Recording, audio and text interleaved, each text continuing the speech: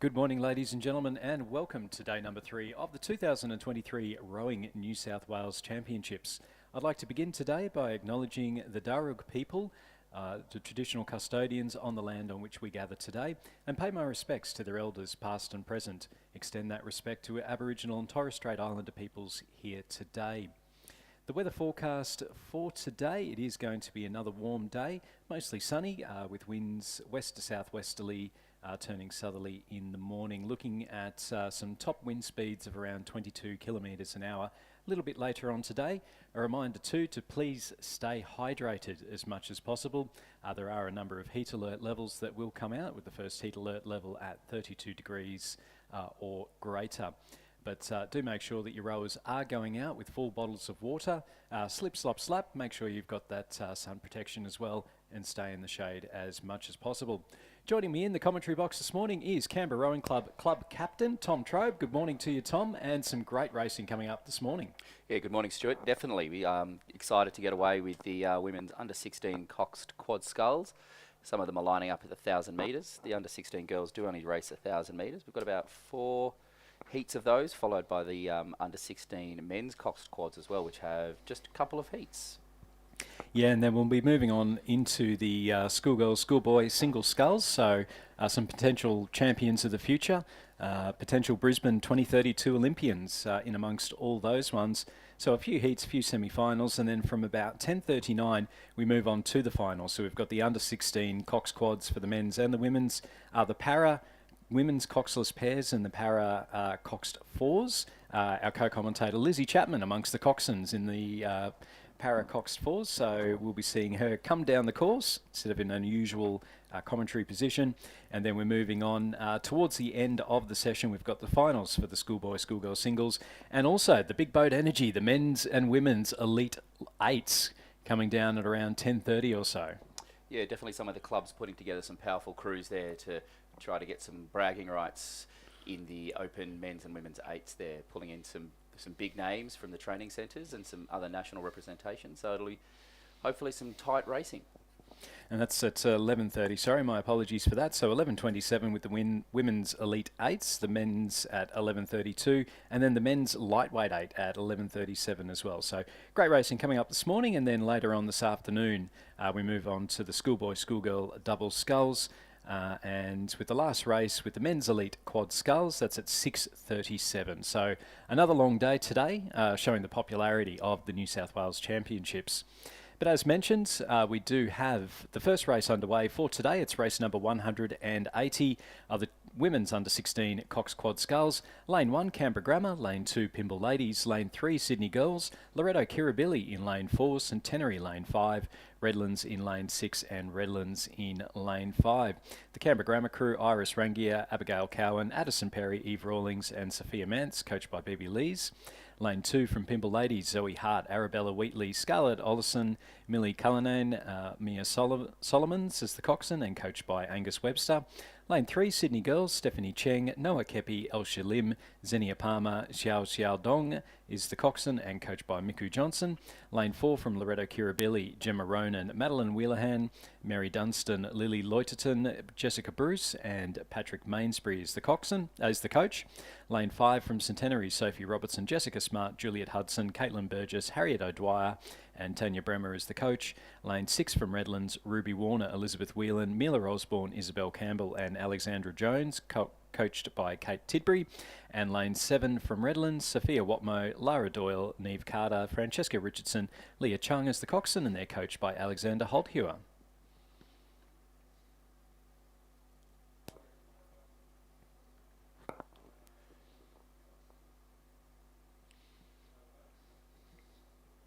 And this race is underway as we come up to almost the 500 metre mark. I think we did have a scratching from Hunter Valley Grammar in lane 8, just closest to the grandstand side. So we'll have the 7 crews coming down into sight shortly. First, second, third and fourth to go through to the semi-finals. Yeah, it's looking like the Pymble Ladies crew over there in lane 2's pulled into a bit of a lead. Yeah, Pimble Ladies through the 500. Pimble Ladies leading Loretto Kirribilli by nearly 4 seconds, so a big margin over the first 400 metres. Redlands sitting in third place ahead of Canberra Grammar, and then back another 3 seconds to Sydney Girls, Centenary and Redlands. So first, second, third and fourth as mentioned. So at the moment, that's Pimble Ladies, Loretto Kirribilli, Redlands and Canberra Grammar, but I'm sure Sydney Girls and Centenary would very much like to jump in and pinch that final qualification spot for the semi-final, which will be coming up a little bit later on this morning. But Pimble Ladies, Tom, absolutely well out in front and looking very good for the lead as well. Yeah, it looks like they've got about a boat length over the Loretto Kirribilli boat, which is probably in second place there. Just coming into this last 250 metres, in a very handy position. Definitely not starting to wind it down, just keeping their momentum, keeping their speed. Could be a good warm-up row for the day, just get the blood pumping through the legs. That Kirribilli crew definitely now moved into second place. And then looking like the, is it the Redlands one, Stuart? Yeah, Redlands one over in lane 6, sitting in third place ahead of Canberra Grammar, who are starting to make a little bit of a move. It did look like Centenary were going to push through and potentially sneak up into fourth place over the last 250 metres, but Canberra Grammar have seen a little bit of danger and are moving quite nicely. But out in front, Pimble Lady, Zoe Hart, Arabella Wheatley, Scarlett Ollison, Millie Cullinan and Mia Solomons. They've got a lot of clear water between them and second place as they come up towards the finish line. Yeah, just crossing there comfortably, Pimble Ladies. Then back to what looks like the lane 4 crews, Loretto Kirribilli. And the Redlands girls is having a bit of a look at the Canberra Grammar girls. Probably will get up over them about half a length in the end. Canberra Grammar, coming in fourth. Just there over the other Redlands. The Centenary crew rounding out the top 4, progressing through. So Pimble Ladies, we've got Pimble Ladies, Loretto Kirribilli, Redlands 1 and Canberra Grammar going through, with Centenary finishing in 5th.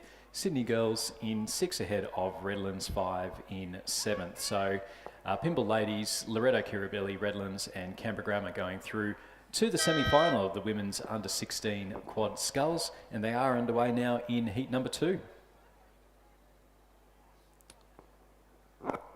Yes, we also have a scratching in this heat from Redlands 6 over in lane 1, but in lane 2 we have a commercial composite. Lane 3 we have Redlands 3, lane 4 St Catherine's, and lane 5 Radford College from Canberra, lane 6 Queenwood, lane 7 Canberra Girls Grammar, and lane 8 Kinross Wooleroy closest to the course here. Yeah, so that commercial composite crew, Elka Jensen, Tyra Jensen, Illy Edwards Calaf, Amelia Moore, Gracie Gascoigne, coached by David Vandis, Gary Townsend and Ross Batho. Lane 3 from Redlands, Millie Condrington, Kira Delaney, Hannah Riddington, Olivia Paul, Ellie Yates and Beth McLennan is the coach. Lane 4 from St Catherine's, Phoebe Sherrard, Ginger Campbell, Ashley Ennis, Sarah Rupnick-Williams, Claudia Lynham is the coxswain and coached by Jared Watson. From Radford, Isabel Egan, Adele Dixon, Gigi Hickey, Lucy Mihalovic and Jude Barlin is cox. Lane 6 from Queenwood, Georgia Driver, Charlotte Burt, Scout Ferguson, Flo Veach, Isabella Goss and coached by Ashley Finch and Oyson Nolan. In lane 7 from Canberra Girls Grammar, Alice Hinksman, Charlotte Bowen, Sophie Murphy, Elka Spiller, Athena Satsias, coached by Megan Chen and Laura Kelly. And then in lane 8 from Kinross, Lucy Reddy, Grace Tancred, Maddie O'Brien, Ruby Lego, Charlotte Ferguson is the coxswain and they're coached by James Perrin. And Kinross out in front at the moment. It looks to be Kinross and the commercial composites at either end, but being pushed hard. Canberra Girls Grammar in lane number 7, sitting in third place at the moment, and then back to, it looks to be St Catherine's in lane 4, making up those final positions, but Radford and Queenwood not out of it, Tom. It all definitely coming to the last couple of 100 metres, wanting to put on those big strokes just to try to qualify through to the semi-finals. Tough competition having to have 3 races today, the heat, the semis and the final. But yeah, the lane closest to the grandstand here, Kinross Wooleroy, really getting into a lead here over the commercial composite crew over the far side in lane 2. Kinross Wooleroy, as we know, have a very strong school program. And here they are just giving us a perfect demonstration. So to win for Kinross Wooleroy in heat number 2, They'll qualify along with, there was a strong finish there from Canberra Girls Grammar and Commercial Composite finishing, I think Canberra Girls Grammar just finishing ahead of the Commercial Composite, and then St Catherine's in the final qualification position ahead of, it looks to be Queenwood, Radford, and then Redlands 3 over in lane 3. So Kinross, Canberra Girls Grammar, Commercial Composite and St Catherine's. Our 4 qualifiers, the winning time in that heat was 3 minutes 41.34 with a winning margin of 4 seconds. Only 0.3 of a second between Canberra Girls Grammar and the Commercial Brisbane and GPS Composite. Yeah, probably a bit tighter racing than they were hoping to have for the second race of the day, but always good to have some close finishes as we want to progress through to the semi-final and final later today. So about a second between the 2 heats that we've had so far. So a 3:42 in the first heat, but Pimble Ladies were well out in front, not really being challenged, whereas in that second heat, Kinross Walleroy did have a bit of a challenge come through from that Commercial and Brisbane GPS Composite, and also Canberra Girls Grammar over in lane 7. Moving on to heat number 3, coming down the course at the moment, lane 2 from St Catherine's, Sienna Ray, Ella James, Holly Corcoran, Eva Hunstead, Poppy Daly, and coached by Jared Watson. Lane 3 from Centenary, Chloe Robertson, Sophie Crew, Chelsea Skipper, Olivia Gorry, Lucy Quinn, and coached by Tanya Bremer. Lane 4 from Commercial, Lucy O'Farrell, Olivia Grant, Saskia Josipovic, Chiana Becker, Daisy Plavecki, and coached by David Vandes, Gary Townsend, and Ross Batho. In lane 5 from Kinross Walleroy, Freya Stackpool, Jessica Woods, Katie Smith, Olive Glover, Jane Bruce, and coached by James Perrin. Lane 6 from Canberra Girls Grammar, Alana Smith, Eddie Matheson Hull, Grace Disney, Audrey West, Heidi Bell, and coached by Alora Kelly, Megan Chen, and Sam Duckworth. Lane 7 from Redlands, Catherine Budden, Jessie McCown, Rosie Garcia Wood, Olivia Price Pontifex, and Jen Jung as the coxswain, coached by Jelaine Herzog. And in lane 8 from Roseville, Alice Bestich, Claudia Berger, Chloe Franklin, Abigail Kelly, Grace Thompson, and coached by Karis Campbell. And we'd still have the Commercial Crew just in a nice commanding lead into the last few hundred metres of this 1,000-metre race again.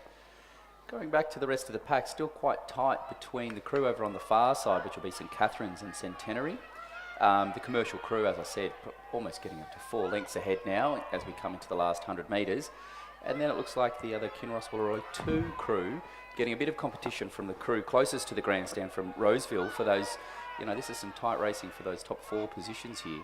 Yeah, we've got 4 boats all pretty much in a line and only 3 of them can go through. Commercial will go through in first place. Then we've got the battle on and you can hear the crowd getting excited. St Catherine's, Centenary, Kinross and Roseville all going absolute bow ball to bow ball. Roseville just pulling ahead. They'll come through and qualify. Kinross Walleroy will go through in 3rd place and then it'll be St Catherine's with the final qualifying position. Just a quarter of a boat length between St Catherine's and Centenary. For that 4th and final qualification position. So an exciting finish there in the 3rd race of the day. It was a win for Commercial, 2nd place going to Roseville, 3rd to Kinross, Walleroy and St Catherine's coming through in 4th with a winning time of 3 minutes 43.42 and a margin of 7.85 seconds. That margin, Tom, between 4th and 5th, 0.95 of a second. It's definitely some close racing there. That was very exciting. I'm sure they're maybe going back to their race plan just to see what they could have done a little bit earlier there from the crew from Centenary. Moving on to race 183, it's the 4th heat. Again, 1st, 2nd, 3rd and 4th through to the semi-final. Lane 2, Loretto Marriotteville, Evie Blank Saunders, Molly Tunney, Abby Deans, Lucy Bell, Portia Katsaurus, and coached by Matthew Walker and Dario Sportelli. Lane 3 from Redlands, Maria Smith, Tessa Griffith, Alana Winder, Lucy Marr, Sophie McDonald, and coached by Mitchell Simpson. Lane 4 from Loretto Kirribilli, Sarah Holt, Amelia Fallon, Lily Roberts, Florence Hennessy, Louisa Warren is the coxswain, and they're coached by Phoebe Halley. Lane 5 from Loretto Normanhurst, Patricia Boland, Poppy Russell, Stella Moore, Eva Halligan, Anna Cable is the coxswain, coached by Emma Gelati. In lane 6 from Mossman, Sophie Hay, Ellie Stevens, Erica Nutt, Elise Coates, Alexandra Pearson, and coached by Ben Whitewolf. Lane 7 from St Catherine's, Freya Gaston, Imogen Baldassare, Alice Aitken, Genevieve Links, and Indy Warnock is the coxswain, coached by Jeff Patterson. Lane 8 from PLC Sydney, Jasmine Saha, Hannah Bevington, Tanika Young, Maisie Burge, and Alyssa Chang.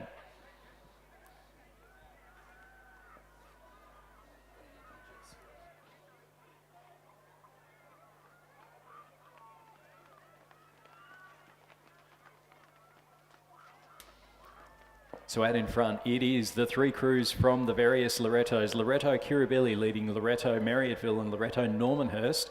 But also, too, just to break it up a little bit, we've got St Catherine's. That's our 1, 2, 3 and 4. They're our qualifiers. Mossman a little bit further behind, as are PLC Sydney and Redlands. So Mossman, the main danger to our first four. But Tom, at the moment, Loretto looks to be Loretto Kirribilli out in front and looking good for their lead. Yeah, definitely got a nice boat length over the other three Loretto crews, and then the Mossman just sitting there nicely in fourth place, probably looking to, St Catherine's. Out in front though, Loretto Kirribilli, they'll come through and cross the line in first. Coming through in second place will be St Catherine's, followed up by Loretto Normanhurst and Loretto Marriotteville. So a very close finish there for third and fourth. Mossman looking like they might just have had a little bit of an issue there towards the end. Yeah, looking like a bit of a seat problem maybe in the 2 seat. Disappointing there, so close to the finish to have an equipment issue. PLC Sydney in 6th and Redlands in 7th place. So we've got a winning time there of the women's. We'll just confirm the winning time there for the women's for heat number 4 of the women's under 16 quad sculls. So winning time 3:52.22. So a little bit slower that heat, but certainly an exciting race. And Catherine's with a nice finish there towards the end to be able to catch the two Loretto crews, Loretto Marriotteville and Loretto Normanhurst.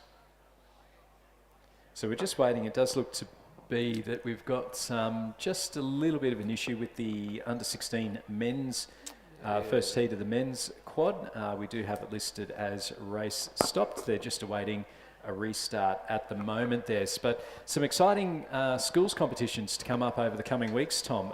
Here in New South Wales in the middle of March, we've got the schoolboys, schoolgirls Head of the River. Then down in Canberra, we've also got the ACT Junior Championships and the ACT Head of the Lake. A chance to dominate the 1800. That's correct, yeah. It's always good to have the interstates come down to the ACT like we come up here. But also it's exciting to have the Head of the Rivers up here, some big racing up here, thousands of people come out. Good atmosphere, and then, come on down to Canberra, see what can happen down there.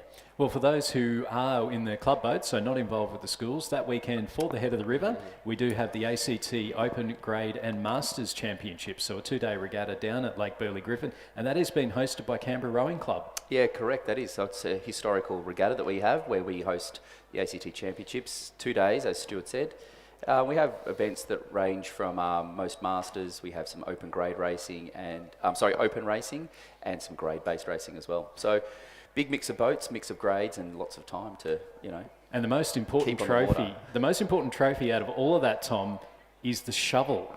The President's Shovel, of course, which is given to the winner, the first, second 8 across the line in the Yiriara Cup. Obviously, there is the Yiriara Cup, which is the winner trophy, but to come second place, or to be the first, second 8 across the line, we get an amazing shovel, which is named after Mr. Moore, who was our president many years ago, created the shovel, actually for his son, which was because his son was always a perpetual second 8 rower and felt that there should be a trophy for the second 8. So I'm very familiar with it, always being in a second 8.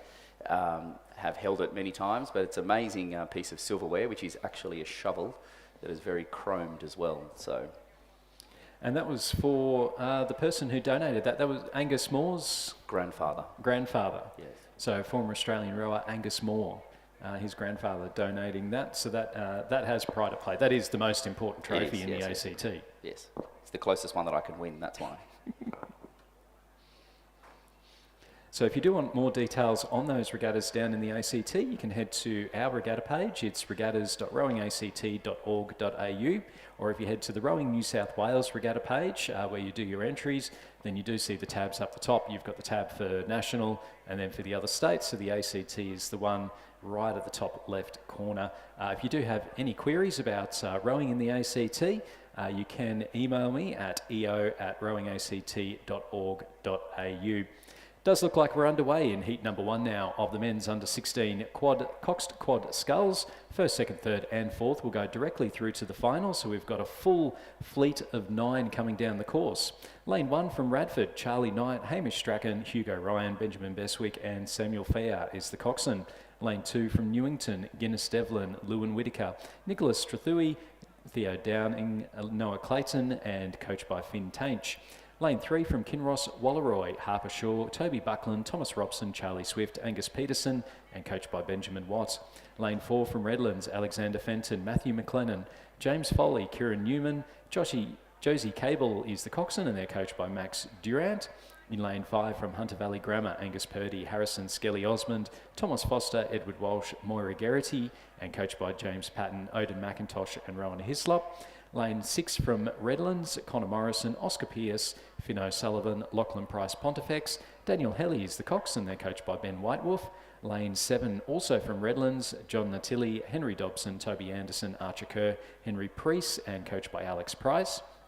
Lane 8 from Shaw, Luke Robinson, Lawson Armstrong, Ben McCutchinson, Harrison Frape, Oscar Miller and coached by Warwick Payne. Lanes 9 from St Augustine's, Zach Von Armin, Zane Ballasty, Oliver Newton, Rory Parker, Henry Goldsworthy and coached by Tom Gerrans and Daniel Samus.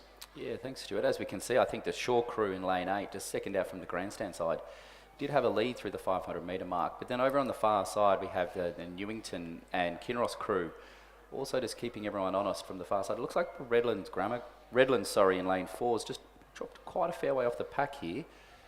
Hopefully it wasn't something to do with the start or equipment malfunction. But still looking like Shaw's out here on the closer side of the grandstand holding their lead. But then over on the far side, we do have those 3 crews of Radford, Newington and Kinross. Probably going to fight out for the top 4 to progress through. Look, it's going to be an interesting battle there, Tom. Into the last 250 metres, Shaw have led from the start, but they are now being pushed. Radford, Newington and Kinross are all pushing each other hard. Redlands won over in lane 6, sitting just off in 5th place ahead of Hunter Valley Grammar and St Augustine's in lanes 5 and 9 respectively.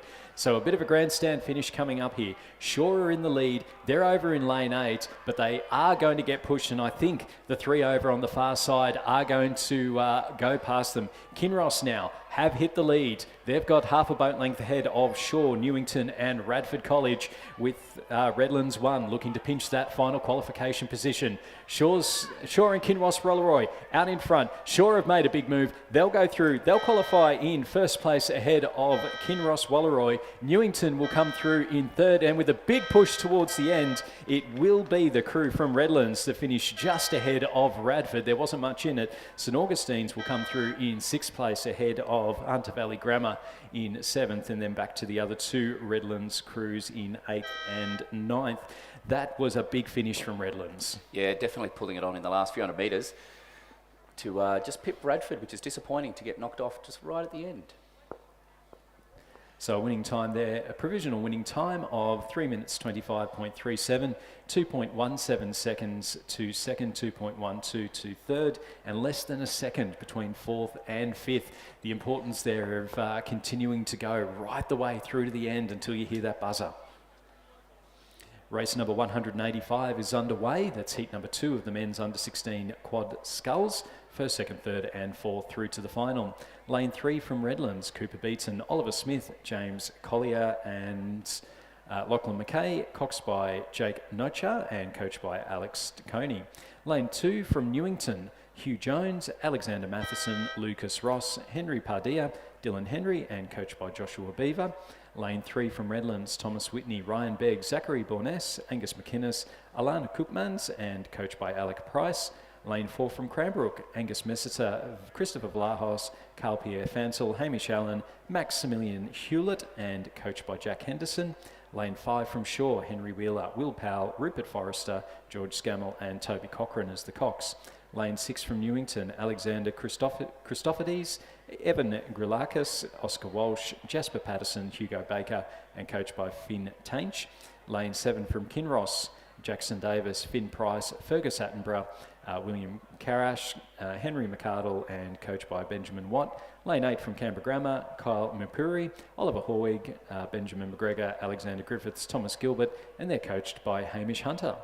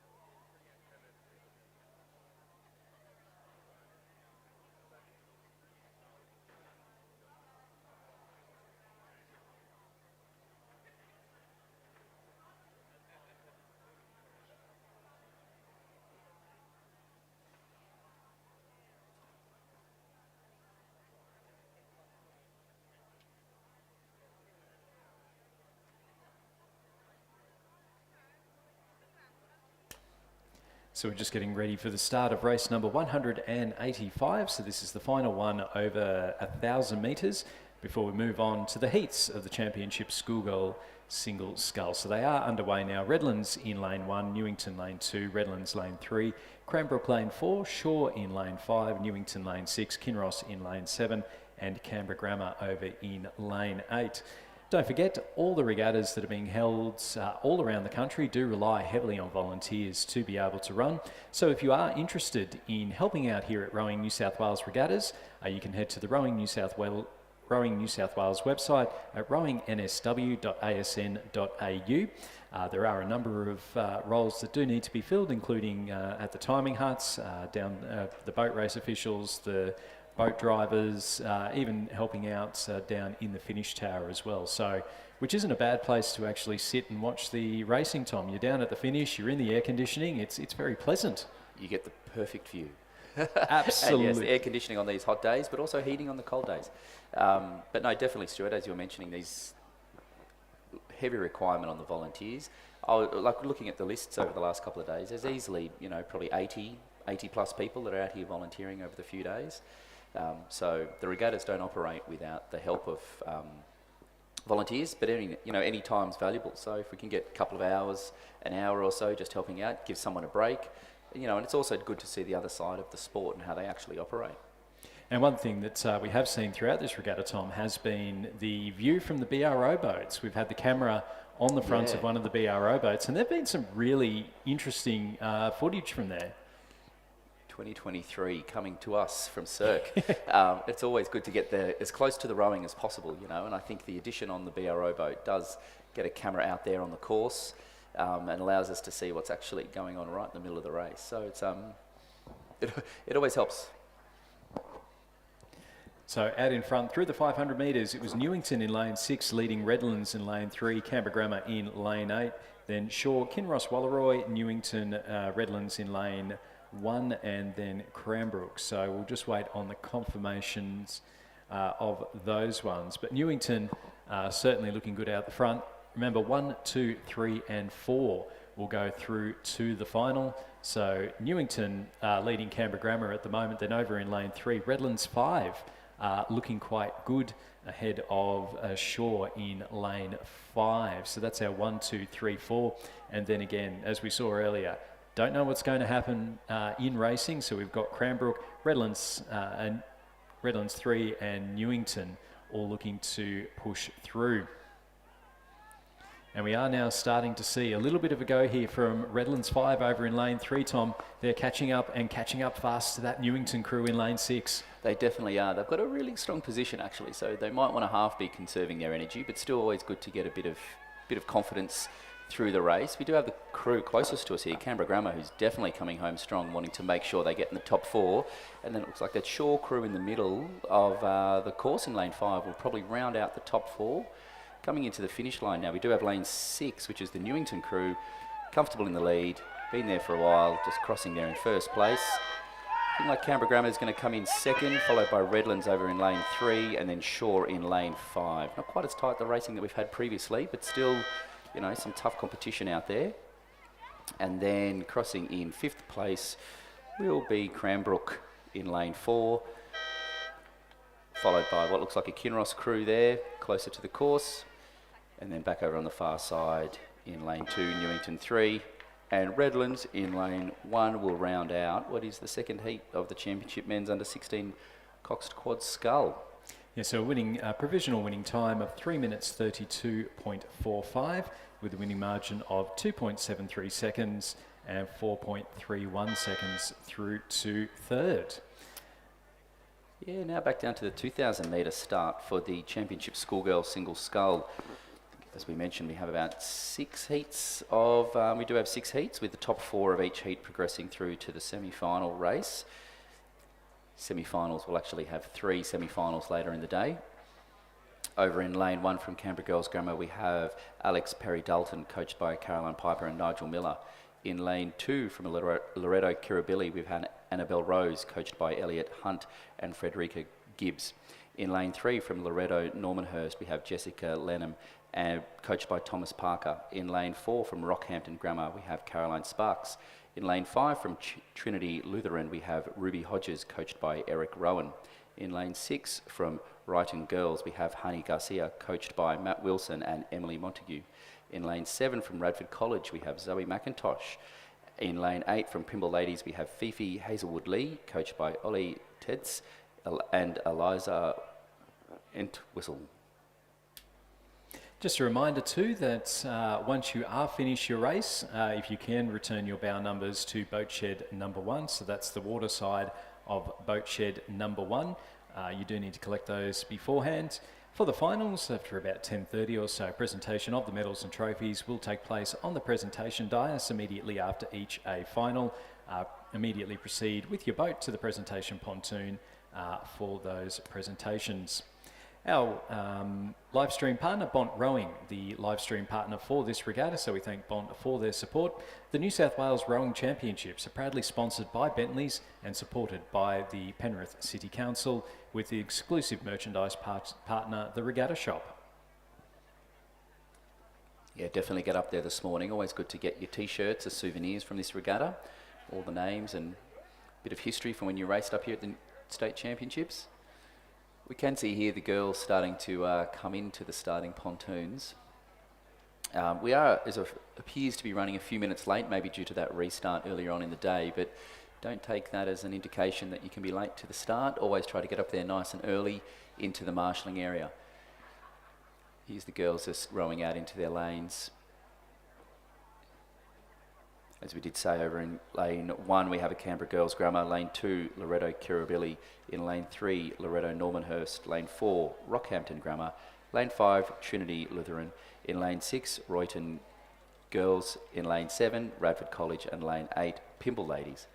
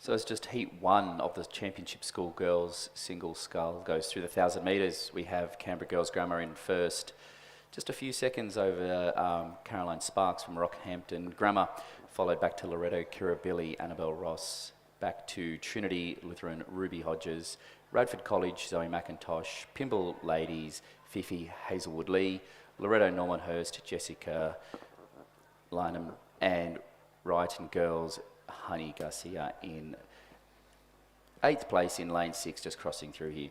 This is clearly a big race for some of these girls. You know, it's 2,000 metres is a fair way, and also just a tough competition. A lot of entries here. 6 heats makes for a tough pointy end later in the day. We go through to, as I said, 3 semi-finals and then through to the final off the back of that. Yeah, and passing through that 1,000 metre mark as well, Tom, there was only about 2 seconds between 3rd, 4th and 5th. So that is the Loretto Kirribilli sculler, Annabelle Ross, Trinity Lutheran's Ruby Hodges, and then Zoe McIntosh from Radford College. The first 4 are going through to the semi-final a little bit later on today. The rest are eliminated. So as things stand, so it's going to be quite interesting to see through the 1,500 metres who's sitting in there. Out in front, Alex Perry-Dalton. She was sitting in 4th place at the 500 metre mark and then really had a great second 500 metres in about a 2 minutes 13, it looks like, ahead of about 2 minutes 18 and 2 minutes 15 for the other scullers. So looks like she's timing that quite nicely, although we are seeing a little bit closest to us, Zoe McIntosh from Radford College, now just starting to make a little bit of a move there over in lane 7 ahead of Caroline Sparks and Ruby Hodges from Rockhampton Grammar and Trinity Lutheran.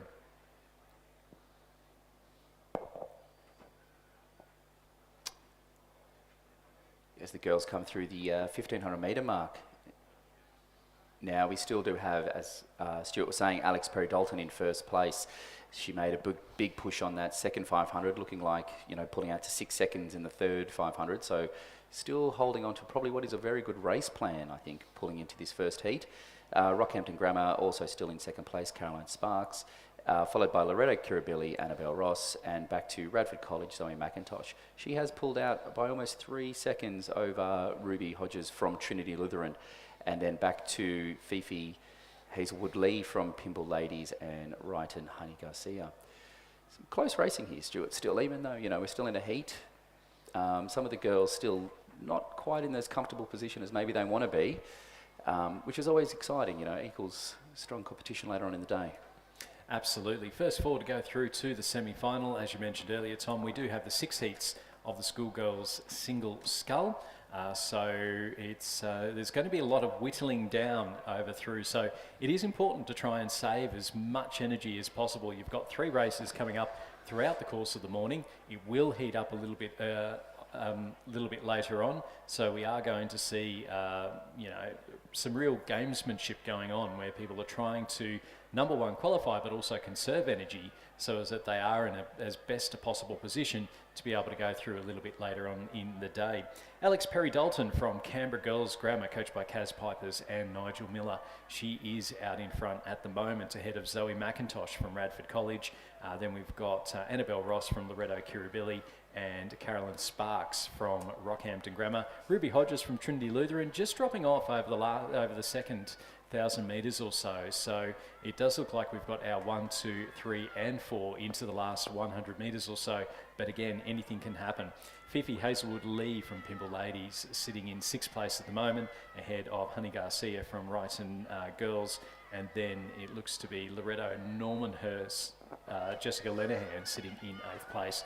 Out in front though, rating in the very low 20s, it is Alex Perry-Dalton. She's rode a great race, 4th at the 500, led for the rest of the way. She'll qualify in 1st place.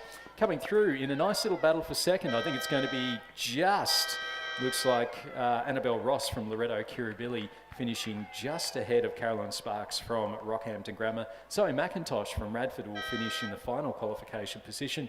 Ruby Hodges from Trinity Lutheran in 5th position. Then coming through in 6th will be Pymble Ladies' Fifi Hazelwood Lee. She'll finish ahead of Ryton's Honey Garcia in 7th and Loretto Normanhurst's Jessica Lenahan in 8th in lane 3. So a winning time there for Alex Perry-Dalton, 8 minutes 54.4. And we move on now to heat number 2 of the schoolgirl single sculls. Lane number 1 from Loretto Marriotteville, Emily Lang, coached by Dario Sportelli. Lane 2 from St Catherine's, Erin Cara, coached by Jared Watson. Lane 3 from Canberra Grammar, Jojo Rangia, coached by Kendall Brody. Lane 4 from Centenary, Lucy McFarlane, coached by Michael Lobstelton and Peter Wadsworth. Lane 5 from Kinross Walleroy, Lucy Searle, coached by Andrew Gannon. Lane 6 from Wrighton, Charlotte Crozier, coached by Matt Wilson. Lane 7 from Gippsland Grammar, Zoe Horline. And in Lane 8 from Seymour College, Victoria Binns, coached by Tom Dornbus. So out in front at the moment, it does look to be Lucy Searle from Kinross Walleroy leading at the moment. Charlotte Crozier from Wrighton sitting in third place. Seymour College's Victoria Binns sitting in second, and then back a little bit further to Centenary's Lucy McFarlane. So that's the 1, 2, 3 and 4. Then over in lane 1, Emily Lang from Loretto Marriotteville looking to move up quite nicely. Canberra Grammar's Jojo Rangia sitting a bit behind them, and then back a little bit further to Zoe Horline from Gippsland Grammar. There was a scratching from St Catherine's in lane 2, Erin Cara. Lucy Searle from Kinross Walleroy out in front though, into the last 150 metres, and again looking quite comfortable at the moment. We are seeing Seymour College's Victoria Binns sitting in second place, under a little bit of pressure there from Wrighton's Charlotte Crozier, and then across on the far side, Emily Lang from Loretto Marriotteville, 1, 2, 3 and 4, with Centenary's Lucy McFarlane probably just off the qualification positions at the moment, but it will be a win for Lucy Searle from Kinross Walleroy. She'll cross very comfortably in first place ahead of Seymour College's Victoria Binns in second. Third going to Wrighton's Charlotte Crozier, and then fourth will be the sculler in lane 1, Emily Lang from Loretto Marriotteville. Coming through in fifth will be Centenary's Lucy McFarlane, and then she'll finish ahead of Canberra Grammar's Jojo Rangia and Zoe Horline from Gippsland Grammar. Just a couple of quick updates as well for the championship men's under-17 single scull. Due to some withdrawals, we have progressed, changed our progression. Previously we had 6 heats, 3 semis. We've now gone to 4 heats and 2 semis. So that's the championship men's under-17 single scull. Please do check the online draw or come to the finish tower just to get an update. The progression will be first 4 from each heat to the semi, and then the first 4 from each semi to the final. Also, we're just seeking the owner of a blue Volkswagen Golf that's parked over on the island, registration E1Q50T. We just would like you to possibly move your car. It's just in the way of some of the drop-off zone and the buses coming through. That is a blue Volkswagen Golf E1Q50T. Thank you.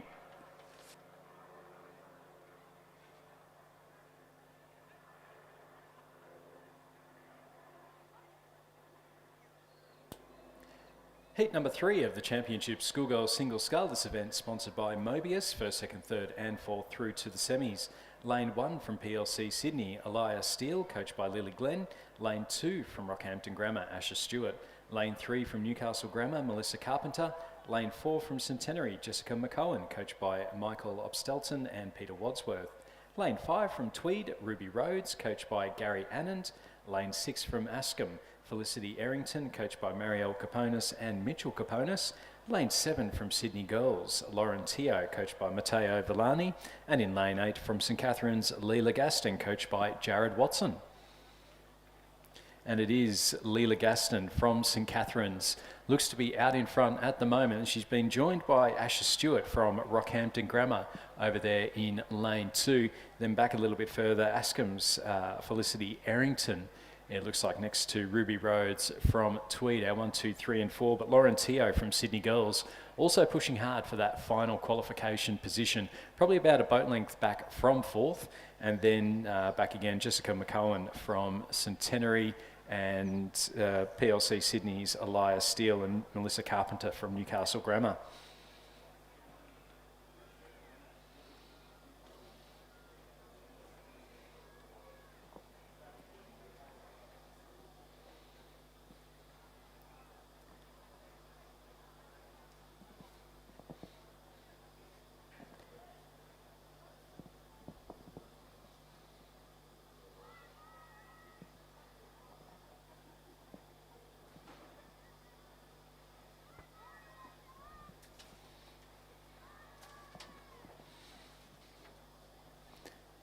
Sorry, Askham was a scratching in that heat.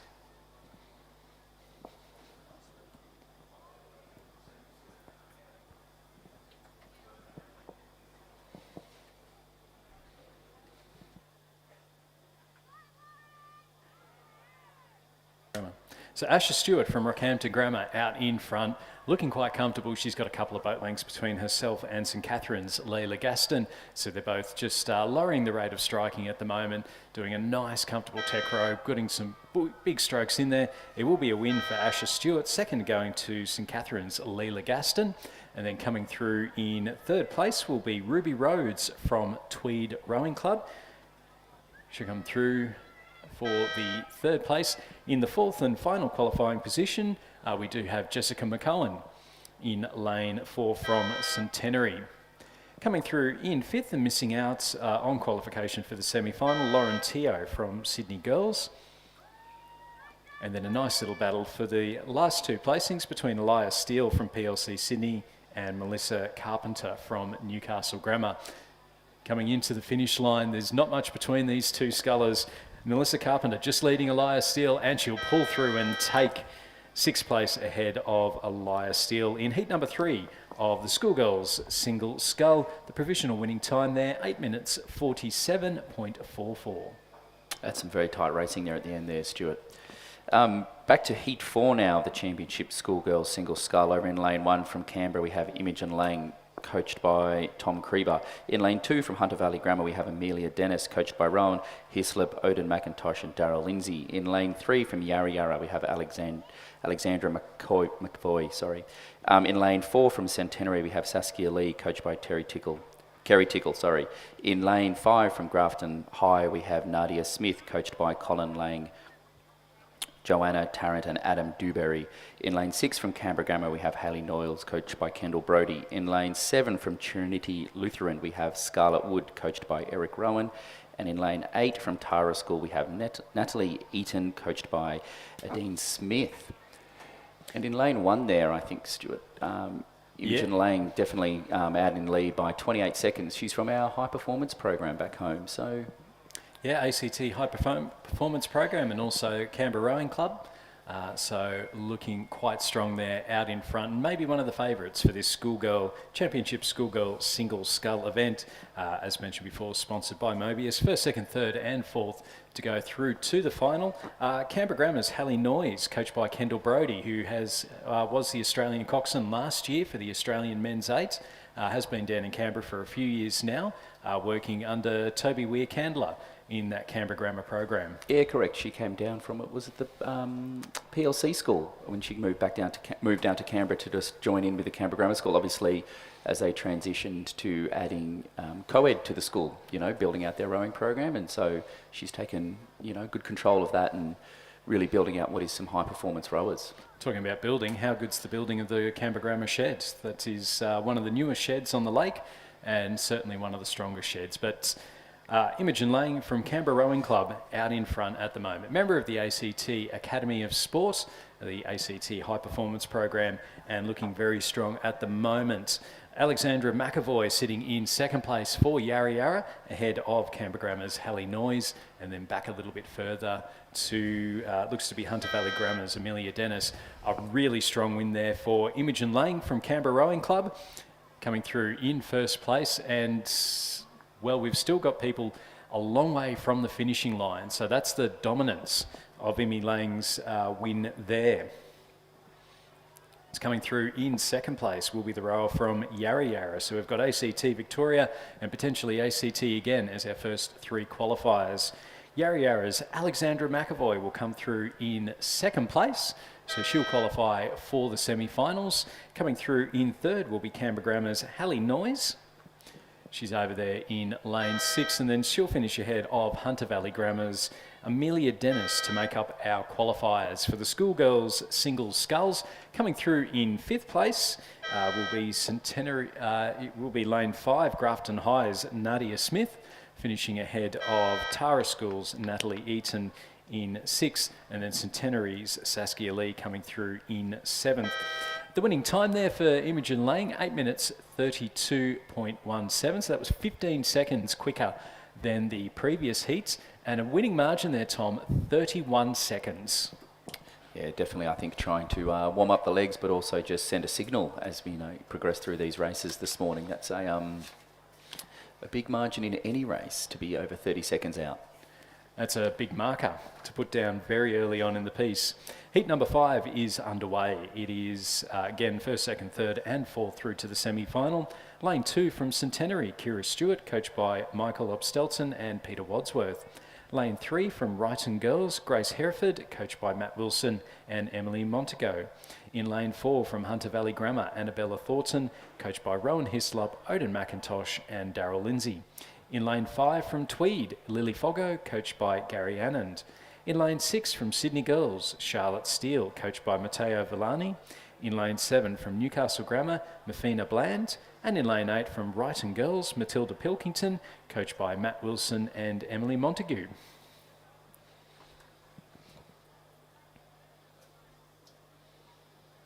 So through the first 1,000 metres, it was Hunter Valley Grammar's Annabella Thornton out in the lead ahead of Centenary's Kira Stewart.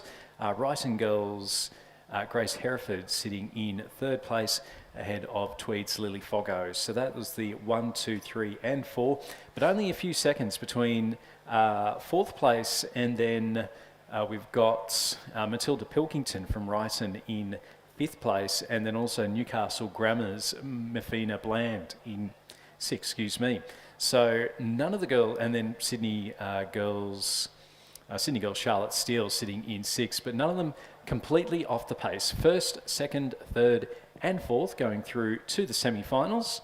We've got one more heat of the schoolgirls single sculls coming up before we head on to the championship women's under 17 coxed quad sculls. So we've got a few heats of those ones. Should be some exciting quad boats coming down the course, coming up in just a couple of races' time. As we just see our rowers coming up towards the 1,500 metre mark, it was Hunter Valley Grammar, Annabella Thornton, out in the lead through the first part. And we'll just wait for confirmation as they come up towards the 1,500 metre mark. Again, our thanks to Bont Rowing, the live stream partner for this regatta. Don't forget you can also head to the regatta page to be able to catch replays from any of the events from Friday and Saturday's racing. Some great racing yesterday. We saw in the men's under 21 8s, 0.01 of a second between UTS and Sydney. I would have hated to have been the judge trying to pick that one out. There was definitely some gathering in the towers to work through that finish. The photo was very hard to determine which bow ball was like a half a bow ball, not even a head. It's always impressive when you get the eights that close to the finish, that close. It's these boats that are metres long, yeah, in a matter of centimetres between them. Who sneezed the hardest at the right time? But out in front now, through the 1,500, it's still Annabella Thornton who's leading ahead of Kira Stewart from Centenary. Wrighton's Grace Hereford sitting in third place. And then she's joined by her schoolmates, Matilda Pilkington, also from Wrighton, sitting in fourth. We've just seen Lily Foggo from Tweed dropping back a little bit further, as has Newcastle Grammar's Mafina Bland and Sydney Girls' Charlotte Steele. But Annabella Thornton from Hunter Valley Grammar School, coached by Rowan Hislop, Odin McIntosh and Daryl Lindsay. She's sitting quite comfortably out in front. She's led from start to finish. A really big push, a 2-minute 2 splits for the first 500 metres. Put herself right out in front, and then for the rest of the way, I guess you can really just control that race. Kira Stewart from Centenary just putting in a bit of a push now to try and see if she can qualify and go through in that slightly better lane for the semi-final. And we're just seeing now that Annabella Thornton is just starting to match that, but also conserving a little bit of energy. Grace Hereford from Wrighton Girls sitting in third place at the moment. Then we've got a nice little battle, Tom, going on here for the fourth and final qualifying position. We've got Lily Foggo from Tweed, who is just starting to up her rate, try and match up with Matilda Pilkington from Wrighton, Mafina Bland from Newcastle Grammar, and Charlotte Steele from Sydney Girls also picking up. So we've got 4 girls coming down for the final qualification position. Only one of them gets to go through. Out in front though, Annabella Thornton. She's led from start to finish. She will go through and qualify in first place for Hunter Valley Grammar. Centenary's Kira Stewart will come through in second place, just easing off towards the end there.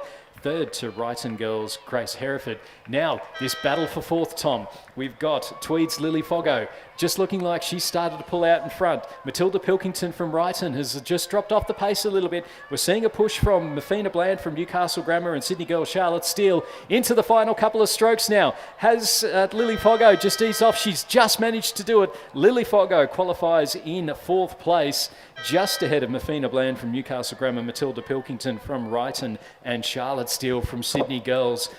4 scullers all going for that final qualification position, and Lily Foggo just holding out at the end.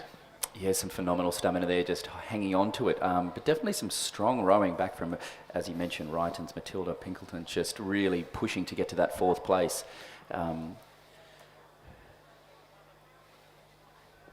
So the winning time there, 8 minutes 50.98, but very much that Annabella Thorson from Hunter Valley Grammar, foot off the pedal, 3.74 seconds the margin, then 5.58. That gap, Tom, between fourth and fifth, 0.43 and then 0.34 to Matilda Pilkington in sixth place. So again, always absolutely close, yeah. Nothing in it, less than a second separating. All these crews are super close there at the end. But we do have also coming down now Heat 6, which is the final heat of the Championship Schoolgirls Single Scull. Over in Lane 2 from St Catherine's, we have Jade Bliss. In Lane 3 from Wrighton Girls, we have Chloe Dillon. In Lane 4 from Loretto Normanhurst, we have Josie Sims. In Lane 5 from Team Vietnam, we have Ho Thi Dai. In Lane 6 from Canberra Grammar, we have Madison Duncan. In Lane 7 from Newcastle Grammar, we have Alice McCready. And in Lane 8, also from Wrighton, we have Asha Goans. Through the 1500 metre mark, we did have, from Team Vietnam, Ho Thi Dai in first place, leading 7 seconds over Madison Duncan from Canberra Grammar. Just under 3 seconds behind Alice McCready from Newcastle Grammar, and then about 1.5 seconds back to Wrighton Girls, Asha Goins, and back to Chloe Dillon. Looking like a bit of a fight between the Wrighton Girls School just to make that fourth place, but potentially already set as we come into the last 300 metres here. Yeah, Ho Thi Doi from Team Vietnam, coached by Joe Donnelly. We've seen a big contingent from Team Vietnam here at the 2023 Rowing New South Wales Championships. Great to see the international crews coming across to get some racing in for the first time in a very long time since we've had the COVID pandemic. So Ho Thi Doi from Team Vietnam out in front. Madison Duncan from Canberra Grammar sitting in second, but she's going to have to be careful to make certain that she doesn't drop behind here. We're seeing Newcastle Grammar's Alice McReady and Wrighton's Asha Gowans sitting in third and fourth at the moment. And then over there on the far side, Wrighton Girls' Chloe Dillon also just looking to push through as well. So we're down to the last, probably about the last 150 metres or so for our minor placings. Out in front, Team Vietnam's Ho Thi Doi has led from start to finish, looking very, very comfortable there. Consistent splits the entire way down, and she'll be able to go through and take the win, barring disaster in the last couple of strokes. Madison Duncan leading Alice McReady and Asha Gowans in the minor placings. Win for Ho Thi Doi. Coming through now for the battle for second. It's a very low rate race, but it will be Newcastle Grammar's Alice McReady finishing in second ahead of Madison Duncan from Canberra Grammar. Wrighton's Asha Gowans coming through in fourth place. She finished a couple of boat lengths ahead of Chloe Dillon, also from Wrighton, and then back a little bit further to Josie Sims from Loretto Normanhurst. The winning time there, provisional winning time of 8 minutes 34.48. So comparing that to Imogen Lane was an 8:32. So I think we're going to see an interesting little race there between Team Vietnam and also Imogen Lane from Canberra Rowing Club. Winning margin of 9.86 seconds and then 0.83 through to third.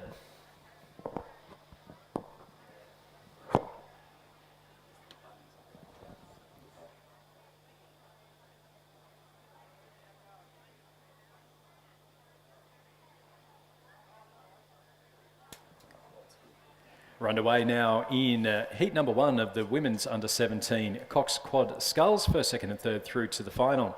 Lane 2 from Kinross Walleroy, Xanthi Staniforth, Jemima Scammell, Olivia Searle, Tessa Wong, Emily Carrow, and coached by Alexandra Cropley.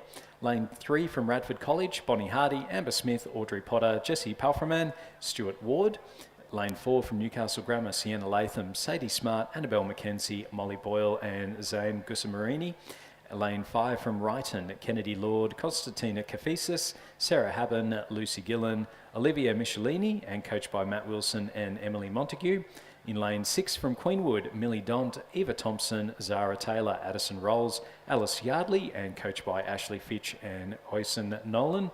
In lane 7 from Pimble Ladies, Tully O'Regan, Erin Porter, Mika Nato, Annabelle Shanahan, Matilda Gottard, and coached by Lewis Gray.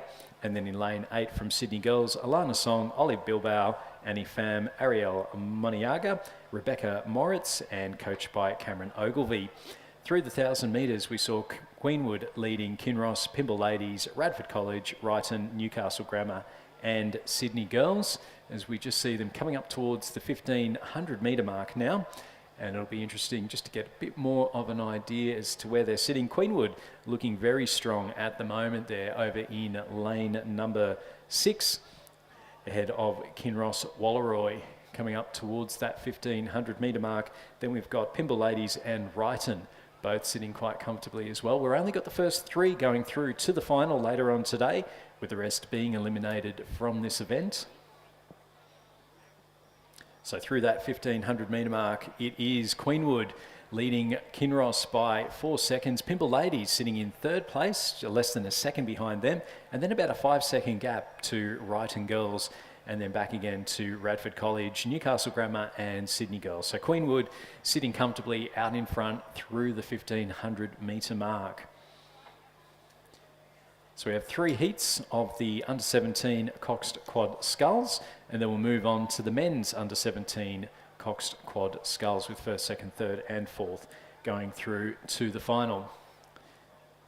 Race number 192 coming past the grandstand now. It is heat number 1 of the women's under-17 Coxed Quads. And Queenwood have led from start to finish. They are looking quite comfortable at the moment. Again, with a couple of races going on, it is important to try and conserve energy where possible. We're just seeing a big push coming up here from Kinross over in lane number 2, and then they're leading Sydney Girls over in lane 8. Pimble Ladies, in lane number 7. Then Wrighton in 4th position as things stand back a little bit further to Radford College, Newcastle Grammar and Sydney Girls. Into the last 100 metres, it's Queenwood out in the lead. Being pushed hard by Kinross, we generally see a big push coming through from Kinross, particularly in the quads, and that's what we're seeing here today. Queenwood, though, looking across and just upping their rate of striking a little bit, making sure that they do go through and qualify. We're also seeing a bit of a push here from Pimble Ladies over in 3rd place to make sure they qualify for the final. 1st, 2nd and 3rd going through. But Queenwood are out in front just as the other 2 crews start to ease off. It'll be about half a boat length. The win for Queenwood, half a boat length ahead of Pimble Ladies in 2nd place. 3rd going to Kinross Walleroy.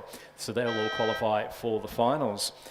Wrighton Girls will finish in 4th place, just missing out on that final qualification position, followed in 5th place by Radford College, and then back a little bit further to Newcastle Grammar in 6th and Sydney Girls in 7th.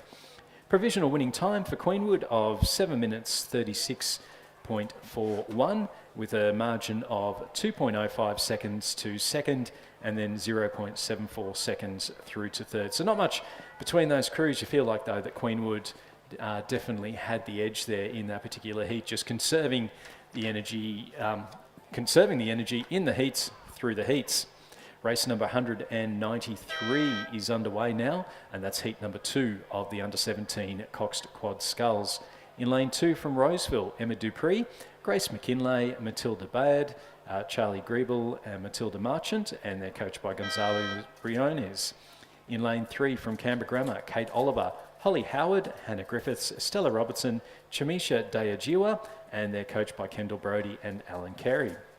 In lane 4, we've got a few ACT crews next to each other. Lane 4 from Radford College, Zoe Hickey, Coco Gunther, Zara Turner, Emily Brennan and Jude Barlin is the coxswain. Lane 5 from Canberra Girls Grammar, Ash Watts, Emily Walker, Sophie Frost, Isabel King, Eliza Miller is the coxswain, and they're coached by Vance Kahn and Charlie Durkin. Lane 6 from Queenwood, Natasha Hughes, Chloe Lamb, Madeline Wark, Gemma McLaren, Claire Chen is the coxswain, and they're coached by Ashley Finch and Osen Nolan.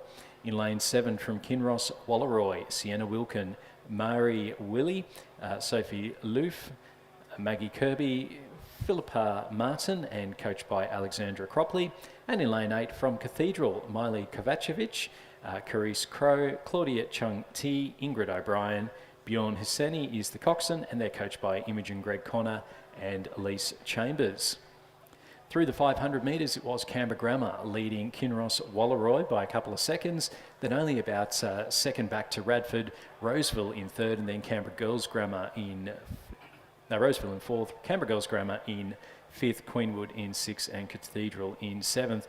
But not much between them all at that 500 metre mark. So we're just seeing them, Tom, come up towards the 1,000 metre mark, and it is going to be interesting to see how those positions may have changed in that second 500 metres. Yeah, it definitely looks like the Canberra Grammar crew, maybe on the far side, just pulled into a bit of a lead there over the Kinross, just a bit further ahead. So it was Canberra Grammar first through the 1,000 metres, followed by Kinross Walleroy, just 2 and a bit seconds back, 3 seconds back to the Canberra Girls Grammar crew, then back to Radford in fourth place going through the 1,000 metres. As mentioned, the top 3 only going through, though, to the semi-final here, so there might be some tough competition between third and fourth here. Radford College trying to push on Canberra Girls Grammar just to get into that third position to progress through. Only 1.45 seconds behind, so definitely achievable in that last 1,000 metres.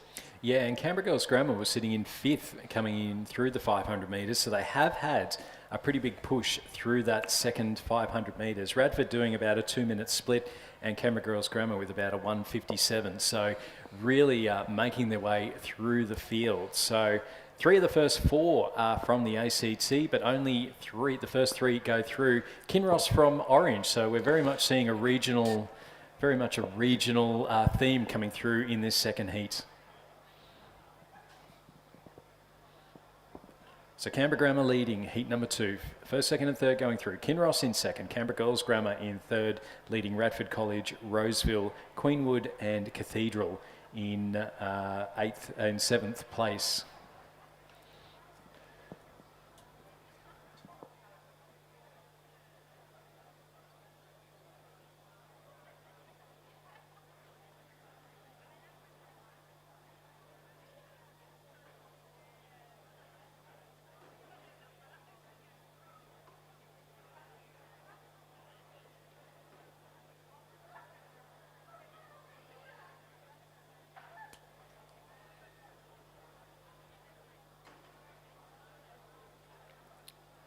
We do have heat 2 here, just coming up through the 1,500 metre mark.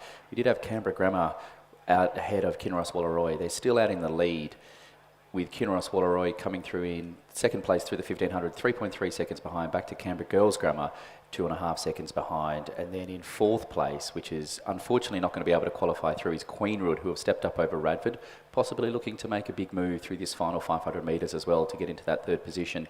Back to Radford College in fifth place, and Roseville in sixth place. So Canberra Grammar with the lead going through the 1,500 as mentioned, coming up towards the 1,750 metre mark, and they've got some nice clear water between themselves and the chasing pack. So it's really now, we've got Kinross Walleroy sitting in second. They look to be about a boat length ahead of Canberra Girls Grammar sitting in third place. And then a nice little battle going on between Roseville over in lane 1, Radford College in lane 4 and Queenwood in lane 6. But they all need to push and push hard to be able to go up into that third and final qualifying position. Canberra Grammar out in front, Kinross in second, Canberra Girls Grammar in third, and there's a couple of boat lengths for our chasing pack of Roseville, Radford and Queenwood to make up to try and qualify through. Cathedral over in lane 8, just sitting a little bit off the pace at the moment. And we can see, Tom, Canberra Grammar just starting to ease up a little bit, but still make certain that they're going to qualify in first. Yeah, it's always good to have a nice commanding lead here, especially with the progression just to the top three. But nice, solid strokes here, mid-20s rating here, just holding control of this second heat. Canberra girls looking in third place there, and then, as we mentioned, Kinross just over closest to the grandstand in that familiar blue boat, holding on to second place, just a fraction over Canberra girls Grammar. So Canberra Grammar have been leading from start to finish. Kate Oliver, Holly Howard, Hannah Griffiths, Estella Robertson and Chamisha Dayajiwa. And they'll come through and take heat number 2 of the under-17 Coxed Quad Sculls. Kinross Walleroy finishing in second place, ahead of Canberra Girls Grammar in third. So that's our 1, 2, 3 to qualify through to the final. Coming through in fourth place will be Queenwood, who finished over the top of Roseville, finishing in fifth. Radford College just dropping off the pace towards the end there, coming through in sixth, and they'll finish ahead of Cathedral in seventh. Provisional winning time of 7 minutes 41.02, with a winning margin of 2.66 seconds to second and 1.74 seconds through to third. Heat number 3 is in progress now, and of the women's under-17 Coxed Quads. Again, first, second and third going through to the final. Lane 2 from Dara Marlin in the ACT, Molly York, Lily Yarn, Sophie Neighbour, Ronya Staker-Ashby, Emily Olive is the coxswain, and they're coached by Paloma Padovan and Mike Brady. Lane 3 from Commercial, Poppy Yaski, Lilla Meredith, Elodie Lee, Rose Ricks, Daisy Plawecki, and coached by David Vandis, Gary Townsend and Ross Batho. In lane 4 from Sydney Rowing Club, Georgina Stevenson, Isabel Yardley, Amelia de Villiers, Grace Bennett, Matilda Marconis, and they're coached by Lachlan Carter and Felix Dew. Lane 5 from Redlands, Sonia Pollock, Kira Attar, Jemima Hugman, Michaela Sanger-Larson, Carolina Pedro Inazio, and they're coached by Lucy Mason and Ingrid Holthuer.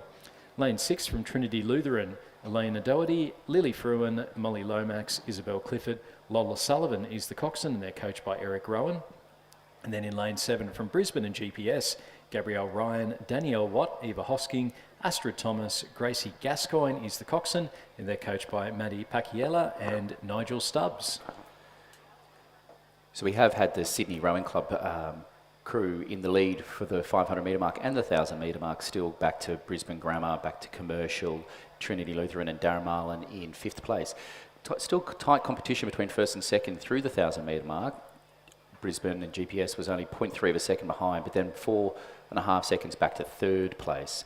So it's looking like the top 2 crews, Sydney, Brisbane, will probably maintain their lead into the last 800 metres here, and the Commercial crew in 3rd place, looking like they're also getting competition from Trinity Lutheran, just 0.2 behind at the halfway mark, just to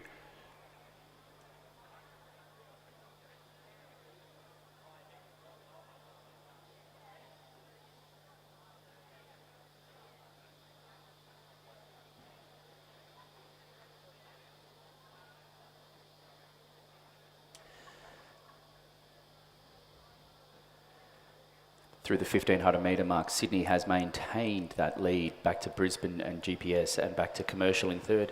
Trinity Lutheran just 2 seconds behind now. So the 3rd place Commercial have opened up a little bit over Trinity in that 3rd 500 metre mark, just to probably make a bit of a mark to hold on to that qualifying position as we come into the last 400 metres here. Back to 5th place, which is Dara Marlin. We did not start, I believe. I was updated from Redlands in lane 5. Possibly a bit of an equipment issue or something like that.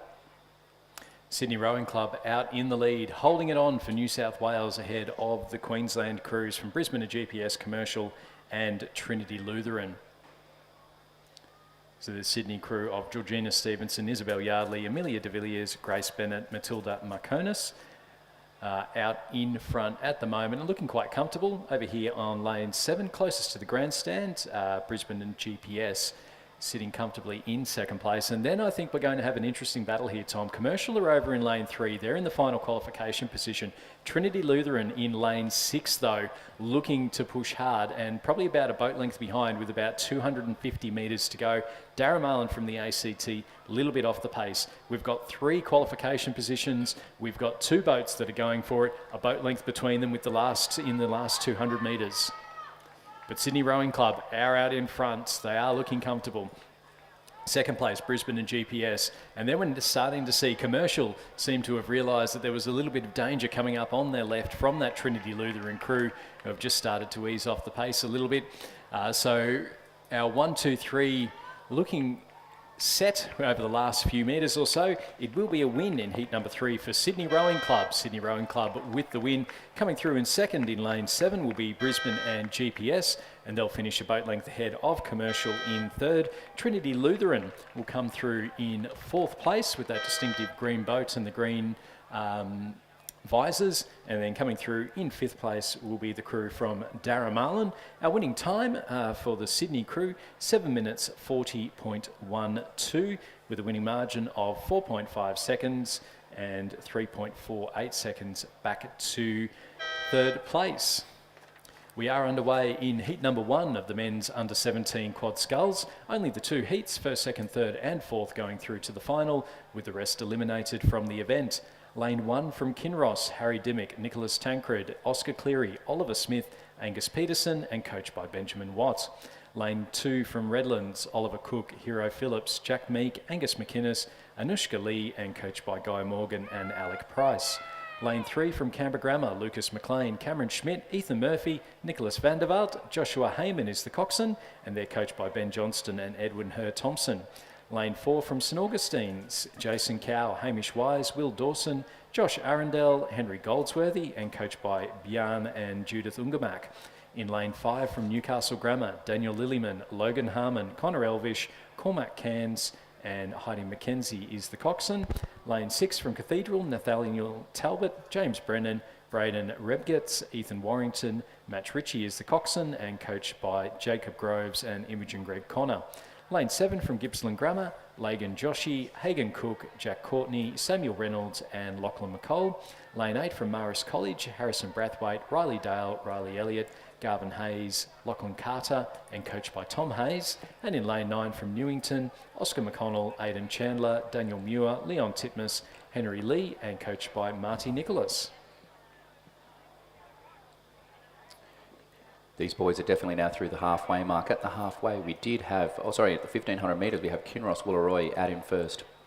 Second back, 6 seconds back to Canberra Grammar in lane 3. Third to Newington in lane 9, closest to the grandstand here. In fourth place, we had Cathedral. In fifth place, Redlands. Sixth place, Marist College.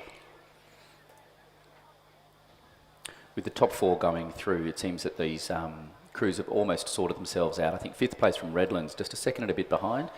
Probably hoping to put on a big squirt in the last 500 metres here just to try to get into that fourth place to progress through to the final later today.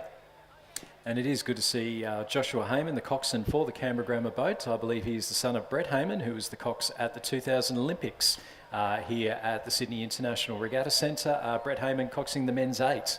Correct. Good history there. And that was a silver medal from memory as well. An uncomfortable memory for silver, yes. Yes.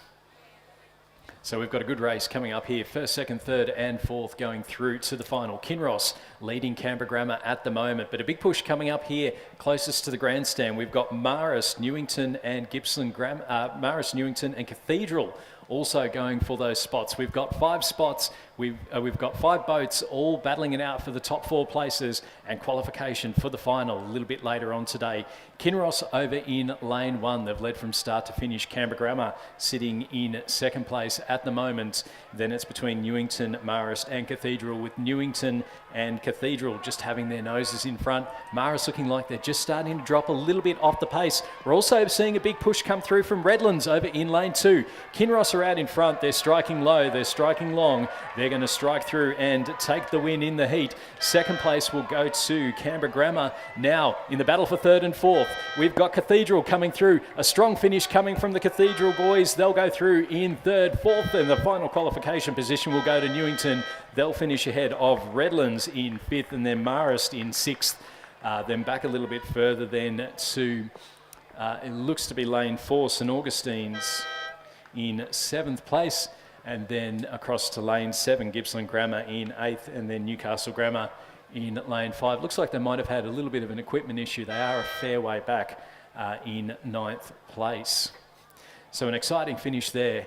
Kinross Walleroy, Canberra Grammar, Cathedral and Newington, our qualifying crews for the final of the men's under-17 Coxed Quads. Provisional winning time of 6 minutes 59.05 with a winning margin of 4.13 seconds and 3.5 through to second. An exciting finish there, Tom, for that final qualification position between those three schools. Yeah, definitely. We've had some amazing racing here just in these early on heats in the under-17s and the schoolgirls. Just keeping us, you know, a bit of action, a bit of excitement out here today. Continuing the excitement is heat number 2. First, second, third and fourth again going through to the final.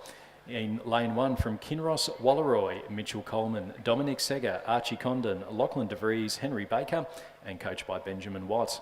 Lane 2 from Canberra Grammar, Marcus Tremopoulos, Harry Bodman, Byron Ellis, Alistair Bridgewater, Timothy Robson and they're coached by Ben Johnston and Edwin Herr Thompson. Lane 3 from Cranbrook, Thomas Harnett, James Mills, Edward Williams, Carson Prout, Jay Rastogi and coached by Sam Carroll. Lane 4 from Newington, Freddie Longcroft, Harrison Veach, Toby Cameron Tavendale, Zach DeHennon, Blake Dewhorst is the coxswain and they're coached by Marty Nicholas and Stuart McDonald. Lane 5 from Radford College, Marcus Ward, Joshua Miller, Hamish Gaydon, Hamish Whittier, coached by Pippa Humphreys. Lane 6 from Newcastle Grammar, Lucas Burton, Edward Baker, Ronan Brown, Mitchell Chung and Claudia Wills. Lane 7 from Sydney Grammar, Toby Berkelau, Jamie Costa, Charlie Slack, Zachary Hyde, James Stoiter, and coached by Michael Smith and John Russell. And in lane 8 from St Augustine's, Jay Taylor, Miles Nicholas, William Pender, Max Tancred, Ryder Taylor is the coxswain, and they're coached by Bjarne and Judith Ungermack. Through the 1,000 metres for this second heat of the Championship Men's Under-17 Coxed Quad, we did have the Lane 1 crew from Kinross Walleroy out in front, followed by the St Augustine's crew over here in Lane 8 in second place, just under 2 seconds behind, 2.5 seconds back to the Sydney Grammar crew. And in fourth place, we had the Radford crew rounding out the top 4 to progress through.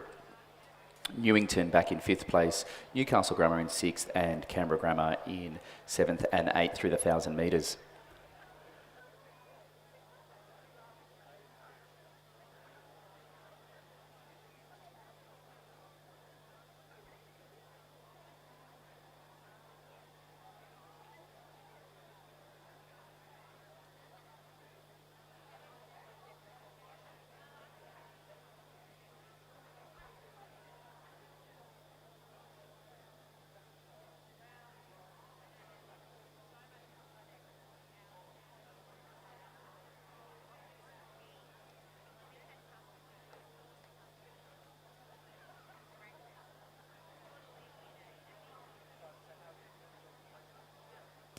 We can see on the screen here is the second heat of the under-17 Coxed Quad Sculls coming through the 1,500 metres. We still, St Augustine's have moved into first place over Kinross Walleroy, having the lane separations there maybe caught Kinross Walleroy unawares in that third 500 metres. Newington in 3rd, Radford College in 4th, Sydney Grammar in 5th and Newcastle Grammar in 6th place. Cranbrook in 7th and in 8th we have Canberra Grammar.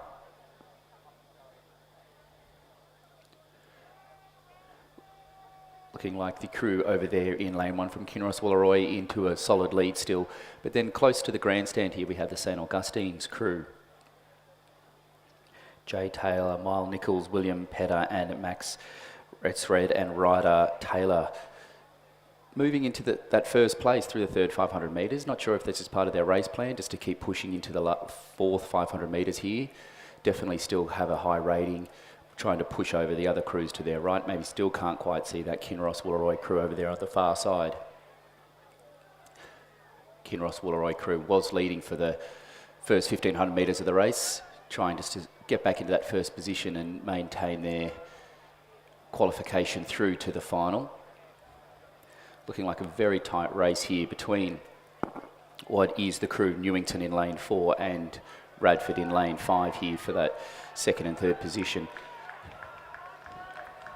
The Sydney Grammar crew dropping just a little bit off the pace in that fourth 500 metres, making it quite simple for these 4 crews here to progress through to the final later on today. St Augustine's crew has kept that lead in that fourth 500 metres, crossing the line in first. Over to lane 5, Radford College, who's moved up into second place. The Kinross crew in third, and in fourth, looking like the Newington crew. Unfortunately, lane 7, Sydney Grammar, will miss out on the progression through. Lane 6 from Newcastle Grammar, crossing the line in sixth place now, and then back over to lane 2 from Canberra Grammar in 7th, and lane 3 will be Cranbrook, rounding out what is the Championship Men's Heat 2 for the under-17 Coxed Quad. Yeah, that provisional winning time there of 6 minutes 59.29, and the winning time in the first heat was 6 minutes 59.05. So, yeah, very some pretty equal heats there. Very equal. Looking forward to the final. That'll be a little bit later on today in the men's under-17 quad sculls. We've moved now to the schoolboy single sculls. So the Championship Schoolboy Single Sculls, this event is sponsored by Bentley's. So we've got a few heats in this one, first, second, third and fourth, going through to the semi-final, with the rest being eliminated from the event. Lane 1 from Centenary, Angus Proctor, coached by Michael Opstelton and Peter Wadsworth. In lane 2 from Centenary, Lachlan West, also coached by Michael Opstelton and Peter Wadsworth. Lane 4 from Marist College, Charles Carter, coached by Taylor Thomas. We had a scratching in lane 3 from Lake Macquarie. In lane 5 from Sydney Grammar, William Ellis, coached by John Russell and Michael Smith. Lane 6 from Trinity Lutheran, Jed Rice, coached by Sam Duncan and Eric Rowan. Lane 7, Chad Willett from Nudgee College up in Brisbane. And in lane 8 from Canberra Grammar, Harry Budd, coached by Chris Polichannon. And it will be no surprise, Chad Willett has been absolutely blitzing it at Queensland level and also down here at this regatta, and he is out in front at the 1,000 metre mark, 12.5 seconds ahead of Charles Carter from Marist College. We've got Harry Budd from Canberra Grammar sitting in third place with Lachlan West from Centenary just behind him. So that's our 1, 2, 3 and 4 as things stand. It's about 7 seconds back then to Angus Proctor from Centenary, William Ellis from Sydney Grammar, and then Trinity Lutheran's Jed Rice sitting in third place. But Chad Willett, we've seen him throughout this regatta just absolutely blitz it. And we're talking about how much that Queenslanders love a local hero. If you're talking about Brisbane 2032, well, there's a big carrot there for Chad Willett. Yeah, that's correct. Just under 10 years away now, looking, hopefully going to put this on the radar as something that he would like to aspire to. Great opportunity just for, you know, all sports in Australia to have the Olympics back in the country again. Nudgee College as well, a very famous rugby school up in Brisbane. So you could expect actually to see a few rugby 7 players coming out of Nudgee College, and of course the GPS schools both in Brisbane and in Sydney. But Chad Willett from Nudgee out in front, looking really comfortable at the moment as they're coming up through that 1,500 metre mark. So he's got nearly a 14-second lead over Charles Carter from Marist College. Harry Budd still sitting in third place. There with Lachlan West from Centenary sitting in fourth. It's another 3 seconds between fourth and fifth. William Ellis now just starting to make up a little bit of ground here, and it will be important for Lachlan West to try and maintain a steady speed and make certain that he doesn't get overtaken in that final qualification position for the semi-finals later on today. Making up our field are Angus Proctor from Centenary sitting in sixth place, and then Jed Rice from Trinity Lutheran sitting in seventh.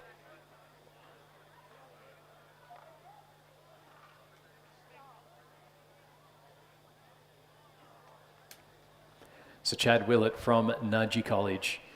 It's a very comfortable stroke at the moment. He's pulled himself right out in front, striking quite low, making certain that he's getting plenty of distance in between those strokes, and he'll look quite comfortable there for the win. Marist College's Charles Carter and Lachlan West from Centenary just having a nice little battle going on there for second place.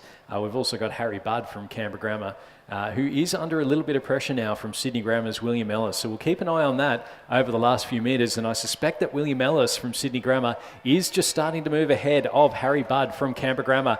There's that final qualification position for the semi-finals. Out in front, Chad Willett eased off, and he had every right to. It's still a very comfortable Clearwater win for Chad Willett from Nudgee College. Coming through in second place will be Marist's Charles Carter. Third will be Lachlan West from Centenary. Then coming through in third place will be, third was Lachlan West. Fourth was Harry Budd from Canberra Grammar, and you could see that he was just under a little bit of pressure there from William Ellis from Sydney Grammar, and just had to maybe expend a little bit more energy than he thought he was going to there, Tom. Yeah, definitely just needing to push in those last few hundred metres there to maintain his fourth position, looking a little bit exhausted there, but a great final stretch there from the lane 5 row from Sydney Grammar, just trying to get into that fourth position. So a provisional winning time there of 7 minutes 45.39 and the margin 7.88 seconds, but Chad Willett really easing off there as we move on to heat number 2 of the Schoolboy Championship Schoolboy Single Sculls, sponsored by Bentley's. In lane number 1 from Centenary, William Hall, coached by Michael Obstelton and Peter Wadsworth. Lane 2 from Radford College, Angus Scott. Lane 3 from Hunter Valley Grammar, Hayden Williamson, coached by Odin McIntosh and Rowan Hislop. Lane 4 from Centenary, Matthew Burgess, coached by Michael Obstelton and Peter Wadsworth. In lane 5 from Cathedral, Henry Chin, coached by Kimberly Brown and Imogen Greg Connor. Lane 6 from Gibson Grammar, Curtis Wilmot. Lane 7 from Trinity Lutheran, Ben Zauner, coached by Sam Duncan and Eric Rowan. And in lane 8 from Marist College, Austin Benny, coached by Taylor Thomas. As these boys went through the 1,000 metres, we had from Cathedral, Henry Chin in first place. 6.5. Apologies, that was the wrong race. In first place, we had Newington, Morgan Jones. In second place, we had Hunter Valley Grammar, Harrison Nichols. In third place from Lake Macquarie, we had Alexander McDougall. And in fourth place from Canberra Grammar, ACT, Jamie Barragard, rounding out the top 4 back to Newcastle Grammar, Covey.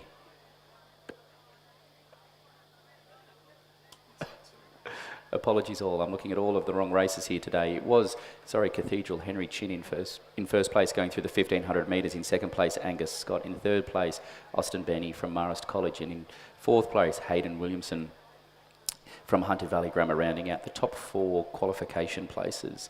Back in fifth place from Centenary, Matthew Burgess. In sixth place, Gippsland Grammar, Curtis Wilmot. And in seventh place from Centenary, William Hall, as we come in now to the last 300 metres.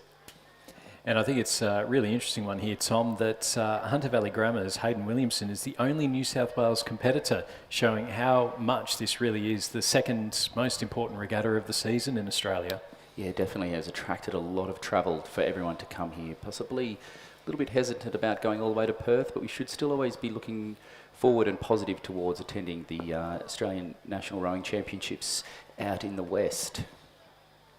So Henry Chin from Cathedral, coached by Kimberly Brown and Imogen Greg Connor, is out in front at the moment, and we're just seeing a little bit of a push. It looks like they've separated themselves into the first 4 and then the back 3. So Henry Chin from Cathedral is leading Angus Scott from Radford College, Austin Benny from Marist College, and also Hunter Valley Grammar's Hayden Williamson, our 1, 2, 3 and 4. We are seeing a little bit of a push here, though, come from Matthew Burgess from Centenary. He's got a couple of boat lengths to make up and may just run out of a little bit of lake there. Trinity Lutheran's Ben Zauner is sitting behind them, and then William Hall from Centenary in lane 1, making up our field. But out in front, it's a nice win there for Henry Chin from Cathedral. He'll come through and take the heat win in heat number 2 of the Championship Schoolboy Single Scull. Second place will go to Angus Scott from Radford College. And then I just missed the third place there. It looked like it might have been Marist College's Austin Benny in third place, finishing ahead of Hayden Williamson from Hunter Valley Grammar. And then coming through in fifth place will be Centenary's Matthew Burgess. Sixth place going to Ben Zauner from... Seventh place, going to Ben Zauner from Trinity Lutheran. And then William Hall from Centenary making up the field.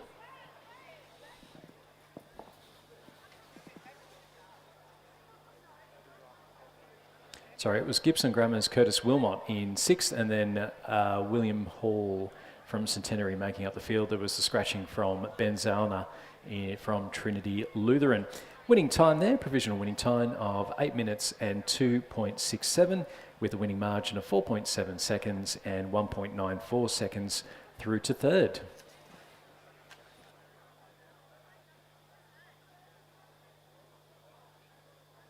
Very good. Back onto the correct race now that I was calling earlier over in lane 2. This is heat 3 of the Championship Schoolboy Single Scull. We have Jamie Beauregard, coached by Chris Polichannon and Riley Taylor. In lane 3 from Lake Macquarie, we have Alexander McDougall, coached by Amos Noon. In lane 4 from Hunter Valley Grammar, we have Harrison Nichols, coached by Odin McIntosh and Rowan Hislop. In lane 5 from Newcastle, we have Kobe Young. In lane 6 from Newington, we have Morgan Jones, coached by Blair Jenkins.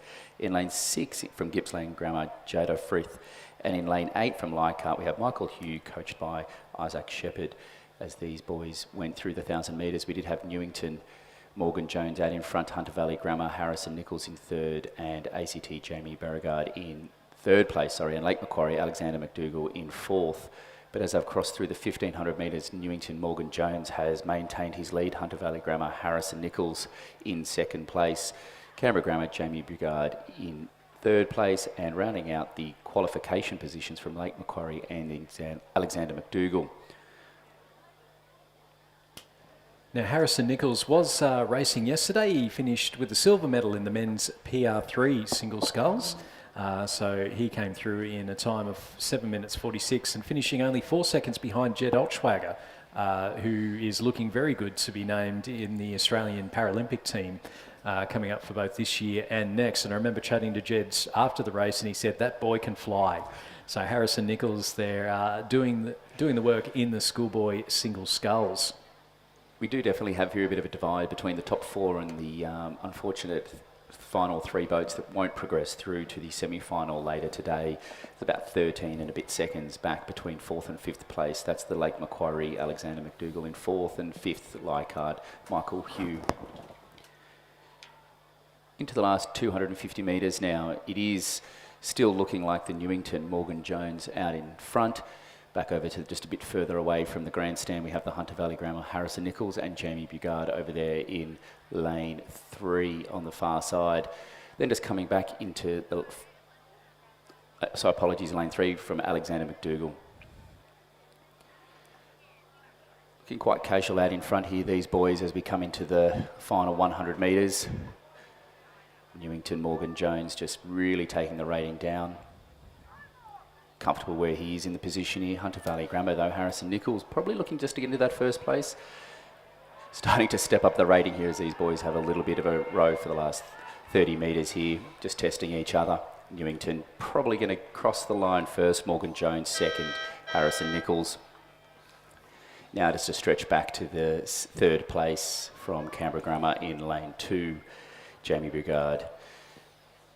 He was with the pack just until they put on that last little press in the last few hundred metres there, and then back to lane 3, Hunter Valley Grammar. Harrison Nichols running out what is the top 4 progressing crews through to the semi-final later today. Lane 8, closest Leichhardt, Michael Hugh crossing in 5th place. In 6th place, we will have from Gippsland Grammar, Jada Frith. And then in lane 5, rounding out what is heat 3 of the schoolboy single scull from Newcastle Grammar, Kobe Young. You could just see the red mist descend. They looked out at each other, Harrison Nichols and Morgan Jones, coming into that last few metres, and all of a sudden it was on for young and old over the last 50 metres or so. But a provisional winning time there for Morgan Jones of 8 minutes and 4.74. And part of the reason we did see them really start to conserve some energy there is that it has gone up to about 26 degrees now outside, so it is starting to warm up and warm up quite quickly. Heat number 4 is underway of the schoolboy single sculls.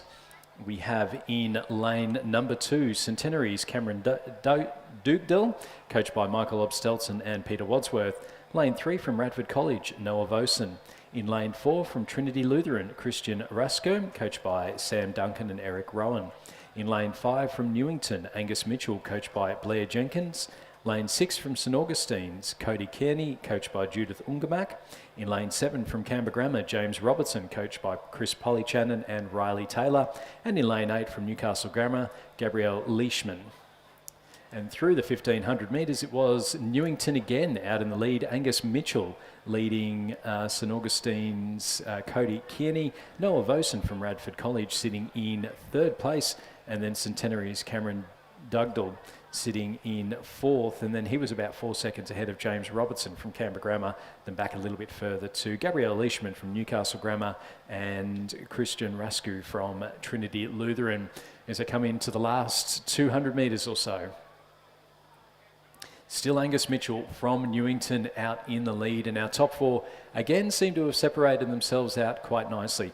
We've then got Radford's Noah Vosen, Centenary's Cameron Dugdale, and Cody Kearney from St Augustine's, our 1, 2, 3 and 4.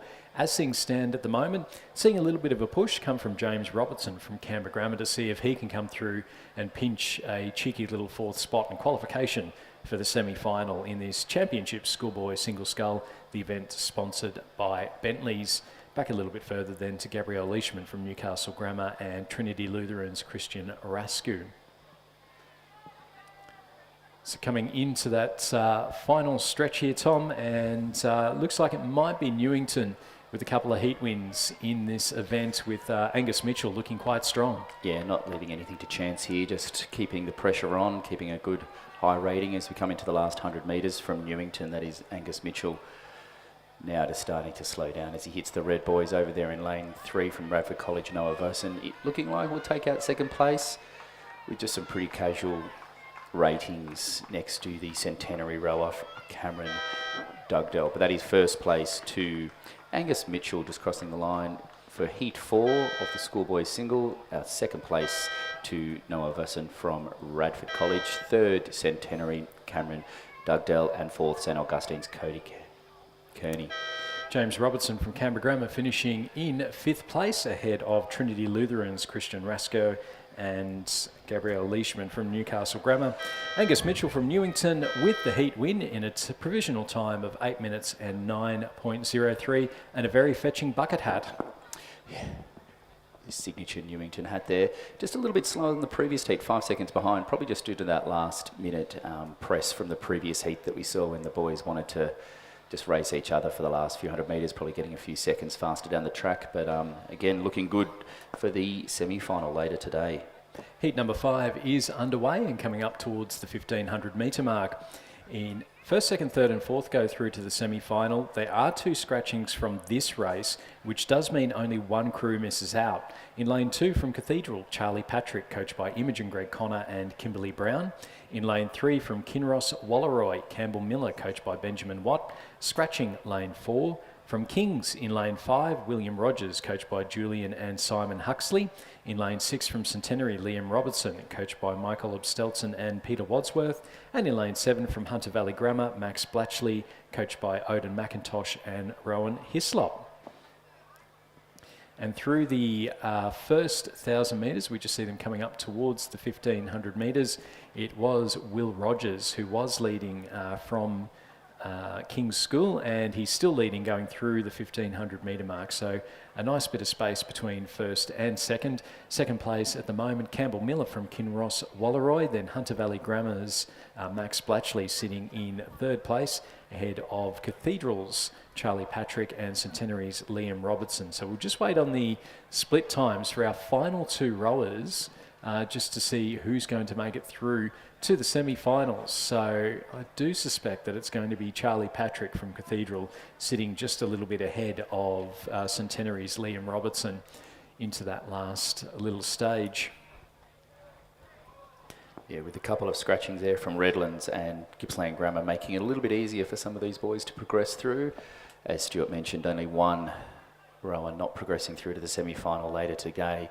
It is looking like it will be the Kings rower of William Rogers still out in the lead. Back to Kinross, Walleroy, Campbell Miller, Hunter Valley Grammar, Max Blackley, and Cathedral's Charlie Patrick, rounding out what will be the progression through to the semi-final. About 15 seconds back to Liam Robertson from Centenary.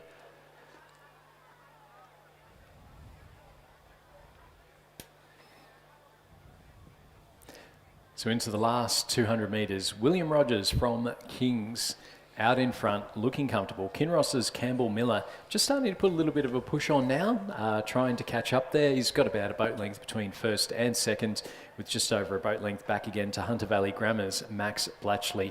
There are 1, 2, 3, and then you're now starting to see a little bit of a run from Charlie Patrick from Cathedral as well.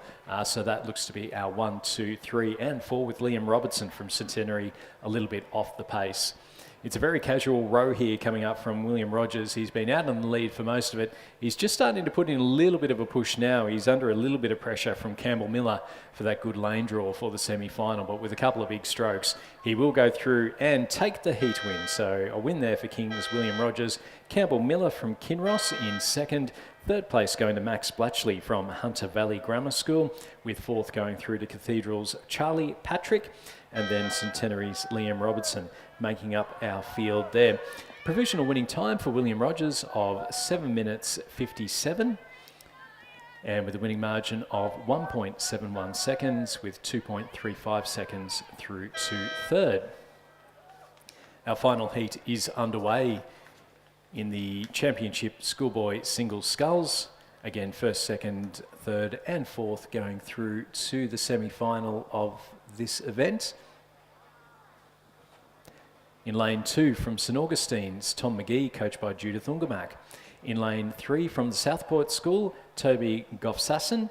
A scratching lane 4. Lane 5 from Cranbrook, Callum Dunn. Lane 6 from Canberra Grammar, Cash Kazakov, coached by Chris Polychanan and Riley Taylor. Lane 7 from Trinity Lutheran, Troy Heron, coached by Sam Duncan and Eric Rowan. And in lane 8 from St Ignatius, Jack Power, coached by Matthew Curtin. And we were speaking earlier about Harrison Nichols doing quite well in the men's PR3 yesterday. Toby Goffsasson from the Southport School is also one of those PR3 athletes, so he finished in fourth in the men's PR3 yesterday. So a number of new rowers coming in to the para space, but also competing in the regular events as well. So first, second, third and fourth to go through to the semi-finals, and through the 1,000 metre mark it was Trinity Lutheran's Troy Heron leading Jack Power from St Ignatius, Cash Kazakov from Canberra Grammar sitting in third, and then St Augustine's Tom McGee sitting in fourth, ahead of Toby Goffsasson and Cranbrook's Callum Dunn.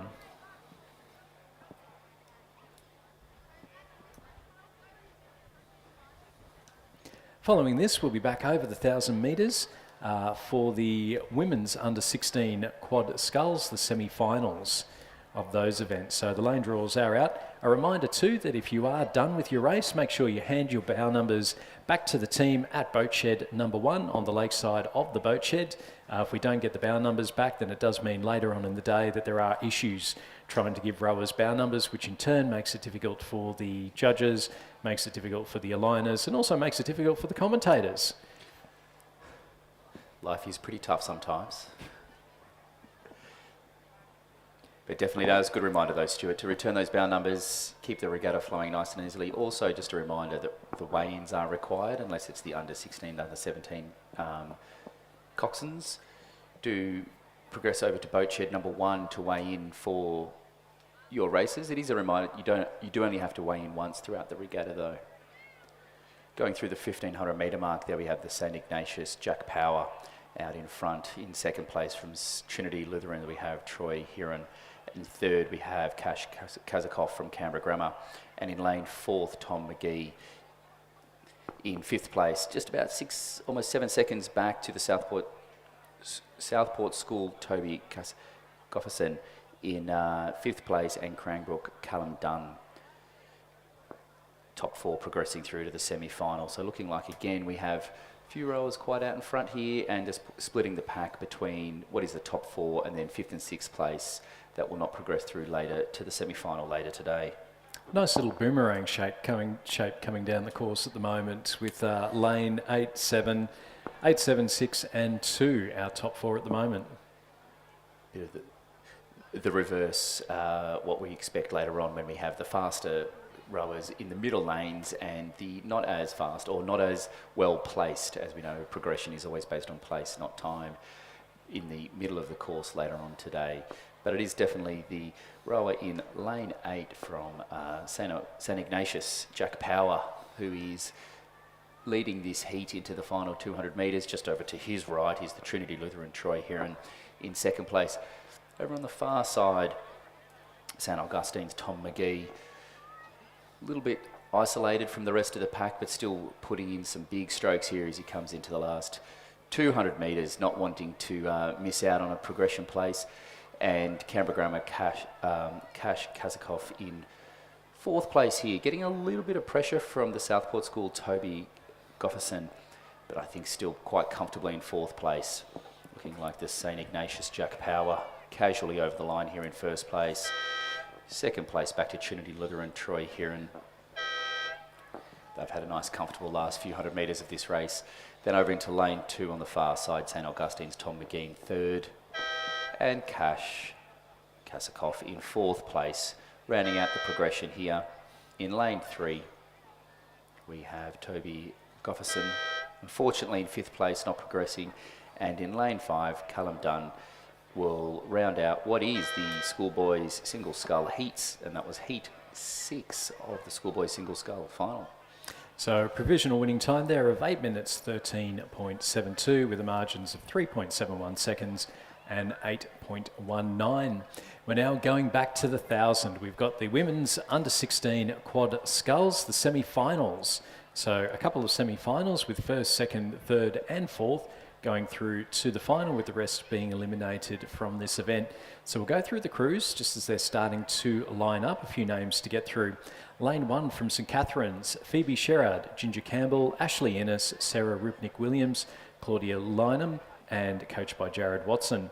Lane 2 from Loretto Normanhurst, Patricia Boland, Poppy Russell, Stella Moore, Eva Halligan, Anna Cable is the coxswain, and they're coached by Emma Jalati. In lane 3 from Canberra Girls Grammar, Alice Hinksman, Charlotte Bowen, Sophie Murphy, Elka Spiller, Athena Satsias, and coached by Megan Chen and Delora Kelly. Lane 4 from Commercial, Lucy O'Farrell, Olivia Grant, Saskia Josipovic, Chiana Becker, Daisy Plawecki, and coached by David Vandis, Gary Townsend and Ross Batho. In lane 5 from Loretto Kirribilli, Sarah Holt, Amelia Fallon, Lily Roberts, Florence Hennessy, Louisa Warren, and coached by Phoebe Halley. In lane 6 from Loretto Kirribilli, Gemma Ronan, Madeline Wheelahan, Mary Dunstan, Lily Loiterton, Jessica Bruce, and coached by Patrick Mainsbridge. Lane 7 from Kinross Walleroy, Freya Stackpool, Jessica Woods, Katie Smith, Olive Glover, Jane Bruce, and coached by James Perrin. And in lane 8 from Loretto Marriotteville, Evie Blank Saunders, Molly Tunney, Abby Deans, Lucy Bell, Pusha Katsaros, and coached by Matthew Walker and Dario Sportelli.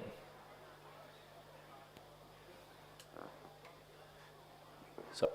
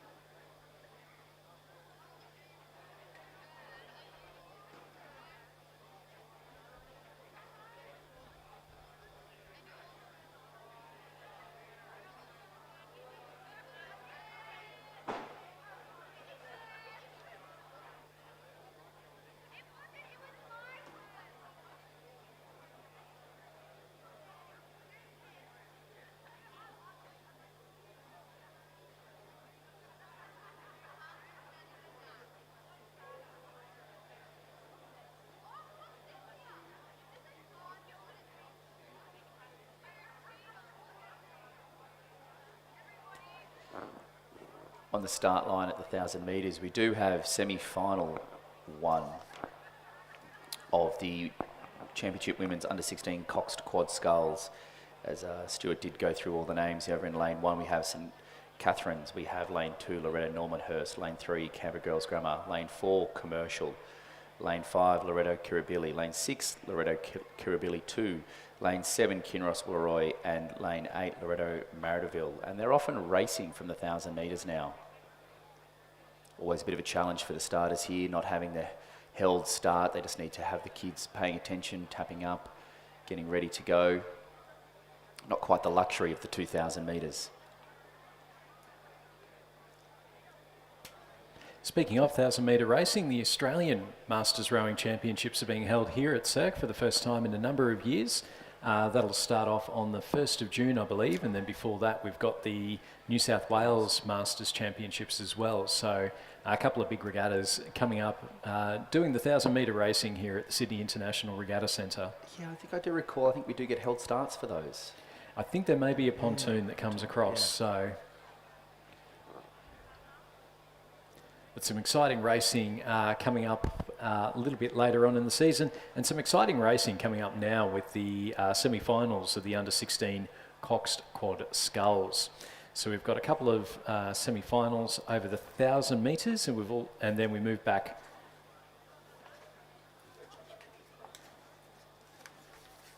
before we move on back. So the two semi-finals, and then we've got the back to the 2,000 metres for the women's under-19 double sculls. Again, some stars of the future coming through in those races.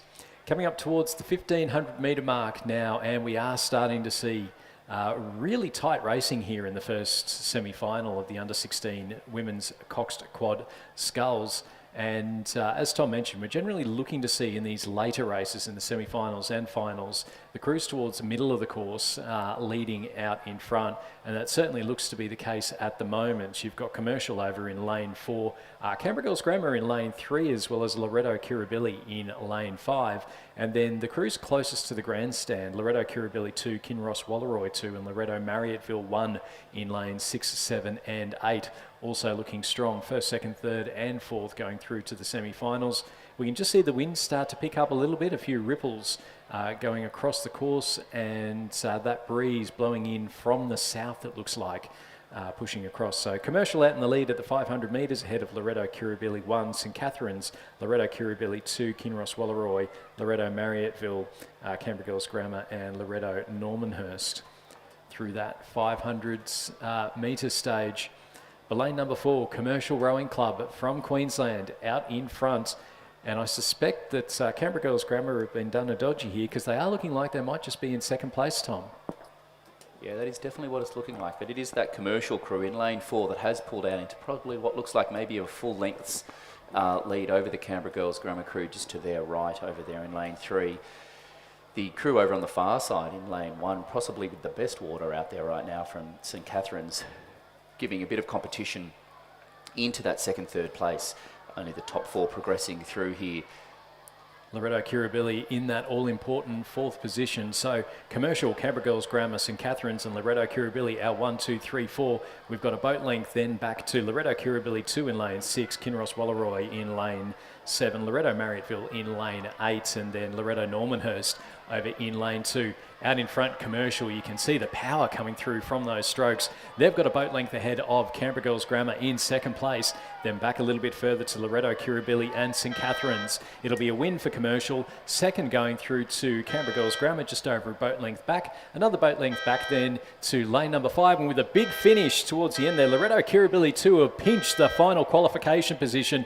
Loretto Kirribilli 1 and Loretto Kirribilli 2, our final 2 qualifiers. St Catherine's, New South Wales, just missing out by less than a boat length. The Kinross Wooleroy coming through in 6th ahead of Loretto Marriotteville in 7th and Loretto Normanhurst in 8th.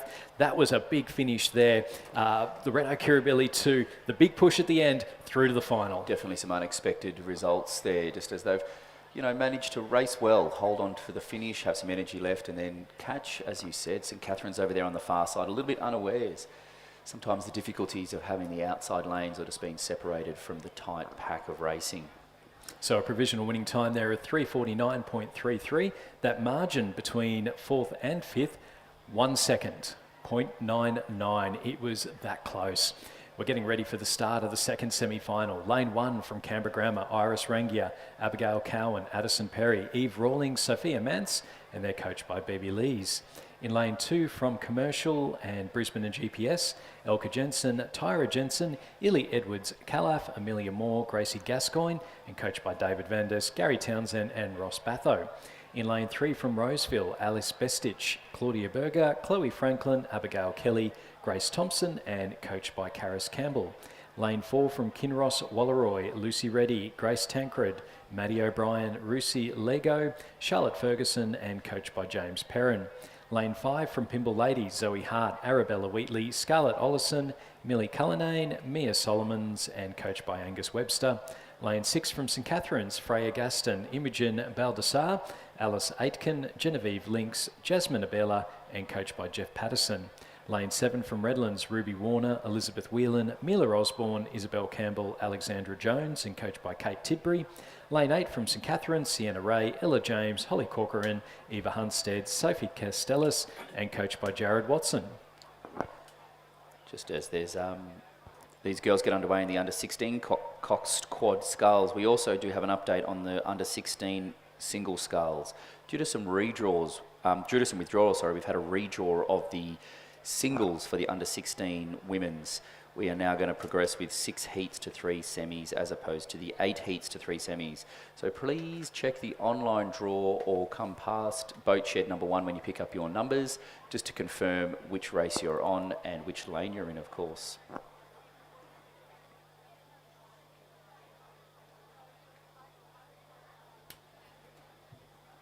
So always important to check out the Rowing New South Wales Regattas page, regattas.rowingnsw.asn.au for all the latest updates to the draw, also the lane draws for the semi-finals, the finals, because we've got a few of them coming up, Tom, in about an hour's time. We start off with the first of the final day's finals. Always good to get back into giving out some medals on the podium. But as these crews have just come through the 500 metre mark, we have the Kinross Walleroy 1 crew, just a fraction ahead of Pimble Ladies, just 0.1 through the 500 metres. Third place was Brisbane Commercial, 0.6 in third place, and fourth place Roseville in just 2.5 seconds back in fourth place. Fifth place, though, just hot on their tail, Canberra Grammar, and Redlands also just hot on the tails as well. So still enough room to make some changes into the positions as we progress, into the semi-finals. Only top 4 going through, but it is the crew from Kinross Walleroy in lane 4 still out possibly in the lead here. But as we've said, the Pimble Ladies and Commercial and Roseville and Canberra Grammar still in the mix here to get into one of those progression positions. Yeah, looking out, that Canberra Grammar crew do look like they've just started to row through Roseville. So 1, 2, 3 and 4 going through. And you can just see Roseville starting to drop off a little bit. St Catherine's, Redlands and St Catherine's in lanes 6, 7 and 8. So closest to the grandstand, just dropping off the pace a little bit. Probably just moving out of contention to qualify for the finals of the women's under-16 Cox Quad Sculls. A nice little battle for first, though. We've got the Commercial, Brisbane and GPS composite in lane 2. Kinross Walleroy in lane 4 and Pimble Ladies in lane 5. And a big push coming here from Canberra Grammar. Don't ride out Roseville, though, into the last 100 metres. We've got Kinross Walleroy. How many times do we say this at a New South Wales regatta? They're out in front. They've got a boat length ahead of Pimble Ladies and Commercial and Brisbane GPS composites. They're looking strong. They'll go through and they'll take the win in the semi-final. Second going to Pimble Ladies by a boat length. Third by half a boat length will be the Commercial, Brisbane and GPS composite, with Canberra Grammar coming through in fourth in the final qualification position, rowing through Roseville over the last 500 metres. Sixth will go to Redlands, with seventh going to St Catherine's in lane 6 and eighth going to St Catherine's in lane 8. So a strong finish there from Canberra Grammar. But Kinross, once again, with the win, a provisional winning time of 3 minutes 49.15 with a winning margin of 2.66 seconds, 1.47 seconds through to second place. That is the last of the 1,000 metre racing for a little while as we get ready, Tom, for the start of the doubles. We've got some doubles racing coming up now. Yeah, looking like we've got 3 heats of the Championship Women's Under-19 Double Scull. Top 3 progressing through to the final. Tough competition when you need to place in the top 3 to get into the final. We just need to bet it is probably better than having to do a semi, I think. Over in lane 1 from Gippsland Grammar, we have Anastasia Bogar and Ruby Lindrea. In lane 2 from Canberra Girls Grammar, we have Abby Davis, Eliza Lilly, coached by Caroline Pipers and Nigel Miller. In lane 3 from Cairn, we have Lillian Slatter and Molly Salisbury, coached by Warren Rowe and Scott Rowe. In lane 4 from Commercial, we have Paris Reed and Amy Kinnamoth, coached by David Vandas. In lane 5 from Queenwood, we have Alexandra O'Brien, Imogen Gray, coached by Karen Glynn and Ray Boyle. In lane 7 from Wrighton Girls, we have Asha Goins and Matilda Pinkleton. Some common names there that we're seeing from the single sculls early in the day. They were coached by Matt Wilson and Emily Montague. In lane 7 from Sydney, we have Charlotte Omita, coached by Sarah Bibbington, coached by Lachlan Carter and Felix Dew. And in lane 8, closest to the grandstand, we have a composite crew of Manning River and Lake Macquarie, Alice McReady and Hannah Smith. Just by the look of it now, the girls are getting into the starting positions. Just getting lined up there down at the 2,000 metre start.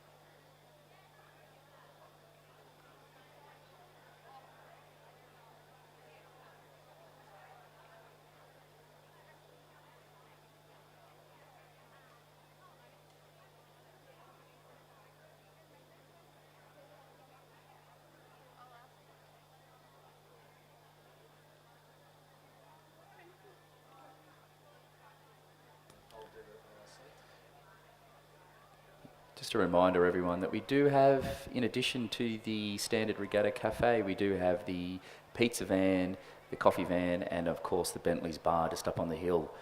It is only 10 o'clock, but don't forget to plan to get there later in the day as the temperatures rise. A reminder too that the Australian Rowing Championships will be held this year, Monday, March 27 to Sunday, April 2, in Perth at the Champion Lakes Regatta Centre. If you do want to head across, you can volunteer at the Australian Rowing Championships.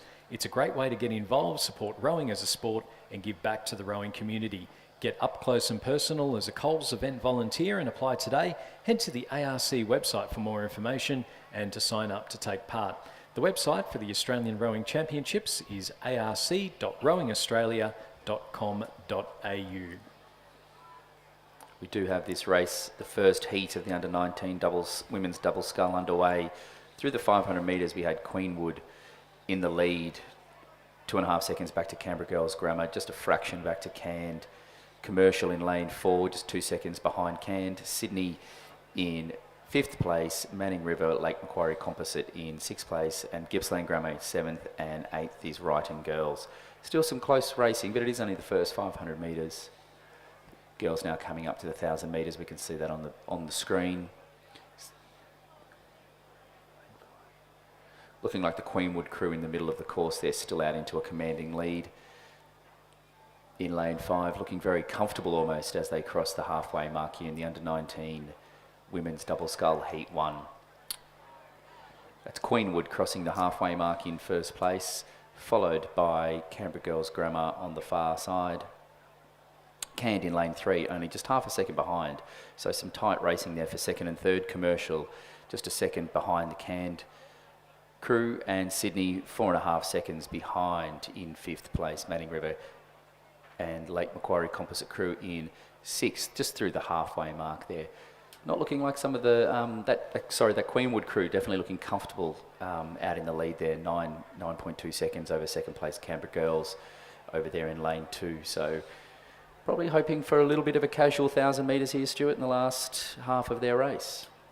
It's going to be interesting. Queenwood, I think, will have the little bit more casual, but because we've only got first, second and third through to the final, Canberra Girls Grammar, Canned and Commercial are all within a couple of seconds of each other. So 3 boats, 2 spots.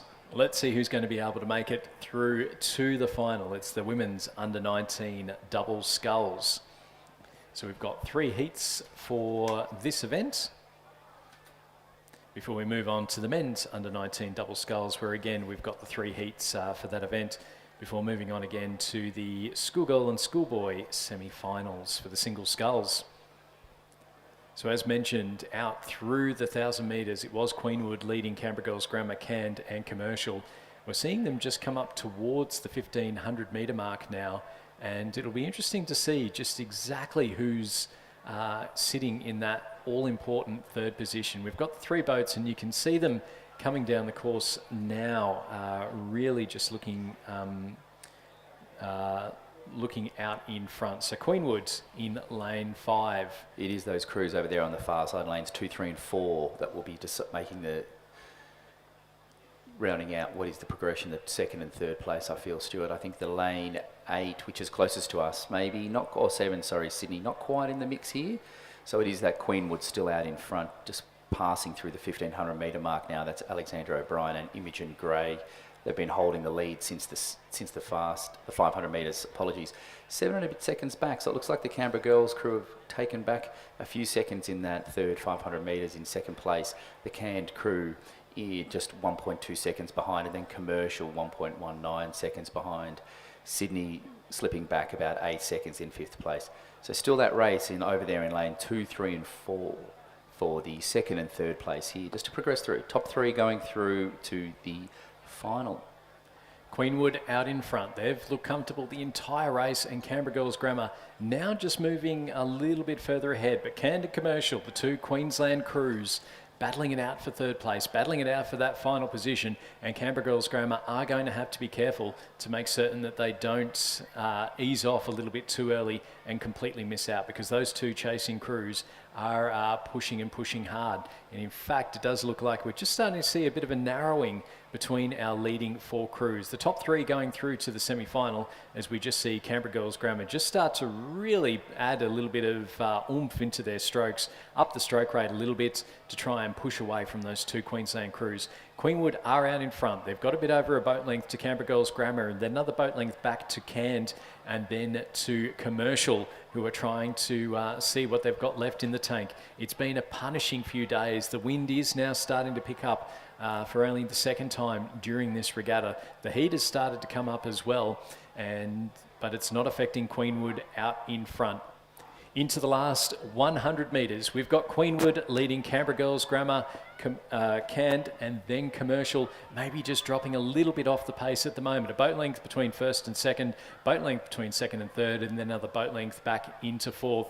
Into the final few strokes, though, Alexandra O'Brien and Imogen Gray, they've led from start to finish. They've been quite comfortable, and they are the heat winners in the first heat of the women's under-19 double scull. Canberra Girls Grammar finishing in second. They'll finish ahead of Canned in third, who'll qualify for the final. Commercial, not quite able to make up the ground there. They'll finish in fourth place, so unfortunately eliminated from this event. Coming through here in lane number 7, the Sydney Rowing Club crew will finish in 5th, ahead of the Manning River Lake Macquarie Composite in 6th, and then they'll finish ahead of Gippsland Grammar over in lane 1 and Brighton Girls in lane 6. So a provisional winning time there for the Queenwood crew of 8 minutes 10 seconds, 0.58, with a winning margin of 3.58 seconds. Another 1.65 seconds back into third. And just at the end there, Tom, it looked like Commercial just had run out of fuel. It did. They've definitely been pushing themselves over there in those lanes 2, 3, 4, 5, 2, 3, 4, sorry, just to round out those qualification positions. They, maybe gave it their all and just couldn't quite hang on to the Canberra Girls and Canned crew next to them. That was, as Stuart mentioned, Queenwood, Canberra Girls Grammar and Canned progressing through to the final later today. Heat number 2 is coming up to the 1500 metre mark. In lane number 1 from Sydney University and Lake Macquarie, Isabel Mitif and Josephine Armstrong. Lane 2 from Gippsland Grammar, Hannah Roberts and Zara Rose Beattie. Lane 3 from Sydney, Lauren Moran and Neve Tierney, coached by Lachlan Carter and Felix Dew. Lane 4 from Centenary, Hannah Drysdale and Lucy Quinn, coached by Kerry Tickle. Lane 5, it's a Nepean's Leichhardt composite of Ciara Ortolani and Olivia Harris, coached by Isaac Shepherd and Daniel Waddell. Lane 6 from Commercial, Melina Wilcox and Bethany Harvest, coached by David Vandis. Lane 7 from Canberra Girls Grammar, Claudia Bridgewater and Samantha Burns, coached by Nigel Miller and Kaz Pipers. And in lane 8 from Loretto Marriotteville, Isabella Deans and Eliza Hogg. They're coached by Dario Sportelli and Leonardo Calabresi. And Sydney Rowing Club leading through the 1500 metre ahead of the Nepean Leichhardt composite, and Commercial sitting in third place. They've got 9 seconds between themselves and the fourth place Canberra Girls Grammar, then back a bit further to Gippsland Grammar, Sydney Uni Lake Macquarie Composite and Centenary with Loretto Marriotteville, a late scratching in that race. So a 1, 2, 3, Tom, looking reasonably settled into the last 500 metres. Yeah, definitely not what we just saw in the previous heat with some tight racing into the last 500, but it is that Sydney crew. They have led the majority of the way back to the Nepean Leichhardt composite combination in lane 5 in the middle of the course, and then the Commercial just back over to their left in lane 6. It is that Sydney Rowing Club crew of Lauren Moran and Neve Tierney that is in the, right out in the lead here. Clear water, looking nice and strong as they come into now the last 200 metres of this race. Probably looking very similar to where the Queenwood crew was in the previous heat, just rode comfortably out in front. Probably pretty low rating here, is just down in the 20s, just doing what they need to do just to maintain that first place and qualify through to the final later today. The composite crew, Nepean Leichhardt, is starting to pick up their rating, or just maintain their rating into the last 200 metres here. Not really going to change the outcome here of the top 3 crews progressing through into the final, which will be the Sydney crew over there in lane 3, Nepean Leichhardt in lane 5 and Commercial in lane 6.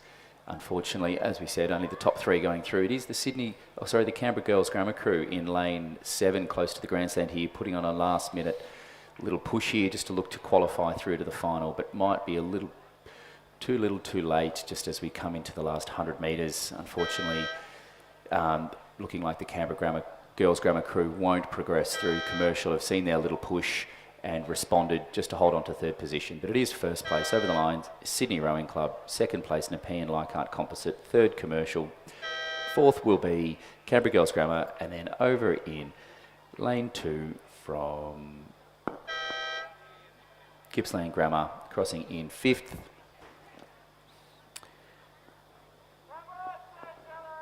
Lane 1, Sydney University Composite with Lake Macquarie in 6th. And then what will be rounding out Heat 2 of the women's under-19 double scull In 7th place will be lane 4 from Centenary, Hannah Drysdale and Lucy Quinn. So a provisional winning time there for the Sydney Rowing Club crew of 8 minutes 18.16. And we are seeing, Tom, a little bit, the humidity started to go down, but the temperature and the wind speed are going up. So it's in the high 20s at the moment with the temperatures, about 27 degrees. And we are starting to see a strong southerly coming through. So just under 20 k's an hour for that southerly. Race number 207, heat number 3 of the women's under-19 double sculls is coming up to the 1500 metre mark. In lane 2 from Black Mountain, Zoe Wiseman and Eleanor Johnston, coached by Mike Brady. In lane 3 from Kinross, Walleroy, Millie Lane and Ayla Ryan, coached by Andrew Gannon. Lane 4 from Loretto Marriotteville, Charlotte Kernahan and Lucy Hoskins, coached by Dario Sportelli. We have a scratching lane 5. Lane 6 from Yarra Yarra, Zarek Furi and Sophia Miller. In lane 7 from Centenary, Lara Izadin and Madison McHugh, coached by Kerry Tickle.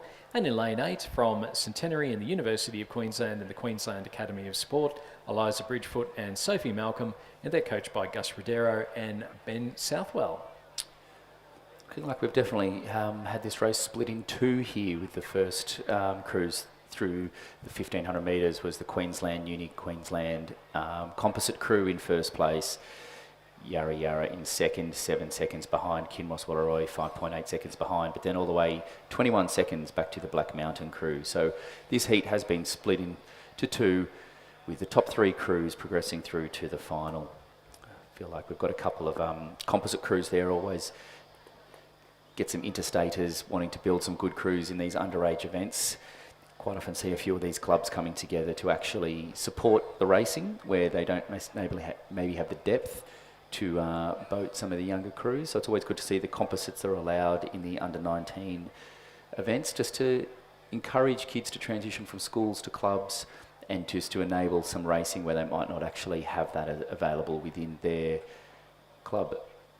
Yeah, so this Centenary composite crew as well, Tom, Eliza Bridgefoot and Sophie Malcolm, they were the Queensland State Champions at the recent Queensland State Championships. So they have combined, and they've combined well, and you can see here it's just a very casual little stroll. They are probably in the most exposed lane with that stronger southerly coming across, but they've made it look very, very easy, this Queensland's University of Queensland Centenary composite, Eliza Bridgefoot and Sophie Malcolm. And with a couple of strokes to go, they'll go through and take the win in heat number 3 of the Championship Women's Under-19 Double Scull. They'll finish ahead of the Yarra Yarra crew of Zarek Furi and Sophia Miller in second place, and then back a little bit further to Millie Lane and Ayla Ryan from Kinross Walleroy, our 1-2-3 qualifiers for the final. A time of 8 minutes 14.38, but I think particularly in those last couple of heats there, I wouldn't pay too much attention to the overall qualifying times, because it was really a case of trying to make sure that they qualified, and once they saw that they were well ahead of the chasing pack, where you can take it that little bit easier, maintain some of your energy for a little bit later on in the day. Coming through with a big final push to come through in 4th place will be the Centenary crew of Lara Izadin and Madison McHugh. They'll finish ahead of Black Mountain, Zoe Wiseman and Eleanor Johnston, and then back again to Loretto Marriotteville, Charlotte Kernahan and Lucy Hoskins. Chasing them down the course is the heat number 1 of the men's under-19 double scull, 1st, 2nd and 3rd through to the final. Lane 1 from St Kevin's, James Ragg and James Sutherland. Lane 2 from Radford, Jake Sherman Rogers and Hamish Roberts. Lane 3 from Griffith University and Bundaberg, Samuel Klotz and Luca Free, coached by Duncan Free, Christopher Holliday and Rodney Dick. Lane 4 from Marist College, Darcy James, Jesse Roshing, coached by Dave Romano, Tom Creeber and Taylor Thomas. Lane 5 from Mossman, Oscar Shield, Gamborg and Dion Hansen, coached by Kieran Kabelki. Lane 6 from Manning River and Port Macquarie, Tom Jenkins and Joshua McFamali. In lane 7 from Lake Macquarie and UTS, Dougal McKenzie and Patrick Stanley, coached by Amos Noon and Judith Ungerbach. In lane 8 from St Kevin's, Luke Ryan, Sam Chapman. And lane 9, Capital Lakes, Luke and Elliot Jallier, coached by David Bagnall. Yeah, through the 1500 metres, we did have the Mossman crew in the lead, just 4 seconds over the Marist College combination, and then 3rd, Griffith University Surface Paradise crew in 3rd place. As Stuart mentioned, only the top 3 going through. It does look like that Mossman crew is in a comfortable lead. The Marist crew over there in lane 4 sitting comfortably in second, but definitely getting a bit of a press from the Griffith University Surface Paradise combination in lane 3 to their right. Just keeping an eye on them. There is the crew over there in lane 2 from Radford College, just putting on a little bit of a last minute press into the last 100 metres here, but it is definitely looking like the Mossman combination of Oscar Scheel, Gamborg, and Dion Hassan in first place, just casually across the line here. And in second place, the Maris College combination, Darcy James and Jesse Rosen in second. And in third, from Griffith University, Surface Paradise combination of Samuel Colts and Luca Free in third. Radford College crossing in fourth. In fifth place, from Capital Lakes, Luke Jallier and Elliot Jallier over in lane 1 on the far side. In sixth place, from St Kevin's, Luke Ryan and James Sutherland. Seventh place, crossing now in lane 7, from Lake Macquarie UTS, Liam Kilpatrick and Patrick Stanley. And rounding out what is the first heat of the men's under-19 double scull, from in lane 6, the composite Manning River, Port Macquarie, Tom Jenkins and Joshua McPhellamy.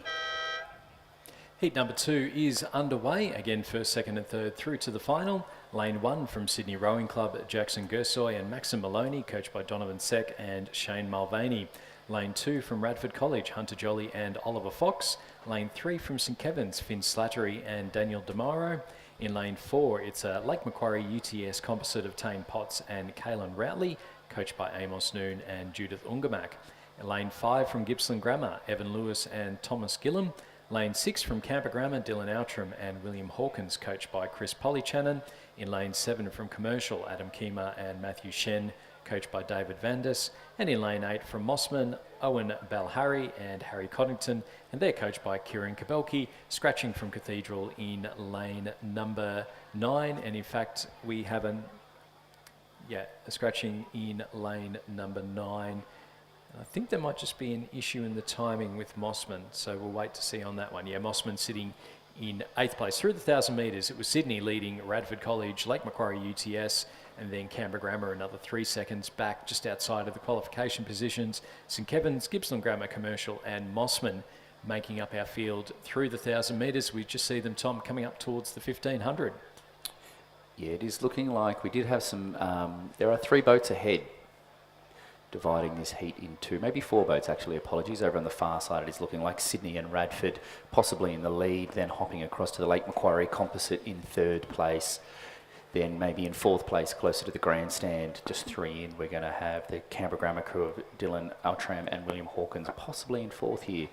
It is that Sydney combination over there in lane 2 with some good water, not as much of the breeze. The flags are getting almost horizontal in front of the grandstand here, so it will start to impact the crews out there, but it is that Sydney combination of Jackson Gurasoy and Maxim Maloney in 1st place as they come into the final, about 300 metres here, and then just back over to Radford College, Hunter Jolly and Oliver Fox in 2nd place, and then in 3rd place will be looking like the Lake Macquarie combination. Just sitting comfortably here. We've got quite a big spread here in heat number 2 of the men's under-19 double scull.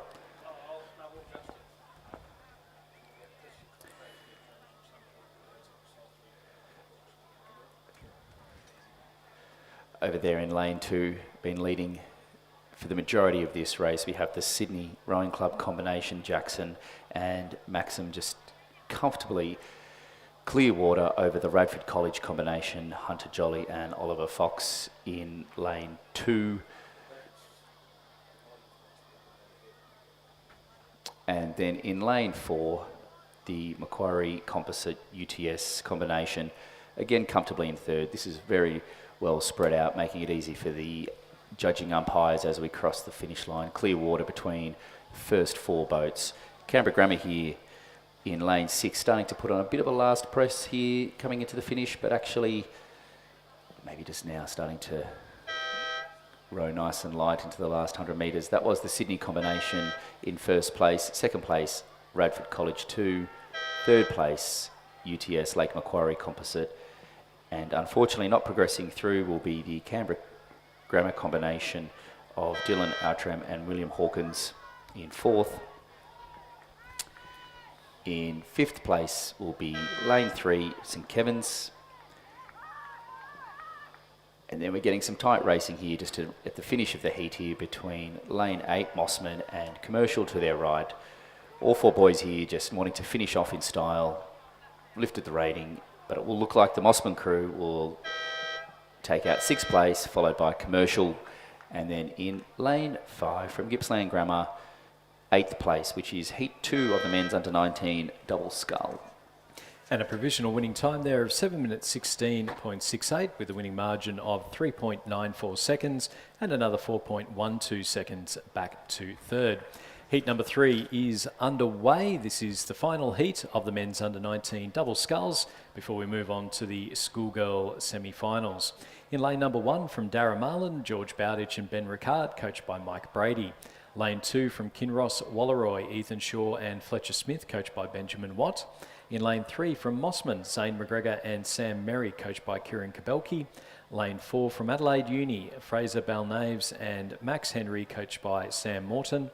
Lane 5 from Black Mountain, Oliver Manning and Ruben Hjort, coached by Mike Brady. In lane 6 from St Kevin's, Maximus Raffaanello and James Berry. In lane 7 from Radford College, Connor Maloof and Hamish McKee. And in lane 8 from UTS and Corio Bay, Charles Radin and Oscar St Pierre. They're coached by Lee Hall Sullivan and Julia Ungamak. So through the 1,000 metres, it was Charles Radin and Oscar St Pierre out in front by a couple of seconds from the Kinross double of Ethan Shaw and Fletcher Smith, and then back to Mossman, Zane McGregor and Sam Merry. Only another second back though at the 1,000 to the St Kevin's crew of Maximus Raffaanello and James Berry. So as they come up towards the 1,500 metre mark, we're going to have an interesting look to be able to see who is actually in that final qualification position. A reminder that first, second and third go through to the final. Out in front, Charles Radin and Oscar St Pierre from Corio Bay and UTS. They are two very talented rowers. We'll look forward to seeing their names at Nationals and moving forward into the future. But they are out in front and looking quite comfortable, even though they are probably the most wind affected of all the lanes over there in lane 8, closest to the grandstand. That's correct, but as I went through the 1,500 metres, still that UTS Corio Bay combination in first, four and a bit seconds back to Kinross Walleroy over there in lane 2, probably making the best of their clean water over there, and Mossman in third place, sitting over there in lane 3. Some pretty good conditions for them still, but as Stuart mentioned, this UTS Corio Bay combination been leading the majority of the way, and we'll just come into the last few hundred metres being able to see the whole field to their right, and we'll just take it, do what they need to do to progress through later to the final today. Over on the far side though, it is the Kinross Walleroy and Mossman crews both starting to lift the rating. Definitely the Mossman crew looking to just maintain their position, their third place, looking to press Kinross Walleroy a little bit into the last 250 metres here. Just looking like they're starting to split this heat into this UTS combination, still closest to the grandstand. Comfortably in first place. Just saw the bowman have a little bit of a peek over at the field there. Not wanting to use too much energy out there today in these early races. Just wanting to do what needs to be done to get through to the heat, to the final later today.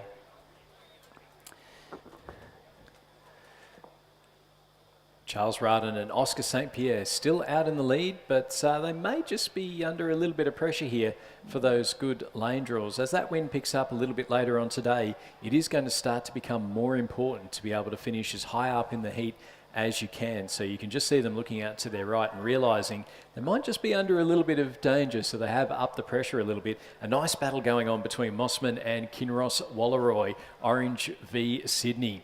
But out in front, Corio Bay, UTS Composite, they've got about half a boat length ahead of the chasing pack. Mossman just moving ahead of Kinross. It will be Charles Radin and Oscar St Pierre with the win. Mossman coming through in second, half a boat length ahead of Kinross Walleroy in third. Coming through in fourth will be St Kevin's.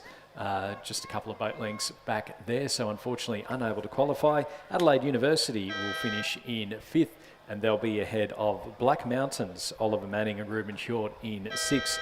Radford College in 7th, and Darramarlin over in lane number 1 in 8th place. A provisional winning time there of 7 minutes 26.41. And even though it was probably a little bit tighter, 2.28 seconds in the end there, you did feel like, though, they always had it under control as opposed over the Mossman and Kinross Walleroy crews.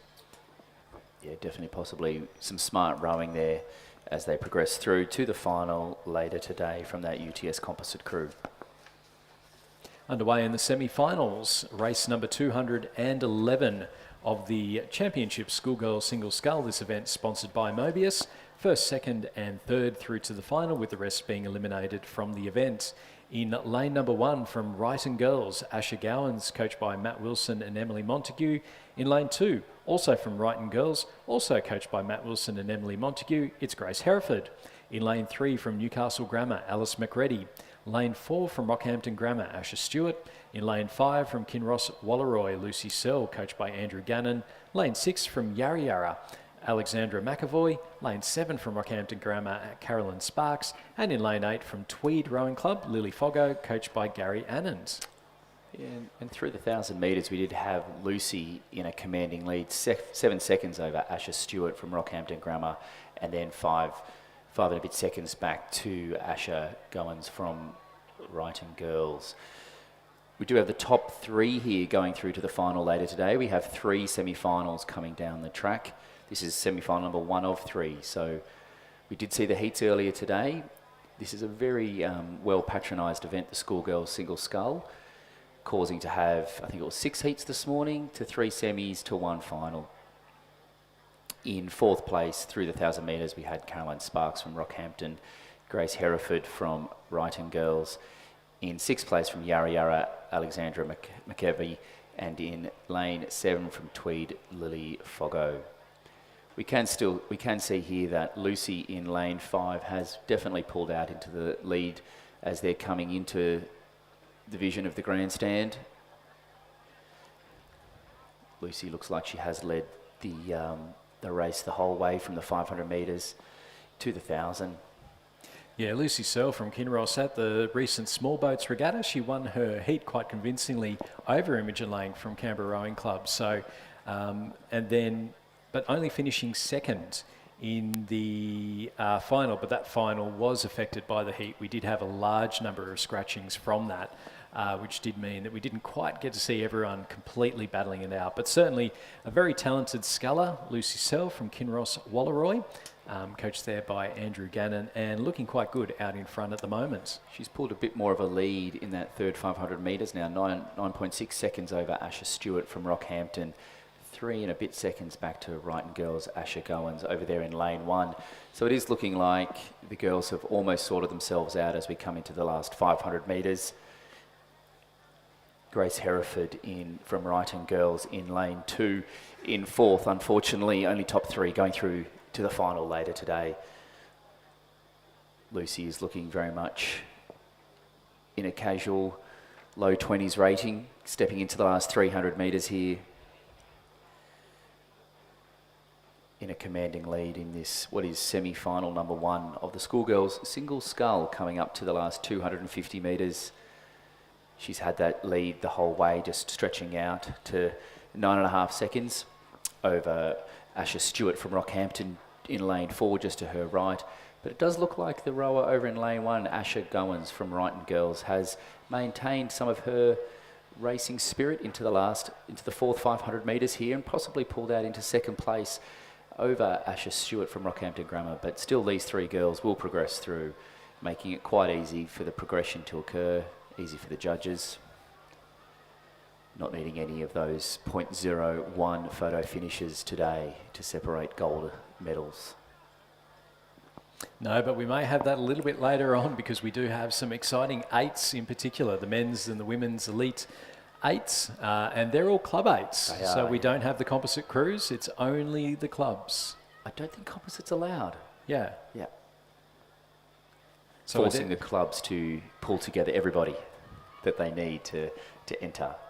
But it is going to be exciting though, and I think we'll see a lot of cheering coming from the crowds and also for the people following on the live stream as well. So a big g'day to wherever you're watching from around Australia, around New South Wales, around Australia and around the world. Lucy Searle, for anyone watching from Orange, Kinross Wallaroys, Lucy Searle, an easy win there. Very, very comfortable, very talented sculler. Wrighton Girls, Asher Gowan, she was over in lane 1. She's qualified in 2nd. She's through to the final, as is Rockhampton Grammar's Asher Stewart. So we've got a wide geographical spread there of qualifiers for the final of the schoolgirl single sculls. Coming through in 4th place, we've got the 2nd Wrighton Girls sculler, so that is Grace Hereford in 4th place. She'll finish ahead of Rockhampton Grammar's Carolyn Sparks, who'll come through in 5th. And then back a little bit further to Yarra Yarra's Alexandra McAvoy in 6th and Lily Foggo from Tweed in 7th. So just coming across the line now. Second semi-final is underway in lane 1 from Centenary. Jessica McCowan, coached by Michael Obstelson and Peter Wadsworth. In lane number 2 from Wrighton Girls, Charlotte Crozier, coached by Matt Wilson. In lane number 3 from St Catherine's, Leela Gaston, coached by Jared Watson. Lane 4 from Team Vietnam, Ho Thi Doi, coached by Joe Donnelly. In lane 5 from Canberra Girls Grammar, Alex Perry-Dalton, coached by Kaz Pipers and Nigel Miller. Lane 6 from Centenary, Kira Stewart, coached by Michael Obstelton and Peter Wadsworth. Lane 7 from Canberra Grammar, Hallie Noyes, coached by Kendall Brody. And in lane number 8 from Loretto Marriotteville, Emily Lane, coached by Dario Sportelli. So Team Vietnam's Ho Thi Doi out in front through the 1,000 metres. They're coming up towards the 1,500. She was leading St Catherine's Leela Gaston and then Wrighton Girls Charlotte Crozier in 3rd place. Another 5 seconds back to Alex Perry-Dalton and then Emily Lang from Loretto Marriotteville, Kira Stewart from Centenary, Hallie Noyes from Canberra Grammar and Centenary's Jessica McCowan making up the field through the 1,500 metres now, and we'll just keep an eye out on those times as they come through. It is Team Vietnam out in the lead, 9 seconds ahead of Leela Gaston from St Catherine's, and Wrighton Girls Charlotte Crozier sitting in 3rd place. Alex Perry-Dalton up to 3.5 seconds back there. So looking like she's just making up a little bit of ground there to make it through to the to see if she can make it through to the final of the championship schoolgirls single sculls. So into the last 400 metres or so. So we'll keep an eye out on that battle for the 3rd and final qualifying position. But at the moment, Team Vietnam's Ho Thi Doi well out in front.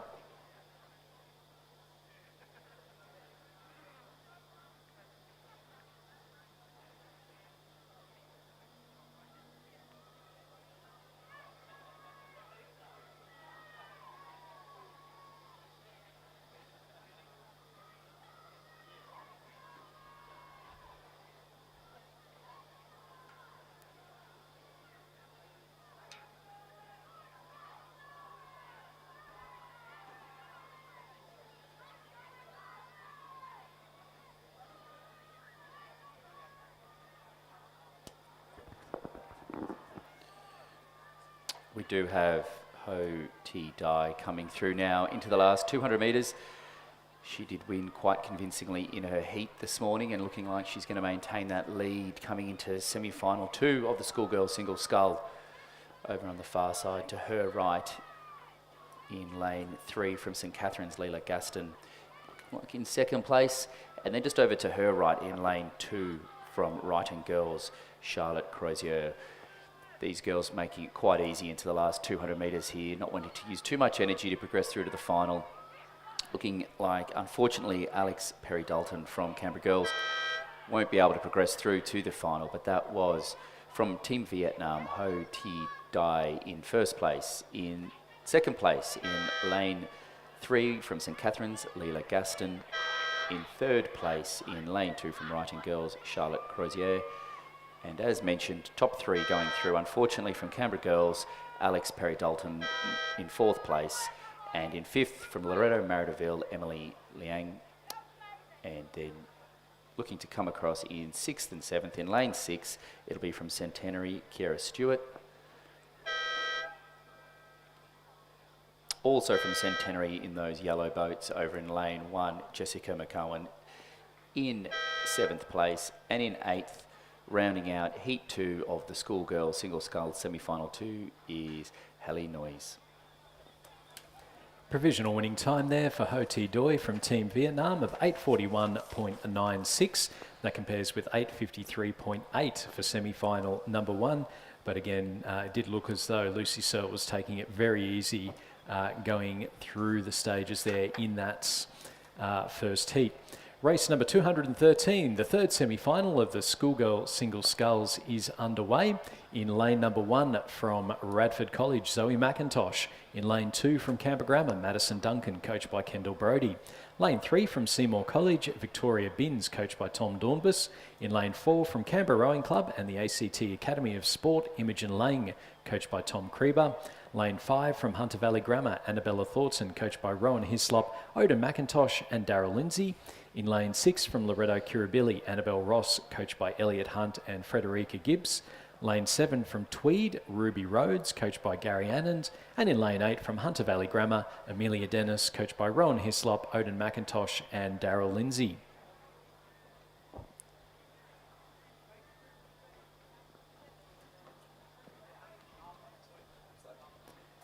So through the thousands, we've got Seymour College's Victoria Binns leading Imogen Lang from Canberra Rowing Club. And then to round out our qualifiers, Madison Duncan sitting ahead of Zoe McIntosh. So that was through the 1,000 metres.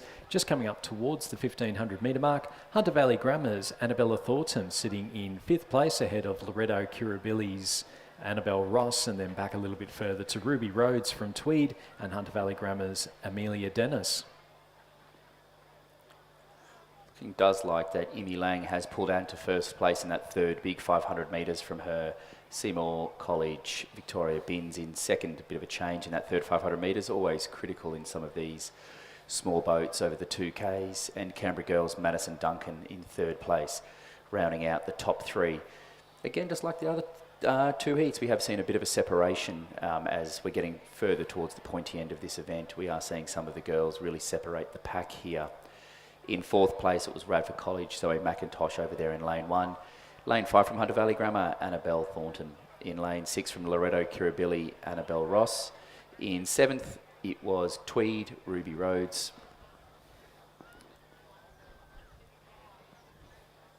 And looking like in 8th place will be Hunter Valley Grammar's Amelia Dennis. These girls still have definitely put on a big press in the first half of this race just to get such a commanding lead.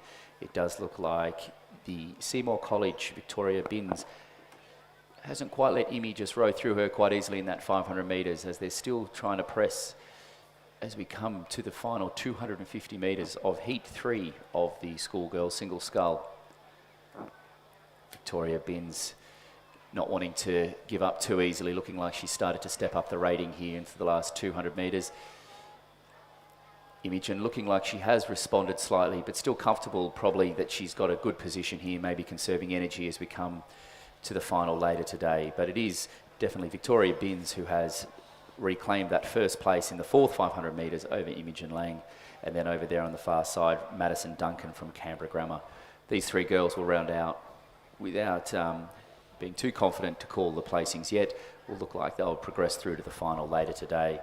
And looking in 4th place, Zoe McIntosh over in lane 1, stepping up ahead of lane 5, which is Hunter Valley Grammar, Annabelle Thornton. Victoria Binns now into the last 30-40 metres of the race here, looking comfortable. Just getting that lead back off Imogen Lang, but Imogen Lang also looking comfortable as these 2 girls cross the finish. From Seymour College, Victoria Binns in 1st. 2nd from Canberra is Imogen Lang, and in 3rd place, rounding out the qualifications for the final, will be Madison Duncan from Canberra Grammar. Radford College in lane 1, Zoe McIntosh will be in 4th place, unfortunately being the first not to qualify into the final this afternoon. Great to see from Hunter Valley Grammar, Annabelle Thornton still keeping up a high rating into the final few metres here, last few strokes, crossing in 5th place. And in 6th Lane 6 in 6, well, from Loreto Kirribilli is Annabelle Ross. Again, still maintaining her racing spirit throughout the whole semi-final here. And in lane 7 from Tweed is Ruby Rhodes, coached by Gary Anand. And in lane 8 from Hunty Valley Grammar, Amelia Dennis coming across the line in 8th place. And this will conclude what is the third semi-final of the schoolgirls single scull, progressing through to the final later today. So a provisional winning time there for Victoria Binns from Seymour College of 8 minutes 40.41 with a margin of 2.72 seconds and 6.99 through to second.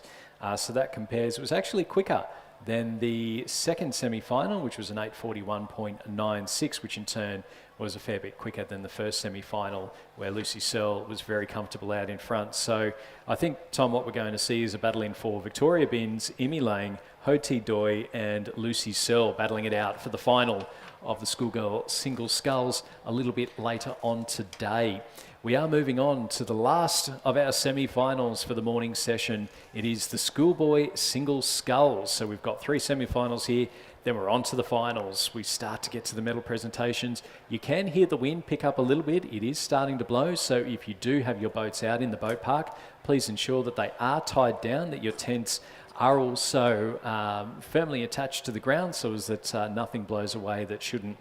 In lane number 1 from St Augustine's, Cody Kearney, coached by Judith Ungamak. Lane 2 from Canberra Grammar, Jamie Beauregard, coached by Chris Polychannon and Riley Taylor. Lane 3 from Marist College, Charles Carter, coached by Taylor Thomas. Lane 4 from St Ignatius, Jack Power, coached by Matthew Curtin. Lane 5 from Cathedral, Henry Chin, coached by Kimberly Brown and Imogen Greg Connor. Lane 6 from Radford College, Noah Vosen, coached by Noah Vosen. In lane 7 from Centenary, Lachlan West, coached by Michael Upstelton and Peter Wadsworth. And in lane 8 from Hunter Valley Grammar, Hayden Williamson, coached by Oda McIntosh and Rowan Hislop. So through the first 500 metres, we should have now a time going. So for the first 500 metres, so we've got, the 1,000 metre timing is up now. So Charles Carter from Marist College is leading from Cathedral's Henry Chin, and then back a little bit further to Cody Kearney from St Augustine's in third. Then Jamie Beauregard, Hayden Williamson, Centenary's, we're then back to Centenary's Lachlan West, and then Radford College's Noah Vosen. Unfortunately, Jack Power from St Ignatius is listed as a did not start.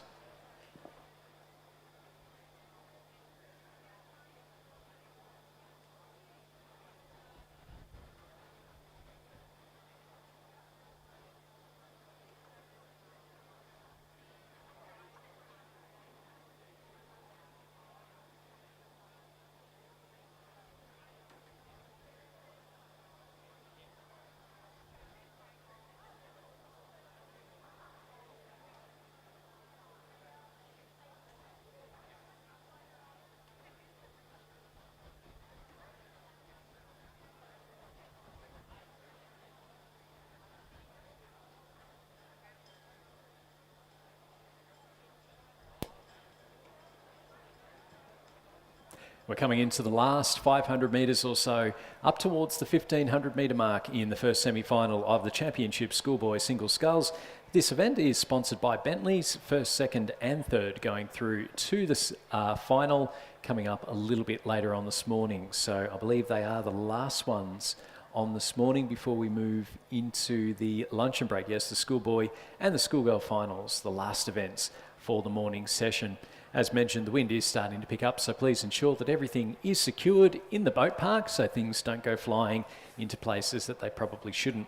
Through the 1,500 metre mark, we've had a little bit of a battle going on between Henry Chin from Cathedral and Charles Carter from Marist College. Henry Chin has moved up into first place, though. He's relegated Charles Carter from Marist College down into second place. We've got Cody Kearney from St Augustine sitting in third place. He's only a couple of seconds ahead of Jamie Beauregard from Canberra Grammar in fourth. Our top 3 going through to the final with the rest missing out. So there'll be an interesting battle there from between Cody Kearney and Jamie Beauregard in lanes 1 and 2. They'll be looking out at each other, making certain that trying to get that final qualification position.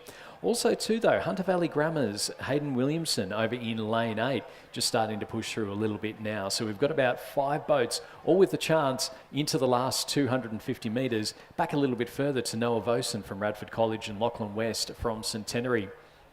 So out in front now, we've got Henry Chin from Cathedral, and Marist College's Charles Carter, our leading 2 boats. They've been battling the entire way. Cody Kearney from St Augustine's is starting to push through, as is Jamie Beauregard from Canberra Grammar and Hunter Valley Grammar's Hayden Williamson. We've got 5 boats going. Only 3 go through to the final of the Schoolboy Single Scull Championship. The chance to make the final, and we can hear the crowd just starting to up their cheers. St Augustine, Cathedral, Henry Chin, Charles Carter from Marist, battling it out for first and second. Third, fourth and fifth going between Jamie Beauregard and Cody Kearney. They're bow ball to bow ball. We've also got Hayden Williamson out there as well. Out in front though, it's going to be with a big push. Henry Chin leading Charles Carter. Third will go to Hayden Williamson from Hunter Valley Grammar with a massive push at the end there, finishing ahead of Jamie Beauregard and Cody Kearney, who I think may have just had a little bit of an issue there right at the very end. An exciting finish in the first semi-final of the Schoolboy Single Scull. It's a win for Henry Chin from Cathedral. Oh, it's got down. We'll wait for the final confirmation there. It looked to be Henry Chin crossing over the line in first ahead of Charles Carter. Hayden Williamson will go through in third, only a second and a half between first, second and third. Cody Kearney from St Augustine's missing out there. So we'll wait to get the official confirmation on the results there of that first semi-final. But certainly an exciting finish. Henry Chin and Charles Carter definitely making it through, as did Hayden Williamson from Hunter Valley Grammar. So we'll wait on the final placings on that one. The second semi-final is underway and coming down the course now in lane. So if we just go there in lane number 1 from Cathedral, Charlie Patrick, coached by Imogen Greg Connor and Kimberly Brown. Lane 2 from Hunter Valley Grammar, Max Blatchley, coached by Odin McIntosh and Rowan Hislop. Harrison Nichols is scratched from Lane 3 for Hunter Valley Grammar. Lane 4 from Nudgee College, Chad Willett. Lane 5 from Newington, Morgan Jones, coached by Blair Jenkins. Lane 6 from Radford College, Angus Scott. Lane 7 from Centenary, Cameron Dugdale, coached by Michael Obstelton and Peter Wadsworth. And in Lane 8 from Canberra Grammar, Cash Kazakov, coached by Chris Polychanan and Riley Taylor. So through the 1,000 metres, it was Chad Willett, 10 seconds, nearly 11 seconds in the lead over Newington's Morgan Jones, and then back a little bit further to Max Blatchley from Hunter Valley Grammar, and then another 7 seconds back to Charlie Patrick from Cathedral. Angus Scott from Radford College sitting in 5th ahead of Cameron Dugdale from Centenary and Cash Kazakov from Canberra Grammar. The official results of the first semi-final, it was Henry Chin that took the win from Cathedral. He finished 0.09 of a second over Charles Carter from Marist College, so a very tight finish going on there. Hayden Williamson from Hunter Valley Grammar, the final qualification position there in third. Jamie Beauregard from Canberra Grammar finishing in 4th place ahead of Cody Kearney from St Augustine's, and then Lachlan West from Centenary in 6th place, and Noah Vosen from Radford in 7th. Winning time of 7 minutes 57.97. All the crews pushing hard against each other, making that reasonably quick semi-final there. First semi-final of the championship, Schoolboy Single Sculls. Through the 1,500 metres, Chad Willett still out in the lead ahead of Morgan Jones from Newington. You can see Chad just starting to lower his rate a little bit now. Morgan Jones sitting quite comfortably in 2nd place ahead of Max Blatchley from Hunter Valley Grammar. So not quite as exciting, the qualification for this semi-final. We will see a slower time. I'm very much looking forward to seeing Chad Willett absolutely open the taps and fly down for the final of the Schoolboy Single Scull, because it'll be exciting to see just how quick he can go. You can see him now coming into the last 100 metres. Just a very casual row for him at the moment. He's so far out in front. Morgan Jones from Newington sitting in 2nd place ahead of Max Blatchley from Hunter Valley Grammar. They're our 1, 2 and 3. Sitting in 3rd place is Angus Scott from Radford College. He looks to be upping his rate of striking at the moment ahead of Charlie Patrick from Cathedral, and then back a little bit further, Cameron Dugdale from Centenary and Cash Kazakov from Canberra Grammar making up our field.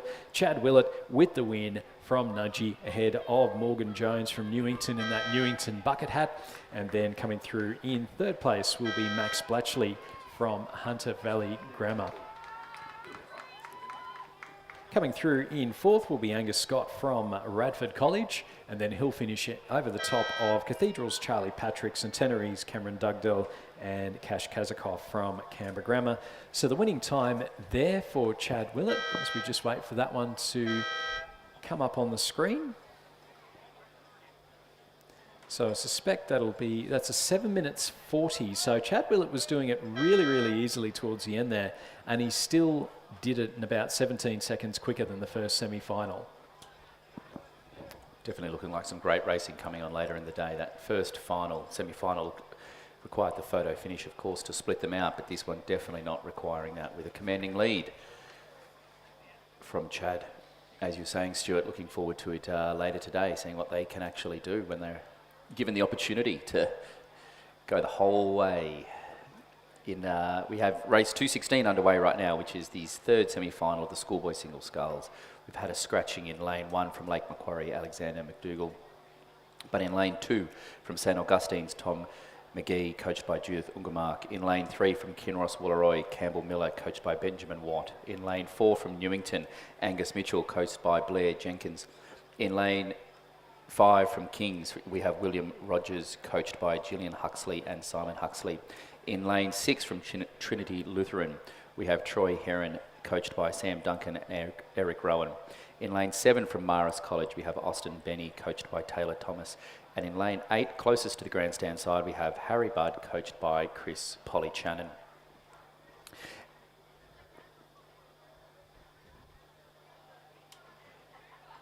As they went through the 1,000 metres, we did have William Rogers leading just by a second over Angus Mitchell, back in third place to Troy Heron, and in fourth, Tom McGee. Austin Benny in fifth as they went through the 1,000 metres. They're coming up to the 1,500 metres. There's just a second into that, a second splitting first and second place there, looking like might be a bit of contention for first. Angus taking on William in that third 500 metres, with Troy just sitting a little bit back off the pace, but still 8 seconds over fourth place, looking like the pack's getting sorted out. As we've seen in the previous two semi-finals, we are splitting the pack with the crews out in front.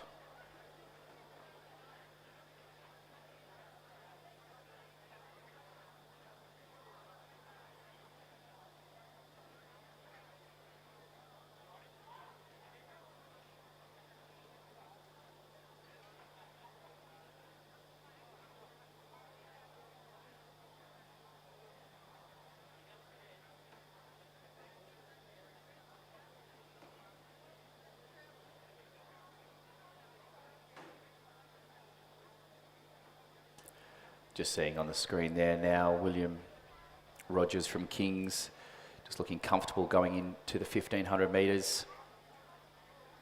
Closely followed by from Newington, Angus Mitchell. Some good inter-school rivalry here just being displayed. And then in third place, almost 8 seconds back, is from Trinity Lutheran is Troy Heron. And then in fourth place, looking to maintain his racing rhythm coming into the last 500 metres, is from Kinross Woolloomooloo, Campbell Miller, wanting to chase down that third place to progress through to the final later today. In fifth place from Canberra Grammar, we have Harry Budd. In sixth place from Marist College, Austin Benny. And in seventh from St Augustine's, Tom McGee.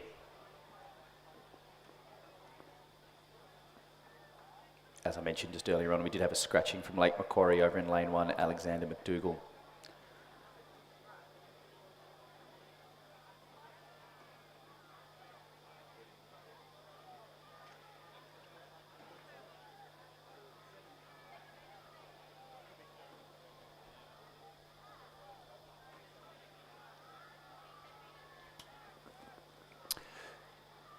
Similar to the semi-final prior, but not the first one, we do have over there in lane 4 from Newington, Angus Mitchell. Looks like he's stepped up in his fourth 500 metres to take the pole position off William Rogers, but William Rogers just doing what he needs to do to progress through to the final later today. Newington, Angus Mitchell also just starting to back off now. Looking just to probably start his recovery before he crosses the finish line here into the final 100 metres into the Red Boys. In lane 5 there, William Rogers from Kings, coached by Julian Huxley and Simon Huxley. Definitely down in those low 20s as the rating over there in lane 3 from Kinross, Wooleroy, Campbell, Miller.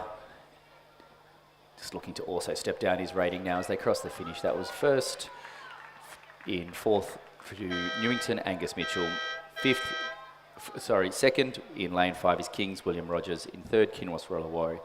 And in lane 6, unfortunately missing out in the progression is Troy Heron from Trinity Lutheran. In lane 8 from Canberra Grammar, Harry Budd, unfortunately missing out as well. In 6th place from St Augustine's, Tom McGee. Just crossing the line there in 7th place from Morris College, Austin Benny. And that is closing out what is the 3 semi-finals of the schoolboy single scull.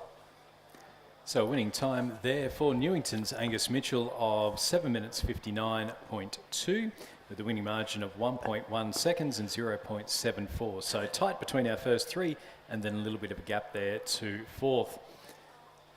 We are now, Tom, it's the exciting part. We're into the finals now. The schoolboy and the schoolgirl under 16 Coxed Quad Sculls. Starting off with the final of the schoolgirl under 16 Cox Quad Sculls. Kinross Wooleroy are our defending champions. We're just seeing them come up towards the start line to line up. In lane number 1 from Loretto Kirribilli, the 2 crew of Gemma Ronan, Madeline Wheelerhan, Mary Dunstan, Lily Loiterton, Jessica Bruce, coached by Patrick Mainsbridge. Lane 2 from Commercial and Brisbane and GPS, Elka Jensen, Tyra Jensen, Illy Edwards, Caliph, Amelia Moore, Gracie Gascoigne, coached by David Vanders, Gary Townsend and Ross Batho. In lane 3 from Canberra Girls Grammar, Alice Hinksman, Charlotte Bowen, Sophie Murphy, Elka Spiller, Athena Satsias, coached by Megan Chen and Alora Kelly. Lane 4 from Kinross Wooleroy, Lucy Reddy, Grace Tancred, Maddie O'Brien, Rusi Lego, Charlotte Ferguson and coached by James Perrin. Lane 5 from Commercial, Lucy O'Farrell, Olivia Grant, Saskia Josipovic, Tiana Becker, Daisy Plawecki and coached by David Vanders, Gary Townsend and Ross Batho. Lane 6 from Pimble Ladies, Zoe Hart, Arabella Wheatley, Scarlett Ollison, Millie Cullinane, Mia Solomons and coached by Angus Webster. Lane 7 from Loretto Kirribilli, Sarah Holt, Amelia Fallon, Lily Roberts, Florence Hennessy, Louisa Warren and coached by Phoebe Halley. And in lane 8 from Canberra Grammar, Iris Rangia, Abigail Cowan, Addison Perry, Eve Rawlings, Sophia Matz, and they're coached by Bebby Lees. And we're just seeing them come up towards the start line now. And they're all away. It's race number 217. It's the first of the finals on the final day of racing here at the 2023 Rowing New South Wales Championships. Who's going to take the first gold of day number 3? The women's under 16 Cox Quads finals. We've got 2 1,000-metre races before we move on to the final para race of the regatta and then on to some more quads and doubles from earlier on today. And then some eights, the big boat energy coming down. It's all the exciting part for us now. Could imagine that Kinross Wooleroy are looking to maintain their dominance in this event after winning it last year to then be out winning, maintain their lead over the under 16 Cox Quad Sculls. You know, obviously only under 16, the girls don't stay in this category for too long. So it's all about school programs, the dominance and the pedigree of the girls to be able to maintain such consistency.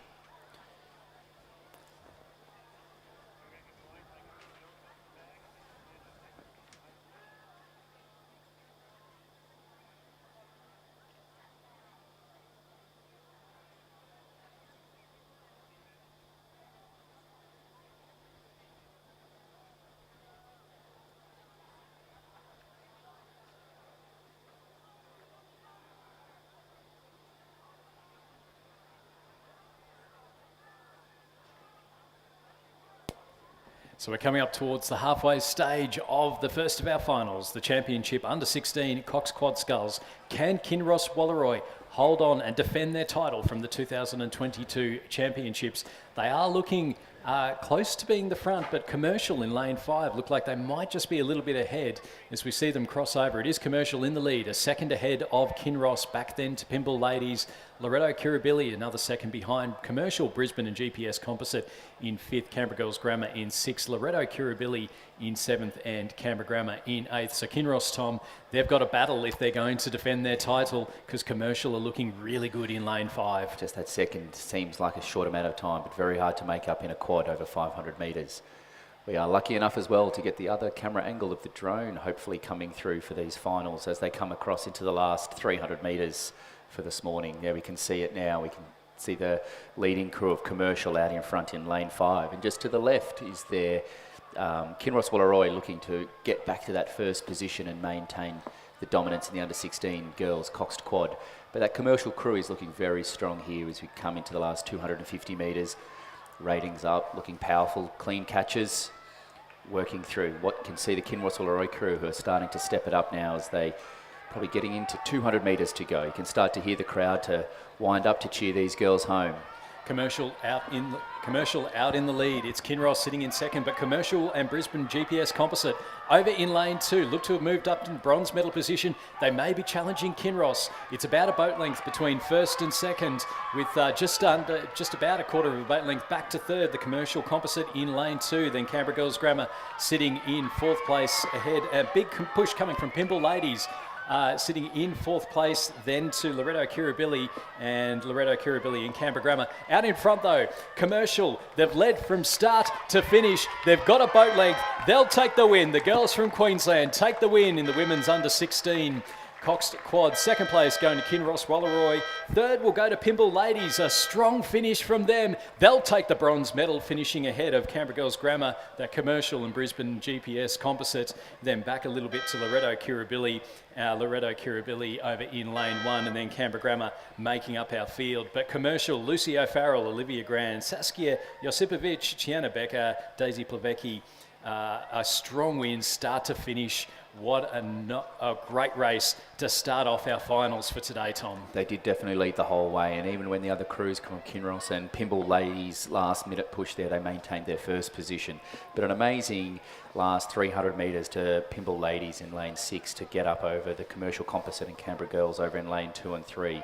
They definitely planned their race well and executed perfectly to come in 3rd place. We're underway too in race number 218. It's the men's under 16 Cox Quads. Kinross, again the defending champions. Can they hold on to this one? Radford College, lane 1, Charlie Knight, Hamish Strachan, Hugo Ryan, Benjamin Bestwick and Samuel Fairhair is the coxswain. Lane 2 from Redlands, Thomas Whitney, Ryan Begg, Zachary Bournes, Angus McInnes, Alana Koopmans and coached by Alec Price.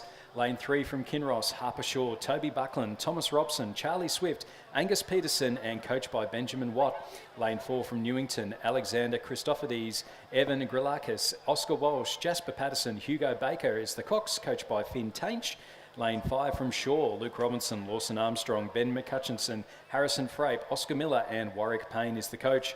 Lane 6, Canberra Grammar, Kyle Mapuri, Oliver Horweg, Benjamin McGregor, Alexander Griffiths, Thomas Gilbert, coached by Hamish Hunter. Lane 7 from Newington, Guinness Devlin, Lewin Whitaker, Nicholas Trathui, Theo Downing, Noah Clayton and Finn Tainch is the coach. Shaw in lane 8, Henry Wheeler, Will Powell, Rupert Forrester, George Scammell, Toby Cochran is the coxswain. And lane 9 from Redlands, Connor Morrison, Oscar Pearce, Finn O'Sullivan, Lachlan Price Pontifex, Daniel Helly and coached by Ben Whitewolf.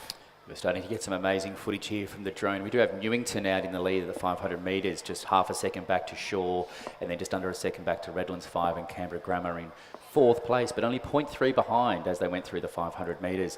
We can see the Newington crew, which is sitting over in lane 4, getting some close competition from Shaw 1 and from Canberra Grammar in lane 6. There is definitely some competition still also in lane 2 from Redlands 5. As we do come into the last 250 metres now, this is when they've really got to maintain their lead, put on the big pushes. Looking like the crew from Shaw in lane 5. Newington and Shaw, I think. Our two crews out in front at the moment, with Shaw looking like they might just be starting to pull ahead of Newington, and then back a little bit further, Kinross, Walleroy, but lane 2, Redlands really pushing hard, getting up into that medal position. Kinross now starting to make a little bit of a move. Newington and Shaw, they've been battling it out for the start. We're now seeing Kinross start to make a move. Redlands over in lane 2 as well. This is an exciting finish. We've got 4 crews battling it out, and even coming down the outside, Canberra Grammar in lane 6. They're starting to put a big push on. We're into the final 100 metres. It's it's Newington leading Shaw, Kinross and Redlands, but there's not a lot between it. Redlands coming down in lane 2. Have they got enough to be able to push through? Lane 4, Newington, they're out in front. It's bow ball to bow ball. It's a photo. It's a photo between Shaw and Newington. I think we've got Redlands finishing in second place, but it's definitely a photo for first. At an exciting finish, we're going to wait to see the official results there in the men's under 16 quad sculls. There was absolutely nothing. Newington and Shaw battling it out. 2 there, yeah, just behind. We're still waiting for that confirmation of the result there, I think. Yeah, we'll wait for the final official results on that one, but Newington and Shaw battling it out. That was absolutely amazing. We've got Redlands sitting in the bronze medal position at the moment. So a bronze for Redlands.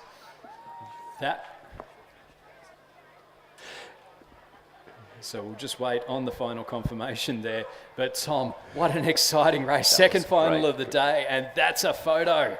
Great to see Newington, out in the lead, but then Shaw coming back into that final few hundred metres there to really press the schools, other crews together and just pushing forward. Do we have an unofficial result still? Is Shaw in front by 0.03? Yeah, we'll just wait on that confirmation there. So we do have, provisional results aren't entirely accurate at the moment, so we will wait on the final confirmation of results. In the men's under 16 Cox Quad Sculls, what we can tell you, Redlands 5 over in lane 2, great finish from them. They've got the bronze medal. Newington and Shaw, one's finished first, one's finished second. In fact, they may even both finish first. We don't know. We're going to have to wait to see what the judges come up with there. So it's an exciting race there, the final of our 1,000-metre racing for the morning session before we head on down to the 2,000-metre start. So we've got a couple of boats just lining up at the 2,000-metre start. It'll be the women's para pairs and then the para mixed fours, the PR3 mixed fours. So we'll go through that in a few moments.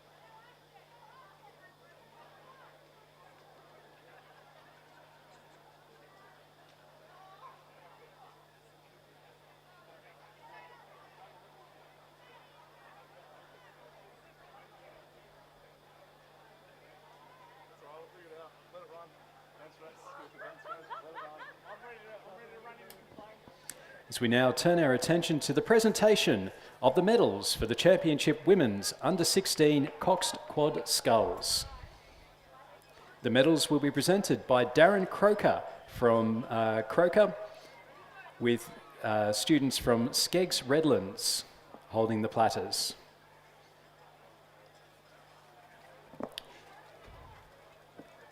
In third place from Pymble Ladies. In third place from Pymble Ladies, Zoe Hart, Arabella Wheatley, Scarlett Ollison, Millie Cullinane, Mia Solomons, and they're coached by Angus Webster.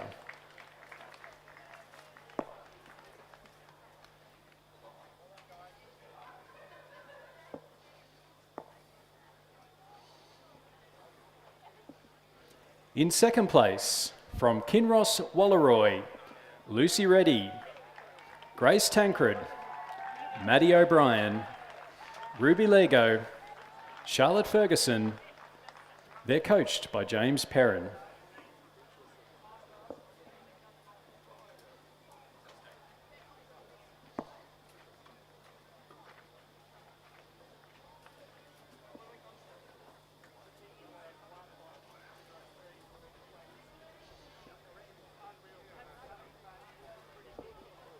And the winners for 2023, representing Commercial Rowing Club, Lucy O'Farrell, Olivia Grant, Saskia Josipovic, Tiana Becker, Daisy Plavecki, and they're coached by David Vandis, Gary Townsend, and Ross Batho.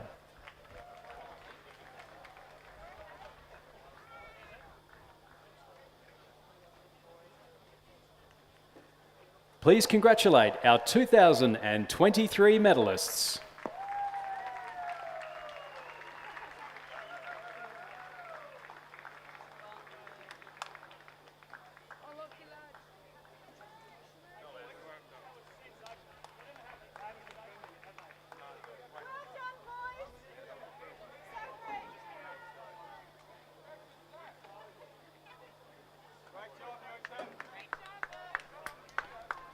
So we do have final confirmation of the result in the men's under-16 Cox Quad Sculls. The margin 0.03 seconds. The winners, Shaw.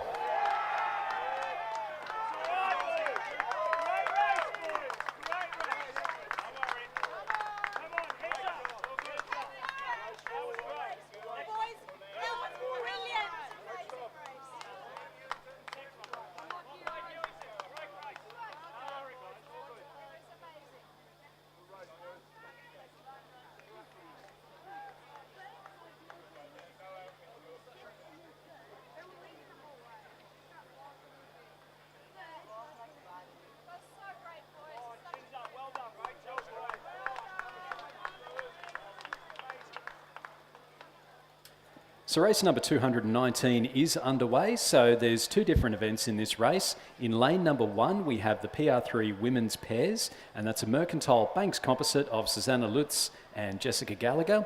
They're coached by Samuel Fennessy and Eleanor Crute. In lane 5, in the PR3 Coxed Fours, we have a community Bundaberg composite of Rebecca Markwell and Christian Lane Krebs from Bundaberg Rowing Club, and then Fiona Jackson and Sam Shalhoub from Community Rowing Club. They're coxed by Anne Craig and coached by Anne Craig, Liam James and Barbara Ramjam. In lane 6 from Community, Shell Harbour and Balmain Rowing Clubs, James Hunt, Kevin Wall, Bronte Marshall, Lauren Webber, Alexander Bentley is the coxswain, and they're coached by Anne Craig, Liam James and Barbara Ramjam. And in lane 7 from Des Moines and the University of Queensland, Stephanie Walker, Kai Sakakabara, McIntyre Russell, Julia Story. They're being coxed by Lizzie Chapman, and their coach is Kathleen Hextall.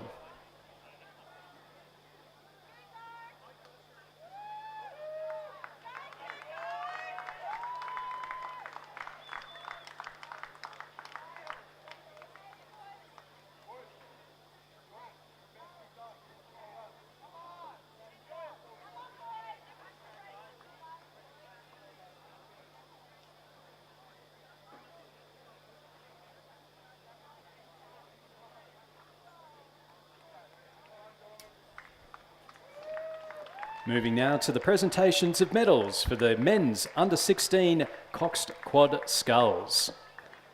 The medals are being presented by Darren Croker, with the platters being held by students from Skeggs Redlands.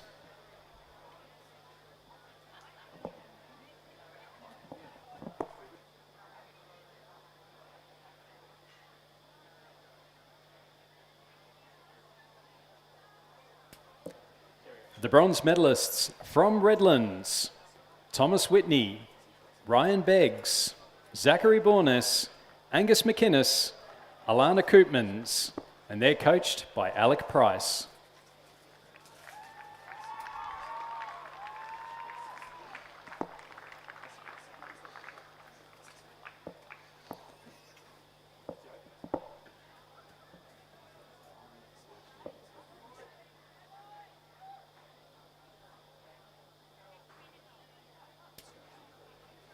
In second place, representing Newington, Alexander Christophides, Evan Grilakis, Oscar Walsh, Jasper Patterson, Hugo Baker, and they're coached by Finn Tainch.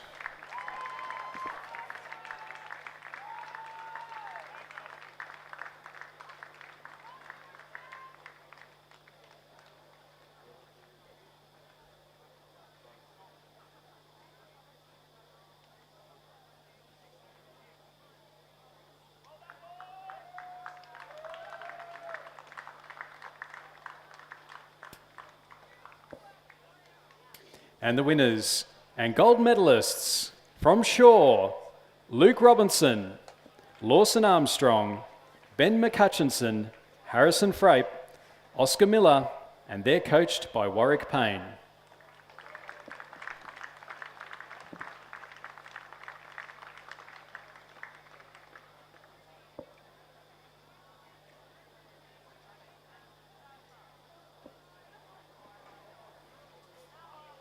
Please congratulate our 2023 medalists.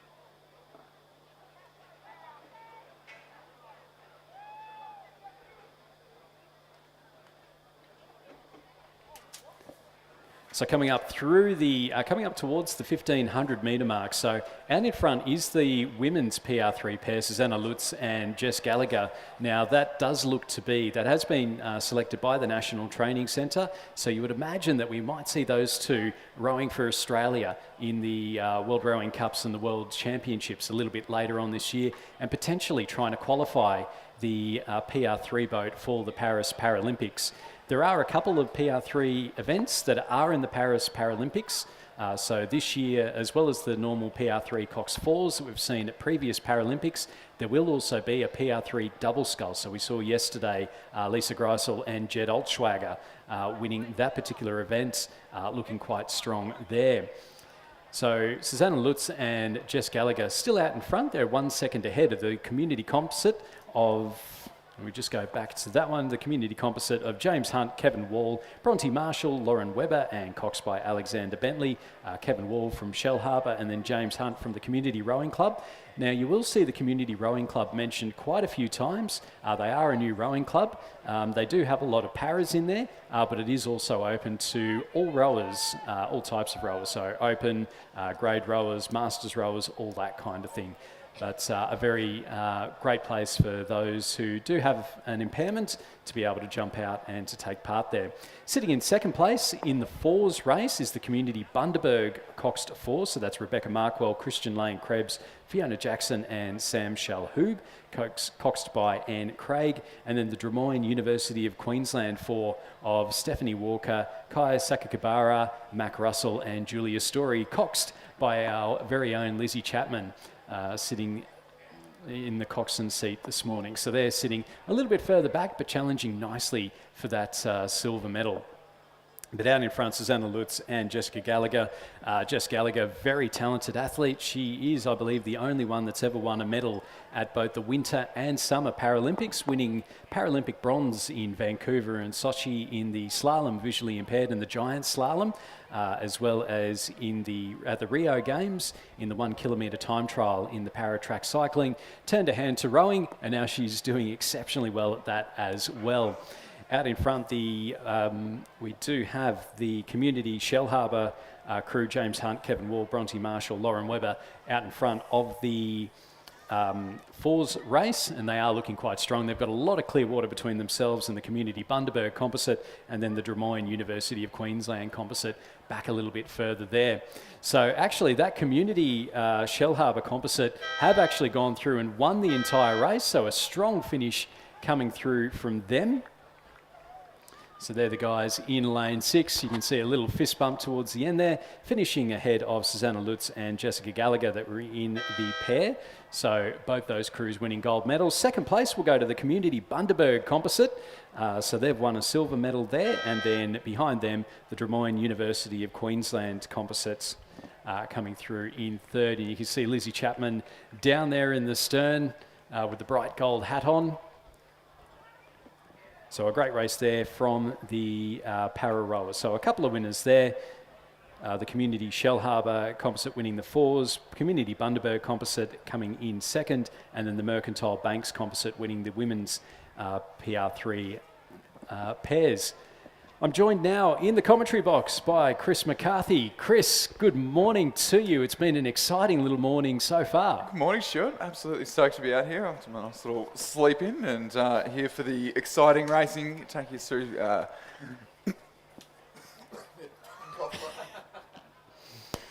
with a few finals taking us through to the lunch break this morning. So the race that is underway is the Championship Women's Under-21 Quad Sculls. The current champions are UTS, Griffith University and Brisbane and GPS. In lane 1 from the University of Queensland, Ruby Dollar, Georgie Hedberg, Gemma Thompson, Emily Graham, coached by Philip Bergignon and Michael Russell. Lane 2 from Griffith Uni, Surfers Paradise, Olivia Cook, Jazz Ingle, Ellie Clifford, Lindsay Calvert, coached by Christopher Holliday and Duncan Free. Lane 3 from Sydney Rowing Club, I think Chris will be following this one. Liesl Page, Megan Hadfield, Talisa Noak driver, Laura Seifer, coached by Lachlan Carter, Felix Dew and Donovan Seck. In lane 4 from Sydney Uni, Lily Gavin, Tiffany Bota, Sophia Whiteman, Zoe Bond, coached by Alfie Young and David Gelly. Lane 5 from UTS, Sarah Berretry, Annabelle Fuller, Ali Waddington, Lilla Anderton, coached by Katie Healy.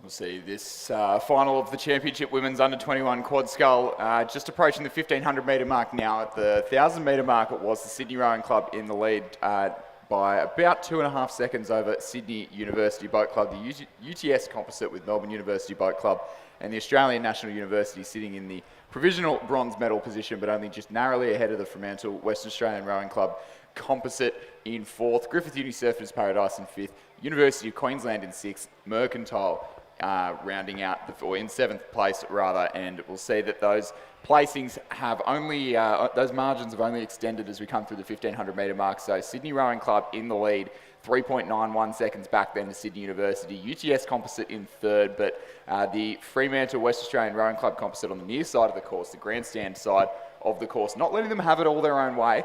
Only about a third of a boat length separating the 3rd and 4th place crews. So a great battle unfolding in the final 450 metres of the course here at the Sydney International Regatta Centre for the minor placings in this Championship Women's Under-21 Quad Scull final. And just going through the rest of those crews, Mercantile in lane 6, Abigail Cox, Olivia Nan, Emma Gebbert, Felicity Murray, coached by Sam Fennessy and Annabelle Eaton. Lane 7 from UTS, ANU and Melbourne University, Sarah Fard, Meg Cartwright, Ollie Moran, Amelia Cooper, and coached by Katie Healy, Connor McConville and Nigel Harding. And then Fremantle West Australian Composite, Tanika Webb, Akila Ambrosino, Holly Cannon, Charlotte Broad, and they're coached by Stefano Belosso. Out in front, though, it is Sydney Rowing Club, a boat length ahead of Sydney University, and then that UTS ANU Melbourne University Composite sitting in 3rd place, but being pushed hard by the West Australians from Fremantle and the West Australian Rowing Club. But we're now into the last 100 metres or so. Sydney Rowing Club, they've led from start to finish, and they've got a little bit over a boat length ahead of the 2nd place Sydney University. Sydney University finishing hard, but it won't be enough to cover up the ground made up by Sydney Rowing Club early on in the race. the UTS combination in lane 7, moving on Sydney University Boat Club, but likewise it'll be Sydney Rowing Club to take the gold medal in the Championship Women's Under-21 Quad Scull. Sydney University Boat Club about a length and a half behind in second place. UTS ANU Composite in third. The Fremantle West Australian Rowing Club combination on the grandstand side of the course in fourth place. Griffith University Surfers Paradise in fifth place. University of Queensland behind them. Mercantile in lane 6 will then be next across the line. And the UTS, the all UTS combination in lane 5 to round out the field. So a strong win there for Sydney Rowing Club. Lisa Page, Megan Hatfield, Talisa Noak driver, Laura Seifer, coached by Lachlan Carter, Felix Stew and Donovan Seck. Coming down the course now, it's the men's under-21 quad sculls, sponsored by the Regatta Shop, Sydney and Nepean, the current champions. Lane 1 from Sydney University, Sam Bristow, Edward Nutt, Hugo Hobbs, Hamish Danks, coached by Don McLaughlin. Lane 2 from Sydney Rowing Club, Nicholas Whalen, Charlie Hine, Alec Hoskin and Gordon Applecrin. Lane 3 from Sydney Rowing Club, Oliver Marloris, James Fredrickson, there are two James Fredricksons and Gabrielle Carmody. Lane 4 from Toowong, Moss Murphy, Roden Martin, Mitchell Bridge, Darcy Watter, coached by Mark Game and Leo Karadimitris. Lane 5 from Sydney University, Alexander Page, Charlie Carr, Leo Burkett Doyle, Oliver Klotz, coached by Don McLaughlin. Scratching lane 6, lane 7, West Australian Rowing Club, Aria Almasi, Apollo Solomon, Lachlan Maroney, Charlie Stevenson, coached by Stefano Belosso. Lane 8, Adelaide Uni, Edward Chipperfield, Jude Shermer, Max Henry, Fraser Balnaves, coached by Sam Morton and Nicholas Mitchell. Now we've got an absolute rip snorter unfolding here in front of the grandstand, ladies and gentlemen. At the 1500 metre mark, it was Sydney University in the lead, but only by about a foot from the Sydney Rowing Club crew on the far side of the course in lane 2. That's Wayland, Hine, Hoskin and Applecrin. The Sydney Rowing Club crew in lane 3, that's Maroulis, Fredrickson and Carmody, were sitting in third place. All three crews could be separated by 0.8 of a second, so not much in it. I'll just rephrase myself. So that was the Toowong crew sitting in third place at the 1500 metre mark. So the crew in lane 4, Moss Murphy, Roden Martin, Mitchell Bridge, Darcy Water, that was sitting in third place at the 1500 metre mark. And it is absolutely coming down to the wire, ladies and gentlemen, in the last 200 metres of the race. Sydney Rowing Club lifting their rating and pushing Sydney University really hard in the closing stages. Toowong Rowing Club not out of the mix yet either. They're sitting in third at the 1500 metre timing point and they are moving on the field. It is absolutely neck and neck as we come into the final 10 strokes of the course. Sydney University Boat Club have led this championship men's under-21 quad scull from start to finish, and they're still out ahead, but only narrowly. Sydney Rowing Club looking to come back and flip and make it 2 from 2 in the under-21 quad sculls, but Sydney University Boat Club will hang on narrowly. A canvas lead. Sydney University Boat Club will take the win from Sydney Rowing Club in second place. Our bronze medalists will be our visitors from Toowong in lane 4. West Australian Rowing Club in lane 7 there will cross the line in 4th place. Adelaide University will cross the line in 5th place. The Sydney University number 2 crew in the centre of the course in 6th, and the second Sydney Rowing Club crew in 7th place. Bloody great racing this morning, Stuart. Fantastic racing this morning. We now turn our attention to the presentation of medals for the Championship PR3 Women's Pairs and the Championship PR3 Coxed Fours. The silver medalists in the PR3 Coxed Fours from Community and Bundaberg Rowing Clubs: Rebecca Markwell, Christian Lane Krebs, Fiona Jackson, Sam Shalhoub, Anne Craig. They're coached by Anne Craig, Liam James and Barbara Ramjam.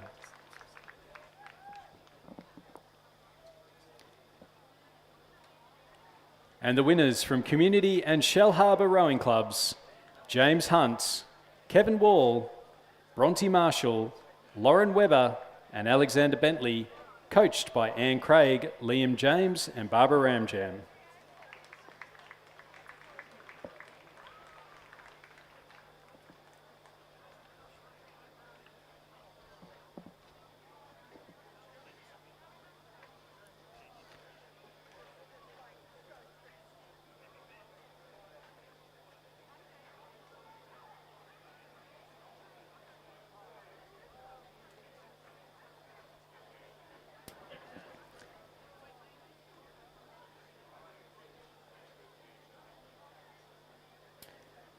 The medals are being presented by Rowing Australia board member Rachel Kinnemeth.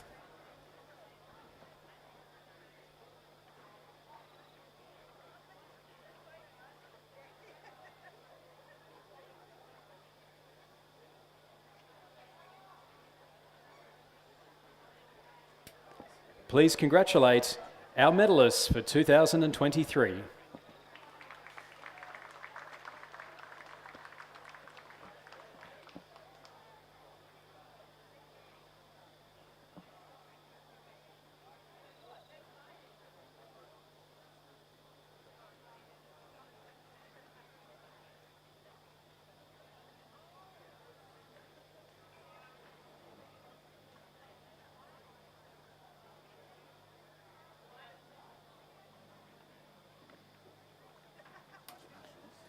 Presentation of medals for the Championship Women's Pairs, PR3 Pairs, presented by Rowing Australian board member Rachel Kinnemeth. Representing Mercantile and Banks, Susanna Lutz and Jessica Gallagher.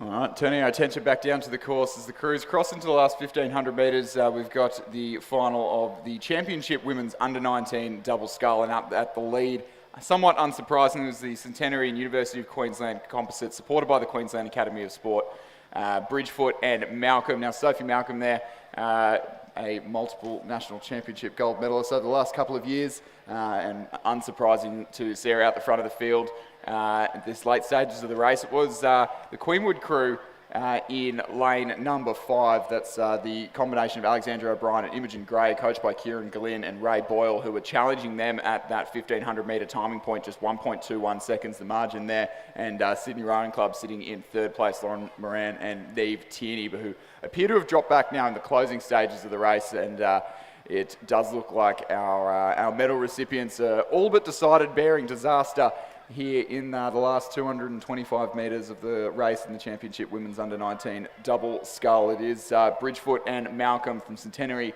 and the University of Queensland. They've led start to finish. A good challenge from Queenwood to stick with them the entire way down the course, and the Centenary and University of Queensland composite just starting to break clear water now as they enter the red buoys of the last 100 metres of the course.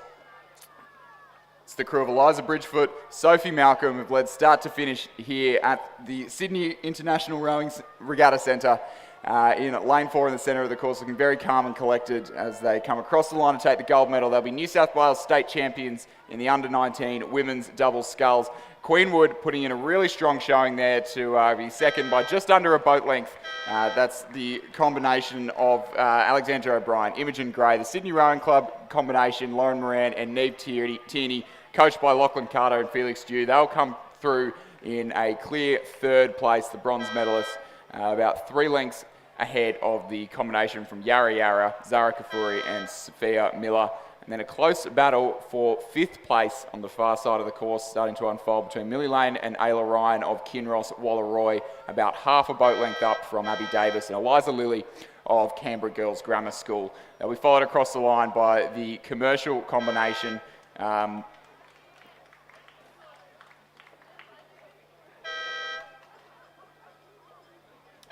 of Melina Wilcox and Bethany Harvest. Canned follows them, and then the lane 3 combination from Nepean and Leichhardt Rowing Clubs to round out the field.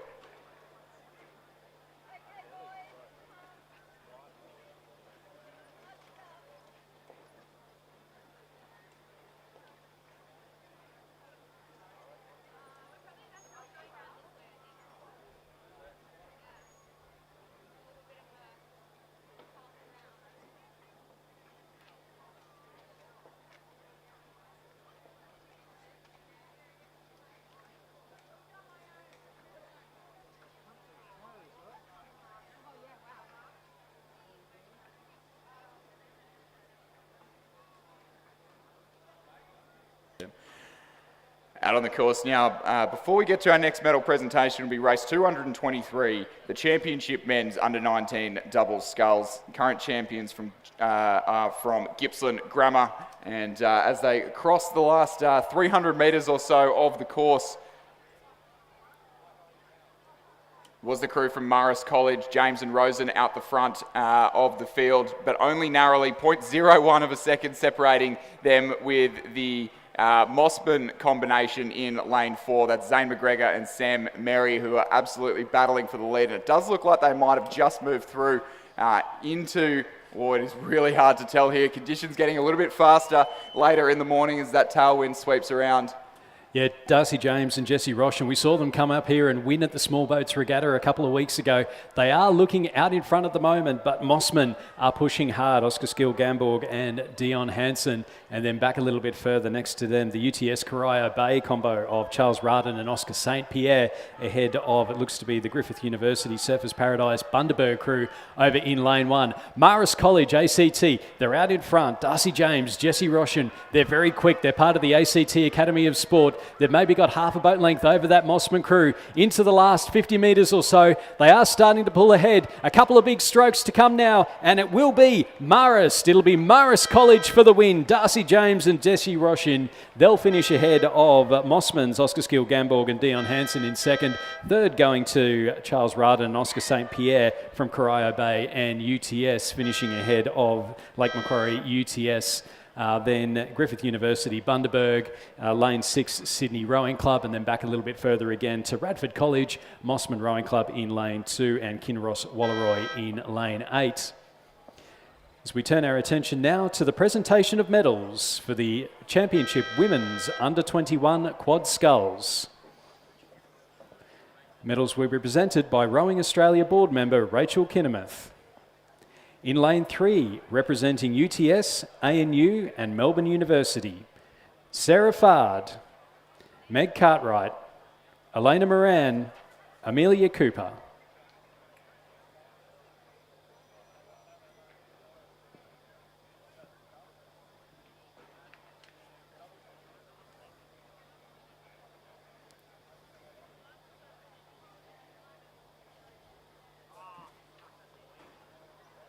Silver medalists, representing Sydney University, Lily Gavin, Tiffany Bota, Sophia Whiteman, Zoe Bond,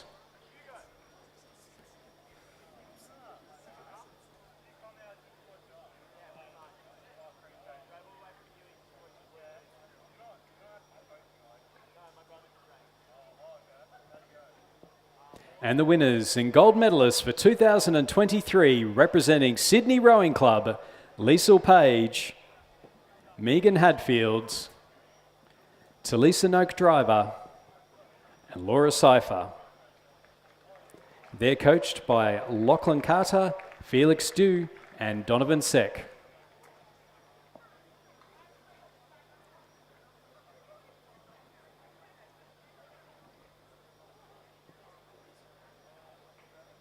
Please congratulate our 2023 medalists.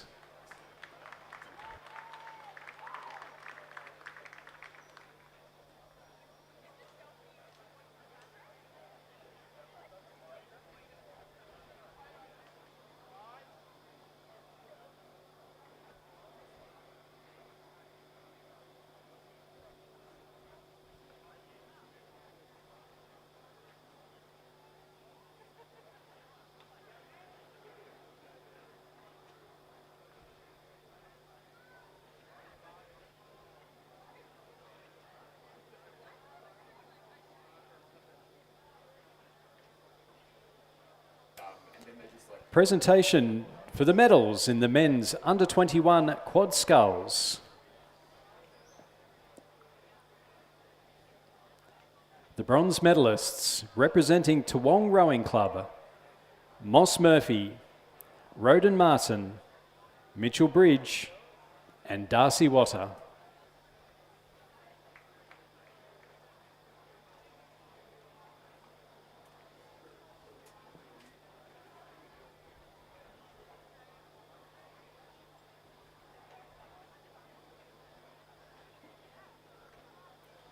Silver medalists representing Sydney Rowing Club, Nicholas Whalen, Charlie Hine, Alec Hoskin and Gordon Applecrin.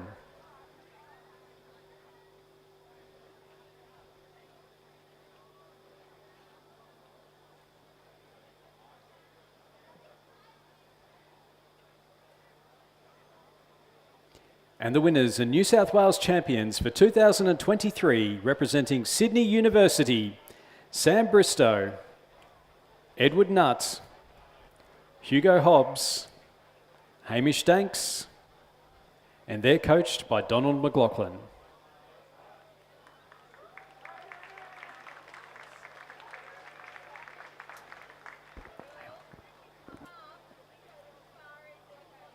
Please congratulate our 2023 Under-21 Men's Quad Scull medalists.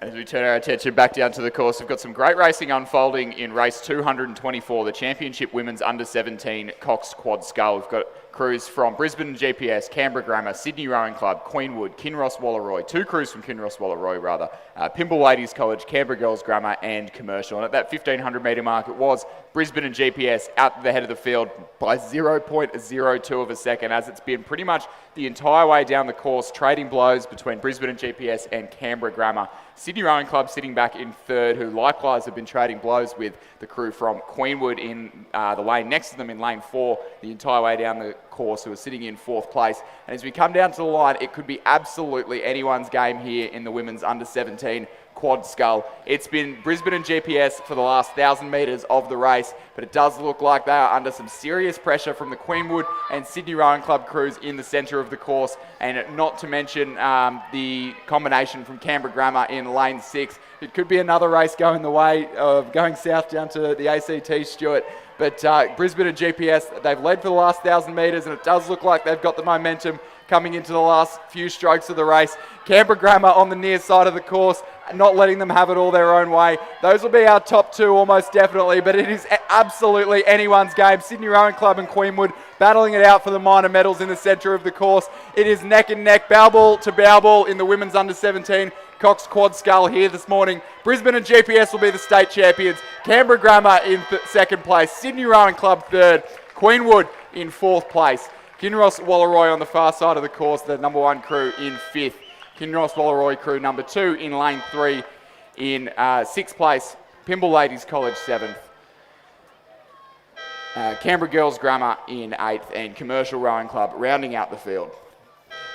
Again, another exciting finish there. Brisbane and GPS coming through with the win in a provisional time of 7 minutes 33.07, 0.65 between first and second there. Very tight finish. Brisbane and GPS finishing ahead of Canberra Grammar and Sydney Rowing Club.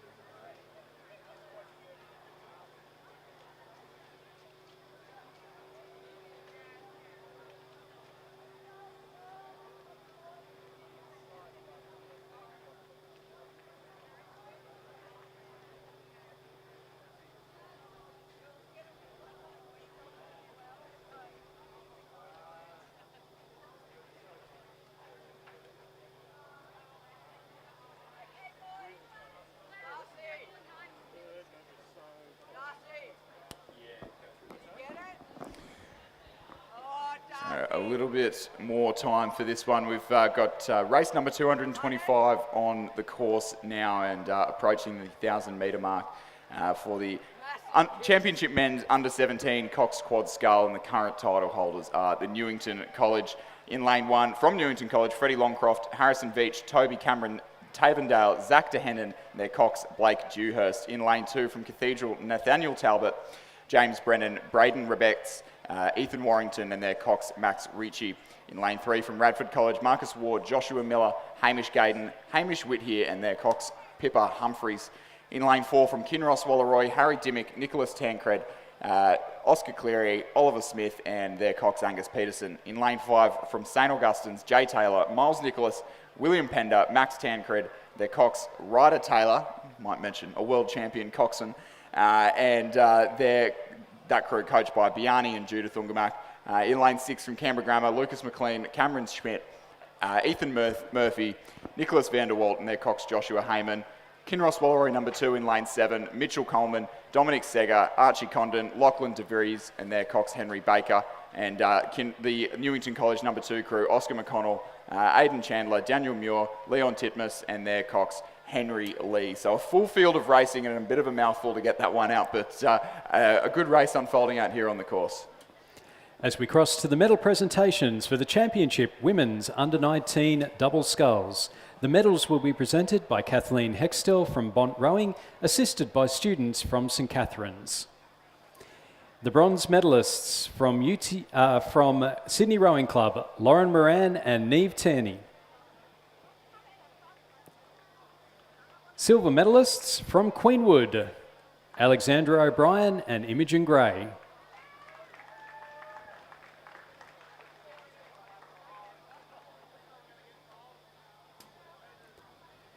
And the 2023 gold medalists and state champions representing Centenary and the University of Queensland, Eliza Bridgefoot and Sophie Malcolm. They're coached by Gus Rodero and Ben Southwell. Please congratulate our 2023 champions and medalists. And a little bit of a change of pace out on the course after the last few absolutely ding-dong finishes we've had here this morning. It has been the Kinross Walleroy number 1 crew in the centre of the course. Harry Dimmick, Nick Tancred, Oscar Cleary, Oliver Smith, their Cox, Angus Peterson. That crew is coached by Benjamin Watt. They have been our race leaders for the best part of the race. They had an 11-second lead at the 1,000-metre mark, and we'll get some numbers on their lead at the 1,500-metre mark, but a pretty comfortable, demanding view of the rest of their competitors on the course as they cross the last 175 metres of the race here. It was Canberra Grammar, St Augustine's and Kinross Walleroy number 2 who were bow ball to bow ball in the contest for the minor medals at the 1,500-metre mark, and it does look like it is still those crews in lanes 5, 6 and 7 who are still in contention for the minor medals. It'll be Kinross Walleroy number 1 who will come across to a fairly significant lead. There, Cox and Benjamin Watt sticking his head up in the closing stages, looking for those opposite crews. He won't be able to see them. Kinross Walleroy will be our state champions in the Championship Men's Under-17 Quad Scull. St Augustine's coming out best of that tussle for the minor medals in lane 5. They'll come across for the silver medal position, and then the crew in lane 6 from Canberra Grammar, just 3/4 of a boat length behind, will take the bronze medal. Kinross Walleroy number 2, just outside the medals in 4th place. The combination in lane 3 from Radford College in 5th. Newington, our last year's champions in lane 1, will cross the line in 6th. Cathedral in 7th, and the Newington number 2 crew just narrowly behind to round out the field.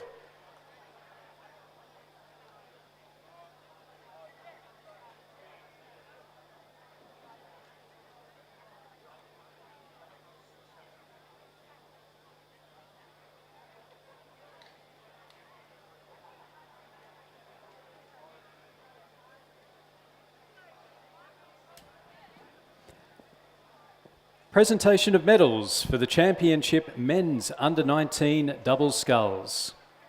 The medals will be presented by Rowing Australian board member Rachel Kinnemouth and assisted by students from St Catherine's.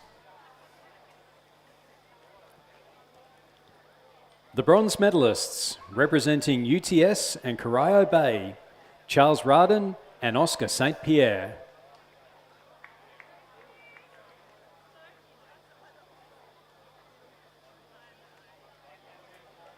Silver medalists representing Mossman Rowing Club, Oscar Skill Gamborg and Dion Hansen.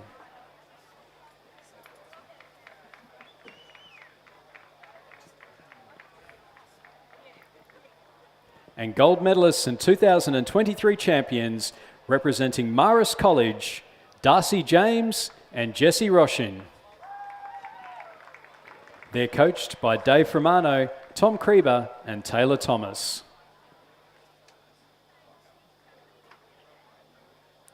Please congratulate our 2023 champions and medalists.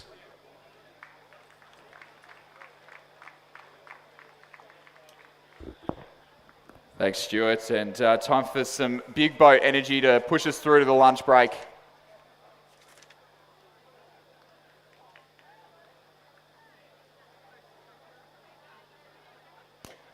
I'll correct myself there. Some big boat energy to push us through to the schoolboy and schoolgirl singles and then through to the lunch break. So on the course now, race 228, the Championship Women's Elite 8 for the New South Wales Sports Club Centenary Trophy. That race sponsored by Mobius. The current title holders, the Sydney University Boat Club, and we'll see them making a strong showing in the centre of the course now.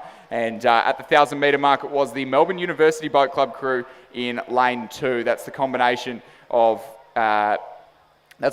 Romy Cantwell, Eliza Gaffney, Sarah DeUre, Amanda Bateman, Laura Foley, Sarah Marriott, Jean Mitchell, Lucy Steffen, and their coxswain, Amelia Coughlin, that crew coached by Connor McConville, that were making the best of things at the halfway point of the race, 4 seconds ahead of the field. That's well over a boat length at the 1,000 metre mark from the Sydney University crew, our current champions in lane 5. That's Georgie Gleeson, Ella Mencines, Emily Shepherd, Rowena Meredith, Tara Rigney, Zoe McKellar, Jamie Ford, Eleanor Price, Talia Barnett Heppels, that crew coached by Alfie Young, sitting in second place, just about half a boat length ahead of the Mercantile crew, Louisa Bongrain, Bronte Cullen, Anna Morrison, Sophia Reiner, Jess Morrison, Mimi Tuddenham, Katrina Wary, Paige Barr, and their cox, Hayley Verbunt. Those were our 3 provisional medalists at the halfway point. Sydney Rowing Club just half a second behind in 4th place. Grace Cipher, Evie Thompson, Eliza Dunlop, Izzy Farah, Caitlin McManus-Barrett, Harriet Hudson, Lauren Graham, Lexi Northduft, and their coxswain, Hannah Cowart, coached by Lachlan Carter, that was sitting in 4th place. But it is still the crew from Melbourne University Boat Club in lane 2 who have a commanding lead over the field. Their competitors not letting them have it their own way, but certainly will be a lot of ground to make up in the last 325 metres of this 8th race. The Melbourne University combination looking very tidy out the front of the course. A good battle starting to heat up in the centre of the course between Mercantile Boat Club and Sydney University. They've been hard to separate the entire way down the course, and at the 1,500 metre mark it was still Sydney University Boat Club. Mercantile showing a very strong showing in this last 500 metres to try and turn that result around. Definitely nothing decided in the minor medals. It will still be Melbourne University Boat Club as they storm towards the Red Boys of the last 100 metres of the course. They will, barring disaster, be our state champions and taking home the New South Wales Sports Club Centenary Trophy this morning. Melbourne University Boat Club, that's Romy Cantwell, Eliza Gaffney, Sarah DeUre, Amanda Bateman, Laura Foley, Sarah Marriott, Jean Mitchell, Lucy Steffen, their cox, Amelia Coughlin. They will be our state champions, but a great race for second place hotting up. Mercantile Boat Club have been sitting behind Sydney University Boat Club for the last 1,000 metres of the race. It is bow ball to bow ball for second place. Melbourne University Boat Club in the gold medal position. Mercantile Rowing Club coming over the top of Sydney University Boat Club in the dying stages of the race. Mercantile Rowing Club for the silver medal, just a foot ahead of Sydney University Boat Club in bronze. Sydney Rowing Club will cross the line in 4th place. University of Queensland in 5th. And rounded out by, we have failed to mention, but our visitors from Team Vietnam to round out the field.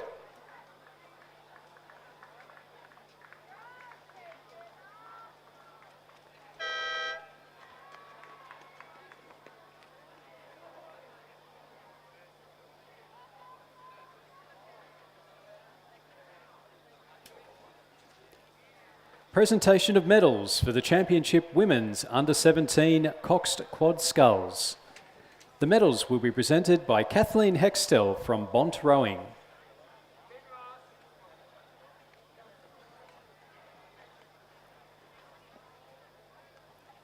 Bronze medalists from Sydney Rowing Club, Georgina Stevenson, Isabel Yardley, Amelia de Villiers, Grace Bennett, Matilda Marconis.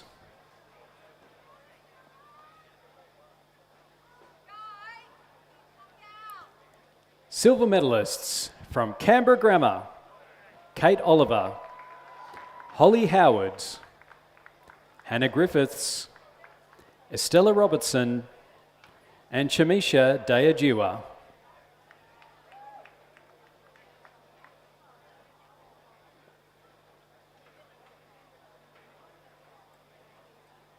And our gold medalists and champions for 2023, representing Brisbane and GPS, Gabrielle Ryan, Danielle Watt, Eva Hosking, Astrid Thomas, Gracie Gascoigne. They're coached by Maddie Pacquiella and Nigel Stubbs. Please congratulate our 2023 champions and medalists.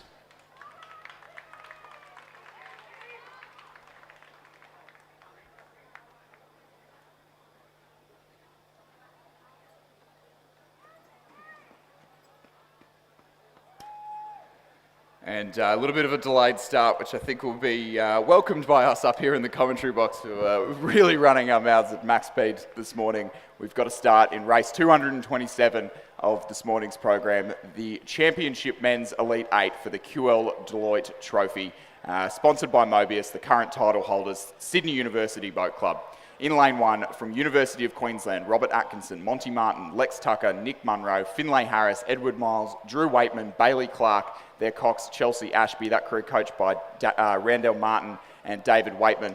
In lane 2, from the Melbourne University Boat Club, we have Nick Smith, William Ackerman, Fraser Miscamble, Charlie Batruni, Hamish Winpope, Simon Keenan, Ben Canham, Rowan Lavery, and their cox, Lucy Burnell. In lane 3, from UTS Rowing Club, we have Joshua Wilson, Nicholas Pender, Mackenzie Thompson, Alexander Wood, Torben Ungemark, Tim Masters, Paddy Holt, George Finlayson, and their cox, Terry O'Hanlon, who I'm reliably informed this is his 50th New South Wales State Championships. That crew coached by Matthias Ungemark and Tim McLaren. In lane 4, from Melbourne University, Tom Foley, Felix Oliver, Kane Grant, Luke Cornegel, Tyler Mason, Winston Hooper, Lucas Matic, their Harry Fox, and their cox, Nicholas Geglorotis.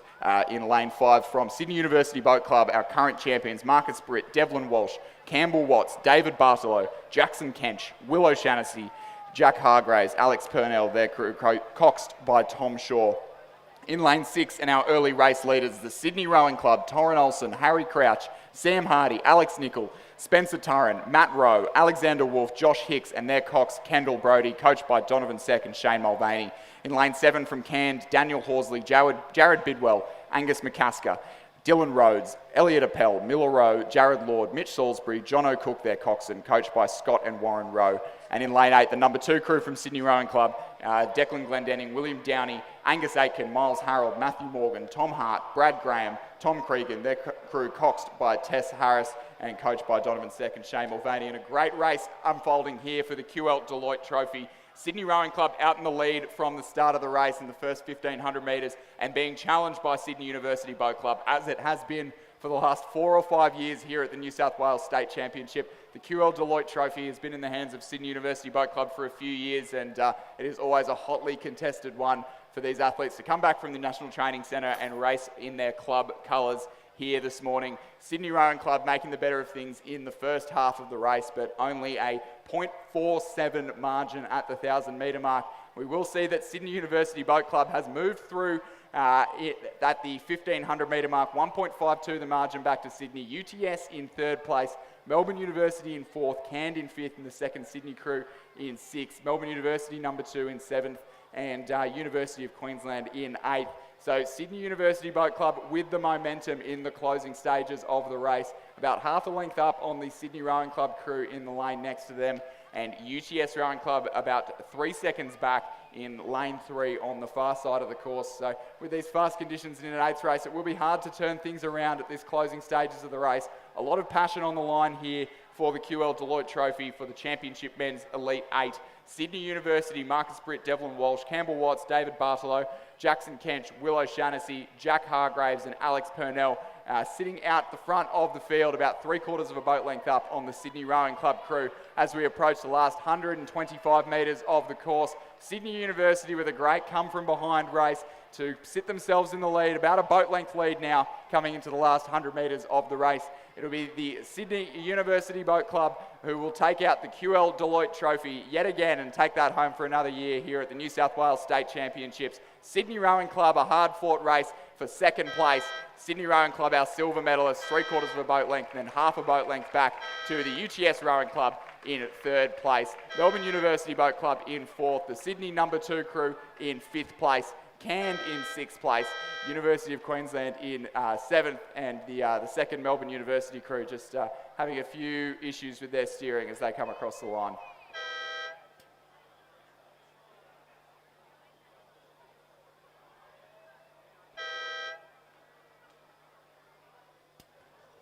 Presentation of medals for the Championship Men's Under-17 Coxed Quad Sculls. Medals will be presented by Bont Rowing's Kathleen Hextel and assisted by students from Kinross Walleroy. In bronze medals winners from Canberra Grammar School, Lucas McLean, Cameron Schmidt, Ethan Murphy, Nicholas Vanderwalt, and coxed by Joshua Heyman. Silver medalists representing St Augustine's, Jay Taylor, Miles Nicholas, William Pender, Max Tancred, and coxed by Ryder Taylor.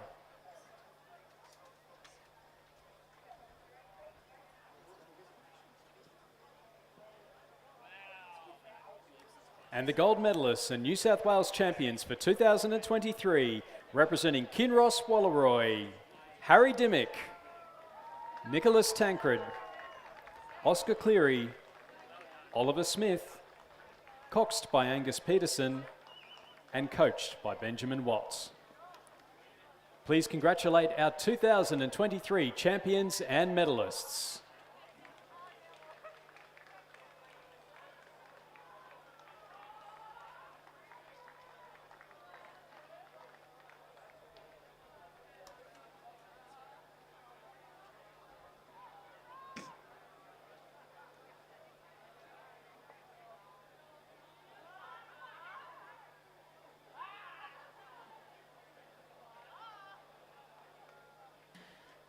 And turning our attention back down to the course now, third last race of this morning's program, race 228, the Championship Men's Elite Lightweight 8, sponsored by V Insurance for the Alan de Bellin Trophy. The current title holder, Toowong Bank Sydney University Boat Club, Mercantile, Melbourne University and Canberra Rowing Club combination. Not quite as many smorgasbords of composites here, but they are all composite crews still. As is often the way, unfortunately, in lightweight rowing. But in lane 4, we've got a composite from Toowong, the University of Queensland, and Mercantile. Mac Russell, Oscar Tyrrell, Tom Daly, Sam Daly, Riley Williams, Christian Place, Austin Dipple, Jack Bowser, and their cox Asher Underhill. I'll be referring to that as the Queensland composite from now on. The Mercantile composite in lane 5, Mercantile Banks and Barwon, represented by George Derham, Tony Lee, Lachlan Zigata, Stephen O'Sullivan, Jordan Roberts, Tom Hastings, Nick Zigata, and Benjamin Whitney, Phoebe Barrett, the cox. And in lane 6, the UTS composite with Adelaide University, Mattis Ferrier, James Waldersey, Zinc Bosco, Kyle Miller, Hugo Worm, Mitchell Moore, Charlie Moore, Jack Henderson, and their cox, Nick Rogers. It does look like at the, as their crews approach the 1500 metre mark, it was the Mercantile composite, the Victorian crew in the centre of the course who had made the best of things in the first 1,000 metres, crossing that 1,000 metres mark in a time 2:58, about 5 seconds ahead of the UTS Adelaide Uni combination in lane 6, and they in turn 2.5 seconds up on the Toowong composite in lane 4. So it doesn't look like we're going to see a repeat of last year's match race where the smorgasbord composite just got up over the UTS combination. In one of the tightest photo finishes that we've been privileged to witness here at the State Championships. It does look like in the lightweight 8 today it is a little bit more cut and dry in these quick conditions, with the Mercantile, Banks and Barwon combination in the centre of the course, opening up that lead, 8.28 seconds at the 1500 metre mark, and looking very comfortable with a really good read on the field as they approach the last 250 metres of the course. UTS and Adelaide University Boat Club on their left, sitting back in second place, and them in turn about 2.5 seconds still up on the Queenslanders on the far side of the course. So unlikely that we'll see too much change in the dying stages here of the Championship Men's Elite Lightweight 8 for the Alan de Bellin Trophy. The trophy that will be moving homes this year and moving to Victoria with the Mercantile Banks and Barwin combination, the crew of Derham, Lee, Zigata, O'Sullivan, Roberts, Hastings, Zigata, Whitney and their Cox, Phoebe, Barrett. That combination has led start to finish, looking very tidy out at the head of the field. Undoubtedly will be one to watch at our national championships in just over a month's time. It'll be the Victorians who cross the line, state champions in the men's elite lightweight 8.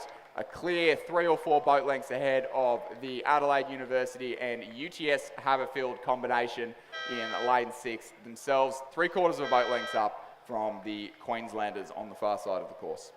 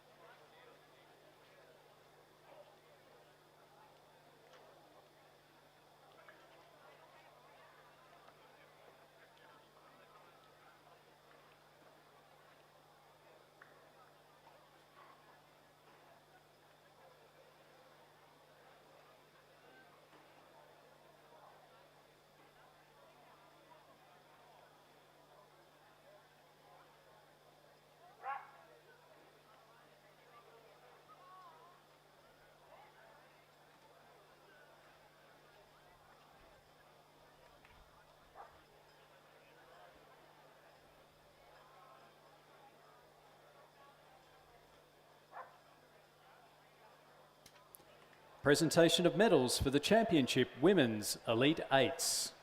The medals will be presented by Rowing Australian board member Brian Weir and Rowing New South Wales President Stephen Donnelly.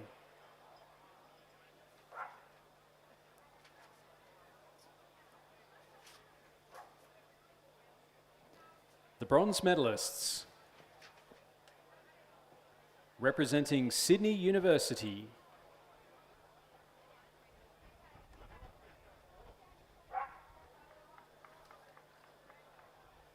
Georgie Gleeson, Ella Mentzines, Emily Shepherd, Rowena Meredith, Tara Rigney, Zoe McKellar, Jamie Ford, Eleanor Price, Talia Barnett-Heppels.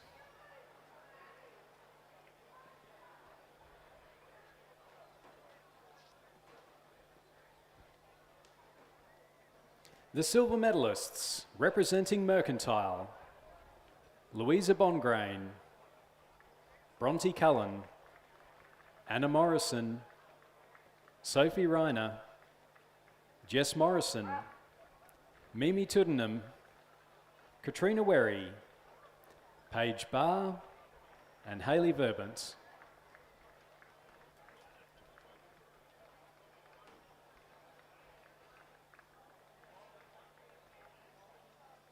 And the gold medalists and 2023 New South Wales champions, Melbourne University, Romy Cantwell, Eliza Gaffney, Sarah Diure, Amanda Bateman, Laura Foley, Sarah Marriott, Jean Mitchell, Lucy Stephan, and Emily Coughlin. They're coached by Connor McConville. And now Brian Weir will present the New South Wales Sports Club Centenary Trophy to Melbourne University.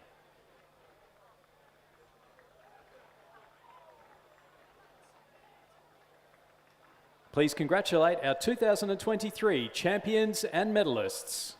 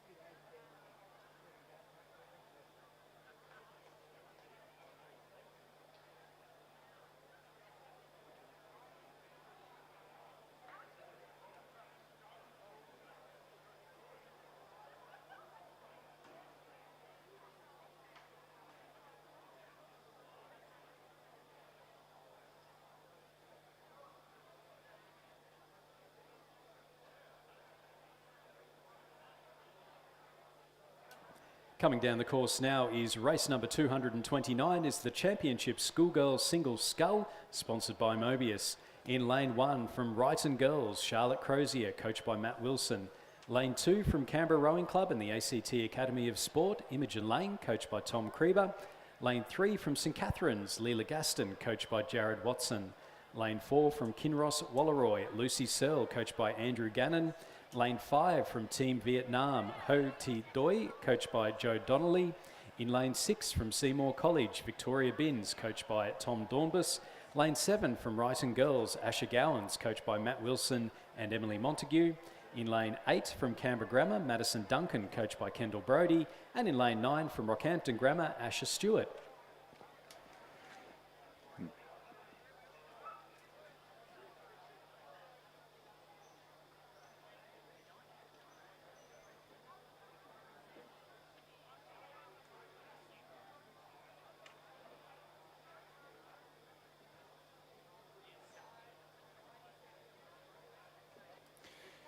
Stewart and our current race leader, Lucy Searle from Kinross Walleroy, in the centre of the course, that earned position through heats and semi-finals of the Championship Schoolgirls Single Scull. She's looking to keep that title at Kinross Walleroy, the last year's champion, Hannah Richardson of the same school. So Lucy Searle, coached there by Andrew Gannon, making good work of things. It's been start to finish lead. That margin at the 1500 metre mark was 7.5 seconds over Imogen Lang from Canberra. And support from Canberra Rowing Club, coached by Thomas Krieber. So she's sitting in the silver medal position. Sculler from Team Vietnam in the bronze. Seymour College, Victoria Binns in 4th. Gaston from St Catherine's. Crozier from Brighton Girls. Canberra Grammar's Madison Duncan sitting in 7th place rather. Brighton Girls and Rockhampton Grammar rounding out the field there of the Championship Schoolgirls Single Scull. But it is still Lucy Searle in that iconic blue boat of Kinross Walleroy. They don't commute all the way here from Orange to come second, and that is absolutely being proved true here on the course of the Championship Schoolgirls Single Scull. Start to finish lead for Lucy Searle. Hardly a competition coming from either side of her. But it will be, barring disaster, once again, Lucy Searle for the New South Wales State Championships. And then Imogen Lang from Canberra on the far side of the course, who's done well to stay within striking distance of the current race leader, sitting about 3 lengths behind there, and about 3 lengths ahead of the sculler from Team Vietnam, Ho Thi Doi, coached by Joe Donnelly. It was Lucy Searle who would take home the state championship in the Championship Schoolgirl Single Scull. Imogen Lang from Canberra, the silver medalist. Ho Thi Doi from Team Vietnam, the bronze medalist. And then pretty tight for 4th place. It'll come right down to the wire. I actually don't want to call that. I think it would have been Victoria Binns from Seymour College for 4th place, but that'll probably go to a photo up against the sculler from St Catherine's, Leela Gaston. And then the sculler on the far side of the course from Brighton Girls in lane 1, Charlotte Crozier. She'll be followed across the line by Madison Duncan from Canberra Grammar. Rockhampton Grammar's Asher Stewart to round out the field. Presentation of medals for the Championship Men's Elite Eights. The medals will be presented by Brian Weir, Rowing Australia board member, and Stephen Donnelly, President of Rowing New South Wales.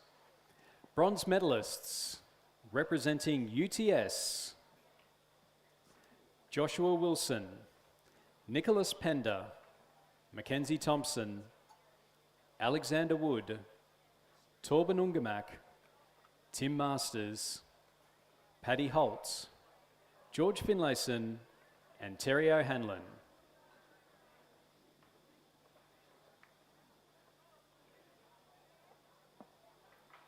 Silver medalists representing Sydney Rowing Club, Torin Olsen, Harry Crouch, Sam Hardy, Alex Nichol, Spencer Turren, Matthew Rowe, Alexander Wolf, Joshua Hicks, and Kendall Brody.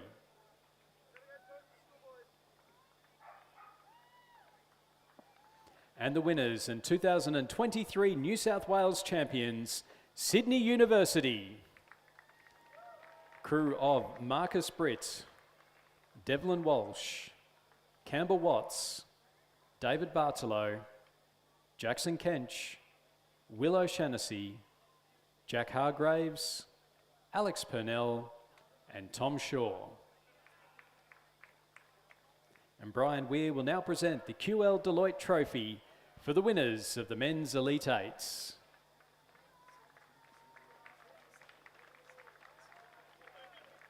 Please congratulate our 2023 champions and medalists.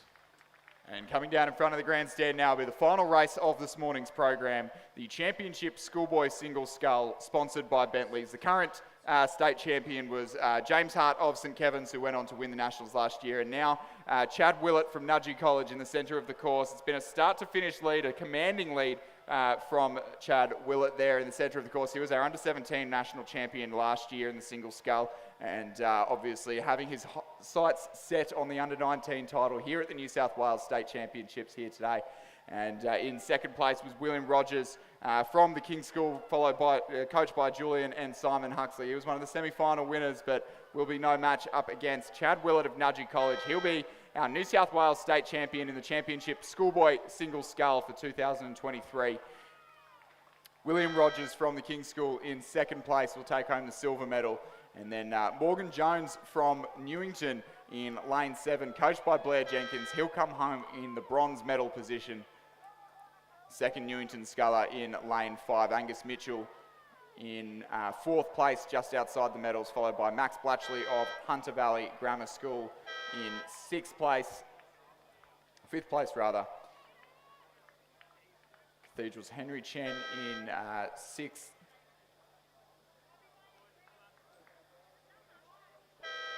Charles Carter from Morris College in seventh, followed across the line by Hunter Valley Grammar School's Hayden Williamson, coached there by Odin McIntosh and Rowan Hislop. And then rounding out the field in lane 8 and rounding out this morning's program will be Kinross Wallaroy, who are represented by Campbell Miller.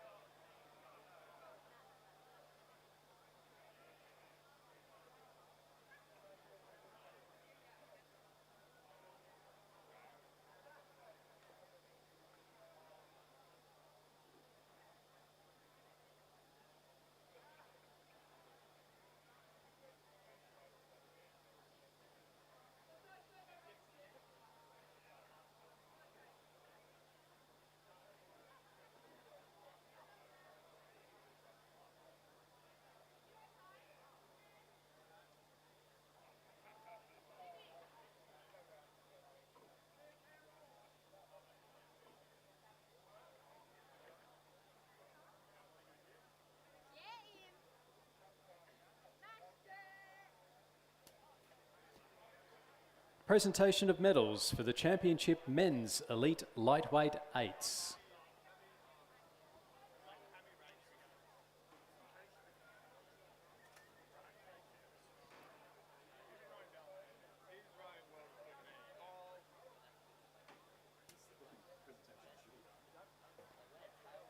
The presentations will be done by John Boltby. Silver medalists representing UTS and Adelaide University.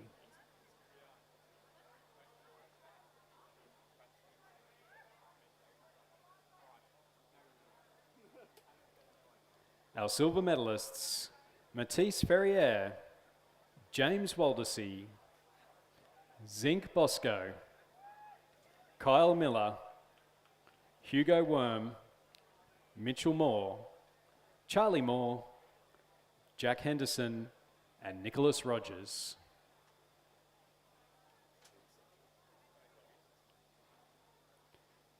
And the winners and New South Wales champions for 2023, representing Mercantile, Banks and Barwon, George Derham, Tony Lee, Lachlan Ziggiter, Stephen O'Sullivan, Jordan Roberts, Thomas Hastings, Nick Ziggiter, Benjamin Whitmey, and Phoebe Barrett.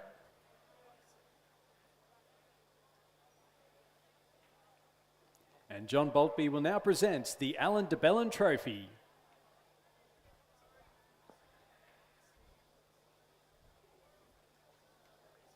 Please congratulate our 2023 champions and medalists.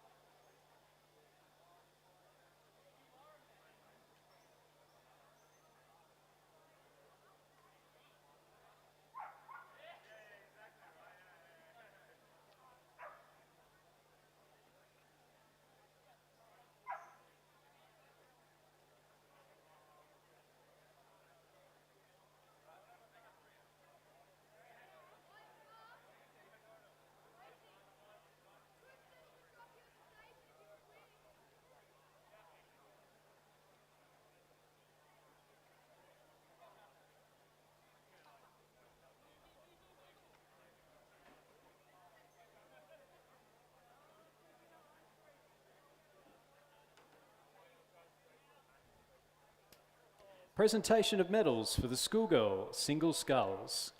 The medals will be presented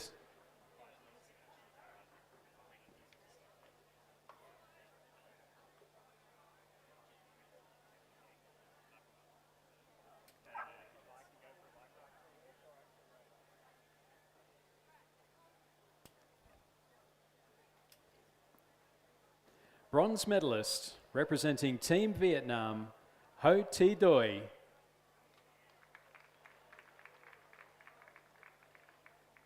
Silver medalist representing the Canberra Rowing Club, Imogen Lang. And gold medalist representing Kinross Walleroy, Lucy Searle. Lucy is coached by Andrew Gannon. Please congratulate our 2023 champion and medalists.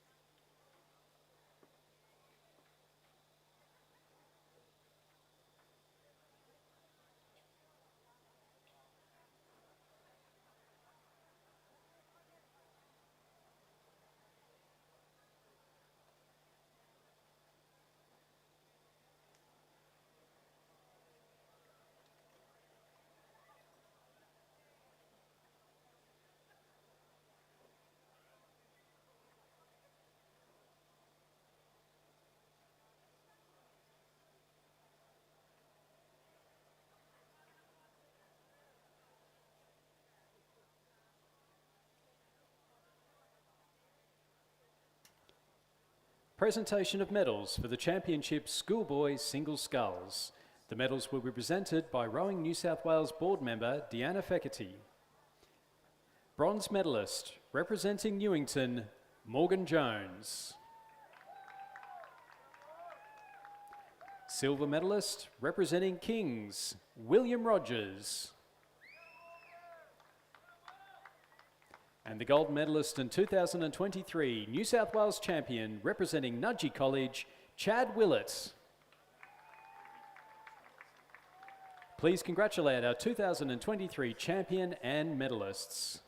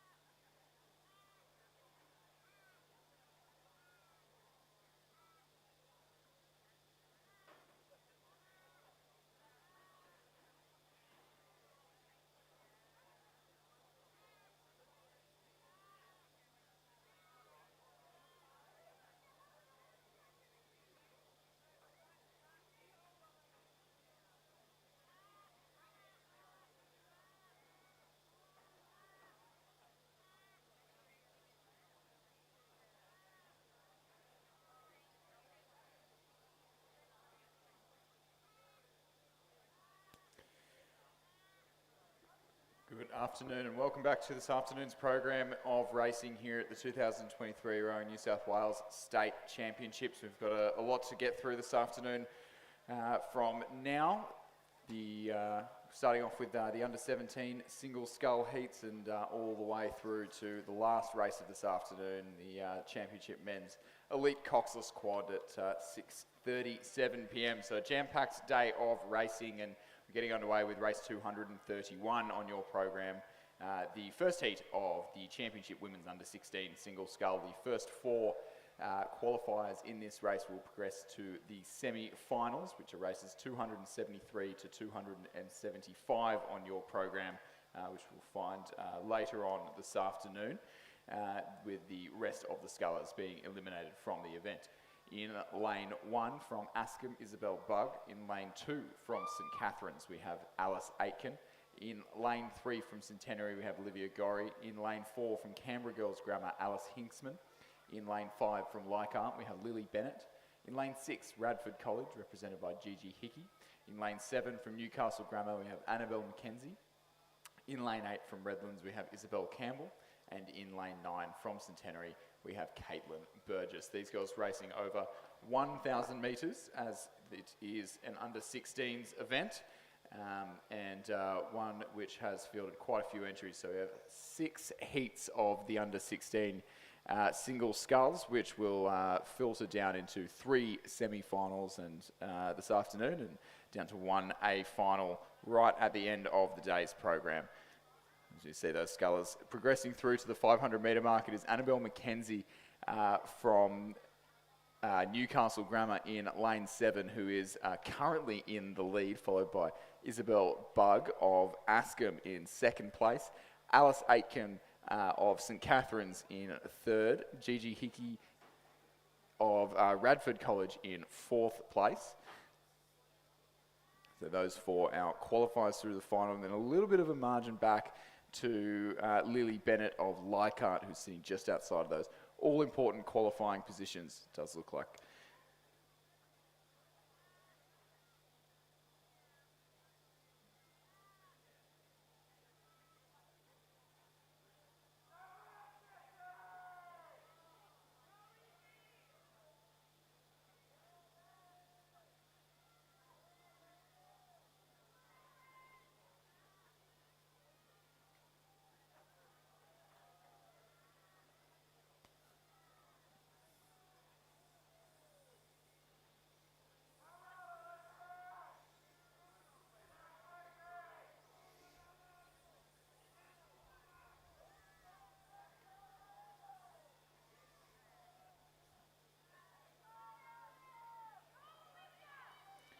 Looks like as we come towards the last 125 metres of the race, it is still going to be the sculler from Newcastle Grammar, Annabelle McKenzie, who is leading down to the line in these very fast conditions. A good late surge from Isabel Bugg from Askham on the far side of the course, who, despite the low rating, does seem to be moving through the field in the closing stages of the race.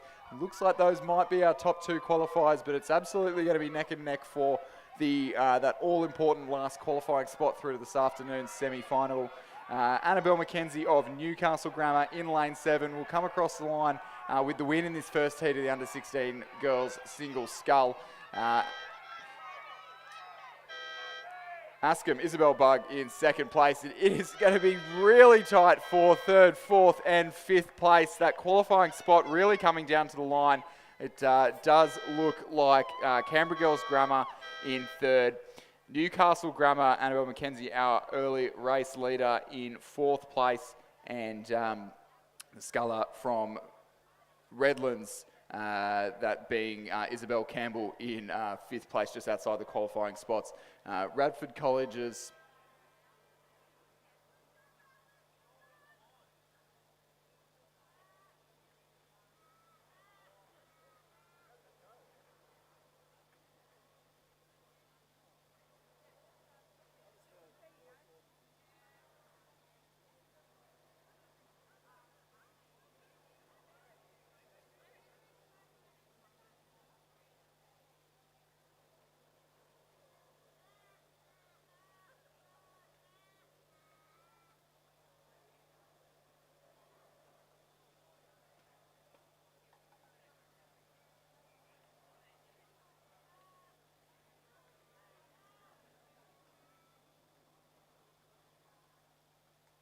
Heat 2 of the Championship Women's Under-16 Scull is now in progress, with Xenia Palmer from Sydney Girls in lane 1, Sophie Robertson from Centenary in lane 2, Ruby Warner from Redlands in 3, Claudia Chun-Tai from Cathedral School in 4.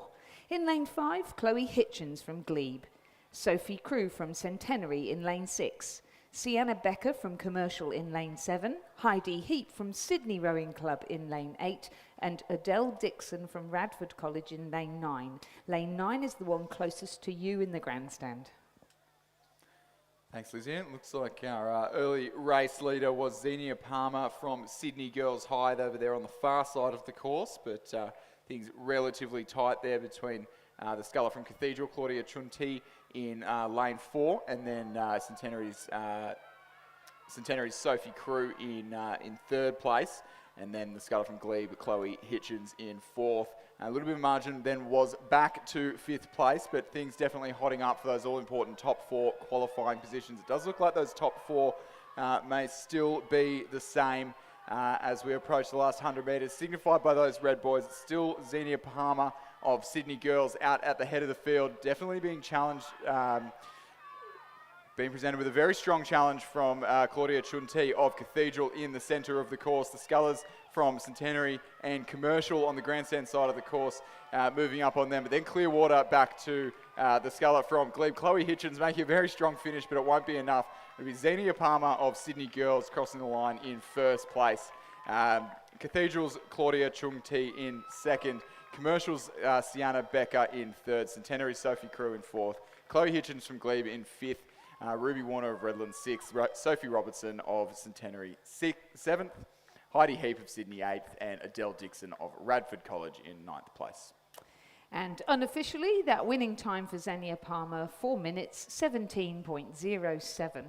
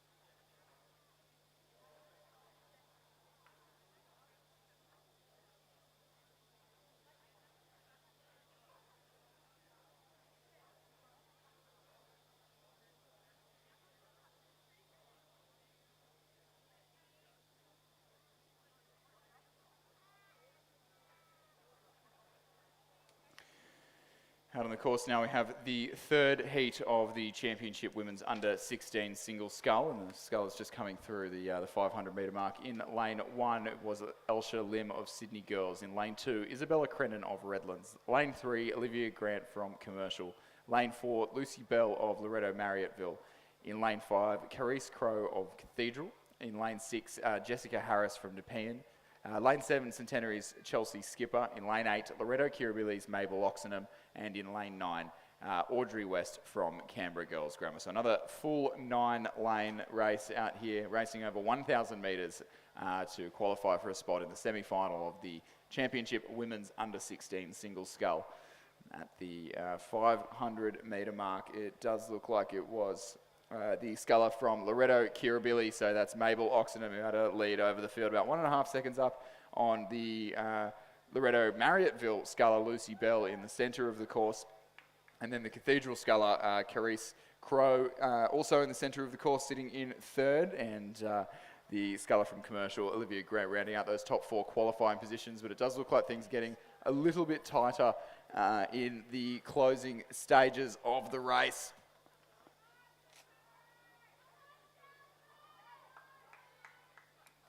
These girls putting it all on the line to battle out for those 4 qualifying positions. They'll be back on the course again this afternoon, at least one more time. And for the victorious few who make it through to the final, 2 more races to go for these girls this afternoon. Looks like it's still going to be our sculler from Loreto Kirribilli, Mabel Oxenham at the head of the field, closest to us in lane 8, 2 out from the grandstand. The sculler from Commercial on the far side of the course in lane 3. Olivia Grant seems to have moved up the field, securing herself into the qualifying position next to the Loreto Marriotteville sculler in lane 4. And then it's going to come right down to the line between the scullers from Nepean, Jessica Harris, and Loreto Marriotteville's Lucy Bell, or rather Cathedral's Carice Keogh. It'll be Jessica Harris and Nepean who just rose over the top of the Cathedral sculler to secure herself a spot in the semi-final. 6 across the line will be Isabel Crennan of Redlands, Canberra Girls Grammar's Audrey West in 7th, and crossing the line in 8th place will be the Chelsea skipper from Centenary Rowing Club. So just recapping the results there, in the 3rd heat of the women's under-16 single scull, it was a win for Mabel Oxenham of Loreto Kirribilli. 2nd was Olivia Grant of Commercial. 3rd was Lucy Bell of Loreto Marriotteville, and 4th was Jessica Harris of Nepean Rowing Club. Those 4 scullers progressed through to the semi-final. The remainder are eliminated, and that was 5th placed Carice Crowe from Cathedral, Isabella Crennan from Redlands, Audrey West from Canberra Girls Grammar, Chelsea Skipper from Centenary, and Elsha Lim from Sydney Girls. The winning time, 4 minutes, 17.97 seconds. The margins 2.51, another 2.51, and 1.84. Now we've got 6 heats in total, and heat number 4 is now in progress with Olive Glover of Kinross Walleroy in lane 1 on the far side, Lucy Mihaljevic of Radford College in lane 2, Chloe Robertson of Centenary in lane 3, Saskia Josipovic of Commercial in lane 4, Florence Hennessy of Loreto Kirribilli in lane 5, Noah Kepi of Sydney Girls in lane 6, Emily Boys of Nepean Rowing Club in lane 7. We've had 2 scratchings, that's Molly Tunney of Loreto Marriotteville and Matilda Marconis of Sydney Rowing Club.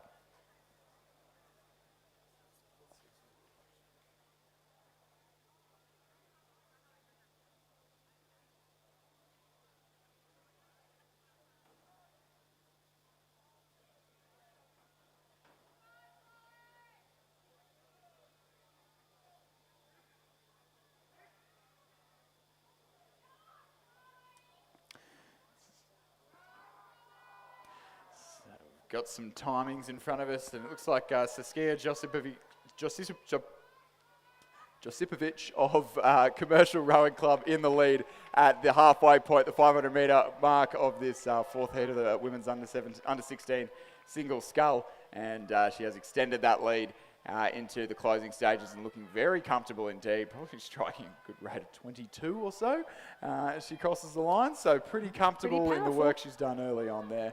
Yeah. But things absolutely hotting up in the minor placings for those all-important qualifying spots. The sculler from Loreto Kirribilli, Florence Hennessy, she was up there moving up into the qualifying spot, and she's really having to battle to hang on. A few issues with the steering perhaps there as she goes toe-to-toe with Noah Kepi of Sydney Girls High, and the Nepean sculler Emily Boyers on the near side of the course, keeping them honest. And it'll be those 3 will be the last 3 qualifiers into the semi-final, but very, very tight racing there. It'll be Noah Kepi of Sydney Girls in 2nd place, Nepean's Emily Boyers in 3rd, and Florence Hennessy of Loreto Kirribilli in 4th to round out the qualifying spots. Chloe Robertson of Centenary in 5th, Olive Glover of Kinross in 6th, and Radford College's Lucy Mihaljevic in 7th place. So confirming the progression then, from heat number 4 of the Championship Women's Under-16 Scull, progressing through to the semi-final will be Saskia Josipovic from Commercial, who was 1st. 2nds, Noah Kepi of Sydney Girls. 3rd, Emily Boys of Nepean, and 4th, Florence Hennessy of Loreto Kirribilli. Eliminated now from the event are Chloe Robertson of Centenary, Olive Glover of Kinross Walleroy and Lucy Mihaljevic of Radford College. The winning time for Saskia Josipovic, 4 minutes 24.86, but she won by a whopping margin of 9.26 and she wasn't pushed at all. And then Noah Kepi was 0.18 of a second over Emily Boyes, who in turn had 0.37 over Florence Hennessy. So some good racing coming up in the semi-finals at 4:16, 4:20 and 4:24. Heat number 5 looks as though it's about to start. In lane 1 from Centenary, Juliet Hudson, coached by Tanya Bremer. In lane 2, Stephanie Cheng from Sydney Girls, coached by Miku Johnson. In lane 3, Elkie Spiller from Cambry Girls Grammar, coached by Megan Chen. In lane 4, Isabel Egan from Radford College.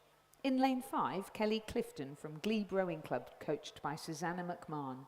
In lane 6, Erin O'Kane from Hunter Valley Grammar School, coached by Amelia Stennett, Kerry Blatchley and Rowan Hislop. In lane 7, Sabrina Koskar of Askham, coached by Marielle Caponis, Mitchell Caponis and Alexandra Butt. In lane 8, Vitti Young from Nepean Rowing Club, coached by Daniel Waddell. And in lane 9, Flo Vitch from Queenwood, coached by Ray Boyle.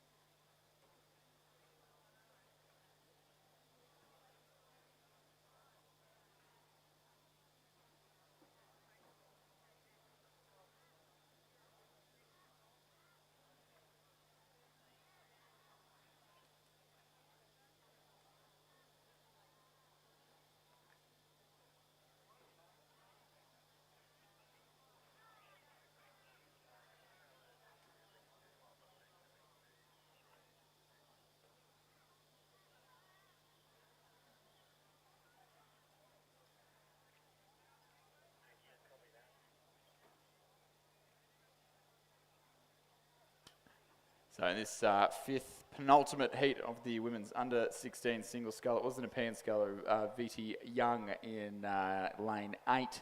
That's second out from the grandstand, who was leading at the 1,000, or the 500 metre mark, rather, the halfway point of this 1,000 metre race from Sabrina Kotsar of Askham. And it looks like those two are continuing to battle it out up the head of the field, but being well challenged by Radford's Isabel Egan and Glebe's Kelly Clifton in the centre of the course, and possibly even being joined by the Hunter Valley Grammar sculler of Erin O'Kane, who wasn't really featuring at the halfway point, but is well up in the mix for the minor placings now as the crews approach the last 150 metres of the race. I'd be keeping an eye on the two Radford scullers in the centre of the course.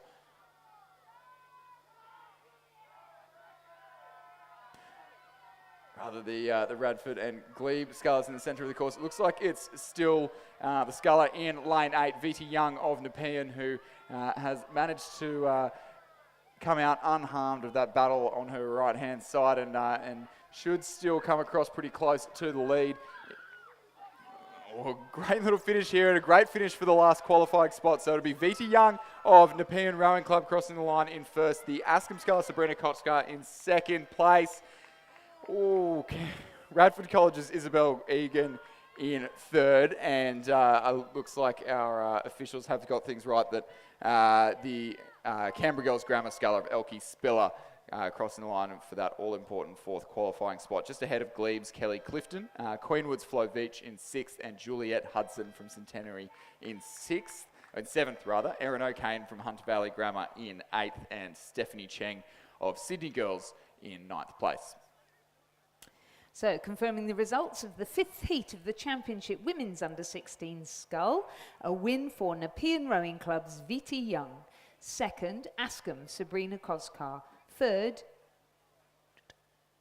Radford, Isabel Egan. And fourth, Canberra Girls Grammar, Elkie Spiller. Those four scullers progressed through to the semi-final. Fifth, Glebe, Kelly Clifton. Sixth, Queenwood, Flo Vitch. Seventh, Centenary, Juliet Hudson. 8th, Hunter Valley Erin O'Kane, and 9th, Sydney Girls Stephanie Cheng are now eliminated from the event. The winning time was 4 minutes 16.18, a margin of 0.94, 1.44 and 1.67. So again, pretty close. Our 6th and final heat has just started. In lane 1, UTS, represented by Julia Ungermach. In lane 2, Kinross Walleroy, represented by Lucy Reedy, coached by James Perrin. In lane 3, South Grafton High, Zoe Raywood, coached by Colin Lang, Johanna Tarrant and Adam Dewberry. In lane 4, Centenary, Jessica Smart, coached by Tanya Brenner. In lane 5, Trinity Lutheran, Molly Lomax, coached by Eric Rowan. In lane 6, from Mossman Rowing Club, Elise Coates, coached by Ben Whitewolf. In lane 7, from Mercantile, Kate McNeil, coached by Alexander Clark and Andrew McNeil. In lane 8, from Leichhardt Rowing Club, Grace Conry, coached by Isaac Shepherd. And in lane 9, from Queenwood School, Scout Ferguson, coached by Ray Boyle.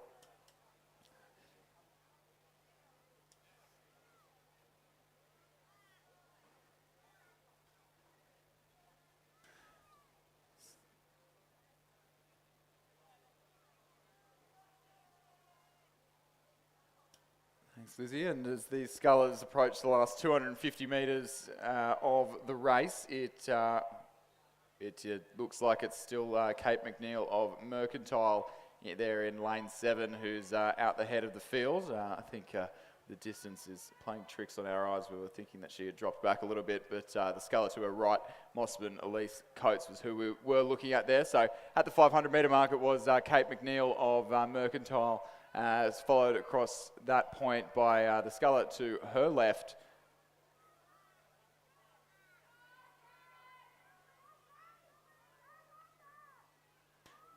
A little bit of some different rowers on the course to what we thought here, but it is definitely Kate McNeil of Mercantile Rowing Club in lane 7 who is leading the charge towards the line.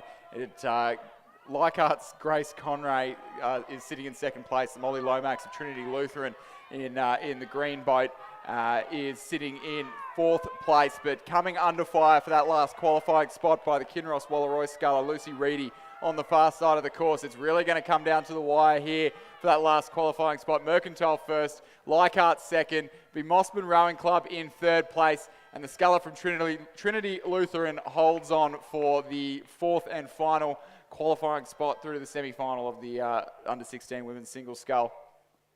UTS's Julia Ungermark in 6th place, Zoe Raywood of South Grafton High in 7th, and rounding out the field would be the sculler over in lane number 4, Jessica Smart from Centenary.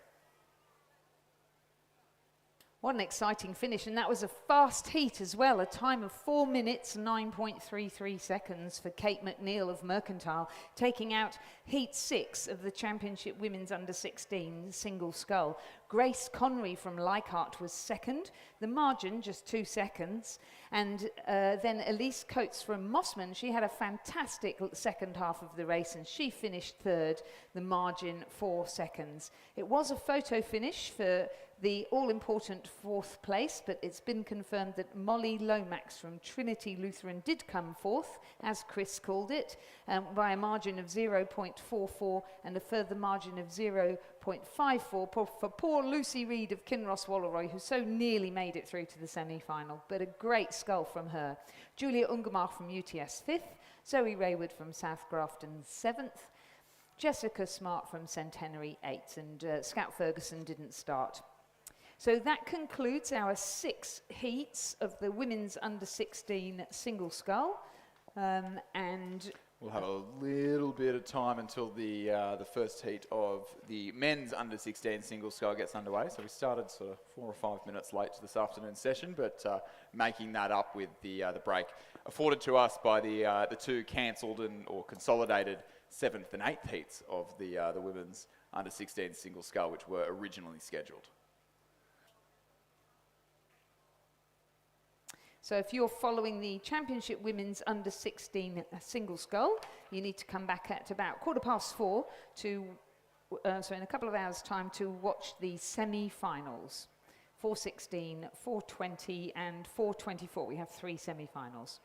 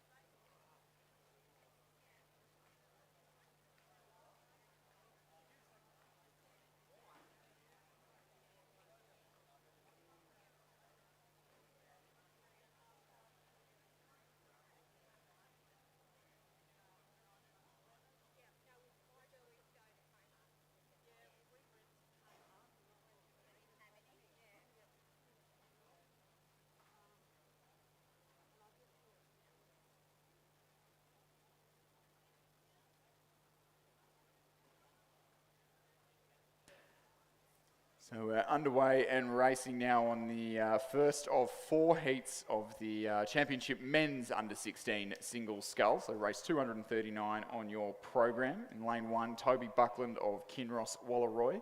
In lane 2, Hugo Ryan of Radford College. In lane 3, Harrison Skelly Osmond of Hunter Valley Grammar. In lane 4, Harrison Braithwaite of Marist College. And in lane 5, Ryan Hendry of Rockhampton Grammar.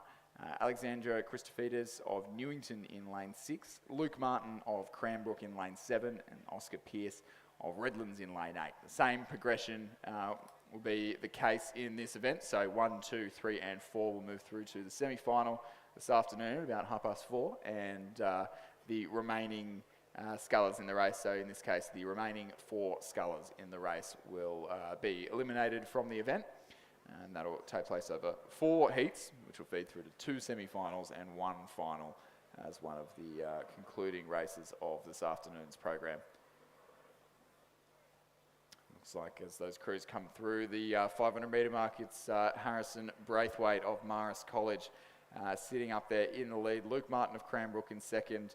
Alexander Christofides of Newington in 3rd place, and Toby Buckland of Kinross Walleroy in 4th. A little bit of a gap then forming back to Ryan Hendry of Rockhampton Grammar sitting in 5th.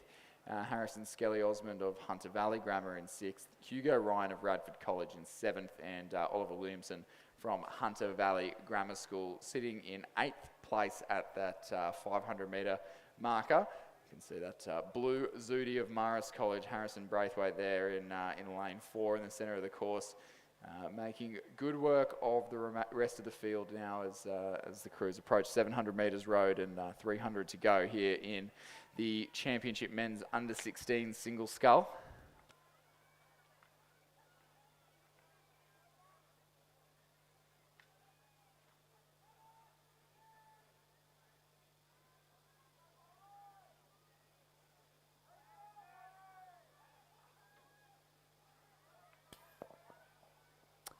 So through the 250 metre mark, and it is Harrison Braithwaite from Marist College who continues to lead over Luke Martin on the near side from Cranbrook, and Alexander Christofides from Newington, and the Kinross Walleroy sculler across there in lane 1, Toby Buckland. A little bit of a challenge coming from the Hunter Valley Grammar sculler, Harrison Skelly Osmond in the centre of the course, but in some faster conditions and up against a pretty class field here in the under-16 single. It will be too little too late at the closing stages here, and our top 4 qualifiers are pretty easily cemented by this stage. So it will be Harrison Braithwaite of Marist College looking pretty comfortable, as he'll glide across the line to a first place finish and secure himself a berth in one of the 2 semi-finals this afternoon. He crosses the line ahead of the Cranbrook sculler on the grandstand side of the course, Luke Martin. Toby Buckland of Kinross in 3rd, Alexander Christofides of Newington in 4th place, the Hunter Valley Grammar sculler, Harrison Skelly Osmond in 5th, Hugo Ryan of Radford in 6th place, Ryan Hendry of Rockhampton Grammar in 7th, and the Redlands sculler, Angus McInnes, coached there by Guy Morgan to round out the field. Confirming the results of the first heat of the Championship Men's Under-16 Single Scull. A win for Marist College, Harrison Braithwaite. 2nd, Cranbrook, Luke Martin. 3rd, Kinross Walleroy, Toby Buckland. And 4th, Newington, Alexander Christofides. Those 4 scullers progress through to the semi-finals, either at 4:28 or 4:32. Eliminated now from the event: 5th, Hunter Valley Grammar, Harrison Skelly Osmond; Radford College, Hugo Ryan; Rockhampton Grammar, Ryan Hendry; Redlands, Oscar Pearce. And our second heat of 4 is about to start. This is a progression also of the first 4 through to the semi-final and the remainder eliminated from the event. In lane 1 on the far side, representing Nepean Rowing Club, Oscar Parsons, coached by Daniel Waddell. In lane 2, Kinross Walleroy, represented by Lachlan de Vries, coached by Benjamin Watt. In lane 3, Hunter Valley Grammar School, represented by Thomas Foster, coached by James Patton, Odin McIntosh and Rowan Hislop. In lane 4, Manning Valley Anglican College, represented by Oliver Sampson and coached by Murray Doust and Hannah Smith. In lane 5, representing Radford College, Charlie Knight. In lane 6, representing Centenary, Charlie West, coached by Cody Elam Allen and Michael Swainston. In lane 7, Redlands, Angus McKinns, coached by Guy Morgan. And in lane 8, Newington College, Theo Downing, coached by Finn Tainch. At the 500 metre mark, it was Angus McKinns from Redlands who was leading by half a length over Theo Downing from Newington in the lane beside him. Oscar Parsons from Nepean Rowing Club was sitting in third position, Lachlan de Vries of Kinross Walleroy in fourth, and Charlie Knight of Radford College in fifth, and they were incredibly close, less than a second between each of them, and then less than 2 seconds back to Charlie West from Centenary. So a good close race at the halfway mark. As they progress down the course, well into the second half of the race now, the scullers are starting to separate out now. So Angus McKinns from Redlands looking pretty relaxed, good long, strong, powerful strokes, but managing to keep his bow ball ahead of Theo Downing of Newington in lane 8. And then across on the far side, the second battle is going on between Oscar Parsons of Nepean on the far side and the lane next to him, Lachlan de Vries of Kinross Walleroy. But a really good second half for Charlie Knight of Radford College, and he is drawing along with him Charlie West of Centenary, so they still sit in fifth and sixth position. But only 4 will go through. So it's a question of whether Charlie Knight from Radford College, who's now sitting up and raising his rate of striking, can actually push through Lachlan de Vries of Kinross Walleroy in lane 2. And can he catch up Theo Downing of Newington in lane 8?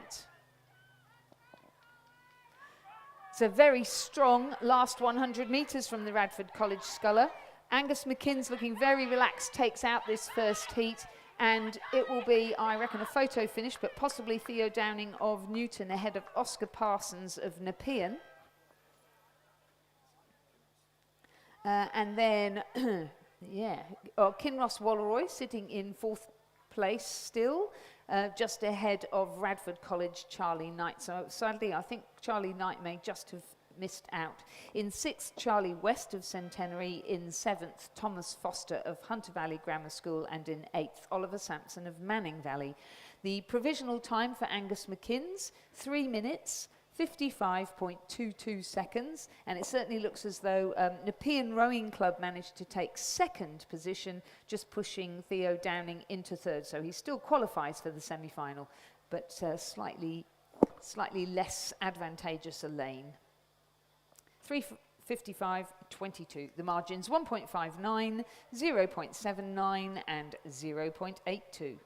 So good fast start to this event. Yeah, we've got heat number 3, just... Yep. Heat 3. Oh.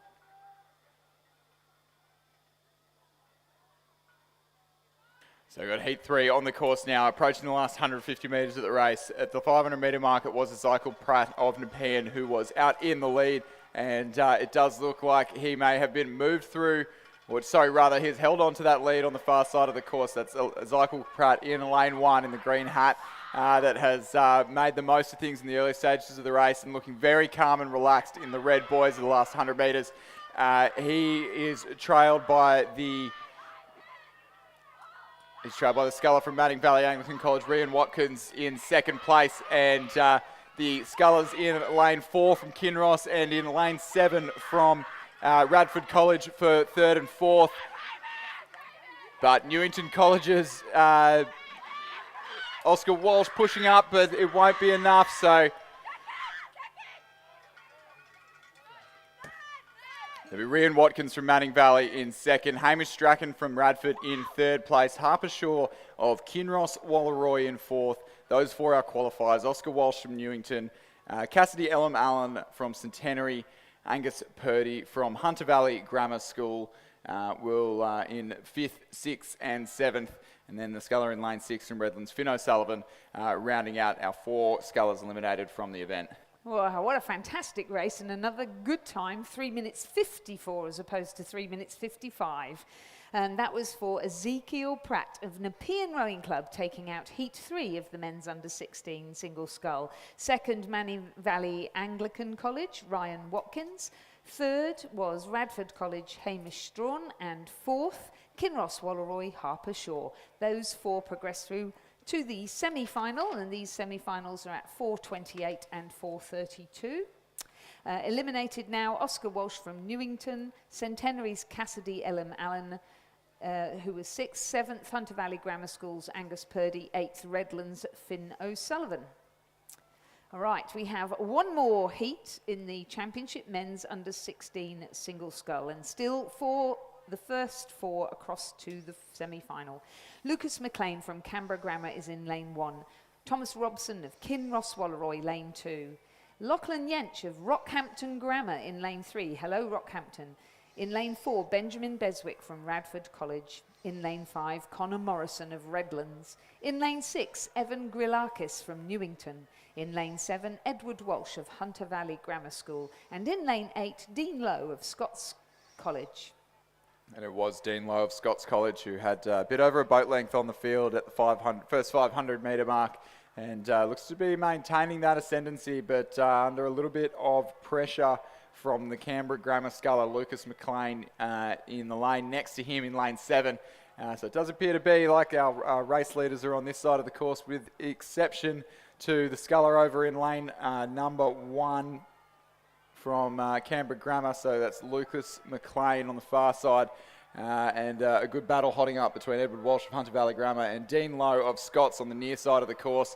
Those 3 will undoubtedly be the favourites for the top 3 positions, but a real battle hotting up for that all-important 4th qualifying spot. At the 500 metre mark, it was Rockhampton Grammar's Lachlan Yench.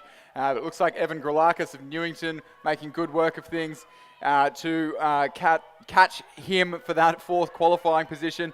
Canberra Grammar's Lucas McLean has moved right through the field in the second half of the race, and he'll come across the line in first place, ahead of the sculler from Hunter Valley Grammar, Edward Walsh, in second, Dean Lowe of Scots College in third place, and the Rockhampton Grammar sculler in lane 3. Lachlan Yench will take out that 4th qualifying position. So actually not a lot of change in the second half of the race, just a switch around of our top 4 qualifiers.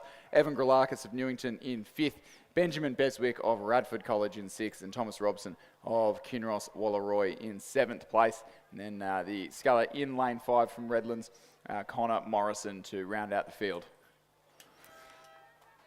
So confirming the results and the progression from heat number 4, that was the final heat of the championship men's under-16 single scull. A win for Canberra Grammar School, Lucas McLean. Second, Hunter Valley Grammar School, Edward Walsh. Third, Scots College, Dean Lowe. And fourth, Rockhampton Grammar, Lachlan Yench. Those 4 progressed through to the semi-finals. Eliminated now from the event, Newington, Evan Grilakis. 6th, Radford College, Benjamin Beswick. 7th, Kinross Walleroy, Thomas Robson. And 8th, Redlands, Connor Morrison. The winning time, a nice fast 3 minutes 51.61 for Lucas McLean. The margins 2.35, 1.49 and 2.66.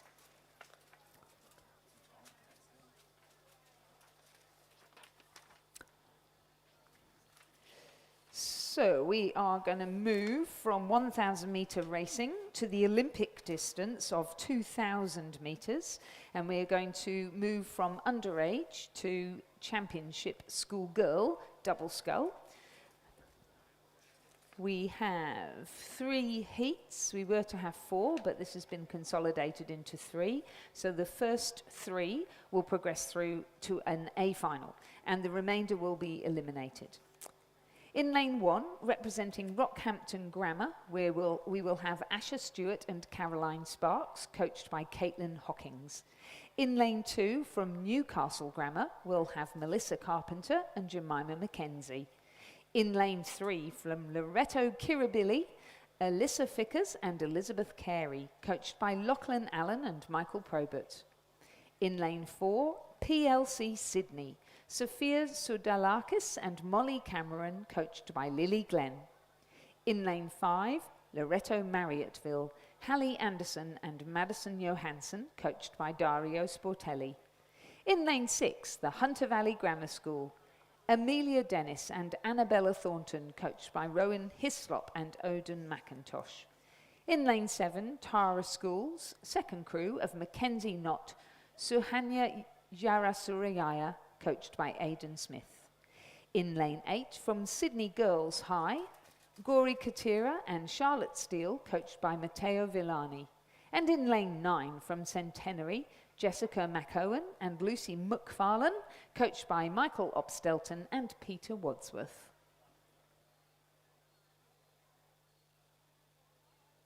So a nice little cross-tail wind still blowing down the course, assisting our scullers. It's a question of whether they can cope with it, as to whether they'll get good times or not.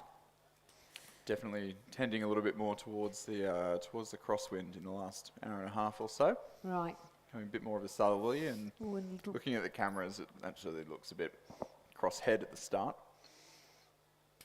And we've got a few clouds building as well, but the UV is very high, so if you haven't yet applied sunscreen, or if it was a long time ago that you did it, please make sure you pull your sunscreen out and keep your hats on.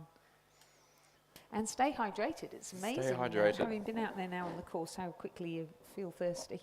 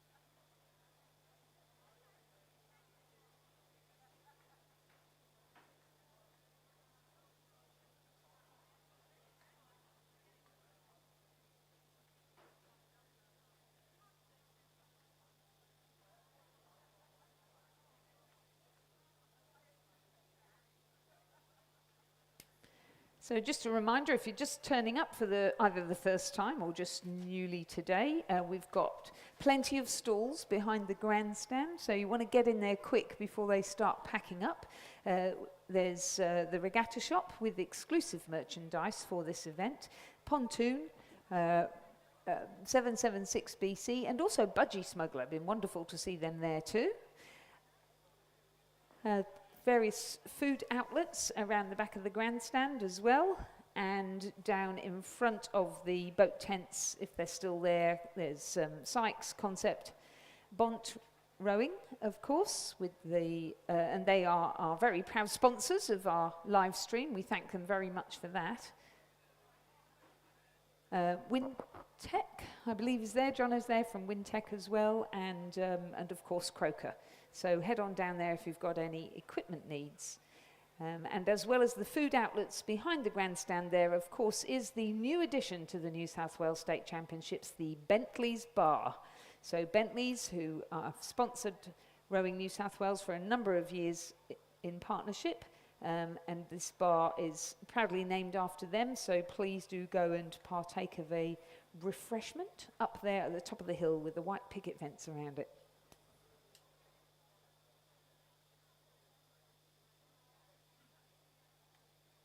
So one of the things about the wonderful live stream that we have provided by John Meekings and his team is to be able to see close up what's going on at various different parts of the race course.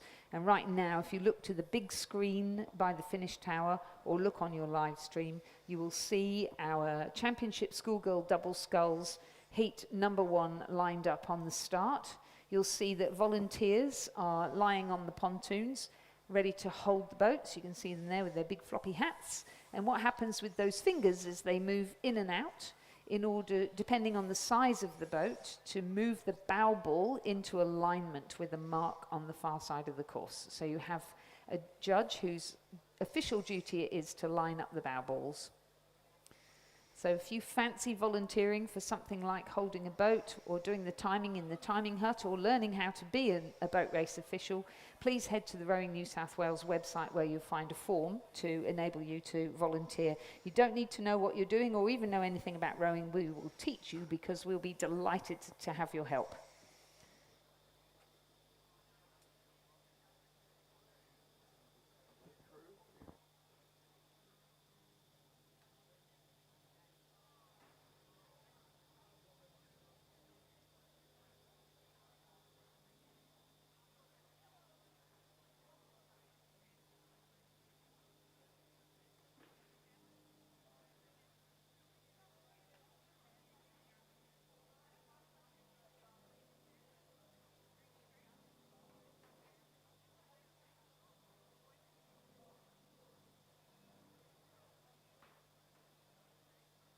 So just a reminder, we have Rockhampton Grammar in 1, Newcastle Grammar in 2, Loreto Kirribilli in 3, PLC Sydney in 4, Loreto Marriotteville in 5, Hunter Valley Grammar in 6, Tara School in 7, Sydney Girls in 8, Centenary in 9, and they're off.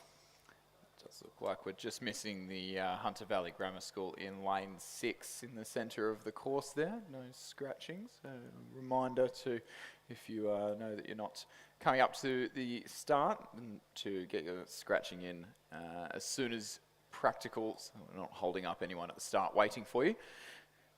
Looks like all crews away relatively cleanly. You can see the near 3 crews of Tara, Sydney Girls and Centenary there on the screen.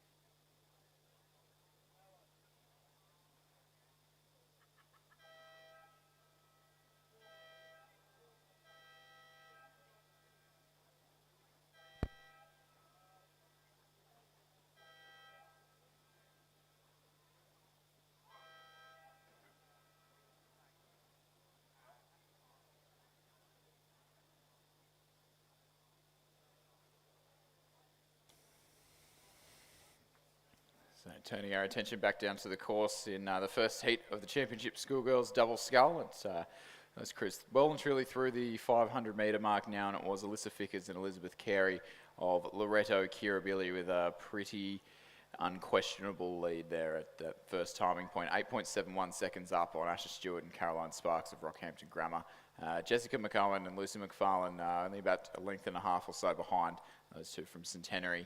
and Hallie Anderson and Madison Johnson of Loretto Marriotteville just sitting just off their stern as well. And then pretty tight then back to Mackenzie Knott and Sahanya Jayasuriya from Tara School in 5th place, and then Sydney Girls in 6th, PLC Sydney in 7th, and Newcastle Grammar in 8th. So as a reminder, it is top 3 through to the final at the moment. That's planning out to be the crew that we can see on our screen of Alyssa Fickers and Elizabeth Carey.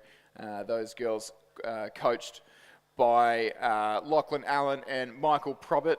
Lachlan Allen having been with Kirribilli for a little bit of time now. Those girls sitting at a pretty comfortable rating of 26.5 strokes a minute out there. So pretty confident in the work that they've done early, and quite tidy as well, actually. I'd say that very clean around the back end and moving really well together as they cross the 1,000-metre mark.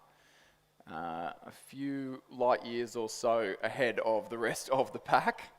It would be about 7 or 8 both lengths or so. We'll get a margin on it then, but we could have a battle hotting up for the qualifying position. So Centenary's Jessica McCowan and Lucy McFarlane crossing the line, that 1,000-metre mark second, and then just 0.32 behind Asher Stewart and Caroline Sparks of Rockhampton Grammar, separating them between Loretto Marriotteville's Hallie Anderson and Madison Johansson. So pretty tight little battle there coming out for that all-important third qualifying spot. Absolute no doubt about our race leaders, that Loretto Kirribilli combination of Fickers and Carey looking very dominant at the head of the field.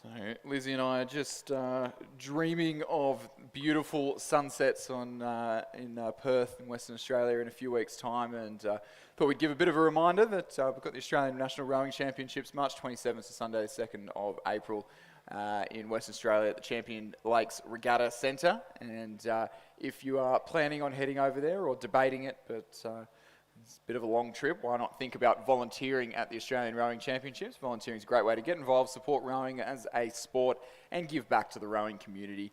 Getting up close and personal as a Coles event volunteer. Head to the Australian Rowing Championships website for more information. There you can sign up and take part, and get some pretty sweet polo shirts as well, I might add, which did become pretty hot property towards the end of the last couple of regattas, the last couple of national championships. But, turning our attention back to the course as the Loretto Kirribilli combination crossed the 1750 metre mark as the rest of the field sort of trail about almost 200 metres behind at this stage. So those great, absolutely fantastic shots from our drone there, following Alyssa Fickers and Elizabeth Carey as they pretty calmly paddle their way down towards the finish line. It almost looks like a training row for those girls that at this point of the race. The crew in lane 9 from Centenary. The crew in lane 9 from Centenary, Jessica McGowan and Lucy McFarlane, still sitting in second place as they have through most of the race. But it must be noted, working a lot harder for that second place than the Loretto Kirribilli are for their first. And then our third qualifiers will more than likely be the combination in the centre of the course from Loretto Marriotteville. That's the pairing of Hallie Anderson and Madison Johansson, coached by Dario Sportelli. And as the finish buzzer sounds for Alyssa Fickers and Elizabeth Carey, and don't even need to stop rowing for a break at the end. Just a cruisy training paddle and back round to the warm down lake. We'll then see in lane 9 the crew from Centenary, Jessica McGowan and Lucy McFarlane, crossing the line to take out that second qualifying position.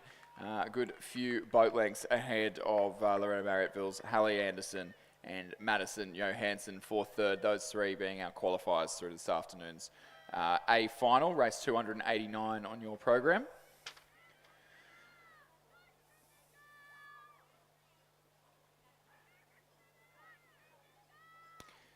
And then just outside the qualifying spots, we'll have the Sydney Girls High combination, Gary Cotera and Charlotte Steele.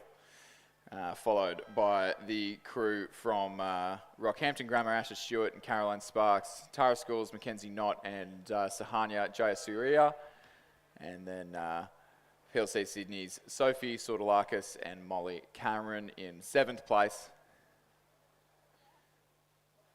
And we'll see Melissa Carpenter and Jemima McKenzie of Newcastle Grammar rounding out the field in lane 2. So, recapping the results of race number 243, the first heat of the Championship Schoolgirl Double Scull, a win for Loretto Kirribilli, Alyssa Fickers and Elizabeth Carey. Second, Centenary, Jessica McOwen and Lucy McFarlane. And third, Loretto Marriottville, Hallie Anderson and Madison Johansson. Those three crews progressed through to the final. The remainder will be eliminated. That's 4th placed Sydney Girls High, 5th Rockhampton Grammar, 6th Tara School, 7th PLC Sydney, 8th Newcastle Grammar. The winning time for Loretto Kirribilli, 7 minutes 44.17. The margins 20.55 and 12.49. Moving on to the second heat of the Championship Schoolgirl Double Scull, an event that is sponsored by Quest Apartments here in Penrith. In lane 1, Loretto Marriottville, Fern Rosenbauer and Emily Lang, coached by Dario Sportelli. In lane 2, Sydney Girls High, Aparna Hari and Sarah Blaney, coached by Matteo Villani. In lane 3, from Redlands, Briar Carter and Michaela Sanger-Larson, coached by Lucy Mason and Ooze Beaton. In lane 4, from Ascombe School, Yu Mi O'Carrigan and Adelaide Babbage Hockey, coached by Marielle and Mitchell Caponis and Alex Butt. Trinity Lutheran crew in lane 5 has had to withdraw. In lane 6, Tara School, Charlotte Oitmar and Caitlin Irving, coached by Aidan Smith. In lane 7, from Canberra Grammar School, Domi Platis and Sophie Mackay, coached by Kendall Brody. In lane 8, from Rockhampton Grammar, Maeve Burnett and Jasmine Bury, coached by Caitlin Hawkins. And in lane 9, Radford College, represented by Hannah Sampson and Chloe Miller.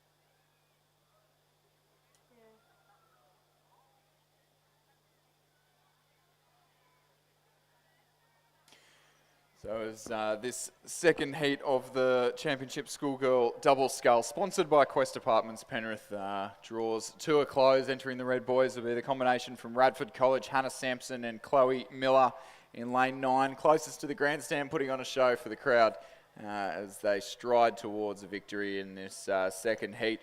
And one of those all-important qualifying spots towards this afternoon's final. Looks like they'll be joined in that final by the Canberra Grammar crew in lane 7, Domi Plattis and Sophie McKay, coached by Kendall Brody. They are sitting in second place at the moment, ahead of Tara School's Charlotte Oitmer and Caitlin Irving, coached by Aidan Smith. Looks to be like that Canberra Grammar School just holding out the crew from Tara on their right-hand side, looking a little bit more composed. So it'll be Canberra Grammar in second, Tara in third. They'll be joining Radford College in this afternoon's final. And then the crew in lane 3 from Redlands, Bria Carter, Michaela Sanger-Larson. They unfortunately eliminated from the event alongside Rockhampton Grammar's Maeve Burnett and Jasmine Burry. Loretto Marriotteville crew in lane 1, or was in lane 1, just crossing the line now in about lane 4. In 5th place, or 6th place rather, and then it'll be the Sydney Girls High crew in lane 2 in 7th, ahead of the Ascom crew in lane 4 in 8th place.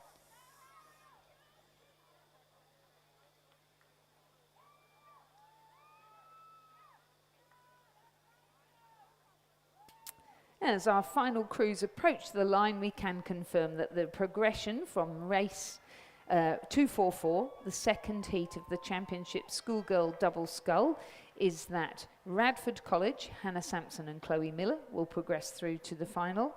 They will be joined by Canberra Grammar, Domi Plattis and Sophie Mackay, and Tara School, Charlotte Oitmer and Caitlin Irving. Now eliminated from the event will be 4th placed Redlands, Bria Carter and Michaela Sanger-Larson.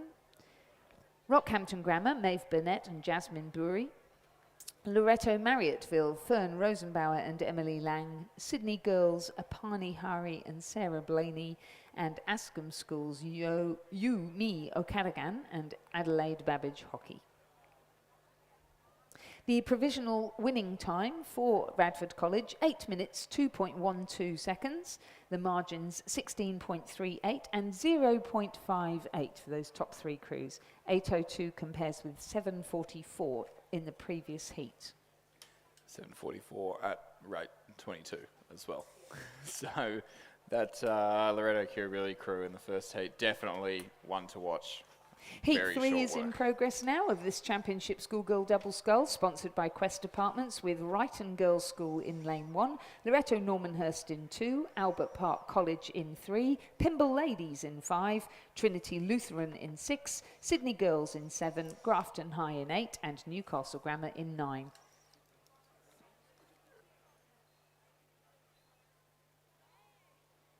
So Albert Park College, relatively new program being run by Virginia Lee and Minnie Cade there on Albert Park Lake in Victoria, doing really well in the first half of the race. Their representatives here are Eva Levashova and Saskia Payne. And they're our current race leaders as we approach the last 190 metres or so of the course, and they do appear to be leading the 2 Sydney crews to the left, the Pymble Ladies College combination of Lucy Miller and Sky Pockley in second place, just ahead of the combination from Ascom, Portia Kochsar and Audrey Aberwick-Rama in third place. It does look pretty well decided that those 3 will be our crews progressing through to this afternoon's final. The combination from that newly formed Albert Park College crew, they are sitting well clear of the field, just out of striking distance of the Pymble Ladies College, who are trying to finish nice and strong, but probably won't have enough to overcome the lead established by the pairing from Albert Park College. Albert Park College in first place, half a boat length in front of Pymble Ladies College. Ascom in third place, and Loretto, Wrighton Girls, Charlotte Crozier and Asher Gowans in 4th place, just outside the qualifying spots. Trinity Lutheran, Scarlett Wood and Ruby Hodges in 5th. Followed across the line by Sydney Girls as Lauren Teo and Lorian Wong in 6th place. The combination from Grafton High all the way down from the mighty Clarence. Sophia Hinterholz and Nadia Smith crossing the line in 7th place, just ahead of the combination from Loretto Normanhurst, Elenia Quatami and Holly Gibbons. And rounding out the field on the grandstand side of the course will be Audrey Alexander Lacey and Myfina Bland of Newcastle Grammar School. So confirming the results of that third and final heat of the Championship Schoolgirl Double Scull, a win for Albert Park College, Eva Levashova and Saskia Payne. Second, Pymble Ladies, Lucy Miller and Skye Pockley. And third, Ascombe, Portia Koskar and Audrey Abewick-Riemer. And they will progress through to the final. Eliminated now from the event, 4th placed Brighton Girls, 5th Trinity Lutheran, 6th Sydney Girls, 7th Grafton High, 8th Loretto Normanhurst and 9th Newcastle Grammar. The winning time for Albert Park College was 8 minutes 4.35 seconds. The margins 1.66 and 3.01. 8:04 for Heat 3 compares with 8:02 for Heat 2 and 7:44 for Heat 1. I think a betting man would be all over Loretto Kirribilli for the Championship Schoolgirl Double Scull final this afternoon. That'll be one to keep an eye on as we progress through this afternoon's racing. And on the course now we have the first of 2 heats for the Championship Schoolboy Double Scull, sponsored by V Insurance. We'll have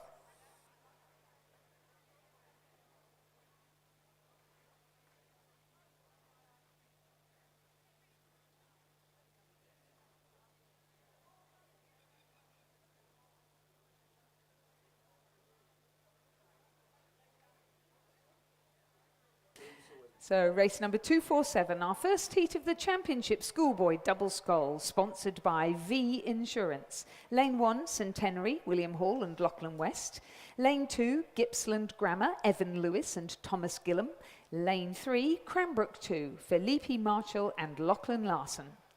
There's a scratching from Darragh Marlin, so no one in lane 4. Lane 5, Newcastle Grammar, Connor Elvish and Vincent Mitteff. Lane 6, Marist College, Charles Carter and Austin Benny. Then Rockhampton Grammar has scratched. Centenary are in lane 8, Matthew Burgess and Cameron Dudgell. And in lane 9, Orana have scratched.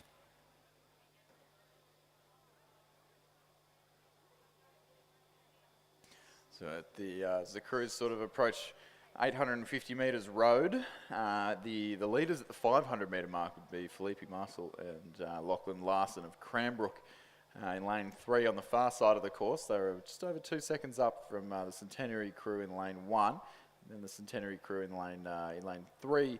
On the near side of the course, or lane 8 rather, on the near side of the course, Matthew Burgess and Cameron Dugdale in 3rd place, ahead of Gippsland Grammar's Evan Lewis and Thomas Gillam, and Marist College in 5th and Newcastle Grammar in 6th. Those were the placings at the first 500 metre mark, and does look like that Cranbrook combination has hung on to that lead, not furthered it, but definitely in for a little bit of tighter racing here in this one. So Cranbrook still leading from Centenary in lane 1 and then Centenary in lane 8. So William Hall and Lachlan West, the better of the 2 Centenary crews at the halfway point, ahead of Matthew Burgess and Cameron Dugdale. Gibson Grammar still sitting back in 4th place, Evan Lewis and Thomas Gillam, followed by Marist College's Charles Carter and Austin Benny in 5th, that halfway point. So things staying relatively tight, all those crews within a couple of seconds of each other. A little bit of a gap then back to the Newcastle Grammar combination of Connor Elvish and Vincent Mitteff at the rear of the field.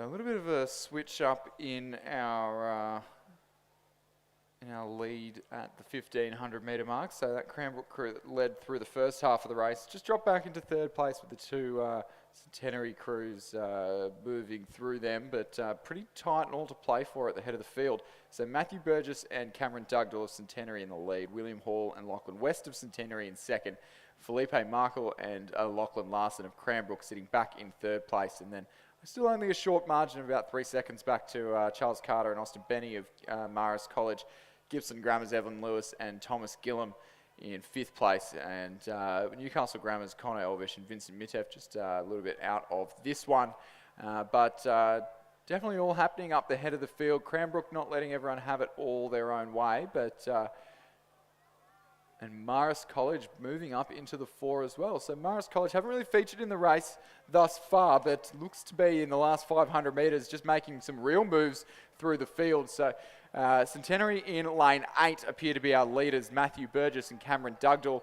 And that Marist College crew of Charles Carter and Austin Benny in the centre of the course making some real moves to knock on the door of the first few crews. So 1, 2 and 3 will progress through to the final. Marist College have sat just outside that the entire way through the race. Centenary crew on the far side moving through as well. So Centenary number 1 in lane 8 have been leading and will hold the lead just. It'll be Centenary, bow ball to bow ball. Marist and Cranbrook in the centre of the course for that all-important last qualifying spot. Marist College just ahead of Cranbrook for third. Cranbrook in fourth. And Gippsland Grammar sitting back in fifth place. So our early race leaders, Cranbrook, did appear to just falter in the last few strokes, and Marist College with an opportunistic attack in the final 500 metres to move through the field and secure their spot in this afternoon's final. It'll go to a photo, but I back my eyes. I reckon I'm right. I think that was the Marist College crew just crept through on the line. So well done to Charles Carter and Austin Benny. Stellar last 500 metres there. Absolutely fantastic. And our winning crew coming across, that was Hall and West from Centenary coming across the line in a time of 7 minutes 17.10 seconds. And the margin between them and their colleagues Matthew Burgess and Cameron Dugdale just 0.15 of a second. The judges have called Marist College, so they've come across the line in third and get the final place in the final.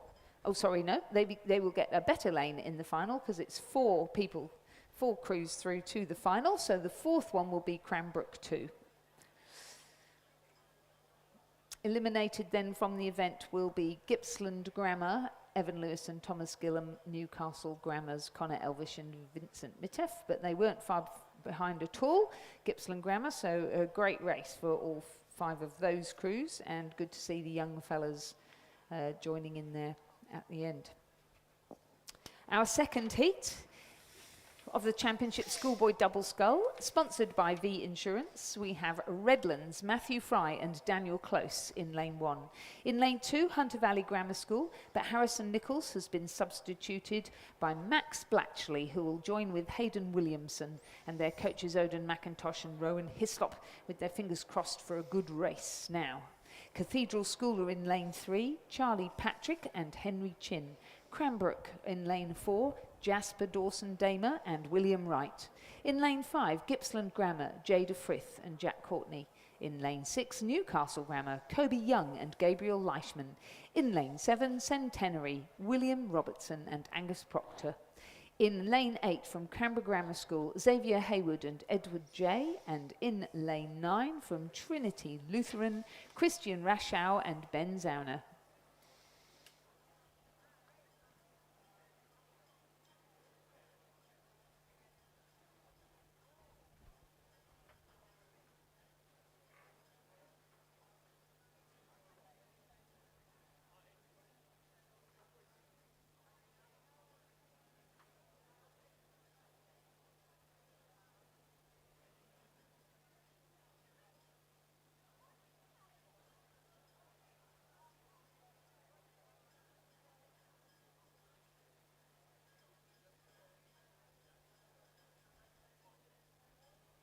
So in this second heat of the championship schoolboy single scull, the combination from Cranbrook of Jasper, Dawson, Damer and William Wright at the 1500 metre mark were our race leaders, so not unlike the first race where we saw Cranbrook leading early on.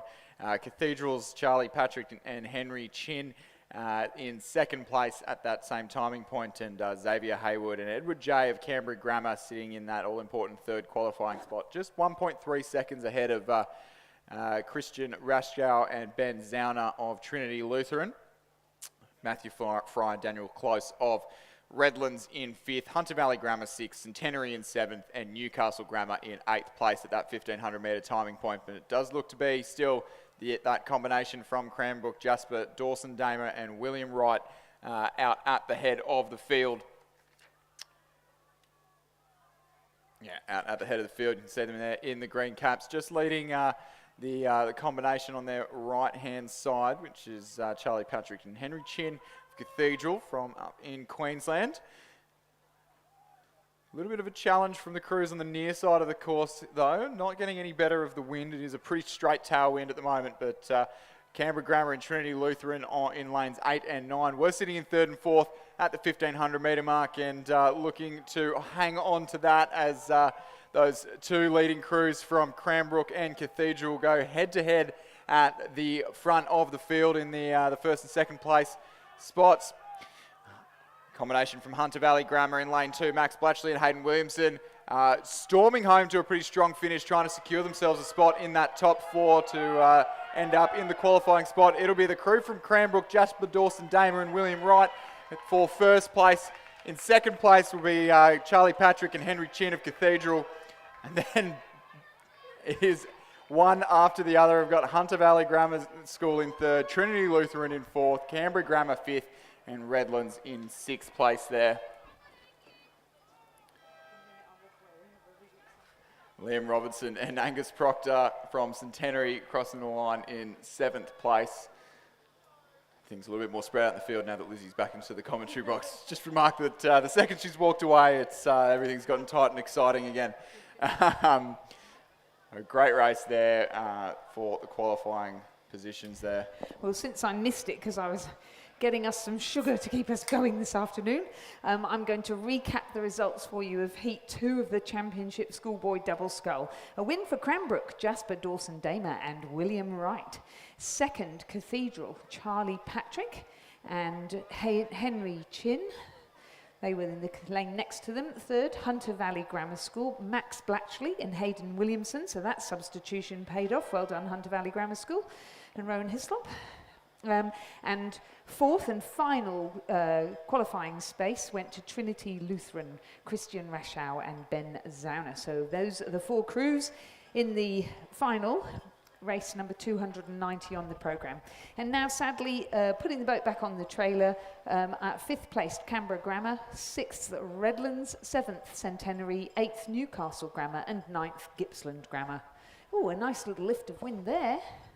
A little bit of a squall coming through, so just a reminder please to tie your boats down, and if you're in the process of de-rigging, just make sure things are either on the ground or tied down tightly, please. Yeah, even if you're going to put it on the trailer in 5 minutes' time, that's all too easy a mistake to happen at the end of a long day of racing. So one of the things we often say is you just need to keep an eye on the sky here when you're in Penrith, and just once you see those clouds building, you know there's going to be a bit of wind. So just please make sure you tie things down, and whilst you're tidying up around the trailer, if you could please return your bow numbers to boat bay number 1, we'd be most grateful.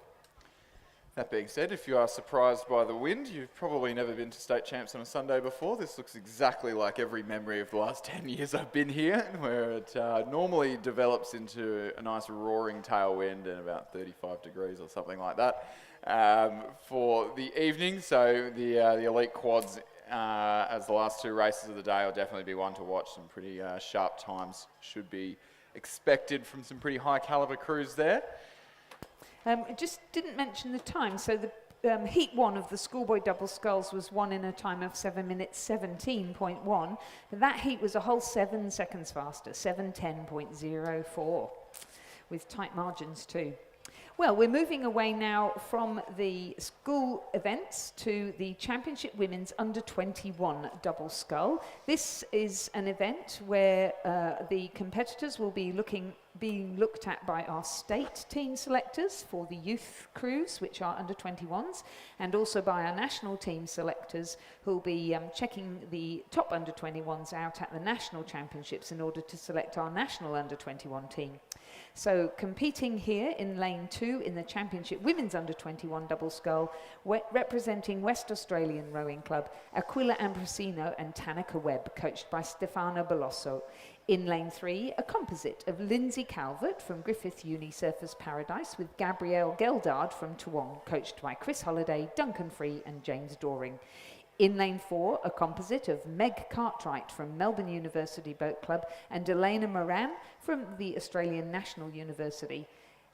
They are coached by Nigel Harding and Connor McConville.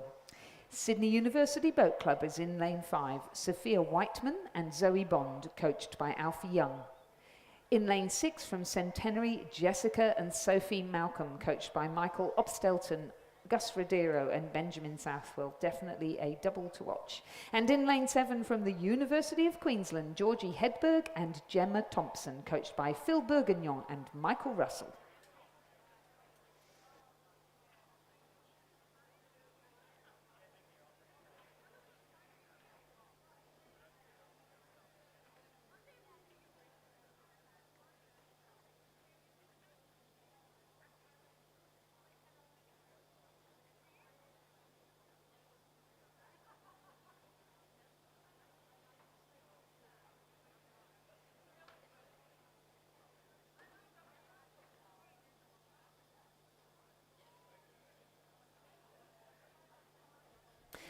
So the Toowong composite across there, I think I'm looking at the right one, yes I am, of Lindsay Calvert and Gabrielle Geldard. A good looking double there and progressing really nicely through now to the finish line, but being challenged by the Malcolm sisters, and in fact they will cross the line in first position. Centenary, Toowong composite will be second.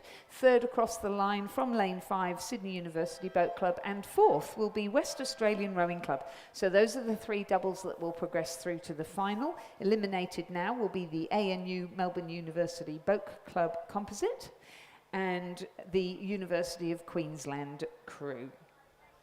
The winning time for Jessica and Sophie Malcolm of Centenary, provisionally 7 minutes 28.75, and they would have rowed through that squall, so they've done a pretty good job to take it so calmly and do so well.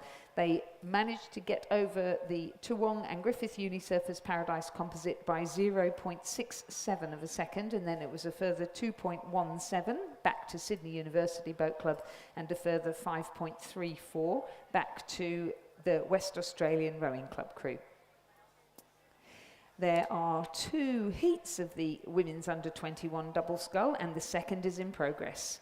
In lane 3 on the far side, representing Sydney University Boat Club, Maddie Nicol and Josie Armstrong, coached by David Geely. In lane 4 from the University of Queensland, Ruby Dollar and Emily Graham, coached by Philip Bourguignon and Michael Russell. In lane 5, a composite between Ellie Clifford of Griffith Uni Surfers Paradise and Stephanie Preller of the Sydney University Boat Club, coached by Alfie Young, Chris Holliday and Duncan Free. In lane 6, Melbourne University Boat Club, represented by Mary O'Donnell and Tiffany Crosthwaite and coached by Connor McConville.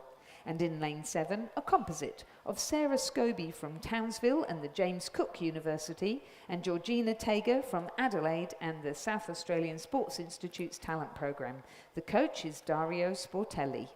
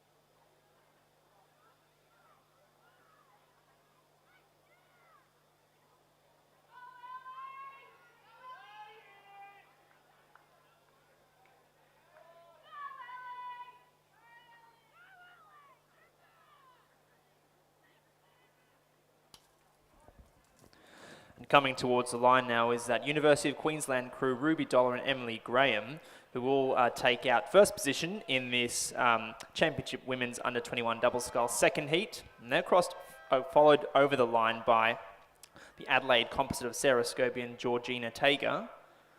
Qualifying also is the Sydney University composite crew of Ellie Clifford and Stephanie Preller.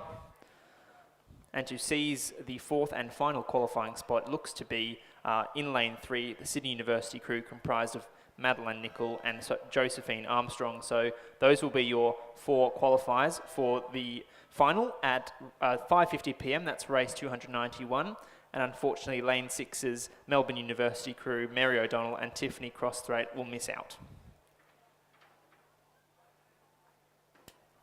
The provisional time for that second heat of the women's under-21 double scull was 7:42.74, but noting that the wind conditions have changed considerably compared with that first heat, which was 7:28. So just recapping from heat 2, the progression is University of Queensland first, second Adelaide Composite, third Sydney University Composite, and fourth Sydney University Boat Club. Moving on to the Championship Men's Under-21 Double Scull, and again we have 2 heats with the first 4 to progress through to the final and the remainder eliminated from the event. In lane 3, University of Queensland's Harry Knott and Drew Waitman. In lane 4, from West Australian Rowing Club, Lachlan Maroney and Charlie Stevenson. In lane 5, from Adelaide University Boat Club, Jude Shermer and Nick Burr. In lane 6, from Sydney Rowing Club, Gordon Applecrin and Alec Hoskin. In lane 7, a composite of Hugh Harold from Nepean and MacArthur Bucknell from Sydney Rowing Club. And in lane 8, from Sydney Rowing Club, Gabriel Carmody and James Fredrickson. Thank you, Lizzie. And through the 1,000 metre mark of this race, unsurprisingly, the University of Queensland crew of Harry Knott and Drew Waitman in the lead. They commanded a 6-second advantage over Maroney and Stevenson from the West Australia Rowing Club, followed back only very narrowly by that crew from Sydney Rowing Club. That was Applecrin and Hoskin. So those were the first 3 as they went through the 1,000 metre mark. And as the crews approach the 1,500 metres now, it looks as though Knott and Waitman of the University of Queensland Boat Club have extended their lead over the West Australia Rowing Club crew, Maroney and Stevenson, by some distance, and they are now certainly in charge of this race.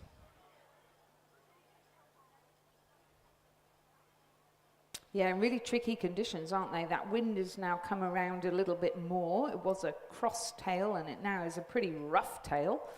And this crew from the University of Queensland looking as though they're coping quite well with those rough conditions.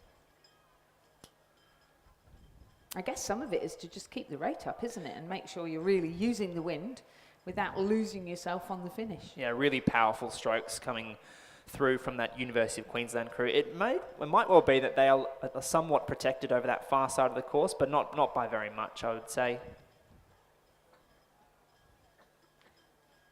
And and the tricky bit also, you've got 4 blades and you really want to make sure all 4 blades are going in at the same time, and that sounds so basic, but as we can see from some of the other crews, it's not quite as easy as you think it is.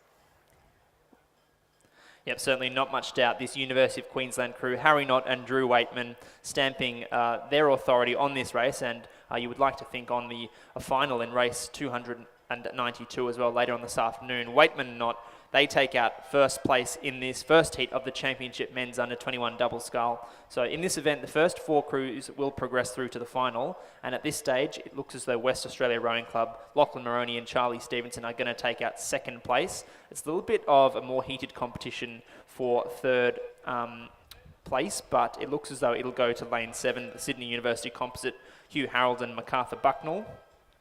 Followed then by Sydney Rowing Club in lane 6, Gordon Applecrin and Alec Hoskin.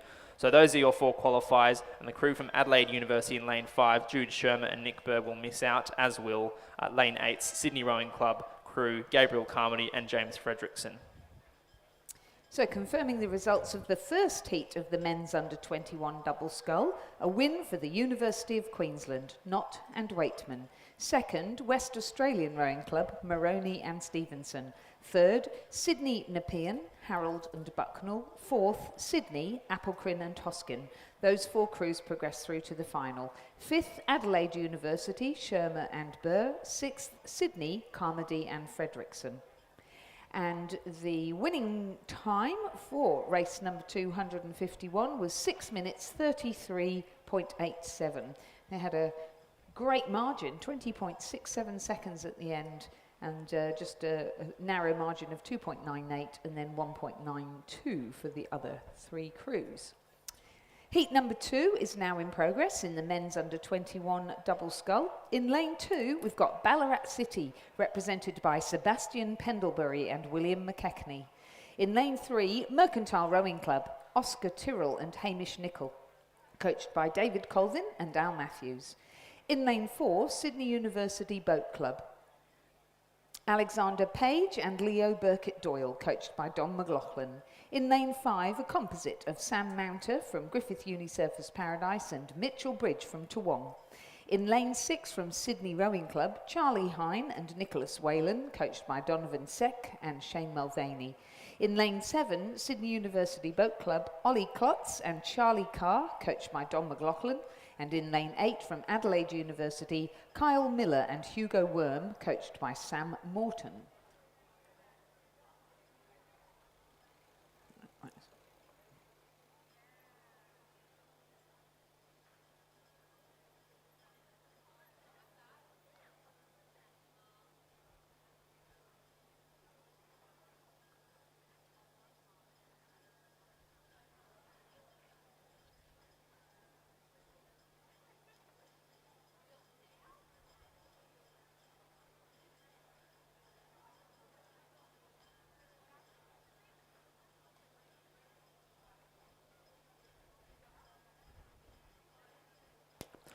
And through the 1,000 metre mark in that race, it was our interstate visitors that commanded the first 3 positions.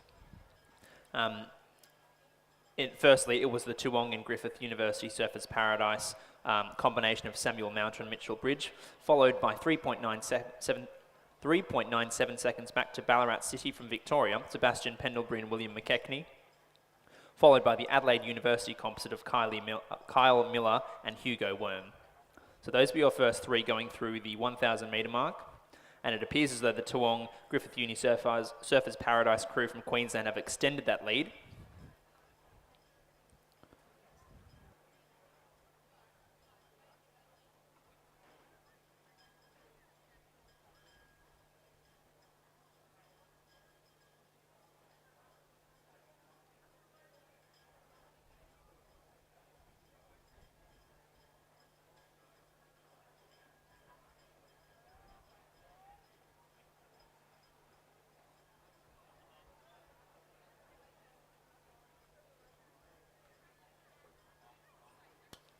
So through the 1,500 metre mark, it's that all-important 4th qualifying place up for grabs, and there has been a change in the order. We had Toowong Griffith Uni Surfers Paradise in 1st, Ballarat City in 2nd, Mercantile in 3rd, and the positionings, I should say, have changed. So Sydney Rowing Club's Charlie Hine and Nicholas Whalen have overtaken Adelaide University's Kyle Miller and Hugo Worm for that 4th qualifying place.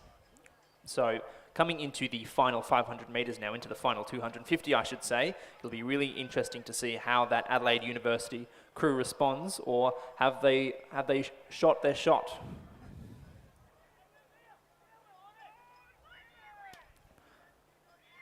So Samuel Mounter and Mitchell Bridge from Queensland looking really strong at the head of this field, and it'll be really interesting to see how they go against fellow Queenslanders Knott and Waitman in the final later on this afternoon. But no doubt about our winners of the second heat of the men's under 21 double scull. It'll go to the Toowong Composite crew.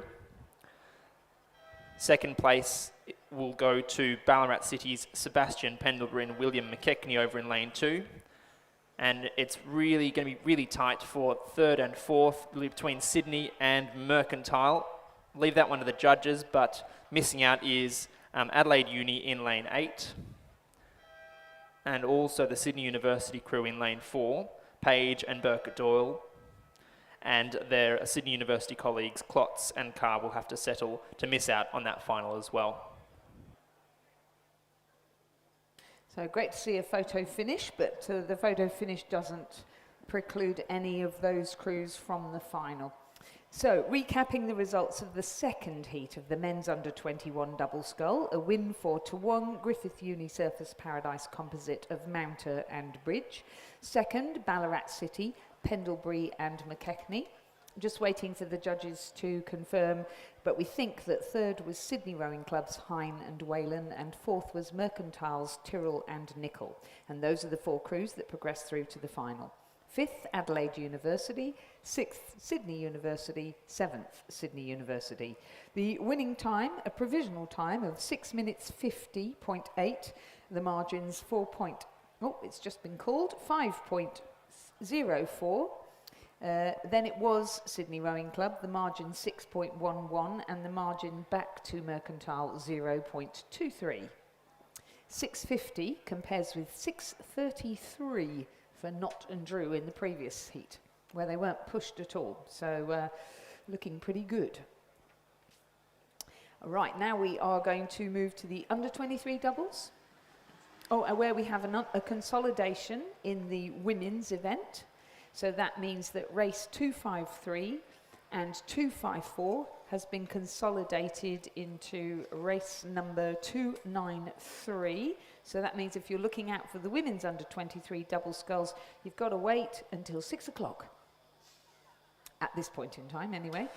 Indeed. So for the moment, the next race on your program that will come down the course is race 255 at 2:40 p.m. and that's the first heat of the Championship Men's Under-23 Double Scull, which is going to be a really exciting event. Plenty of athletes tussling for spots in the Australian team and in their respective state crews as well, but really exciting race. So we'll be back in just under 10 minutes for that race.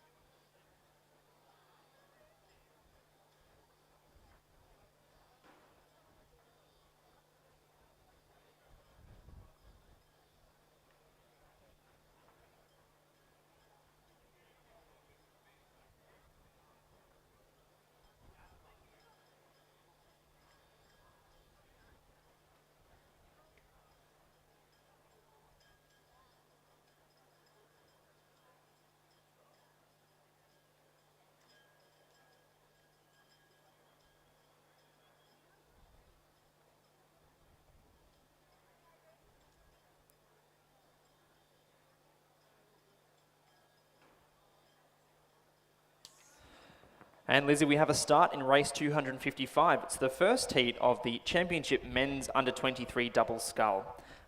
This is a first of 2 heats, I should say. The progression is 1, 2, 3 and 4 through to the final. The remainder will be eliminated, and the event is sponsored by Mobius. In lane 2, representing UTS Haberfield, Mitchell Caponis and Henry Blackwell, coached by Elliot Shackcloth Bertinetti.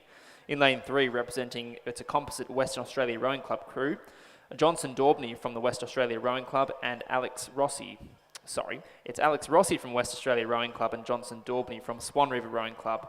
No offence caused. Lane 4, representing the University of Queensland, is Edward Miles and Patrick Murphy. Their coach is Randall Martin. In lane 5, from Banks, is Marcus Kane, and he's pairing up with Xavier Hall-Sullivan from Carrara Bay, and their coaches are Lee Hall-Sullivan and Brendan Scott. In lane 6, representing Sydney University Boat Club, Matt Smith and Elliot Simpson. They're coached by Don McLaughlin. And finally, in lane 7 is a Melbourne University composite crew, Dom Frederico from Mercantile and Felix Oliver from Melbourne University Boat Club. Their coach, Al Matthews.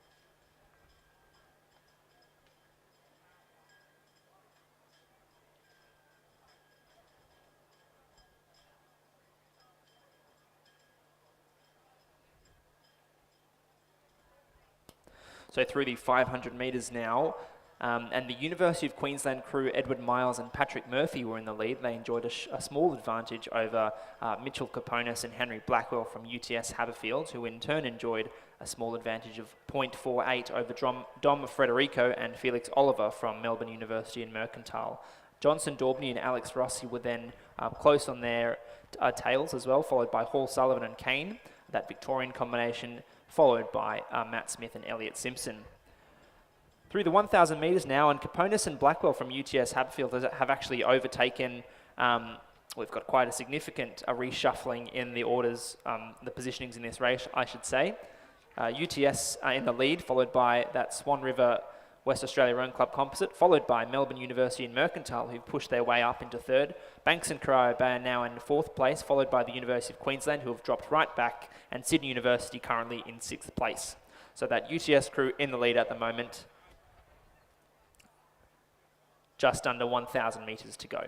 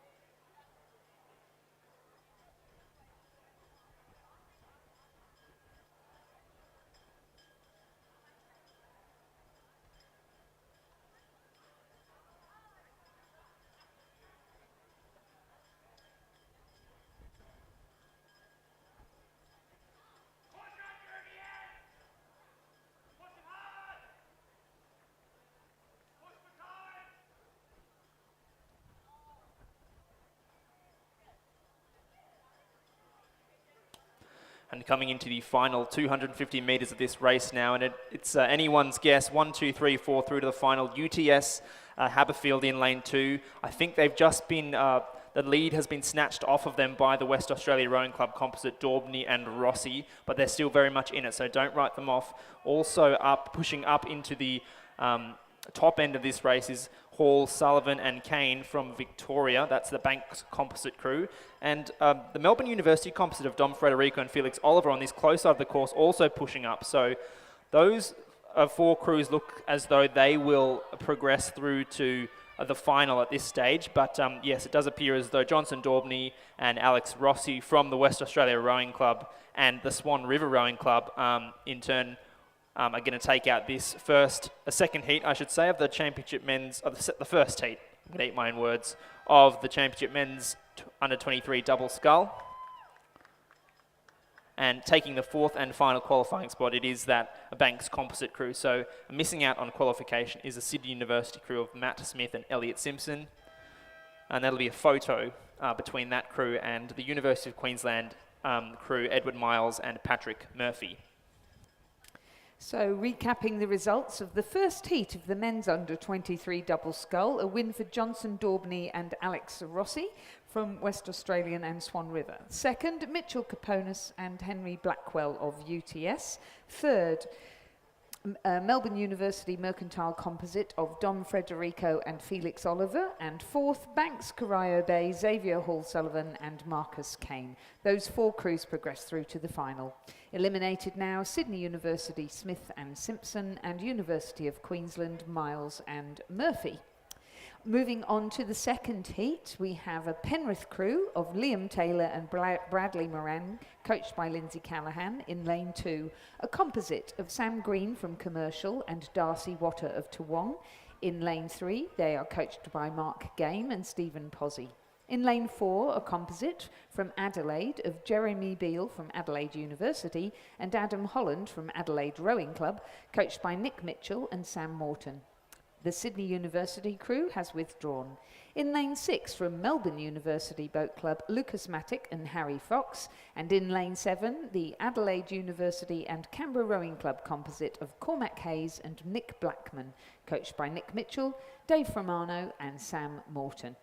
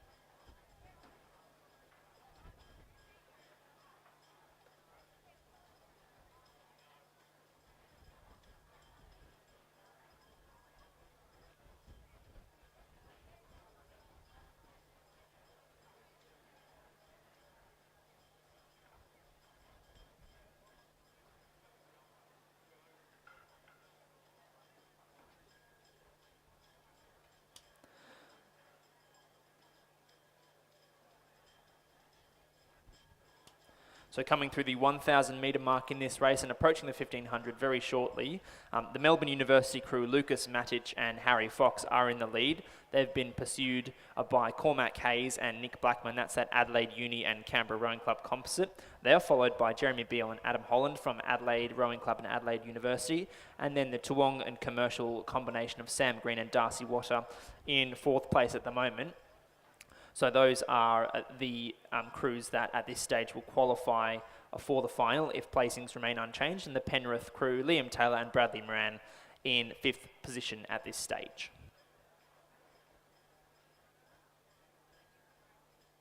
So we've got some good pedigrees here, haven't we? We had Johnson Daubney and Alex Rossi and Xavier Hall-Sullivan in the previous heat, all of whom have represented at junior and under 23 level. And then we have some of their colleagues in this race, do we not? So in lane 6, that Melbourne University VIS crew of Lucas Matic, who was in the under 23 men's quad last year with Alex Rossi.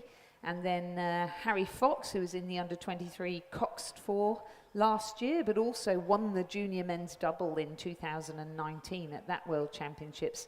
So you'd think that in an under 23 double scull they would be the ones to watch, and they're certainly pretty impressive showing here. And a Nick Blackman in the under 21 team as well, so certainly some strong pedigree, as you say, in this race, Lizzie, and it'll be a really great race to watch at race 294 later on this afternoon. But certainly looking at across the course, no crew in this top 4 positioning a kind of putting any kind of undue intensity into the final part of this race. They all know they're going to qualify, and they've done that. Lane 6 goes over the line first, Melbourne University's Lucas Matic and Harry Fox, followed by that Adelaide University composite boat. And I didn't quite catch who came across in the third. It was the Sam Green and Darcy Water boat. That's the Toowongan commercial composite, followed by the Adelaide and Adelaide Uni boat. Jeremy Beale and Adam Holland, but much of a muchness. They've all qualified for the final at race 294 later on this afternoon, just after 6 o'clock. So Penrith, Liam Taylor and Bradley Moran will have to settle for 5th. And I think they won't be disappointed. That was a pretty good row against a really classy field. So it really goes to show Lindsay Callaghan, a veteran of coaching over so many years, still working his magic there on the Nepean River.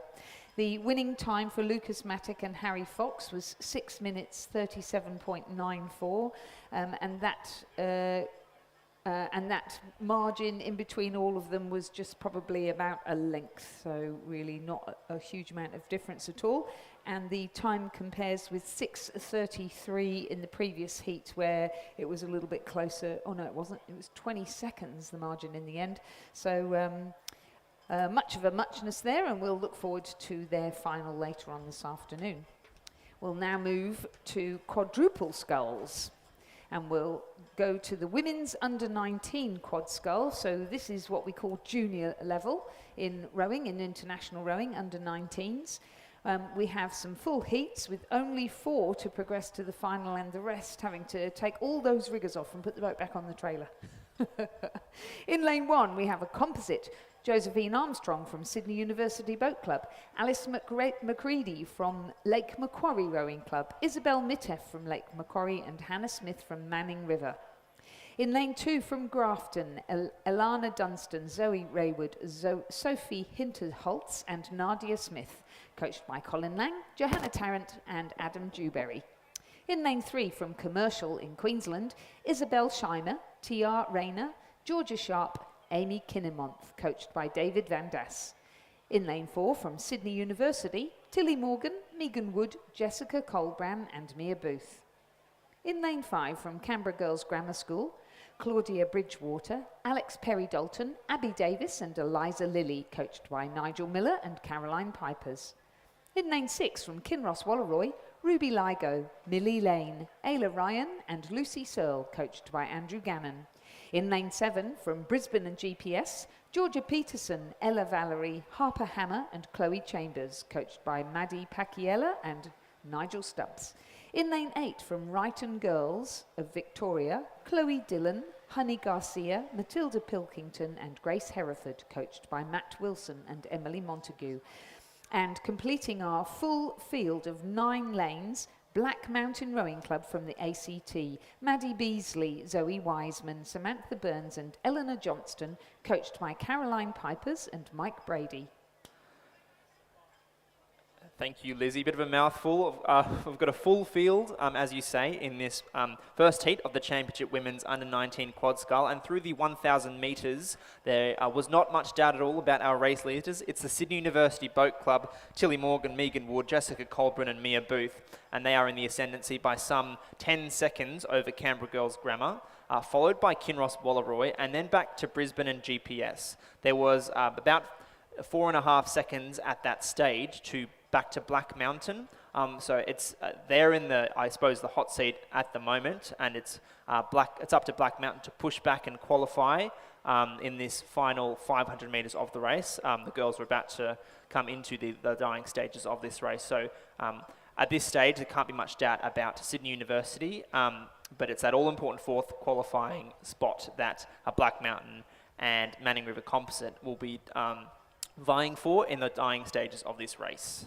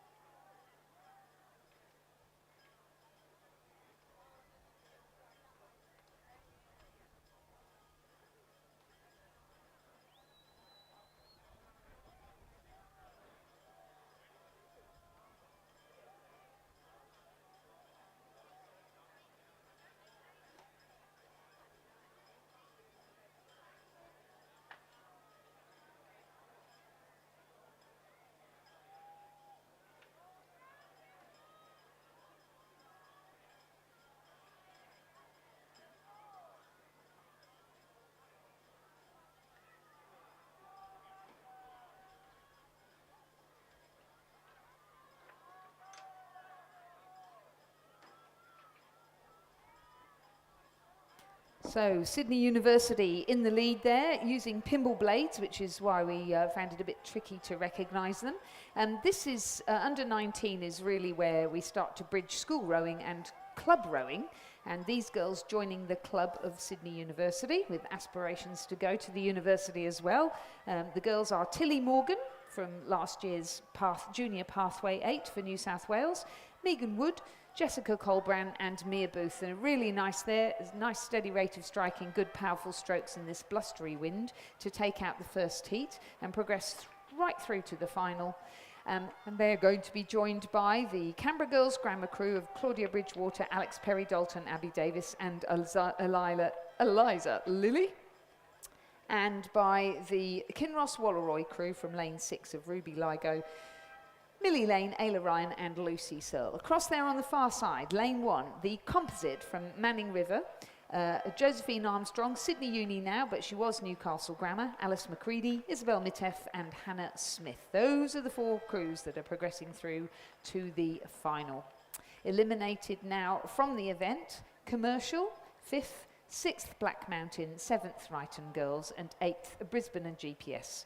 The winning time for the Sydney University crew, 7 minutes, 8.73 seconds. The margin in the end was 11.74 seconds, 3.21 and 6.67. Heat number 2 is in progress in that championship women's under 19 single scull. Oh, sorry, we missed out there Grafton coming in there in final position. Heat number 2 has Gippsland Grammar in lane 1, represented by Anastasia Buhagiar, Zahara Rose Beatty, Zoe Hornline and Hannah Roberts. A crew from Centenary in lane 2 of Lara Izzadin, Madison McHugh, Hannah Drysdale and Lucy Quinn, coached by Kerry Tickle. In lane 3, St Catherine's School from New South Wales, Erin Cara, Jade Bliss, Chelsea Baker and Lila Gaston, coached by Jared Watson. In lane 4, from Sydney University Boat Club, Chloe Driver, Charlotte Boter, Alexandra O'Brien and Imogen Gray. In lane 5, from Commercial, Emma Searle, Paris Reed, Bethany Harvest and Milena Wilcox, coached by David Van Das. In lane 6, from Brisbane and GPS, Charlotte Zentfeld, Sophie Crane, Georgia Mackay and Astrid Coates, coached by Nigel Stubbs and Maddie Paciela. In lane 7, a composite from Diana Macalino of Adelaide University, Imogen Lang from Canberra Rowing Club, Sinead Redding from West Australian Rowing Club and Victoria Binns from Adelaide University. Their coaches are Tom Doornbos, Tom Krieber and Stefano Belosso. And finally, in lane 8, rounding out our field of 8 crews this time, We have Liesl Page, Neve Turney, both from Sydney Rowing Club, Zara Kvuri from Yarra Yarra, and Lauren Moran from Sydney Rowing Club, coached by Lachlan Carter, Felix Dürr, and David Orchard. Thank you, Lizzie. And through the 1,000 metre mark of this race, it was that Adelaide University composite crew that was in the lead. But through the 1,500 metres now, they have been, well, they're being pursued hotly by that Sydney and Yarra Yarra composite, who are being pursued by St Catherine's and then by Sydney University. So a really tight race for those 4 qualifying spots for the final at race 295.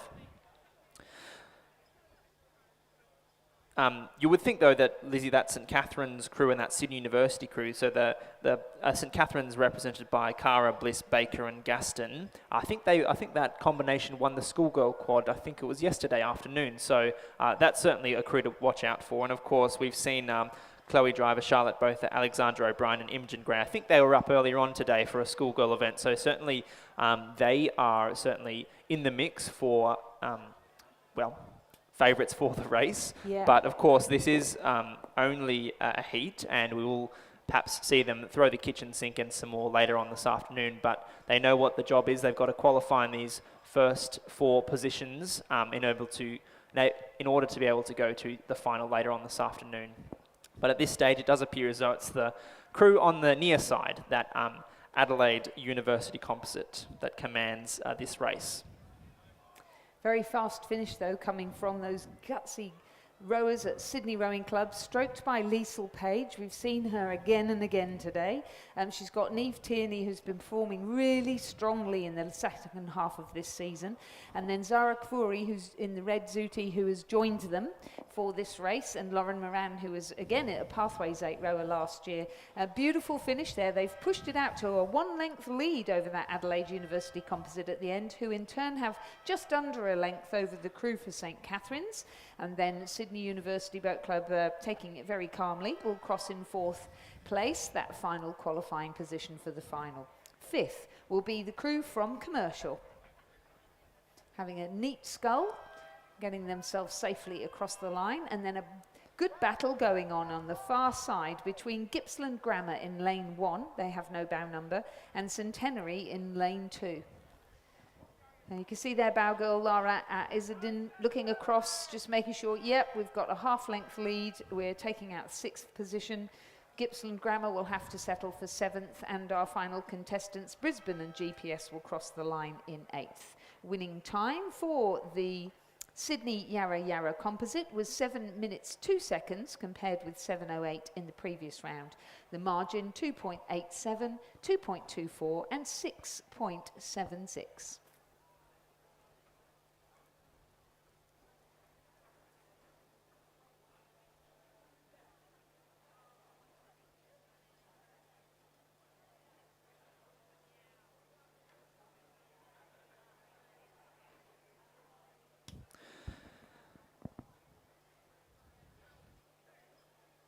And moving back to a men's rowing with the Championship Men's Under-19 Quad Scull on the course now. It's the first heat. 1, 2, 3, 4 will progress through to the final and race 296, and the remainder will be eliminated. So in lane 2, representing Radford College, Hunter Jolly, Jake Skimman Rogers, Hamish Roberts and Oliver Fox. In lane 3, from Sydney Rowing Club, Finn Woodward, Jackson Gersoy, Maxim Maloney and William Rogers. In lane 4, it's a Corio Bay composite crew, participants also from Lake Macquarie and UTS Haberfield. So Oscar St. Pierre from UTS, Tane Potts from UTS, Kaylin Routley from Lake Macquarie, and Charles Rarden from Corio Bay. The crew is coached by Lee Hall Sullivan, Amos Noon and Judith Ungermark. In lane 5 is a Canberra composite crew. So it's William Hawkins from Canberra Rowing Club, Elliot Jallier from Capital Lakes Rowing Club, Darcy James from Canberra, and Jesse Roshan from Canberra as well.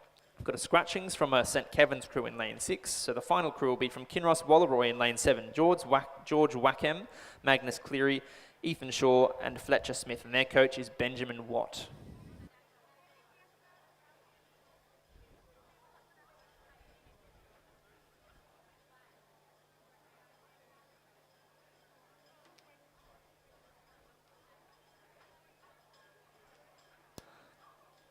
So there are 5 crews in this race, and that means that only one will miss out. So no crew is willing to give an inch here, and that's reflected in the timings through the 1,000 metre mark. There was just 0.15 in it. That Corio Bay composite in 5th place behind Kinross Wallaroi. So a really tight battle going on for that 4th and final qualifying place between Corio Bay and Kinross Wallaroi.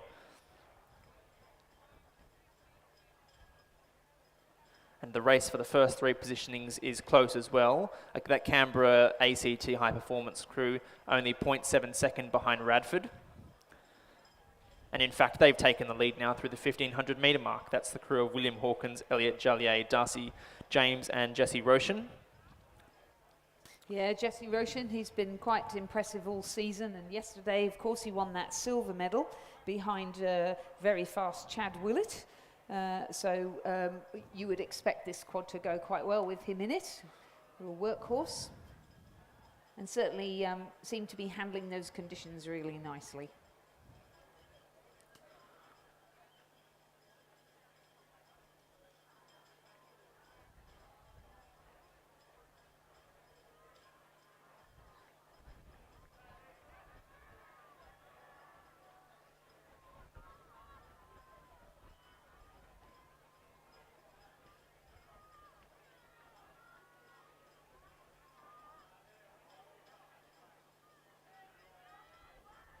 And as we progress through the 250 metre mark, the competition has definitely hotted up, with the Sydney Rowing Club crew now pressing back very hard against the Canberra Capital Lakes composite.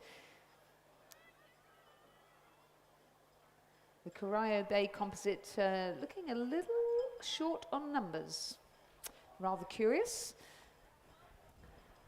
But managing to keep up pretty well, so I suppose they're still, even though they're 1 man down, they're still seeking a 4th place, but I think they've probably got a little bit too much work to do. The Canberra composite have held off that attack from Sydney Rowing Club, and they will take out the first heat and progress through to the final. It'll be Sydney Rowing Club who will cross in 2nd. 3rd, Kinross Wallaroi from lane 7, 4th, Radford College in lane 1, and 5th will be the Corio Bay composite. A very plucky row indeed, with only 3 people. That's right. So just to recap the results first, the winners of that first heat, the Canberra composite ACT High Performance Program, William Hawkins, Elliot Jallier, Darcy James and Jesse Roshan. Second was the Sydney Rowing Club crew, Finn Woodward, Jackson Gersoy, Max Similoni and William Rogers. A 3rd place went to Kinross Wallaroi, represented by George Wacker, Magnus Cleary, Ethan Shaw and Fletcher Smith. And 4th and final qualifier, Hunter Jolly, Jake Skeeman Rogers, Hamish Roberts and Oliver Fox from Radford College. And missing out is that Corio Bay composite, short on numbers, as you say, Lizzie. So not quite sure what happened there. But pretty plucky row. The winning time was 6 minutes 22.56, and the margins 1.53, 3.39, 0.51. So let's see what happens in the second heat of this championship men's under 19 quad scull, where we have a crew from Black Mountain on the far side in lane 2. Ruben Hjort, George Bowditch, Oliver Manning and Ben Rickard, coached by Mike Brady and Ashley Young. Another crew from Radford College in lane 3, Angus Scott, Connor Maloof, Hamish McKee and Noah Vosen. St Kevin's have withdrawn. In lane 5, a composite between UTS Haberfield and Lake Macquarie Rowing Club of Liam Kilpatrick, Pat Stanley, Tom McGee and Cody Kearney, coached by Amos Noon and Judith Ungemach. Commercial are in lane 6, Adam Keemer, Matthew Shen, Troy Heron and Lachlan Yench, coached by David Van Das and Eric Rowan.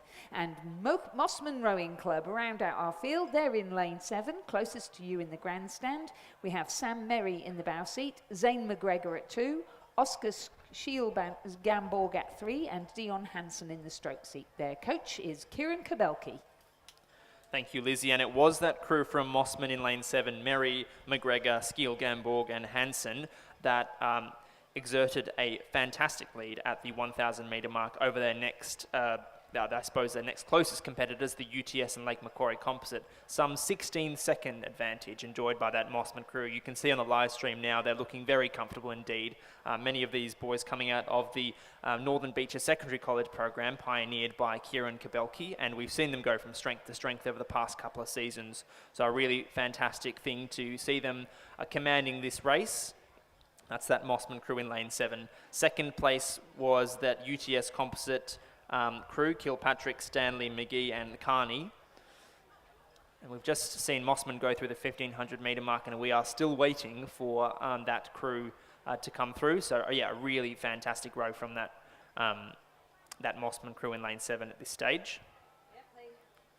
Yeah, and Oscar Shiel-Gamborg and Dion Hansen, as you say, they've had a great season, and yesterday they took the silver medal behind Jesse Rosen and James from Marist College.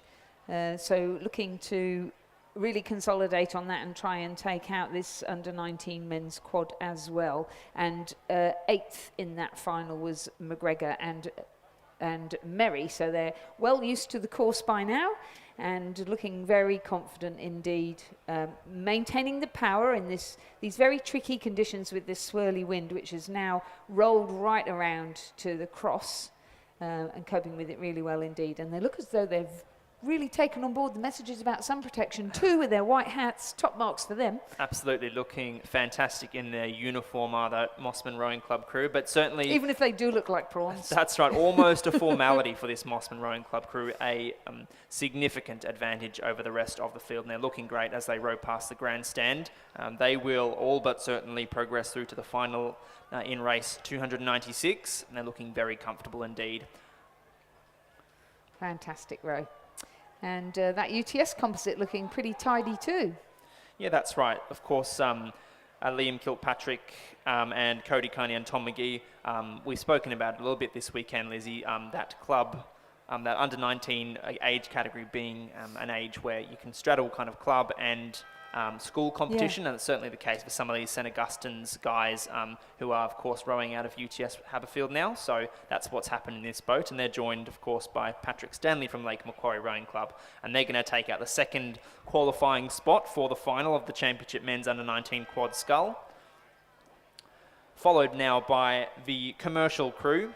That's Keimer, Shen, Heron and Jensch, and they'll qualify for the final.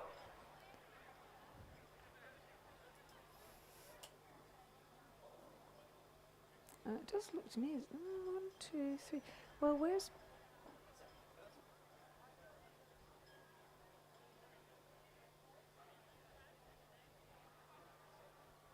So we were just saying there we thought we had 5 crews and we were missing one, but we can see Black Mountain, they haven't even got to the 500 metre mark, so there must have been something wrong. Radford College then crossing the line in 4th position, so they will progress through to the final. That's the crew of Angus Scott, Conor Maloof, Hamish McKee and Noah Vosen. So really sorry to see that Black Mountain, for whatever reason, haven't qualified.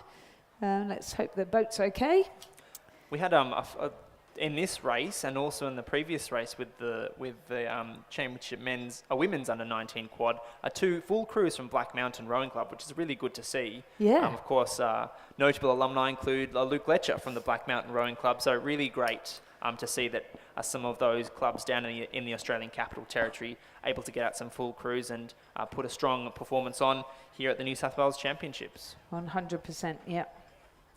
And congratulations to their coaches for getting those crews together. We look forward to seeing them again soon. Hopefully they'll be up for the Edward Trickett or something like that. And a shame we won't be seeing them in the final of the Championship Men's Under-19 Quad Scull. But to recap, we will be seeing the Canberra Composite and Sydney Rowing Club, Kinross Walleroy and Radford College 1 from the first heat. And from this heat, Mossman Rowing Club, the UTS Haberfield Lake Macquarie Composite, Commercial and Radford College 2 from this heat. The previous heat, 6:22.56 was the winning time with very tight margins. The winning time here, 6:47 with a massive margin, 16.98. So who knows what will happen in the final. Looks like it either could be a good race or it could just be a 2-horse race. That's right. So moving back to single sculling now, race 261 is on the course. It's the first heat of the Championship Women's Under-17 single scull, sponsored by the Regatta Shop.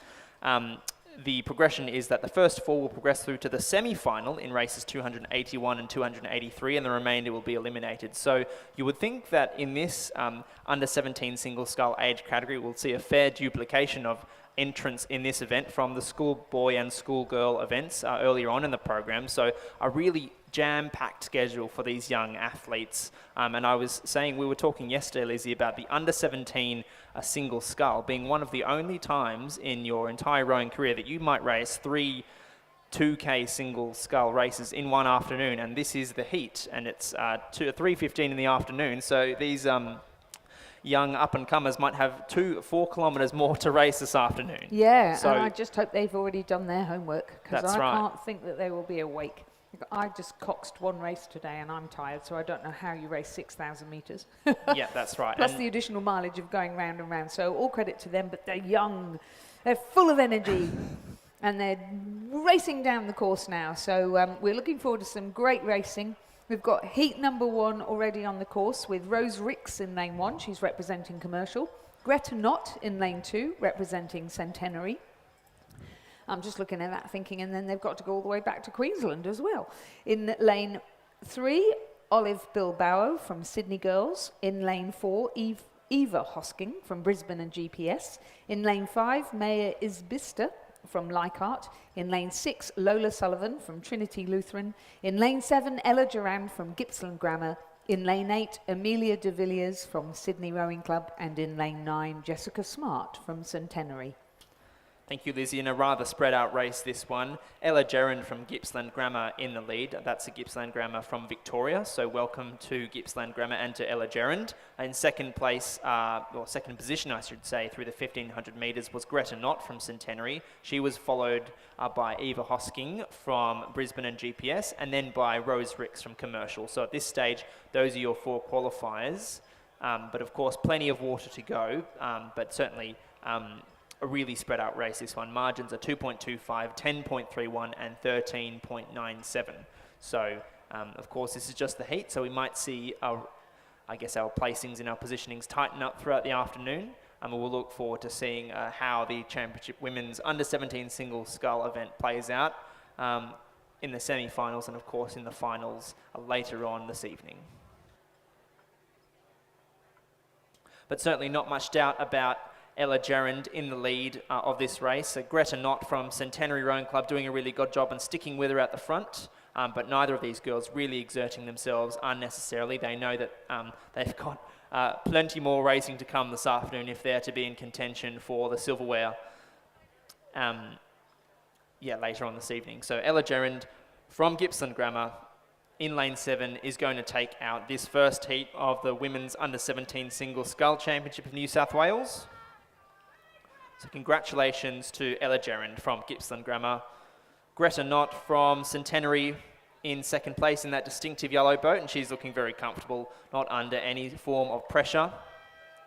Third place looks as though it'll go to Eva Hosking from Brisbane and GPS.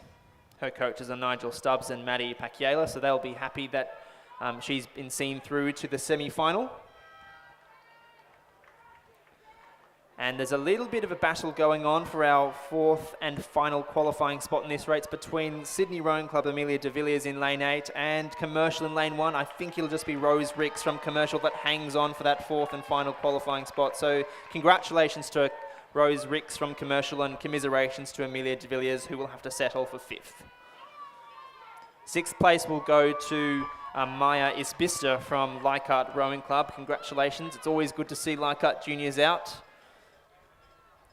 And then 7th place will go to Jessica Smart from Centenary Rowing Club over here in lane 9. So congratulations, she's got plenty of supporters down here this afternoon.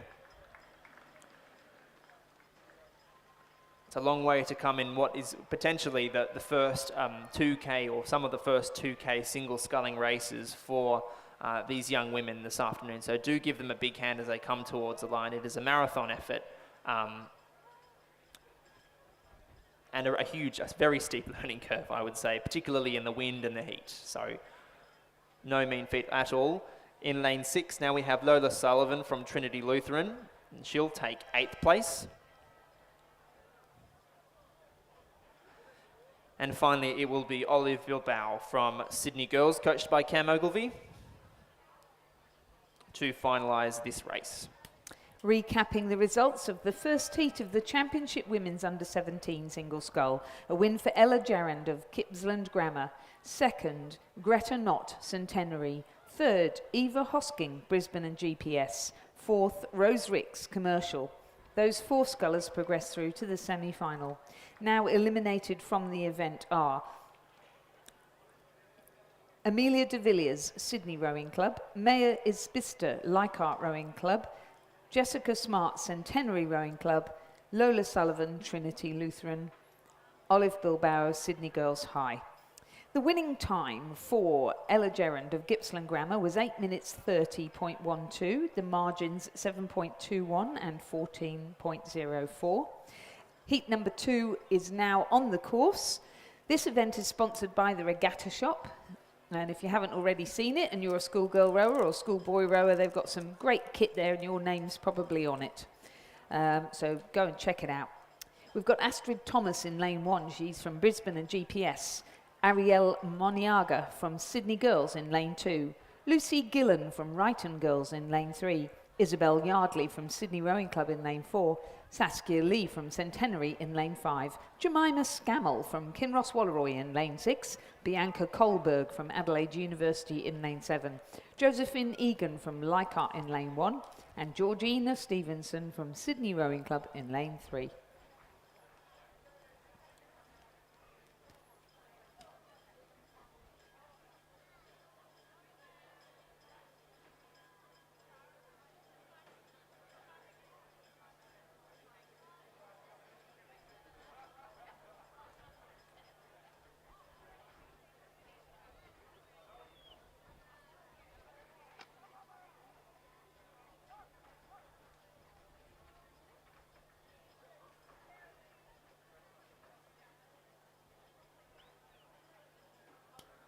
So coming into the final 500 metres now, it was Astrid Thomas from Brisbane and GPS over there in lane 1 who commanded the lead, and it does appear as though it's remained that way. In second position was Bianca Kohlberg of Adelaide University. In third position was Georgina Stevenson from Sydney Rowing Club. And then a fair distance back to Lucy Gillen of Ryton Girls. So at this stage, it appears as though those will be the 4 qualifiers through to the semi-final.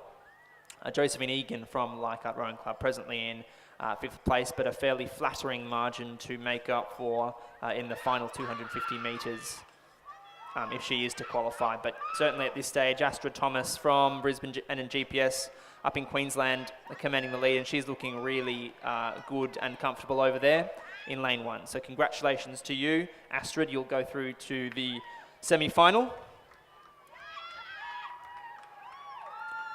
A bit of a cheer now for Bianca Kohlberg from Adelaide University in lane 7. She'll also qualify for the semi-final, as will Georgina Stevenson over here in lane 9 from Sydney Rowing Club.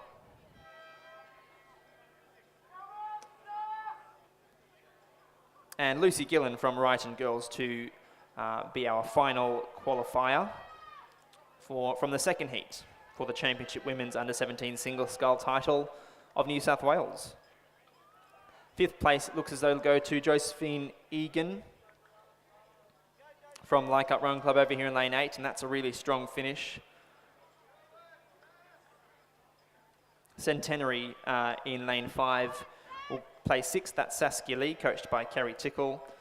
In 7th place now is Ariel Moniaga from Sydney Girls. 8th place will go the way of Sydney Rowing Club's Isabel Yardley.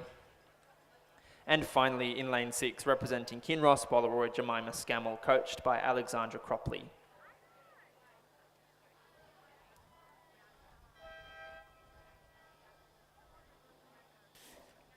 So confirming the results of the second heat of the Championship Women's Under-17 Single Scull. A win for Astrid Thomas of Brisbane and GPS. Second, Bianca Kohlberg of Adelaide University. Third, Georgina Stevenson of Sydney Rowing Club. Fourth, Lucy Gillen of Ryton Girls. Those 4 scullers will progress through to the final. 5th, Egan from Leichhardt. 6th, Lee from Centenary. 7th, Moniaga from Sydney Girls. 8th, Yardley from Sydney. And 8th, Jemima Scammell from Kinross Walleroy. These crews are now eliminated from the event. Thank you, Lizzie. And bearing down upon us now is race 263. It's the 3rd heat of the Championship Women's Under-17 Single Scull, sponsored by the Regatta Shop. In lane 1, representing Gippsland Grammar in Victoria, is Ruby Lindrea. In lane 2, representing Glebe Rowing Club, Poppy Hartley, coached by Susanna McMahon. In lane 3, representing Ryton Girls, Sarah Haben, coached by Matt Wilson. In lane 4, from Manning Valley Anglican College, Zoe Hutchison, coached by Murray Doust and Hannah Smith. In lane 5, from Radford College in the Australian Capital Territory, Zara Turner. In lane 6, from Hunter Valley Grammar, Zoe Armstrong, coached by Rowan Hislop and Odin McIntosh. And in lane 7, Canberra Girls Grammar's Maddie Beasley. We've got scratchings in from Grace Bennett and Honey Garcia in lanes 8 and 9, so it'll just be lanes 1 through 7 that compete in this event. Did you get...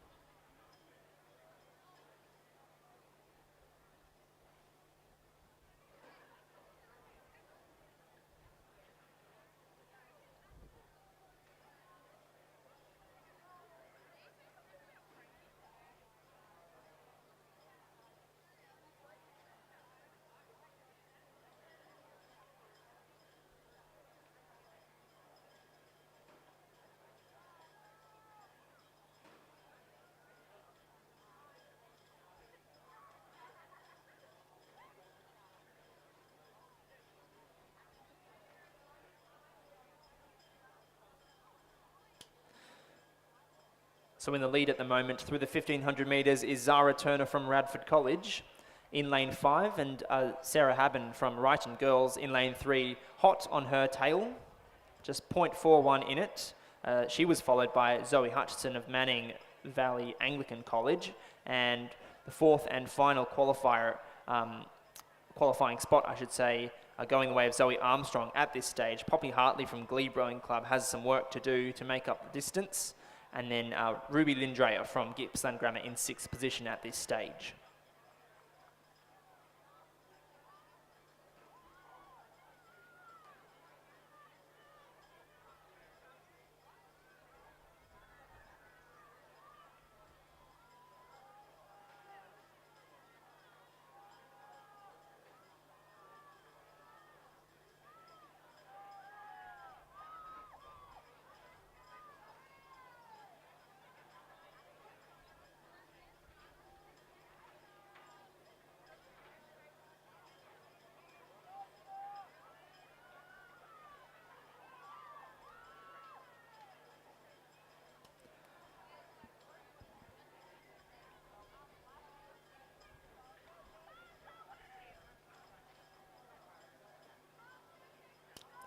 So bit of a change of the guard at the top end of this race. Sarah Haben from Ryton Girls in lane 3 has stamped her authority in the final 500 metres of this race, and she will snatch the win off of Zara Turner from Radford College. So congratulations to you, Sarah. She'll be the first qualifier from this race. Zara Turner from Radford College in 2nd. 3rd place will go the way of Zoe Hutchison from Manning Valley Anglican. 4th place will be tight, but I think it'll go the way of Zoe Armstrong from Hunter Valley Grammar in lane 6. And we've got Poppy Hartley from Glebe Rowing Club pressing into the final couple of strokes, but not to be. Armstrong from Hunter Valley Grammar just lets it float over the line. So unfortunately missing out on a qualifying spot now, Poppy Hartley from Glebe Rowing Club.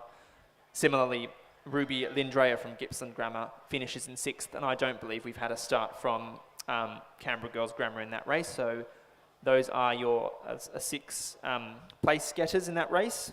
And so qualifying for the semi-final is Sarah Haben from Ryton Girls, Zara Turner from Radford College, Zoe Hutchison from Manning Valley Anglican, and finally Zoe Armstrong from Hunter Valley Grammar. So missing out on qualification is Poppy Hartley from Glebe Rowing Club and Ruby Lindrea of Gippsland Grammar. And the winning time for Sarah Haben from Brighton Girls was 8 minutes 36.93. So that's comparing with 8:27 in the previous heat and 8:30 in the heat before that. And fairly spread out. It was looking a bit tough, that race. And if you look down the course, you can see there's a really strong crosswind now. So tricky conditions for our athletes to be dealing with. We have a fourth heat in progress in the Championship Women's Under-17 Single Sculls, sponsored by the Regatta Shop. What we should have, we'll just check alongside the, check with the live stream, because we are supposed to have 6 heats of this Under-17 Women's Single Scull.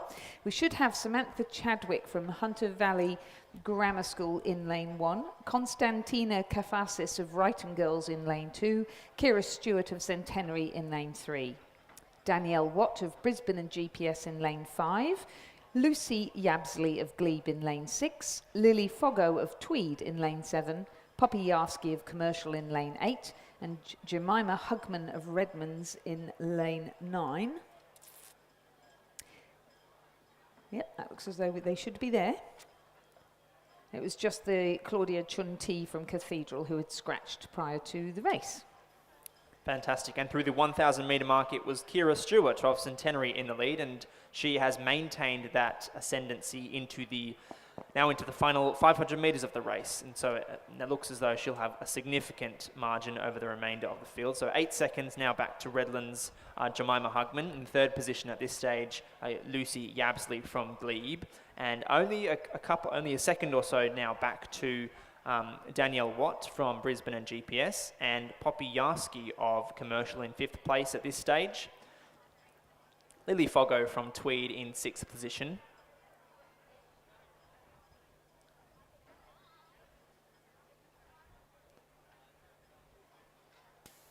So this, that means we've got just about everybody from that gold medal winning Under-17 quad from Brisbane and GPS in these single sculls, which is great to see. Great to see them break that quad down and get this extra mileage, extra competition as well on a buoyed 2,000 metre course, which, as you said earlier, is quite unusual.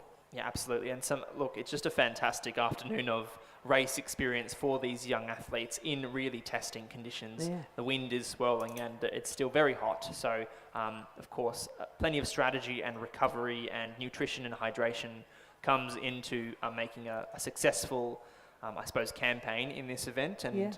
as we've alluded to, it is no mean feat to participate in this event, particularly given that a number of these girls are competing over 2,000 metres in the single scull for the first time. So it really is a fantastic thing to see so many entrants in this race. It is, and Kira Stewart from Centenary doing a really good job over there. She's taking it quite calmly, but blades fairly close to the water, making sure she gets nice quick catches in terms of getting the blades in and getting the blades covered, and just staying very steady and consistent the whole way down the course. And as a result, she's just moving away slowly from her opposition. A great scull out on her own here, the lane 9 sculler, Jemima Hugman from Redlands, but she's nice and lively and doing a great job there in difficult conditions with the wind blowing her onto the buoys. She looks as though she might just snatch second place, Lizzie, but it's going to be close. Just in the final couple of strokes, it will be Hugman from Redlands. Third place will go the way of Lucy Yabsley from Glebe. Fourth place will go to Danielle Watt of Brisbane and GPS. So those 4 will qualify. Fifth place will go the way of Poppy Yarsky from Commercial Rowing Club. Sixth place to Lily Foggo from Tweed. And then to finalise the positions in this race, Constantina Kafasis from Brighton Girls over there in lane 2. She'll have to settle for 7th position.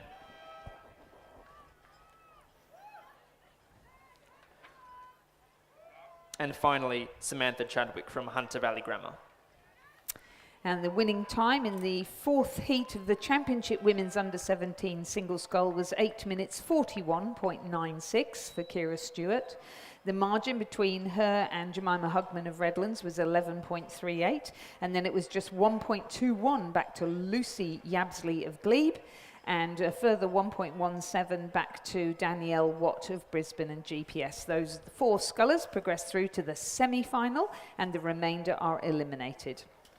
Moving on to heat number 5. It's really hard to see the scullers looking down the course. There's a real wind shadow over the water, but we do have this 5th heat now of 6 for the Regatta Shop.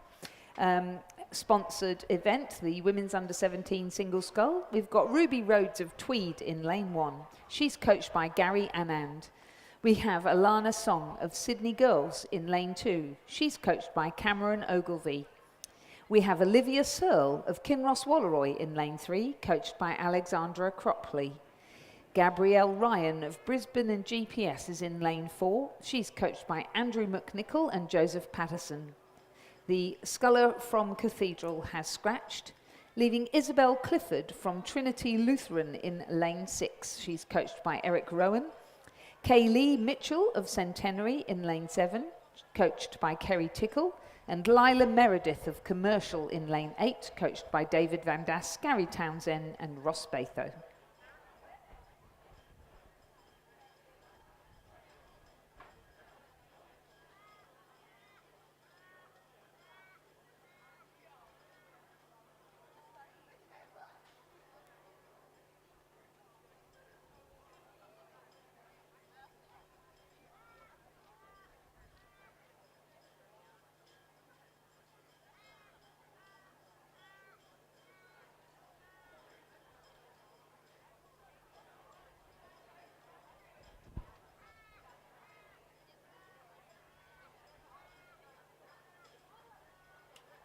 So through the 1500 metre mark, Lizzie, it was Olivia Clifford from Trinity Lutheran in the lead, followed, she's a significant lead over Gabrielle Ryan from Brisbane and GPS, then back to Alana Song from Sydney Girls in 3rd place, and then Olivia Searle from Kinross Walleroy in 4th at this stage. 5th was Ruby Rhodes through the 1500 metres, followed by Lila Meredith from Commercial, and 7th position at this stage, Kaylee Mitchell from Centenary.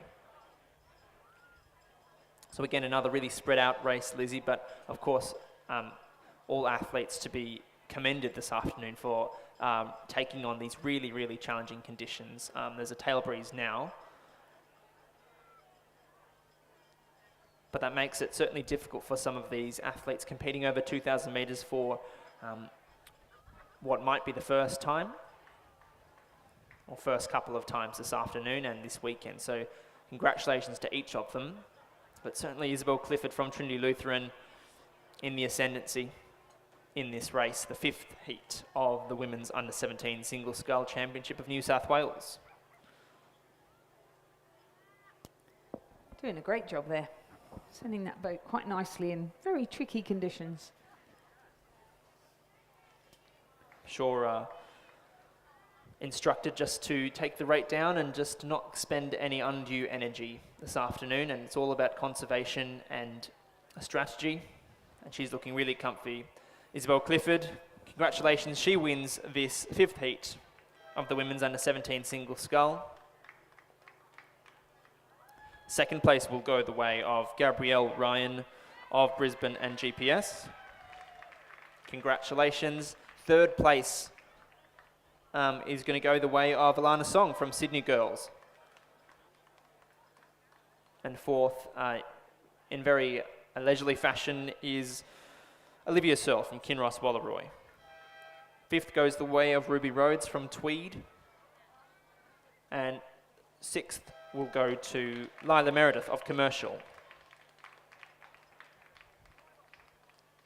And then a big shout out to Kaylee Mitchell from Centenary, who's stuck doggedly to her plan and is making her way across to the finish line now in this 5th heat of the Women's Under-17 Single Scull. And as we said, really not very pleasant conditions, so great job out there, Kaylee, well done. Yeah, fantastic. I know there's a big contingent of Centenary supporters in the stands, so fantastic to see so many people down from Queensland to support Kaylee and others this weekend, so fantastic effort. So recapping the results of Heat 5 of the Championship Women's Under-17 Single Scull, qualifying for the semi-final will be Isabel Clifford from Trinity Lutheran, who was first, Gabrielle Ryan from Brisbane and GPS second, Alana Song from Sydney Girls third, and Olivia Searle, Kinross Walleroy fourth. Fifth was Ruby Rhodes Tweed, sixth Lila Meredith Commercial, seventh Kaylee Mitchell Centenary. The winning time was 8 minutes 30.48 seconds. The margins 10.68. Whoops. Judges have changed the times on me as I'm calling them out. 7.36 and 6.59. So we have the final heat now in progress in this Championship Women's Under-17 Single Scull, sponsored by the Regatta Shop. Again, the first 4 will progress through to the semi-final. In lane 1, representing Ascombe School, Kitty Elias. In lane 2, representing Canberra Grammar School, Jade Wilson. In lane 3, representing Ryton Girls, Kennedy Lord. In lane 4, representing Sydney University Boat Club, Addison Rolls. In lane 5, from Sydney Girls High, Annie Pham. In lane 6, representing Commercial, Elodie Lee. In lane 7, representing Kinross Walleroy School, Tessa Wong. And in lane 8, representing St Catherine's School of New South Wales, Madeline Swain. Thank you, Lizzie. And coming through the 1500 metre mark now, it was Madeline Swain of St Catherine's in the lead. She enjoyed a couple of boat lengths advantage over Addison Rolls from Sydney University. And so those two certainly looking to seize the top, well, I suppose, 2 of the final 4 qualifying spots for the semi-final of the Women's Under-17 Single Scull. Jade Wilson coming through in 3rd position, followed by Tessa Wong of Kinross Walleroy. So those are your top 4 positions at this stage. Elodie Lee from Commercial in 5th place at this stage, and has some work to do in order to push her way into that top 4 group in what is now the final 250 metres of this final heat of the Women's Under-17 Single Scull.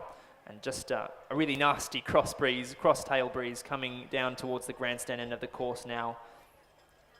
And as we've discussed, these are really formative races, these ones.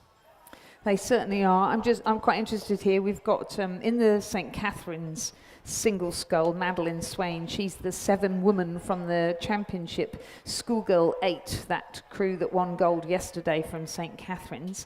And then in lane 4, Addison Rolls, she actually rows for Queenwood School, and she's the stroke girl of the 8 for Queenwood that got the silver medal. So we've got a bit of a battle on there, I'm sure. Bit of a change of pace as well from those Schoolgirl 8s to... Yeah, absolutely. Fiercely contested. Yeah. And a shout out to the St Catherine's School and their program, who have enjoyed a really meteoric rise over the past couple of seasons, and a fantastic commendations and kudos have to go to Rich Coakley and his team, Jared Watson and Diarmid O'Driscoll down there at UTS Haberfield and Iron Cove, and Madeline Swain, really a fantastic ambassador for the St Catherine's School, and she's looking really comfortable, and will take out this final, will take out a victory in the final 6th and final heat for the Women's Under-17 Single Scull. So congratulations, Madeline. 2nd place will go the way of Addison Rolls from Sydney University. As you've said, Lizzie, Addison competing in the Queenwood colours earlier on this weekend. 3rd place appears as though it'll go the way of Jade Wilson from Canberra Grammar. She's probably got 25 metres to go. Coached by Kendall Brodie, the cox of the Australian men's 8. No shortage of experience that No, Kendall Brodie it'd be great brings. to be coached by her. And then our 4th qualifier for the semi-final will be Kinross Walleroy sculler Tessa Wong, who's coached by Alexandra Cropley. More experience there too. Lovely row there. Lane 6, Commercials, Elodie Lee crossing the line in 5th position, surviving those conditions. Well done. And then a nice little lift for Ryton Girls sculler Kennedy Lord to cross the line in 6th place. 7th will go to Ascombe sculler Kitty Elias, coached by Marielle and Mitchell Caponis and Alexandra Butt. And then Sydney Girls High, Annie Pham, coached by Cameron Ogilvie, will complete our field of 8 scullers. in the final heat of the women's under-17 single scull. And to recap, St. Madeline Swain from St. Catherine's was the winner, and she did that in a provisional time of 8 minutes 21, pretty quick, 0.83 for today. Addison Rolls was second, the margin 8.64 seconds. Third across the line was Jade Wilson from Canberra Grammar, the margin there 22.87. And a 4.29 margin then back to our fourth qualifier, Tessa Wong from Kinross Wallaroi.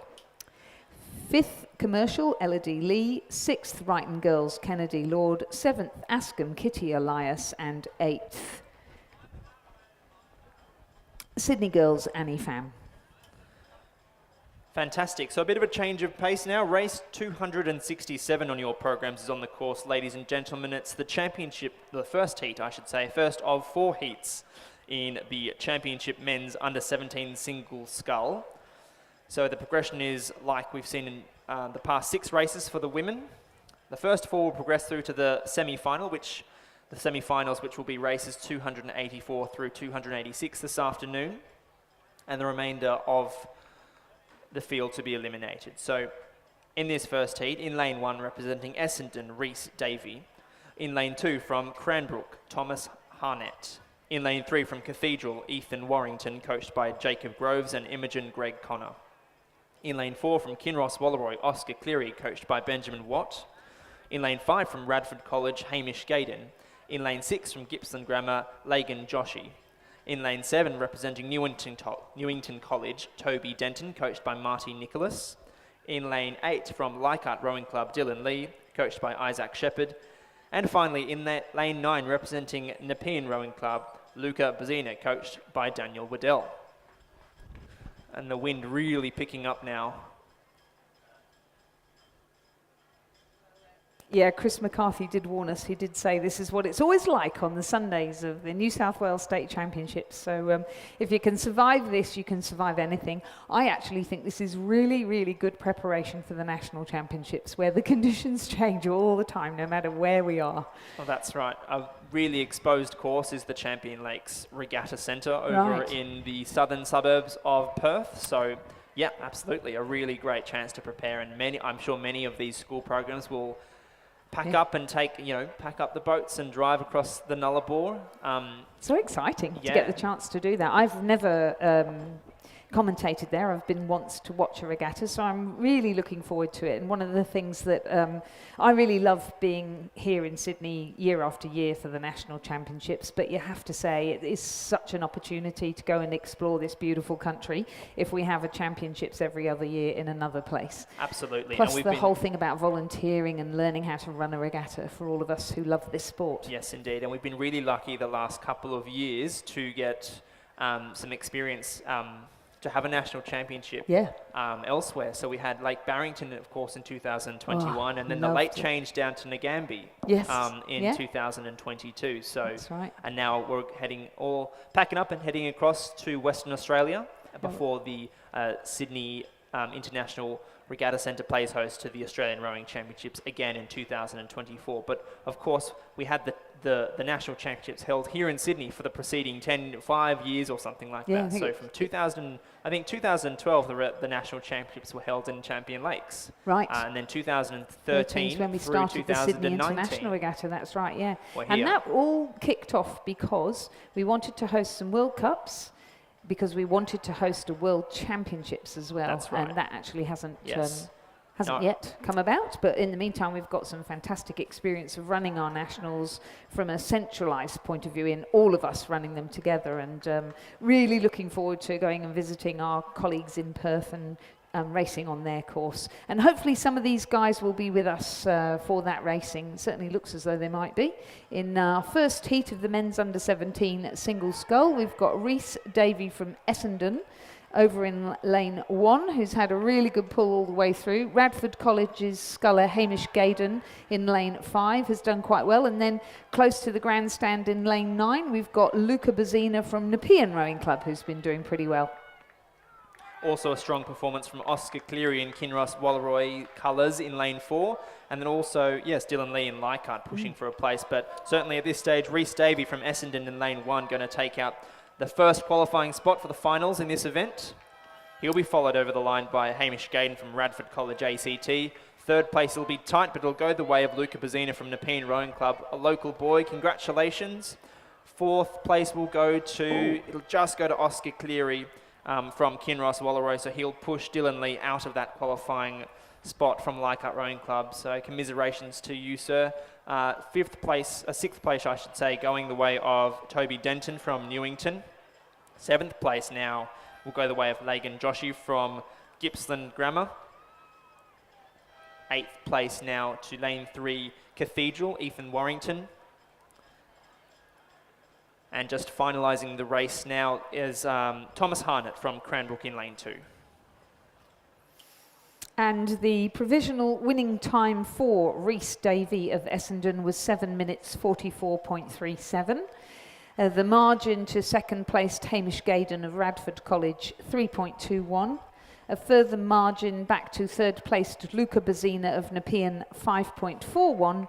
And he in turn had a margin over fourth placed Oscar Cleary of Kinross Wallaroo of 2.72. And those are the 4 that progressed to the semi-final. Fifth, Leichhardt, Dylan Lee. Sixth, Newington, Toby Denton. Seventh, Gippsland Grammar, Lagan Joshi. Eighth, Cathedral, Ethan Warrington. Ninth, Cranbrook, Thomas Harnett. We move to Heat 2 now of the Championship Men's Under-17 Single Scull, sponsored by the Regatta Shop.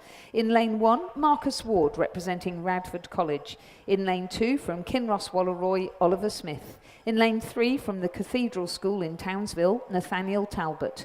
In lane 4, from the Manning Valley Anglican College, from around here, William Thomas. In lane 5, from Gippsland Grammar in Victoria, Samuel Reynolds. In lane 6, from the Hunter Valley Grammar School, Vaughan Henderson.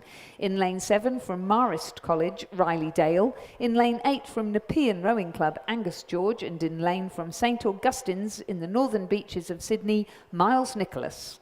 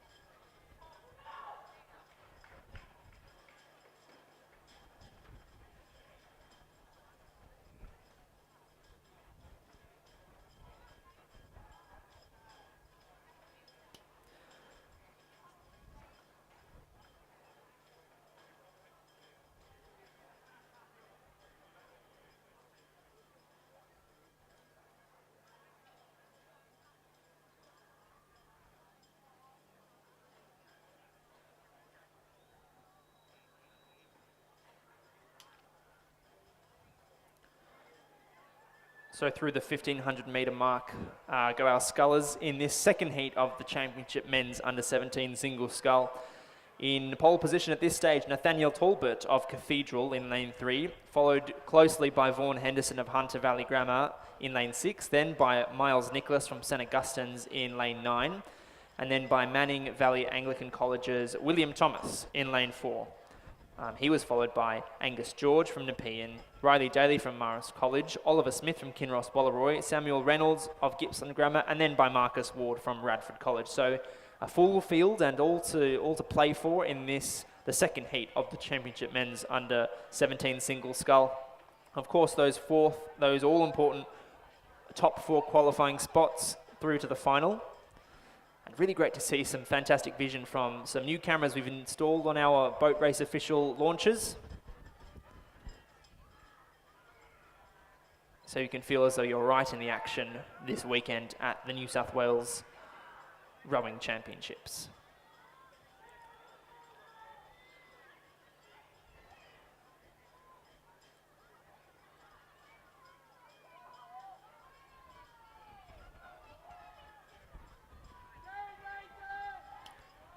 So Vaughan Henderson, we were saying, Lizzie, has enjoyed some success already this weekend from Hunter Valley Grammar. He took out the under-17 double, I think it was. Might have been the schoolboy double, I can't quite remember. Definitely was the under-17 doubles, yes. yeah. Yeah, with his colleague Luke Purdy, who's racing in the next heat. But for the moment, it is well, it's actually going to be pretty tight to call. In lane 3, we've got Nathaniel Talbot from Cathedral, who still, I think he's going to, actually, I don't even know. Miles Nicholas from St Augustine's in lane 9 with a late push, and I think he's going to take out first position. Followed by Talbot of Cathedral. Third place will go the way of Vaughan Henderson, Hunter Valley Grammar. And the fourth and final spot, it's close, but it'll go the way of Manning Valley Anglican College, William Thomas. And he just denied Angus George from Nepean.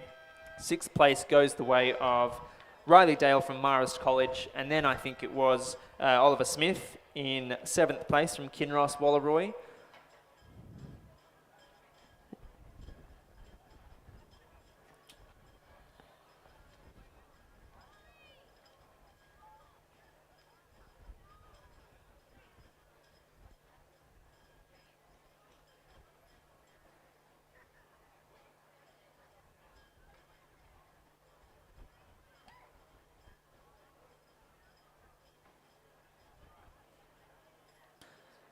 So confirming 8th place went to Samuel Reynolds from Gippsland Grammar in Victoria, and 9th and final place to Marcus Ward from Radford College ACT.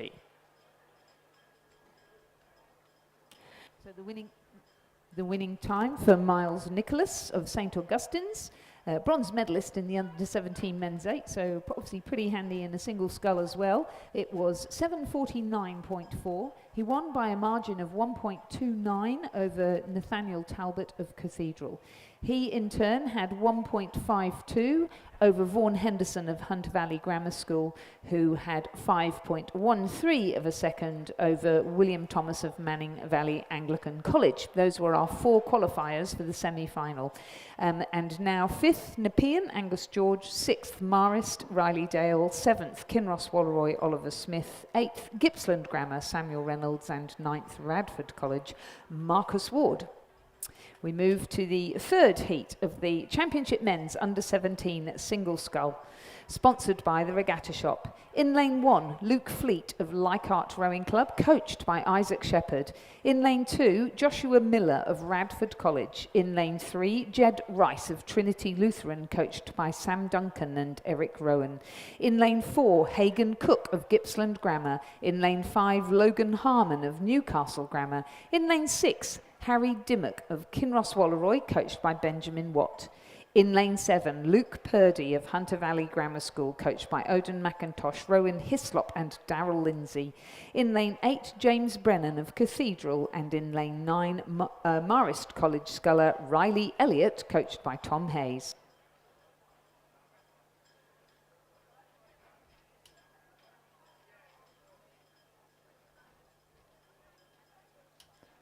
So Lizzie, unsurprisingly, through the 1,000 metre mark, it was Luke Purdy of Hunter Valley Grammar who, like you've just said, enjoyed victory in the men's under-17 double scull alongside his colleague Vaughan Henderson, who qualified for the semi-final in the last heat just gone through.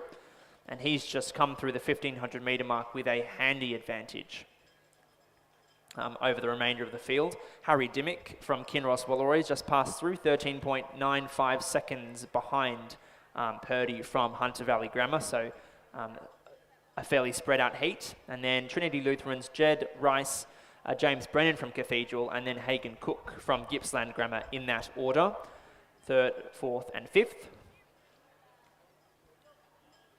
But not much in it between Brennan and Cook for that all-important 4th and final qualifying space.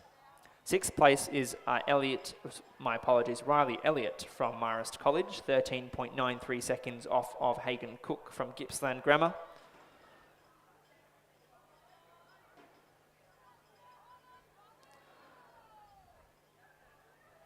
And finally, Logan Harmon from Newcastle Grammar crossing the 1,500 metre mark, 19.37 off of Riley Elliott.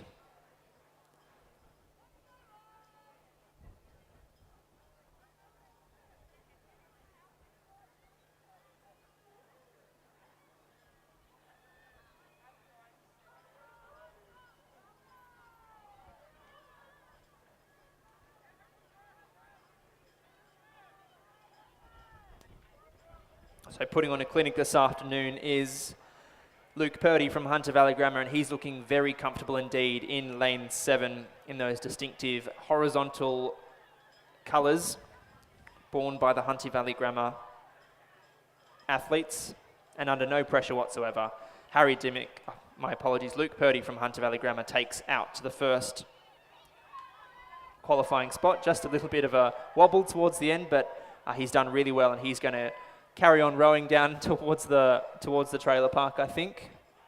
Very comfortable victory indeed. Lane 6, Harry Dimmick from Kinross Wallaroi in second place, and he'll take out the second qualifying spot. Third is going to be tight, but it's between James Brennan from Cathedral and Jed Rice from Trinity Lutheran. It'll be really close indeed. I wouldn't pick that. But it's much of a muchness. Both of those sculls will qualify. So unfortunately, Hagan Cook from Gippsland Grammar missing out. He'll take 5th place. We'll await confirmation for 3rd and 4th. Marist College's Riley Elliott takes 6th place on the close side of the course. And we have only one sculler remaining to cross the line, and that is Logan Harmon from Newcastle Grammar.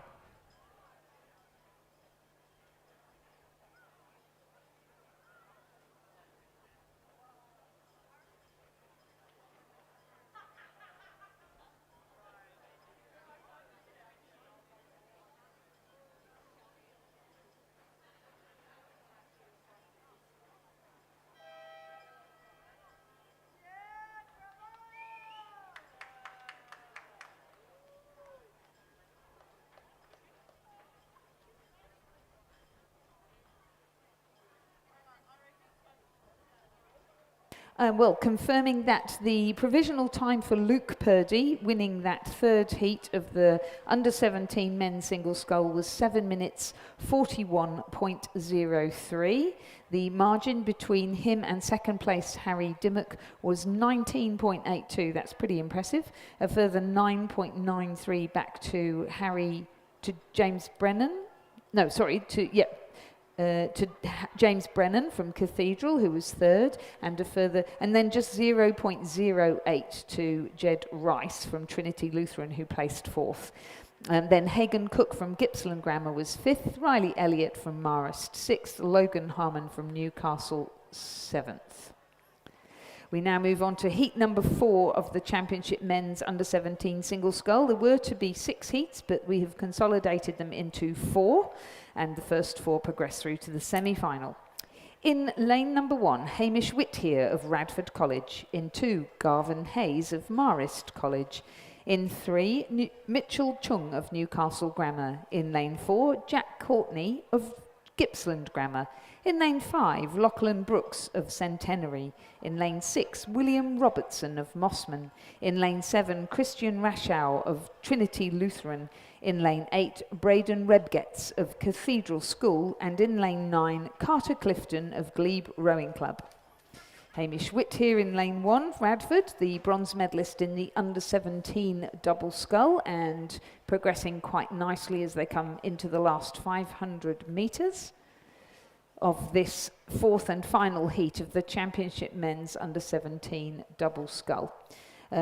Mossman's William Robertson progressing rather nicely too into this final part of the race, and Garvin Hayes from Marist College, who is in lane 2 across on the far side, also right up there. There are 4 qualifying places, and at the moment the person in the 4th qualifying place is Lachlan Brooks from Centenary, and then there's a 10-second gap, so probably 3 lengths back to Braden Rebgetz of Cathedral, sitting in 5th. So looks as though the first 4 are clear, but anything can happen.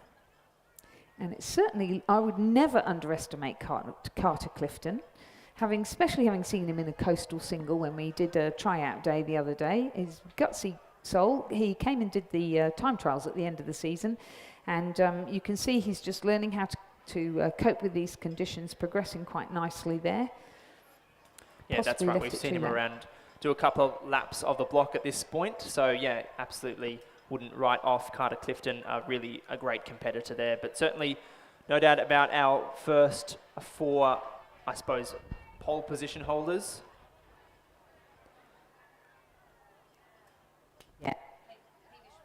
looking really good, isn't he? Radford College across there on the far Yeah. side. Geez, Radford College are having a great regatta. Absolutely. Congratulations to all the team there, but especially Gordon Marks, their new head coach. Fantastic.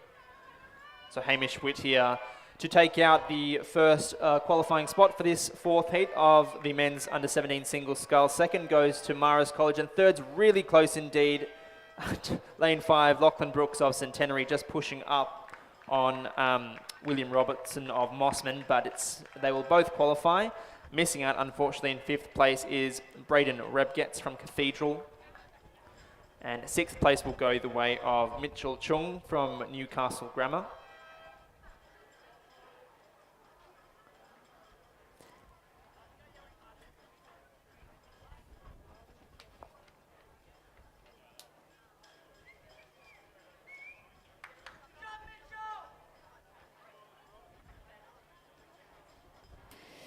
Yeah, and then we have, looks as though we have one final contestant, lane 4's Gippsland Grammar sculler, Jack Courtney.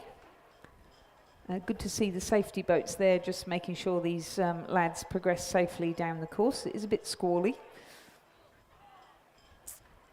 And this will complete heat 4, which is our final heat in the championship men's single scull. So as our final competitor crosses the line, we will just recap on the results. It was a win for Hamish Whittier of Radford College, and he did a time of 7:48.83.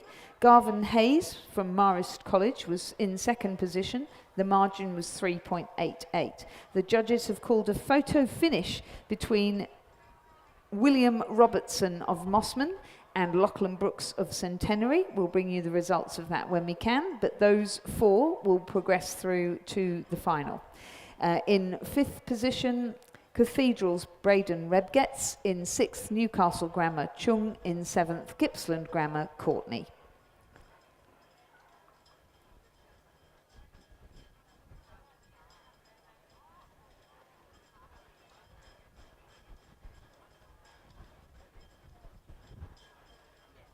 So because we've had 2 of the heats of the championship men's under-17 single scull be consolidated into the races you've just seen, there'll be a very short break now until 4:16 when we resume with the championship women's under-16 single sculls.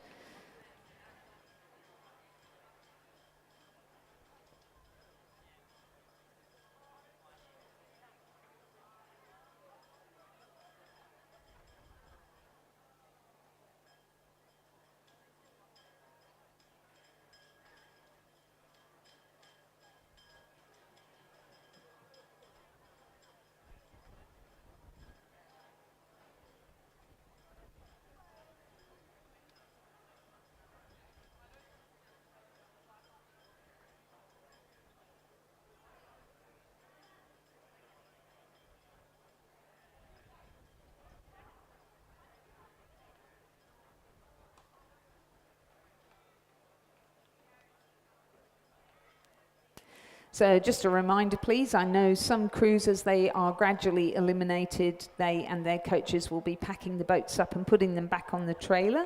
But if it is possible, please, for somebody to run the bow numbers over to boat bay number 1, we would be most grateful. And if you can have a look around and just find those bow numbers before you leave and get them all back there, that would be terrific. And just a reminder that the Bentley's New South Wales bar is still open up on the top of the hill, the eastern hill, overlooking the last 100 metres of the race, and that is open for beverages, and there is food in there as well. We have a few of the food outlets at the back of the grandstand still open, and by the looks of things, 1 or 2 of our merchandise outlets as well.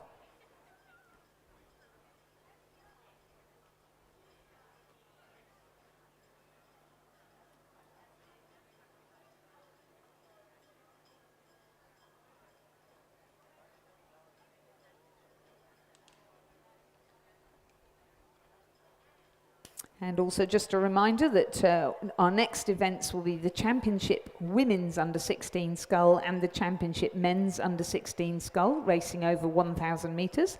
And then we go back to some of the elite racing. We've got a final between the Champion Women's Elite Lightweight Quad Sculls, usually a good race to watch. Then we're going to go back to the semi-finals of the Men's and Women's Under-17 Single Sculls, the finals of the men's and women's under-16 sculls, and the finals of the schoolgirl and schoolboy double sculls. So we then move into finals, and you'll have all the action coming from right in front of you. Once we've gone through all the ones where there were qualifying rounds, we have the women's elite quad scull and the men's elite quad scull, with the final race of the day scheduled to take place at 6:37.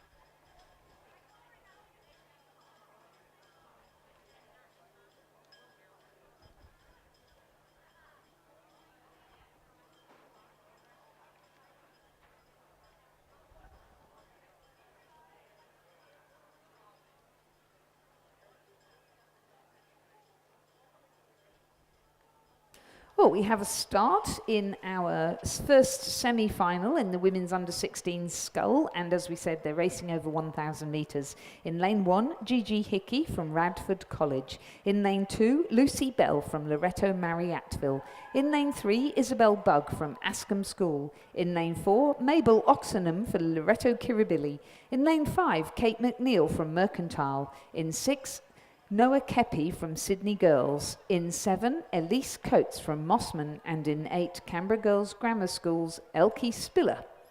And welcome back to commentary, Chris McCarthy.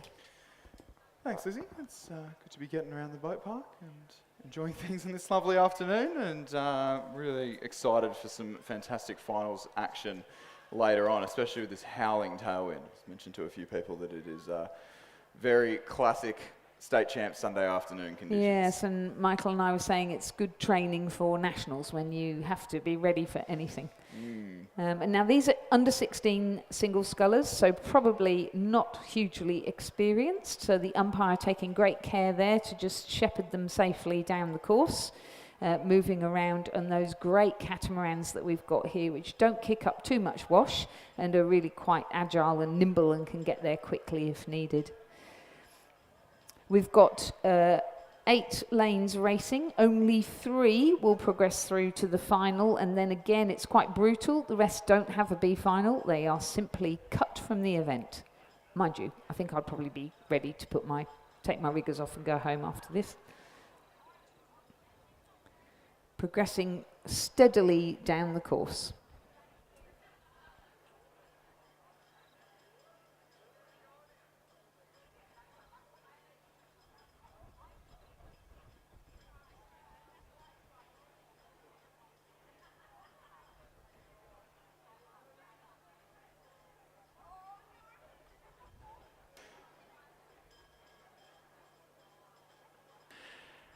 At the 500 metre mark in this first semi-final, it was Kate McNeil of Mercantile Rowing Club who was at the lead of this race. Pretty commanding one too, 5.4 seconds up on Lucy Bell of Loretto Marriotteville, Isabel Bug of Askham in third, and Mabel Oxenham of Loretto Kirribilli in fourth place. Elkie Spiller of Canberra Girls Grammar, followed by Gigi Hickey from Radford. Sydney Girls is Noah Kepi. Elkie Spiller from Canberra Girls Grammar and Elise Coates from Mossman Rowing Club to round out the field there. So 1, 2 and 3 through to the final at the moment. That is sitting to be Kate McNeil from Mercantile, Lucy Bell from Loretto Marriotteville and Isabel Bug from Askham. But anything to play for in these choppy conditions in the closing stages of the course. So still be Kate McNeil from Mercantile out the head of the field, and then Lucy Bell from Loretto Marriotteville sitting comfortably in that second place, but Mabel Oxenham of Loretto Kirribilli knocking on the door of the Askham sculler next to her. That's Isabel Bug, who has been leading her through the majority of the race, but it looks like Mabel Oxenham of Loretto Kirribilli moving through into a qualifying spot for the final. As they approach the red boys, the last 100 metres, there is no doubt about it. Kate McNeil of Mercantile Rowing Club sitting pretty comfortably at the front there in the lead. Have a good view back on the rest of the field as Mabel Oxenham of Loretto Kirribilli really starts to push up even on second place. Trying to overtake Loretto Marriotteville's Lucy Bell. It could be the battle of the two Lorettos here as we come down to the line. It'll definitely be Kate McNeil of Mercantile Rowing Club to cross the line and first in this first semi-final of the women's under-16 single scull. She's off to the final later on this afternoon. A great battle unfolding here for the last qualifying spot. It'll be Mabel Oxenham of Loretto Kirribilli who takes second place, and then it was very, very close between Loretto Marriotteville and Askham for third and fourth, that all-important qualifying position. But I do believe it was the sculler from Loretto, Lucy Bell, who got that last qualifying spot, and then Isabel Bug from Askham, Elkie Spiller of Canberra Girls, Elise Coates of Mossman, Noah Kepi of Sydney Girls, and Gigi Hickey of Radford College. Confirming the results of the first semi-final of the Championship Women's Under-16 Single Scull, a win for Kate McNeil of Mercantile, second Mabel Oxenham of Loretto Kirribilli, third Lucy Bell of Loretto Marriotteville. Those three scullers progressed through to the final. Fourth, Askham Isabel Bug. Fifth, Canberra Girls Grammar Elkie Spiller. Sixth, Mossman Elise Coates. Seventh, Sydney Girls Noah Kepi, and 8th, Radford College, Gigi Hickey, although they were all a photo finish.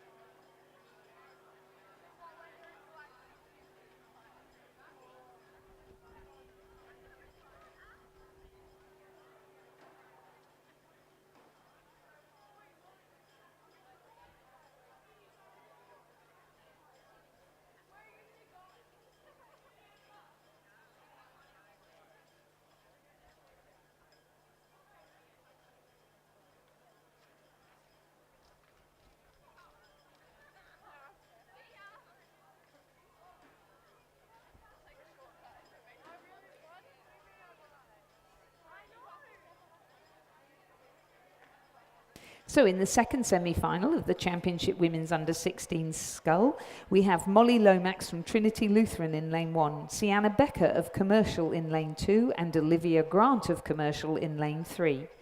In the middle of the course, Xenia Palmer from Sydney Girls in lane 4, VT Young from Nepean in lane 5.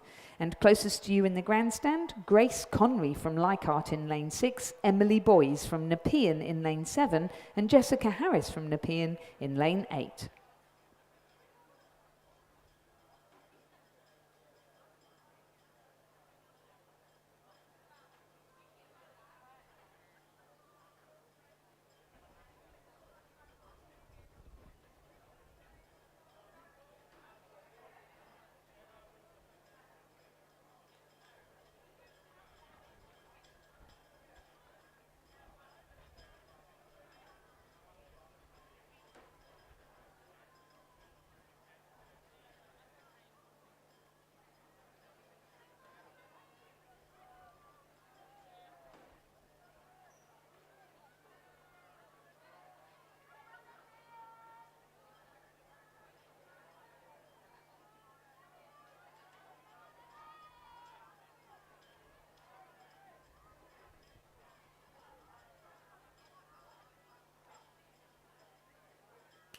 Chris, this is a cracker of a race. Yeah, absolutely. Look at it. And that Grace Conry, she's going so well in the second half of the race. And Grace she's been only sculling a few months. So that she's in the Leichhardt colours. Then next to her on the other side of her, Viti Young from Nepean, who was pretty quick when she won her heat, and Xenia Palmer on the other side of her from Sydney Girls. Looks like Viti Olivia Grant Young. from Commercial. Looks like Viti Young at this stage. Come on, guys, front. cheer them on. Come on, And crowd, cheer on your favourite. Let's see where we can Xenia get them Palmer over the finish pushing line. for second. It's top 3 through to the final. Looks like we have Viti Young, Xenia Palmer, and possibly Grace Conray from Leichhardt Rowing Club. That'll be our top 3. Viti Young from Nepean crossing the line in first. It'd be bloody tight. I'd call it a photo finish between Xenia Palmer of Sydney Girls and Grace Conray from Leichhardt for second and third. It doesn't matter, both through to the final. Fourth place will go to Olivia Grant from Commercial, Sienna Becker, also from Commercial. And fifth, Trinity Lutheran's Molly Lomax. Follows her, Jessica Harris of Nepean, and then the last Nepean sculler, Emily Boys. How fantastic. What an absolutely fabulous race. And what an increase in time. 4 minutes, 3 seconds. So going into that, Grace had the fastest time with 4:11. So that's probably a PB for her. Another massive amount of time taken off. What an exciting race. So well done to all of them. And just confirming, only 3, sadly, could go through to the final. The first was Viti Young from Nepean, the second Xenia Palmer from Sydney Girls, and the third Grace Conry from Leichhardt. Although there was a photo finish between Xenia and Grace, but they're certainly the first 3. Just missing out, Olivia Grant from Commercial, what a row from her. And then Sienna Becker, what a race from her too, also of Commercial. Molly Lomax from Trinity Lutheran, so impressive with how she stuck to those guys. She was 6th, 7th, Jessica Harris from Nepean, and 8th, Emily Boys from Nepean. Well done, Nepean Rowing Club, Commercial Rowing Club, having more than one sculler in such a tight race. Well, it's 1,000 metres, and they are on the way already in the third and final semi-final of the women's under-16 single scull. We have Sophie Crew from Centenary in lane 1, Caitlin Burgess from Centenary in lane 2, and they're both coached by Tanya Bramer. In lane 3, Sabrina Koskar of Ascombe, coached by Marielle and Mitchell Caponis and Alexandra Butt. In lane 4, Annabelle Mackenzie from Newcastle Grammar. In lane 5, Saskia Josipovic of Commercial. In lane 6, Claudia Chunti of Cathedral School in Townsville. In lane 7, Isabel Egan from Radford College in Canberra. And in lane 8, Florence Hennessy from Loreto Kirribilli. She's coached by Phoebe Halley.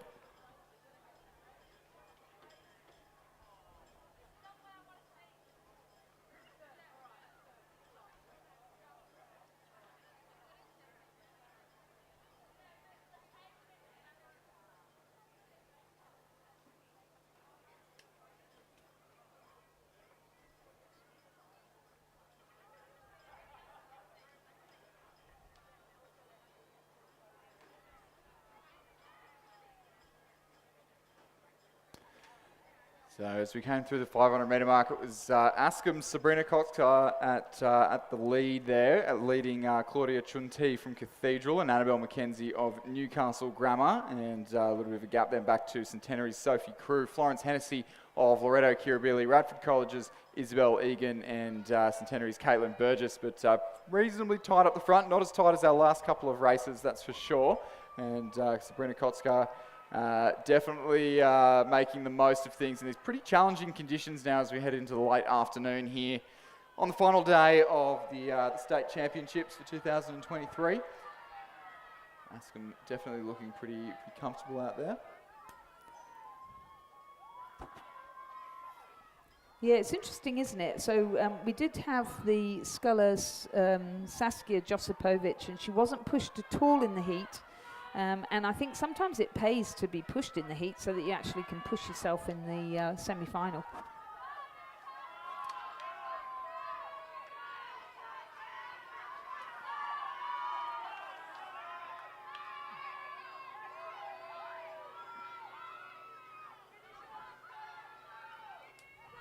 Late charge now coming from the Cathedral sculler Claudia Chunti, but won't be enough to move into the lead. But those top 3 qualifying positions are all but decided now. Sabrina Koskar from Askham crosses the line in first place. And it will be the Cathedral Sculler Claudia Chunti, followed by Annabelle McKenzie of Newcastle Grammar. Loretta Kirabillis, Florence Hennessy, then pretty tight between Isabel Egan of Radford and Sophie Crew of Centenary.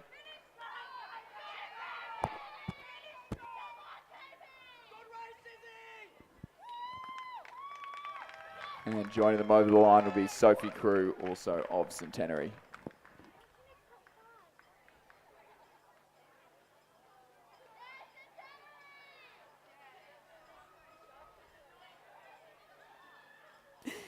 We're confirming the results of our third and final semi-final in the Championship Women's Under-16 Scull. Only 3 to progress through to the final from this one, and the first across the line was Sabrina Koskar of Askham School. Second was Claudia Chunti of Cathedral School, Townsville, and third was Annabelle McKenzie from Newcastle Grammar School. Fourth, Loretta Kirabilli, Florence Hennessy. Fifth, Radford College, Isabel Egan. Sixth, Centenary, Sophie Crew. And seventh, Centenary, Caitlin Burgess. The winning time for Sabrina was 4 minutes, 4.95 seconds. She had a margin of 5.45 over Claudia, and then Claudia had a further 0.80 of a second over Annabelle McKenzie. So looking forward to some good racing in race number 287, which will be the final of the women's under-16 single scull.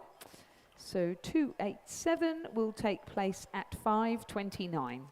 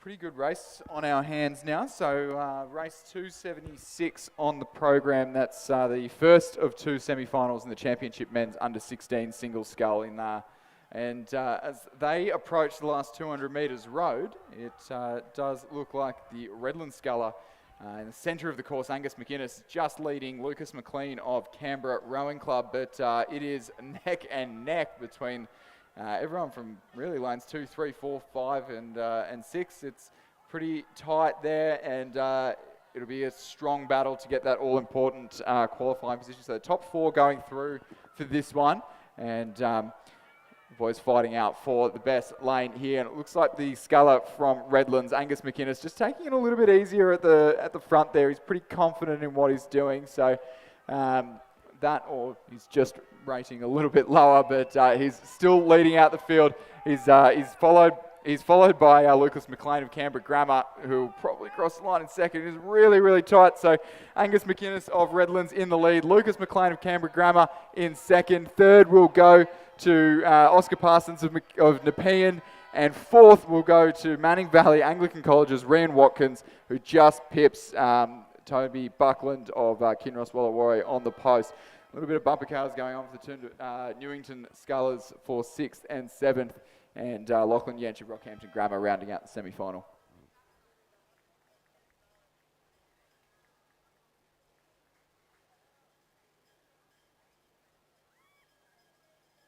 Confirming the results of the first semi-final of the champion men's under-16 single scull, a win for Redlands, Angus McInnes. Second, Canberra Grammar, Lucas McLean. Third, Nepean, Oscar Parsons. Fourth, Manning Valley Anglican College, Ryan Watkins. Those 4 progress through to the final.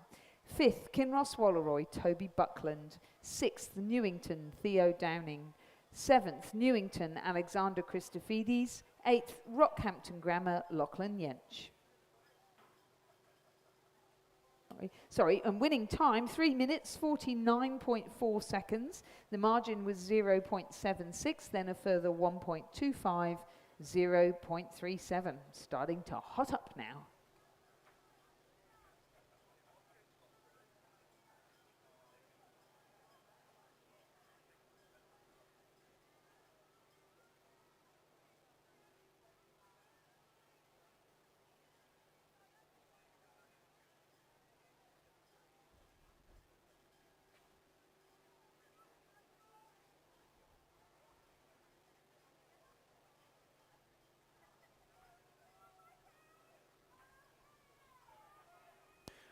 Back.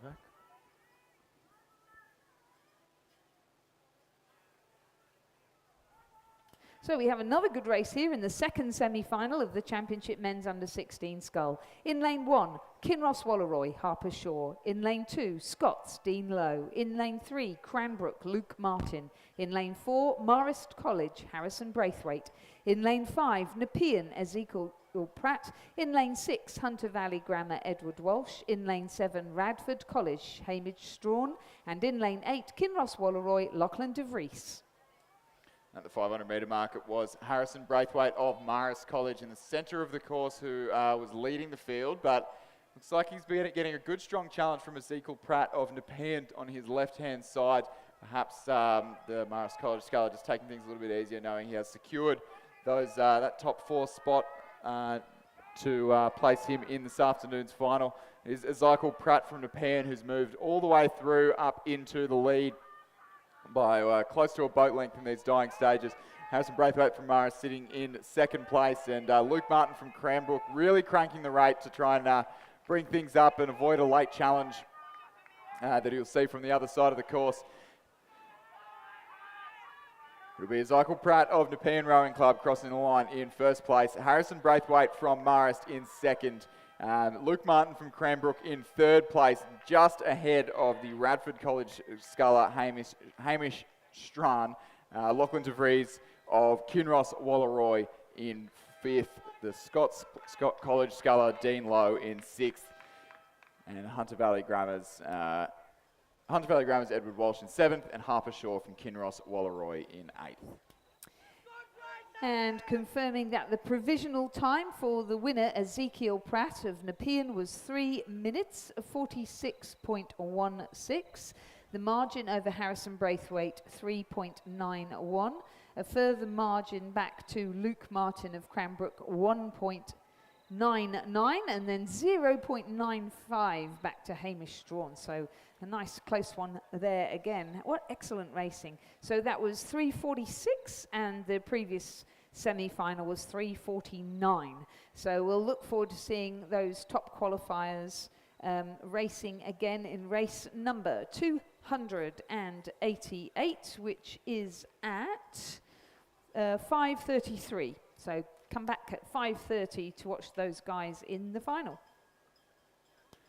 A little bit of a break now, afforded to us by the consolidation of a couple of semi-finals in the schoolgirl double scull. So, and then obviously the move from 1,000 to 2,000 metre racing as well. So we'll be back at 4:51 for the first final of this afternoon, which is the Championship Women's Elite Lightweight Quadruple Scull with a pretty stacked 5-boat field. And as we expect from lightweight rowing, every single club in the country entered.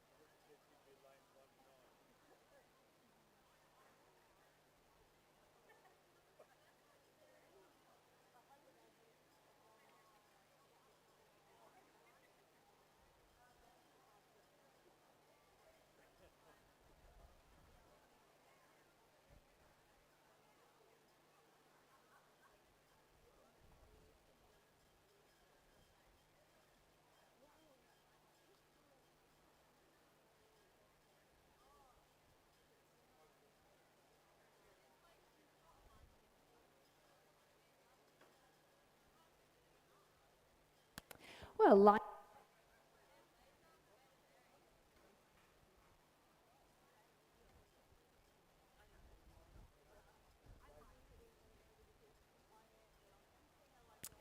the current champions in the Women's Elite Lightweight Quad Scull are Sydney University, ANU and UTS, but we have different combinations this year. We do have UTS, they're in a composite in lane 3 of Amy Underwood from Shoalhaven, Amelia Cooper from UTS, Sophia Aguirre from UTS and Eve Timms in the stroke seat. They're coached by Katie Healy and David Eddington from Shoalhaven. In lane 4, we have a composite from Brisbane and GPS and Sydney University Boat Club, with Phoebe Teal in the bow seat, Gemma Campbell in 2, Jemima Powell from Toowong and Mackenzie Durbridge from Brisbane and GPS, coached by Peter Howard, James Doring and Alfie Young. In lane 5, a composite between Banks, Melbourne University and Mercantile Rowing Club of Demetria Kyriakopoulos, Charlotte Ball, Lucy de Gloria Cade from Melbourne Uni, Antonietta Di Cosmo from Banks. In lane 6, a composite of Maggie Foley from Corio, Sophie Gerapetritis from ANU, Eve Muir from Huon and Alexandra Moylan from ANU. And finally, in lane 7, Team Vietnam.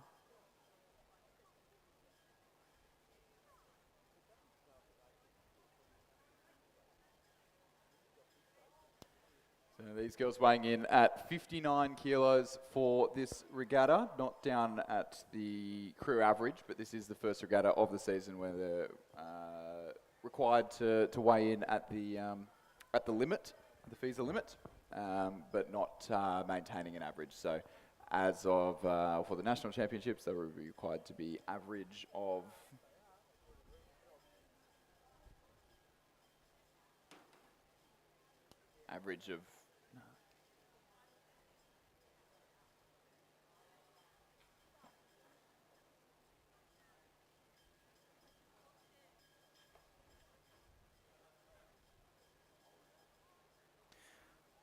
just getting our lightweight rowing trivia correct.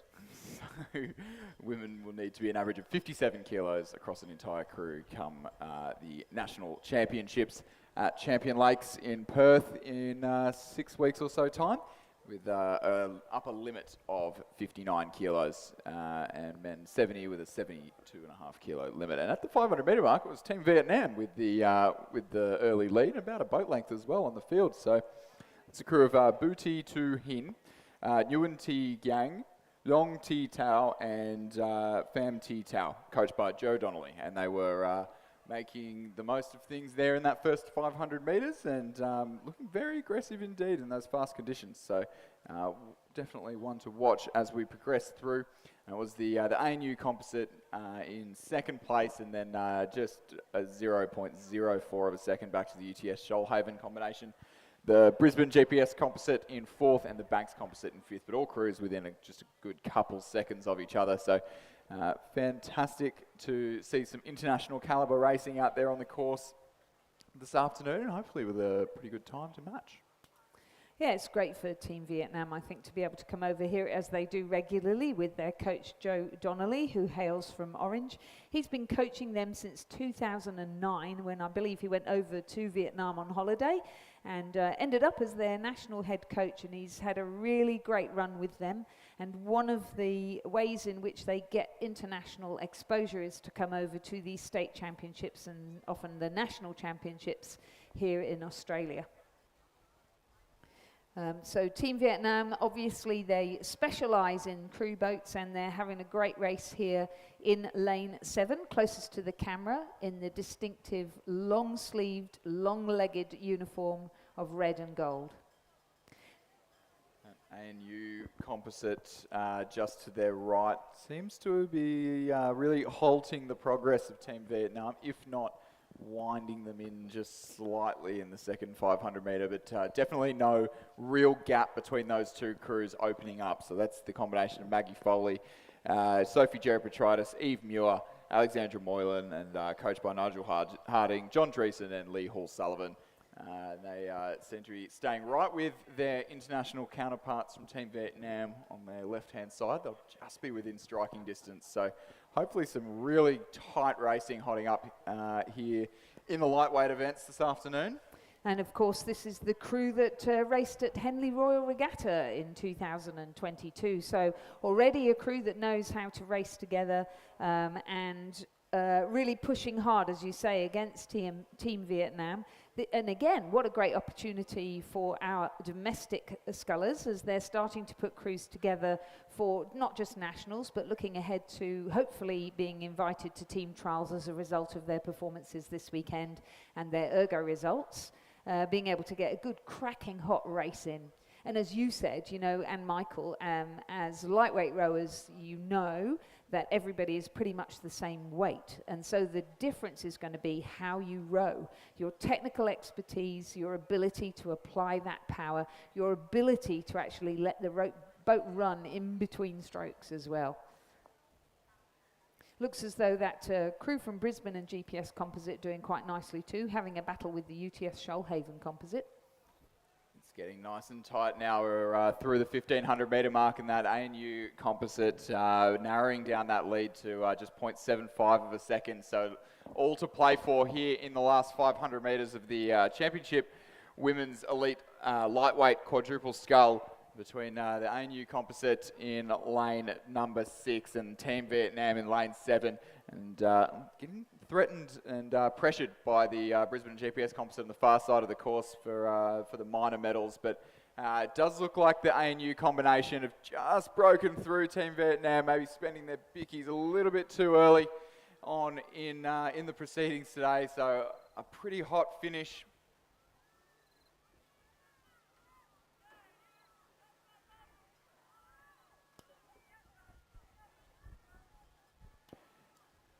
So that ANU Composite, Maggie Foley, Sophie Geripatritis, Eve Muir and Alexandra Moylan with the momentum now, and they've moved through and breaking through to close to a half a boat length lead, and looks like they might be bringing the Brisbane and GPS Composite with them, and it's going to come down right down to the wire to get the order of the medals. It's fairly well decided that those three crews will be our medalists, but in what exact order is still up to what happens in the final few strokes.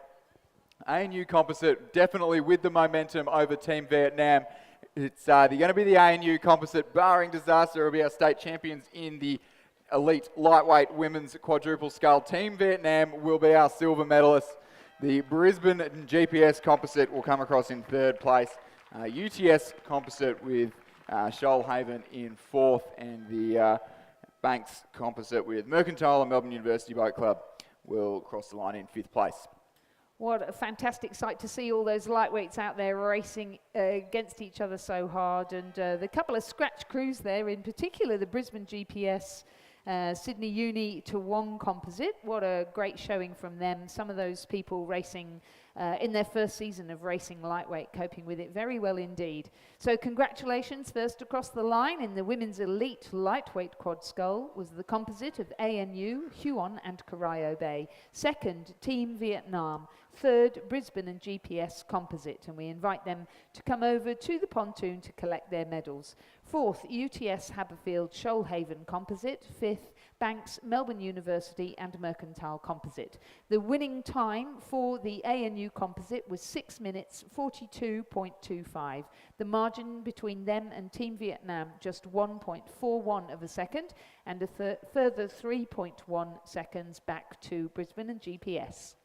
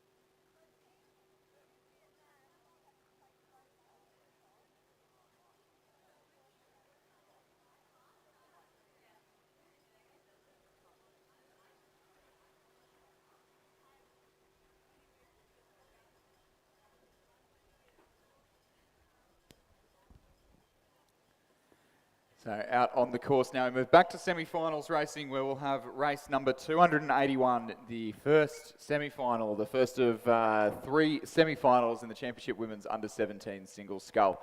And at these crews just crossing the 1,000-metre mark now, so in the lead, with pretty healthy lead there was Ella Durand of Gippsland Grammar from down in Victoria, about 5 seconds up on Jade Wilson of Canberra Grammar, Bianca Kohlberg of Adelaide Uni in 3rd place.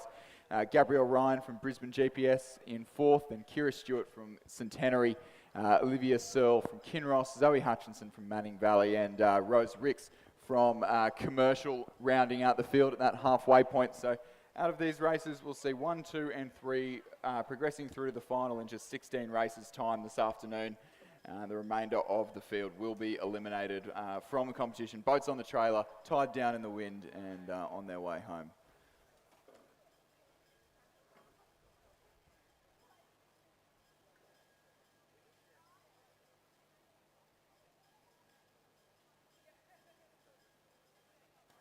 And Lizzie's gone to go fall asleep in a corner, I believe, after 5 hours straight in the commentary box. And I'm joined back up here by Michael McRae.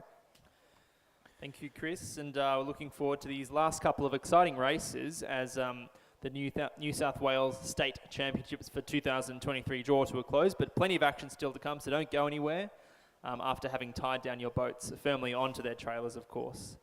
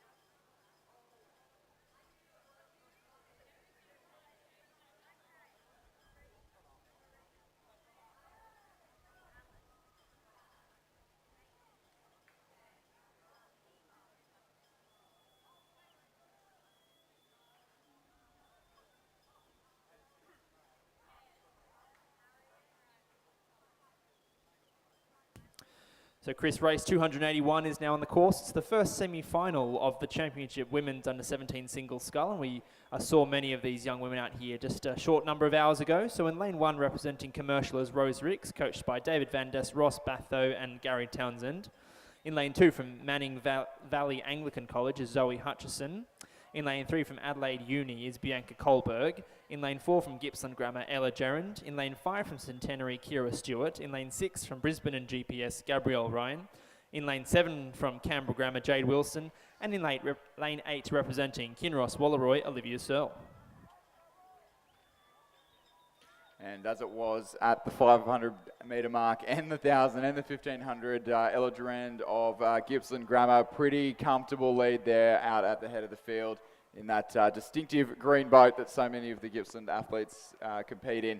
She'll be first through to this afternoon's final. A pretty healthy lead, couple boat lengths there.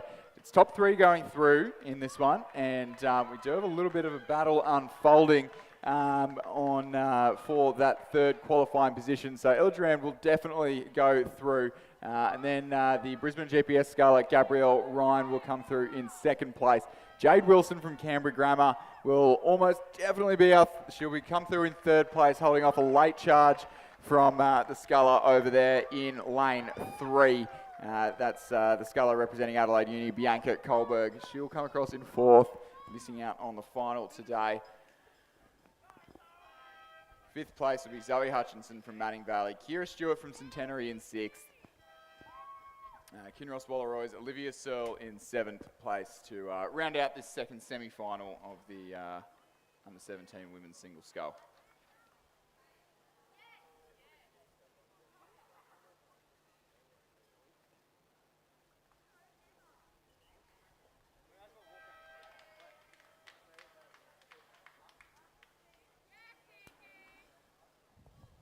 And ladies and gentlemen, we'll draw your attention back now to the medal presentations for race 280, the Championship Women's Elite Lightweight Quadruple Scull.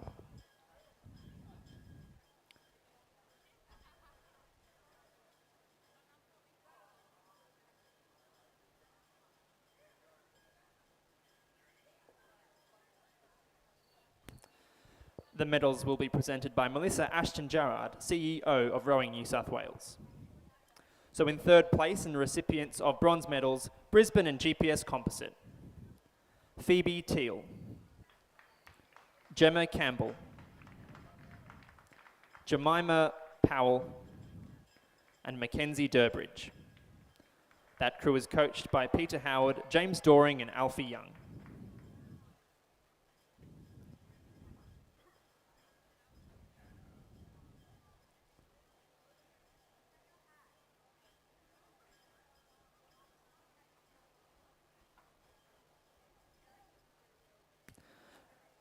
So in second place, and recipients of silver medals, Team Vietnam,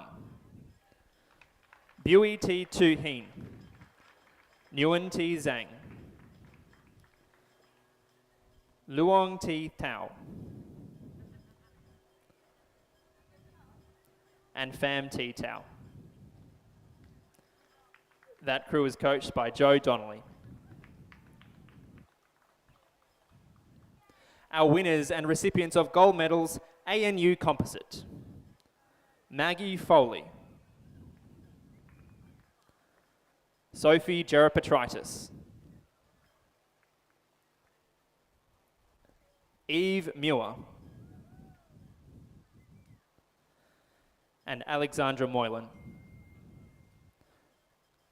That crew coached by Nigel Harding, John Dreesen, and Lee Hall Sullivan. Ladies and gentlemen, won't you congratulate our winners and New South Wales champions for the Championship Women's Elite Lightweight Quad Scull. As we move back down to the course, we've got the second semi-final of the women's under-17 single scull. So second run down the course in the small boats for these girls this afternoon. And at the 1500 metre mark, it was Astrid Thomas of Brisbane and GPS who was had about a 5-second lead over Madeline Swain from St Catherine's, who was pretty comfortably ahead of Zara Turner from Radford College. Pretty tight then back to fourth, only 2 and a bit seconds to Eva Hosking of Brisbane and GPS. And then Alana Song of Sydney Girls, Zoe Armstrong of Hunter Valley Grammar, Jemima Hugman of Redlands, and Daniel Watt of Brisbane and GPS as well. So a strong showing for Brisbane and GPS in the second of 3 semi-finals, and it is the Brisbane and GPS sculler Astrid Thomas who's making the most of things and having the best showing out the head of the field. Yeah, absolutely, Chris. And as you mentioned, this is the second of potentially 3 races that these young women will be racing this afternoon. So no mean feat to get this far into the afternoon. So Madeline Swain in second place, followed by Zara Turner, though. So at this stage, it's those 3 that are well placed to qualify for the final at race 297. Yeah, and not to mention that we have seen quite a few of these girls racing in the doubles as well. So as well as quads and things this morning. So it's been a pretty busy day of racing for the under-17 as well, the under-16 categories.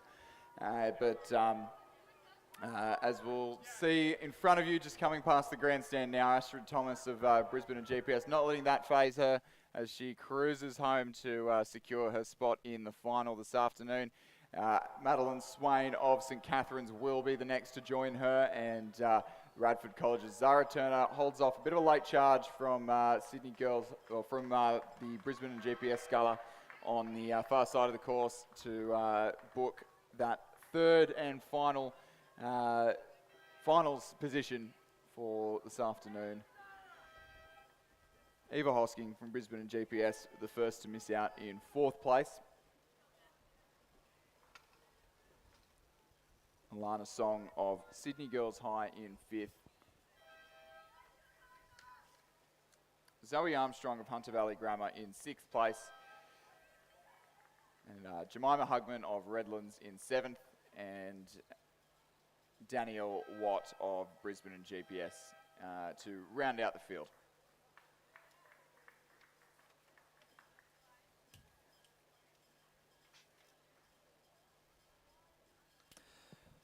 Thank you, Chris. So confirming unofficially the results of the second semi-final, race 282, my apologies, of the Championship Women's Under-17 Single Scull. It was a win for Astrid Thomas of Brisbane and GPS. She will progress through to the long final alongside St Catherine's Madeline Swain, Zara College's, my apologies, Radford College's Zara Turner, it's been a long day, and Eva Hosking of Brisbane and GPS. So those four athletes will progress through to the final, and the remainder will be eliminated. So that's Sydney Girls, Alana Song, Hunter Valley Grammars, Zoe Armstrong, Redlands, Jemima Hugman, and Brisbane and GPS, Danielle Watt.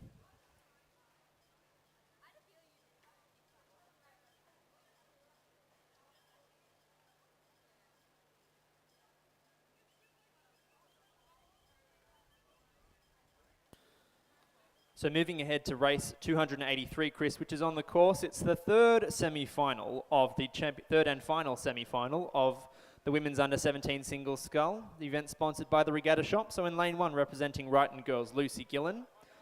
In lane 2, representing Glebe Rowing Club, Lucy Yabsley. In lane 3, from Centenary, Greta Knott. In lane 4, from Brighton Girls, Sarah Haben. In lane 5, from Trinity Lutheran, Isabel Clifford. In lane 6, from Sydney University, Addison Rolls. In lane 7, from Sydney Rowing Club, Georgina Stevenson. And in lane 8, from Kinross Walleroy, Tessa Wong.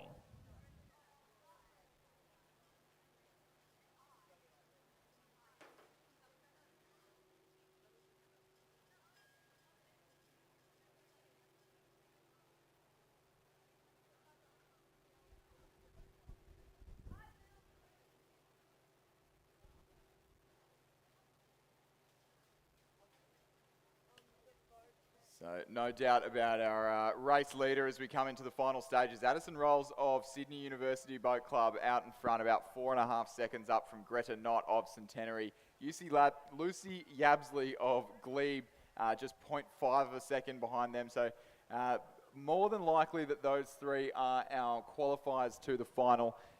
Georgina Stevenson of Sydney Rowing Club sitting in 4th place. Tessa Wong of Kinross in 5th, Isabel Clifford of Trinity Lutheran in 6th, and Sarah Haben of Wrighton Girls in 7th place.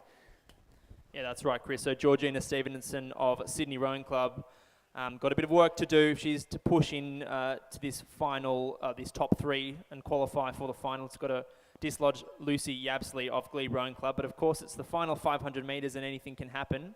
And of course, none of these girls are going to want to miss out having come so far through the afternoon. So we'll just see what happens. The wind has kind of died down a little bit in favour of our scullers, but still a pretty stiff tail breeze. Cross tail, I would have thought. So definitely going to be great conditions for some fast times later on today, but some of our younger single scullers may not be quite appreciating the tailwind as much as the elite quads will be in a couple of hours' time.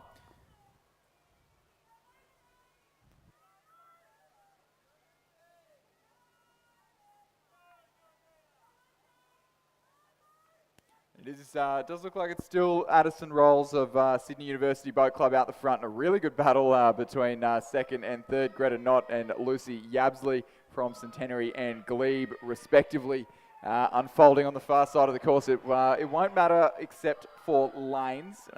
Both will qualify through to the final. Georgina Stevenson of Sydney Rowing Club really having a dig to try and catch those two 2nd and 3rd place scullers, but it probably won't be enough in these closing stages of the race. Addison Rolls of Sydney University Boat Club will cross the line in 1st place. It is bow ball to bow ball between Greta Knott and Lucy Yabsley. It'll be Greta Knott of Centenary, Lucy Yabsley of Glebe for 3rd place. Georgina Stevenson of Sydney Rowing Club in 4th, just missing out on finals qualification. Despite some steering errors, it'll be Tessa Wong of Kinross Walleroy in 5th place. Trinity Lutheran's Isabella Clifford in 6th. And Sarah Haben of Wrighton Girls in 7th place.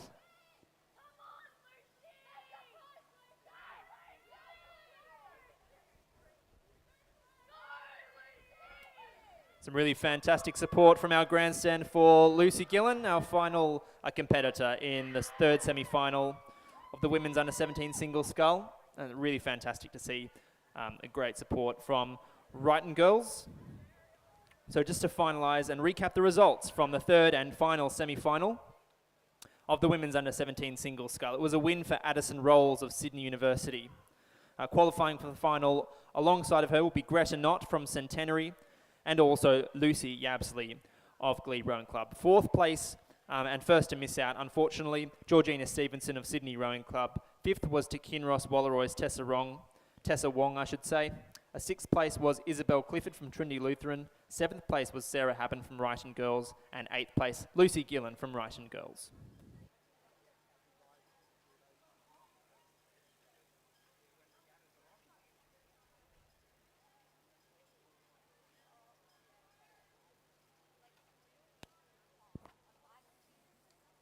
So only two semi-finals of the men's equivalent of this event, being the race number 284, the first final of the championship men's under-17 single scull, sponsored by the Regatta Shop, and we have cruised through the 1,000 metre mark now and starting to encroach upon the 1,500 metre mark. At the 1,000 metre mark, it was Harry Dimmick of Kinross Wallaroy with 4 seconds on his nearest rival, which was Rhys Davey of Essendon, who himself was just under 3 seconds up on Lachlan Brooks of Centenary. Vaughan Henderson of Hunter Valley Grammar outside of those qualifying positions in 4th. Garvin Hayes of Marist College in 5th, and Luca Bazina from Nepean in 6th place.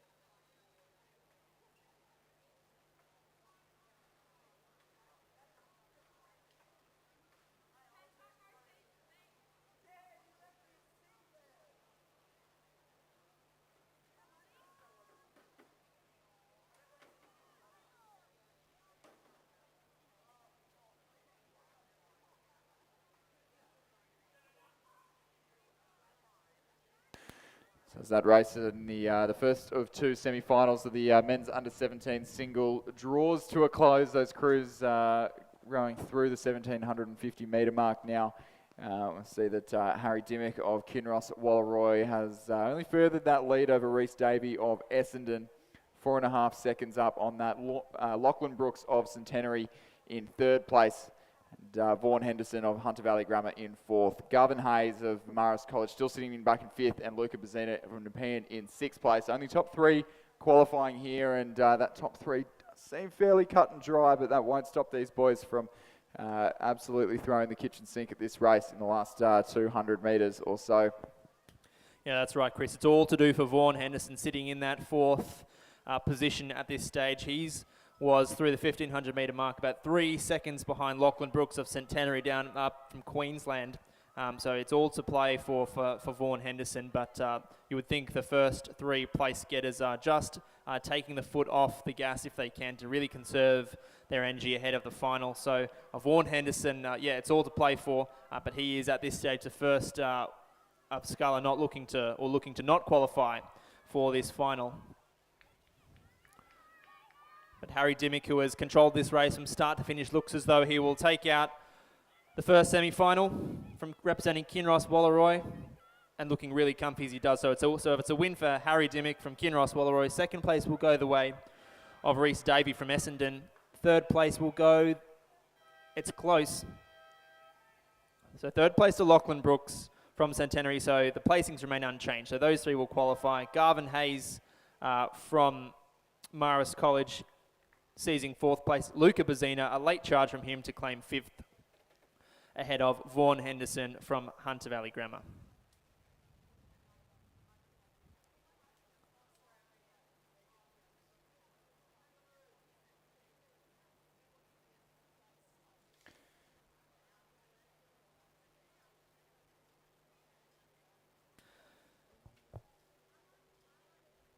So confirming results from our first semi-final was a win for Harry Dimmick of Kinross Wallaroi in a time of 7:51. Second place was Reese Davey of Essendon, and in third place, Lachlan Brooks of Centenary. And those three young men will qualify, well, they have already qualified for the final, race 298, so narrowly missing out Garvin Hayes of Marist College, Luca Bazzina of Nepean Rowing Club, and Vaughan Henderson of Hunter Valley Grammar.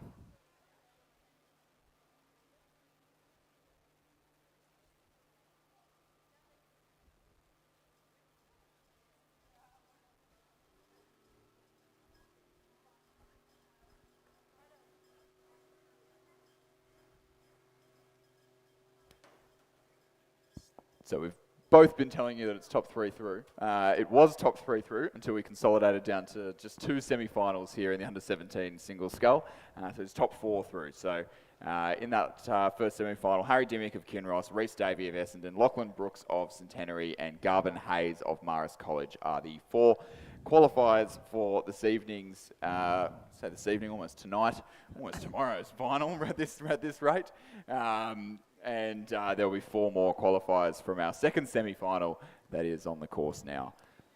That's right, Chris. So the second semi-final underway, as you say. In lane 1 from Manning Valley Anglican is William Thomas. In lane 2, representing Cathedral, James Brennan. In lane 3 from Radford College, ACT, Hamish Gaydon.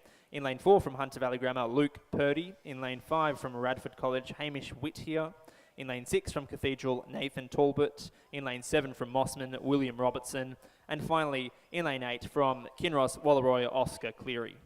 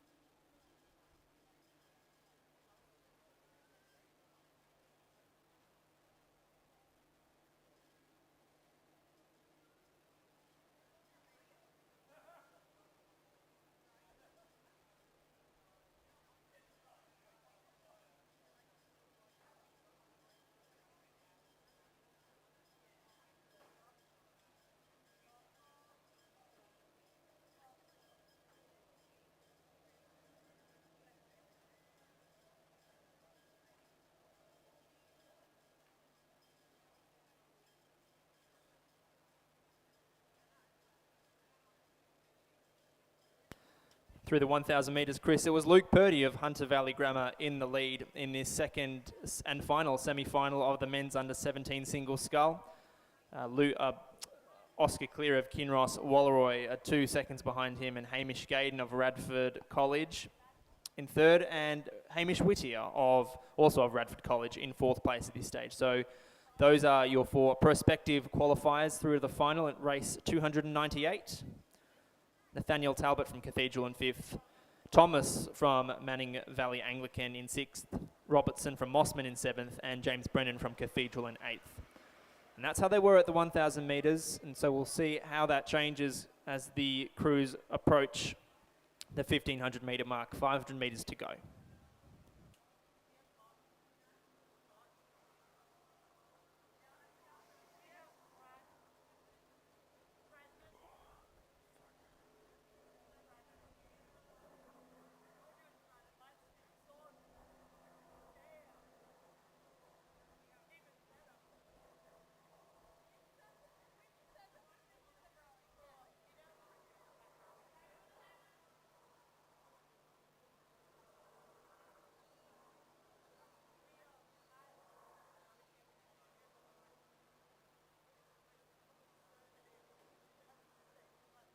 As those crews cross through the 1500 metre mark, things mostly unchanged. Luke Purdy from Hunter Valley out the lead. Oscar Cleary of Kinross Walleroy in second. Hamish Gayden of Radford in third. And Hamish Whittier, his colleague from Radford College, in fourth. Bit of a gap then back to Cathedral's Nathaniel Talbot in fifth place. And William Robertson of Mossman in sixth. William Thomas of Manning Valley Anglican in seventh place. Yeah, that's right, Chris. Just our race leaders extending and consolidating that advantage that they've enjoying over the remainder of the field. So those top four looking a bit surer as they come through the 1500. Question remains whether Nathaniel Talbot of Cathedral has enough in the tank to put some pressure on Hamish Whittier of Radford College. Those young chaps are in lanes 6 and 5 respectively, so they'll be kind of battling it out. A bit of ding-dong racing, we hope, in the final 250 metres, but certainly our race leaders looking fairly certain at this stage.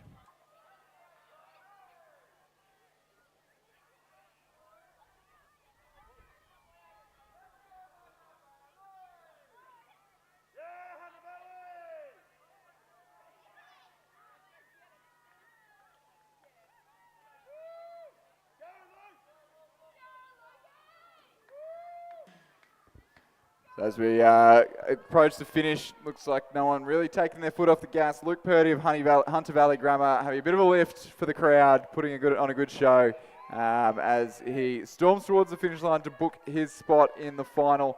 It'll be Oscar Cleary of Kinross Walleroy just in front of the grandstand here, across in second place, looking quite composed.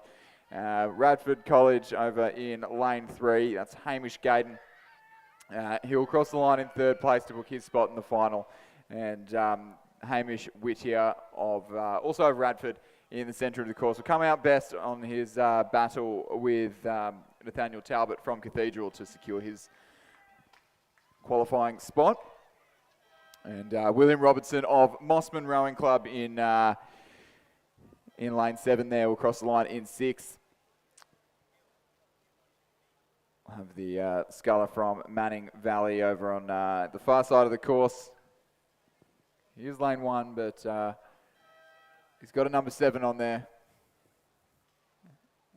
It's William Thomas crossing the line in 7th place, and he'll be joined across the line by James Brennan of Cathedral to round out this afternoon's semi-final racing in the Championship Men's Under-17 Single Sculls, sponsored by the Regatta Shop. And in just a few moments, we'll be able to amp up the energy in the commentary for Tom Trobe sitting in his car on his way down to Canberra, and get some finals racing underway in sort of about 10 minutes or so.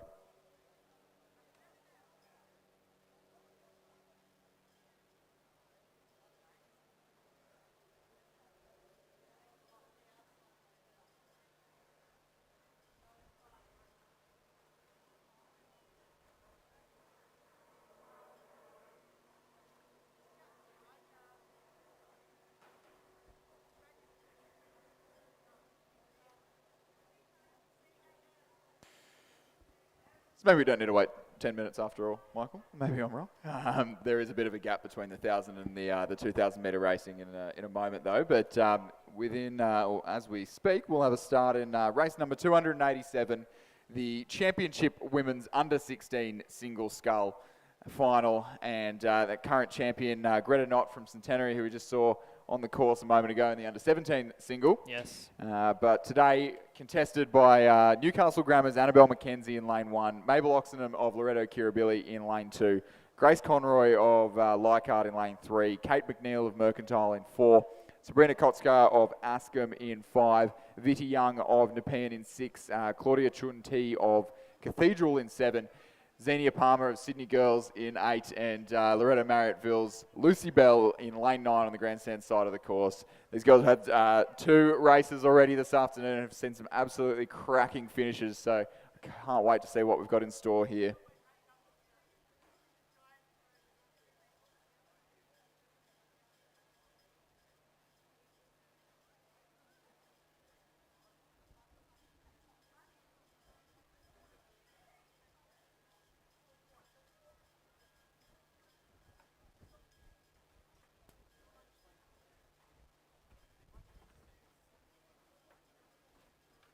So, Chris, all to play for. Race 287.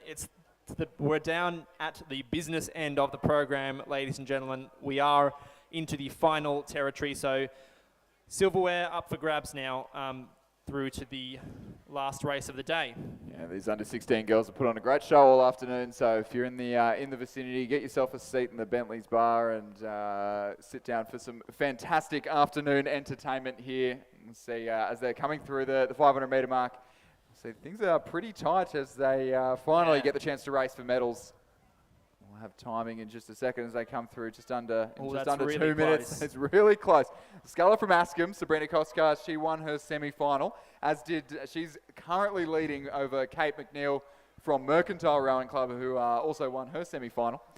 Xenia Palmer from Sydney Girls sitting in third, Grace Conroy of Leichhardt in fourth, Viti Young of Nepean in fifth, Claudia Chun-Ti of Cathedral in sixth, Lucy Bell from Loretto Marriotteville in seventh, Annabelle McKenzie of Newcastle Grammar in 8th, and Mabel Oxner of Loretto Kirribilli in 9th place. But all those crews only separated by, in some cases, less than a second. So absolutely all to play for here this afternoon, Michael. I am not brave enough to cast any aspersions about who might win that one. It's all to play for, as you say, Chris. Sabrina Koskar has gone from strength to strength the past couple of seasons, and we've sat up here in the commentary box as she's raced for Askham, and she's done extremely well, and she's doing extremely well today here in the final of the championship women's under-16 single scull. A state title is on the cards for one of these young women here, ladies and gentlemen. So Sabrina is being pursued by Kate McNeil from Mercantile. Looks like Kate McNeil's maybe just moved through, as we see from that fantastic drone footage that we've got here on our Bont Rowing live stream.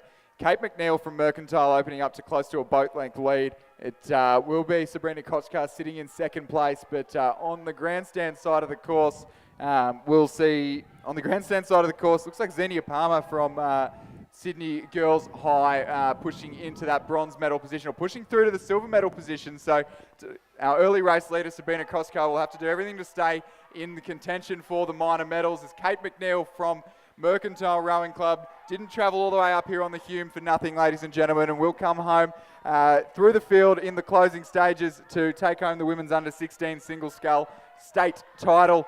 It is absolutely all to play for the minor medals here. So Kate McNeil out in front, Sabrina Koskar from Askham really lifting close. again, coming back. But it should be absolutely neck and neck with Xenia Palmer from Sydney Girls. It's going to come right down to the line. I'd call Sabrina Koskar from Askham in second place. Xenia Palmer from Sydney Girls in third. Viti Young from Nepean in fourth place. Grace Conroy from Leichhardt in fifth. Claudia Chun-Ti from Cathedral in sixth. Lucy Bell from Loretto Marriotteville in seventh place. Annabelle McKenzie of Newcastle Grammar in eighth, and Mabel Oxenham of Kirribilli in ninth. Oh, well, we can all take a breath now, Chris. Wasn't that fantastic racing? And it's really exciting to see such high-quality racing from under-16 scullers.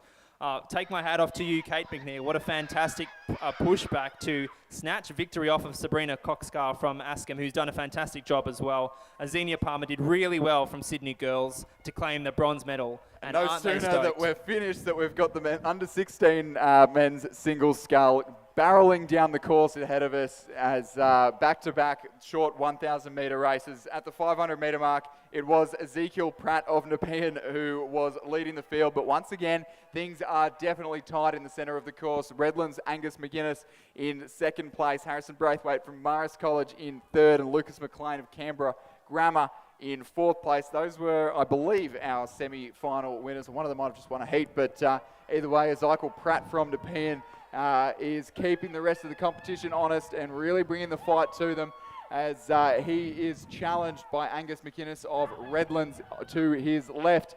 These two have been battling it out the entire way down the course, and it'll come right down into the last 100 metres. I think McInnes is lifting now. Angus McInnes from Redlands taking the fight to Ezekiel Pratt from Nepean, and it's coming down to the last 100 metres, ladies and gentlemen. This is for the state title. Angus McInnes of Redlands is just lifting, and I think we've got a response now from Ezekiel Pratt. They're going down. That's a response indeed. He's lifted the rating by 4 or 5 points. A few splashes of water there from the Redlands sculler, and it'll be Ezekiel Pratt of the Nepean Rowing Club who takes the win. Angus place, McInnes yeah. of Redlands in second place. Third to Harrison Braithwaite of Morris College. Fourth to Oscar Parsons of Nepean. Photo finish it'll be for fifth and sixth. Cranbrook's Luke Martin and Lucas McLean of Canberra Grammar. Radford College's Hamish Strawn in seventh place. Core blimey, isn't that some racing? That was some racing, mate. It feels a little bit like the sprint regatta at Nationals, just back to back. Crews coming everywhere. I don't know what anyone's That was a name is. What fantastic- time is it? A fantastic response from Ezekiel Pratt. It looked like Angus McInnes was for a moment there just going to snatch the state title out of Ezekiel Pratt's hands, but Pratt from Nepean making sure it stays here in Western Sydney for 2023. Congratulations to Ezekiel Pratt and to Nepean Rowing Club and your coach Daniel Waddell.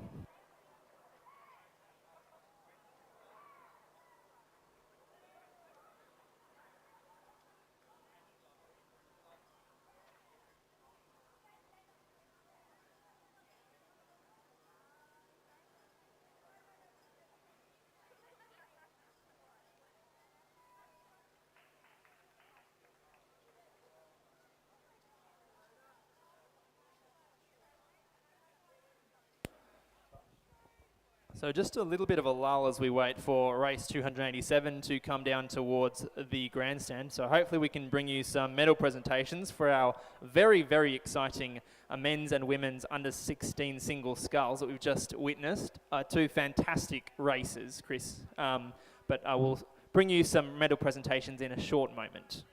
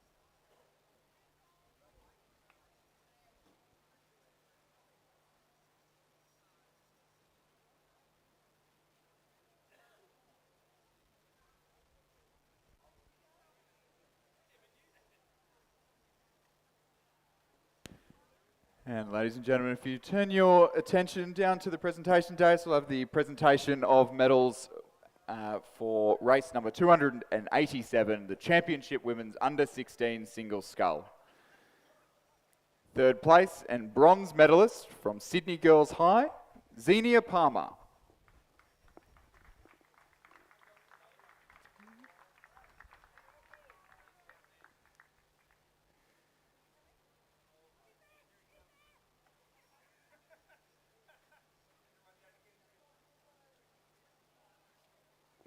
Second place and silver medalist from Ascombe, Sabrina Kotskar.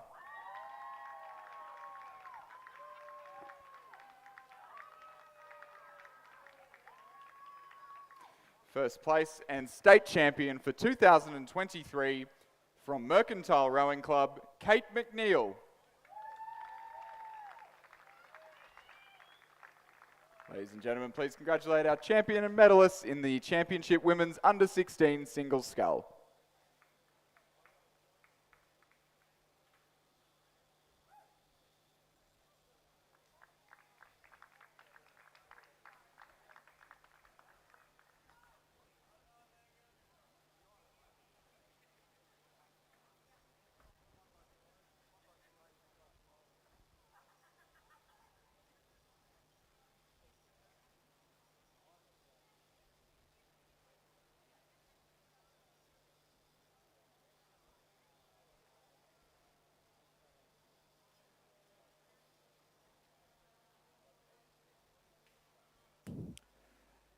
So ladies and gentlemen, don't go anywhere because we are about to move to the presentation of medals for race 288, the Championship Men's Under-16 Single Scull.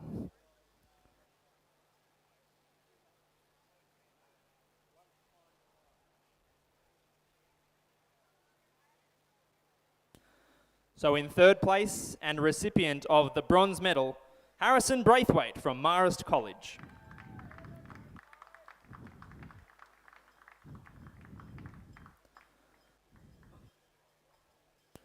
In second place and recipient of the silver medal, Angus McInnes from Redlands.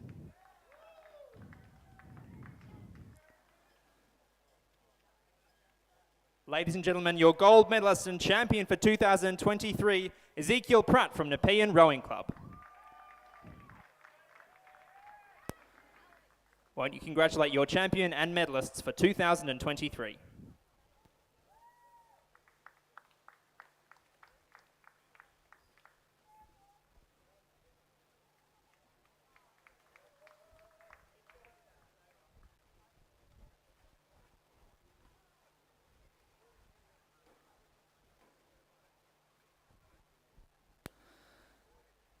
So we're going to be underway with some more finals in just a short moment. We have the race 289 lining up on the course now, which is the final of the Championship Schoolgirl Double Scull, and they are just about to get underway any moment now. So we'll have a couple of minutes before they're down at the business end of the grandstand, but we will look forward to bringing you that race in a short moment.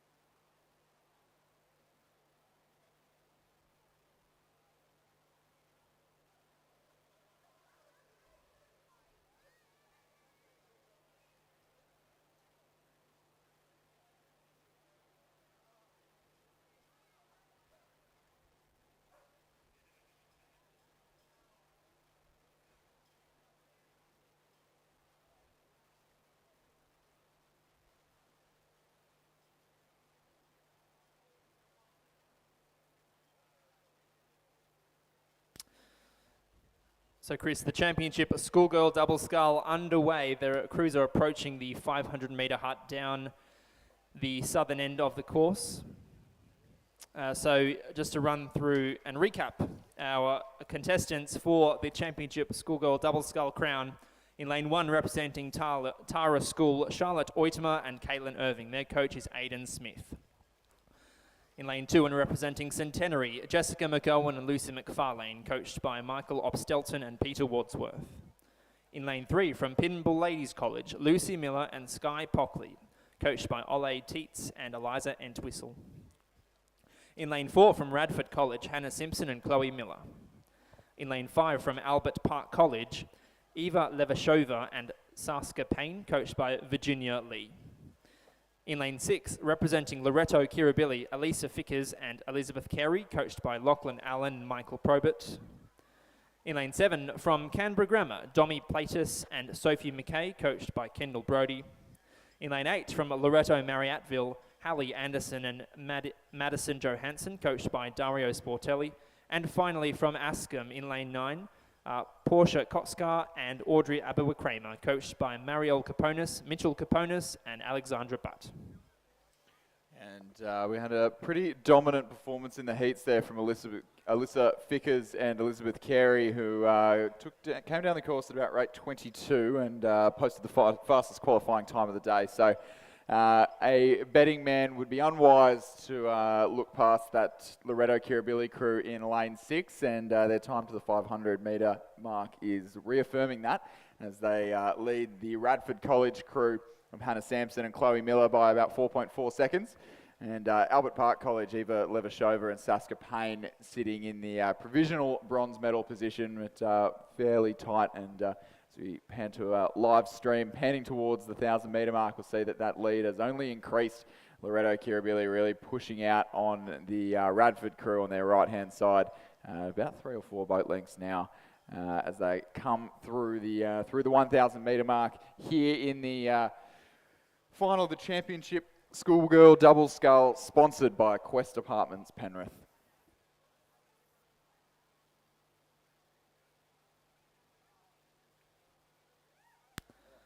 So coming through the 1,000 metres now, and Loreto Kirribilli, as you've said, Chris, unsurprisingly have extended their lead. Strong favourites heading into this schoolgirl double scull final. Radford College affirming their place, or I suppose their position in second at this stage, and prospective bronze medal recipients Albert Park College at this stage. But Canberra Grammar, Askham, Pymble Ladies College, Centenary, Tara School and Loreto Marriotteville not off the pace, and I wouldn't write any of those crews off. They've done a lot of work to get to this final this afternoon, and 2 kilometres is a long way. It is a long way. It's a long way to do twice, and it's a long way I hope I won't have to do again anytime soon. But some pretty reasonably sized margins here considering the tailwind. So doesn't look like things are particularly tight, but as you said, anything can happen as we sort of come into the closing stages here, especially with these school races where a lot of passion, a lot of pride on the line.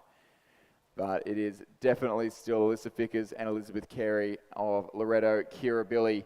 That crew coached by Lachlan Allen and Michael Probert in lane 6, who have established a pretty dominating lead over the rest of the field. Sitting in front of Hannah Sampson and Chloe Miller of Radford College, Eva Levashova and Saska Payne of Albert Park College. Those 3 crews looking the favourites to be our podium contenders here this afternoon. Well, that's right, Chris. All to do for Domi Platis and Sophie McKay of Canberra Grammar, and also for Portia Kotskar and Audrey Aberwick-Kramer to push themselves up into that 3rd bronze medal position as the crews come into the final 500 metres of this race. Loreto Kirribilli looking really strong and have opened up a commanding lead on the rest of the field and really establishing their dominance in this race. Remember the names, ladies and gentlemen. 13.07 seconds the margin at that 1,500 metre timing point, and then still about 2 or 3 boat lengths between 2nd and 3rd, and another 3 to 4 boat lengths back to 4th place. So not a lot of change expected in the medal recipients here, but definitely something to play for in the minor placings, where Canberra Grammar and Askham only separated by less than a second and a half, and a few other little battles happening at the rear of the field there as well. Just on the Bont Rowing live stream, you can see that crew from Loreto Kirribilli, Alyssa Fickers and Elizabeth Carey putting on a clinic this afternoon.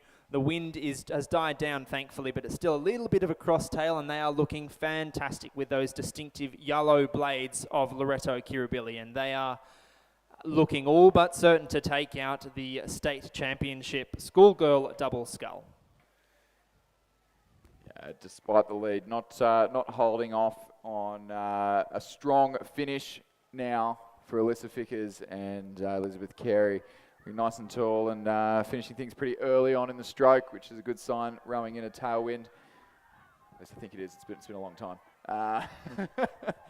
But Alyssa Fickers and Elizabeth Carey, as they stride into the last 100 metres here towards the championship schoolgirl double scull champion of New South Wales.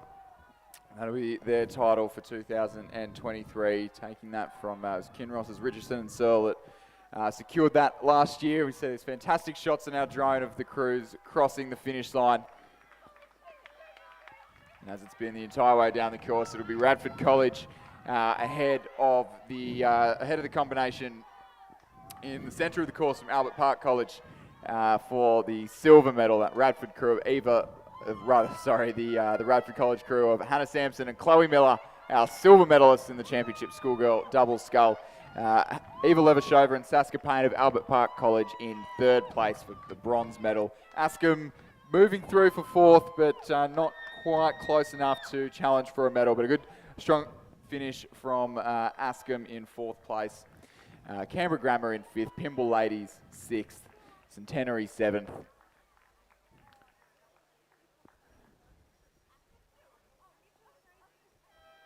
The crew from Tara in eighth place, and Loretto Marriotteville combination rounding out the field in ninth.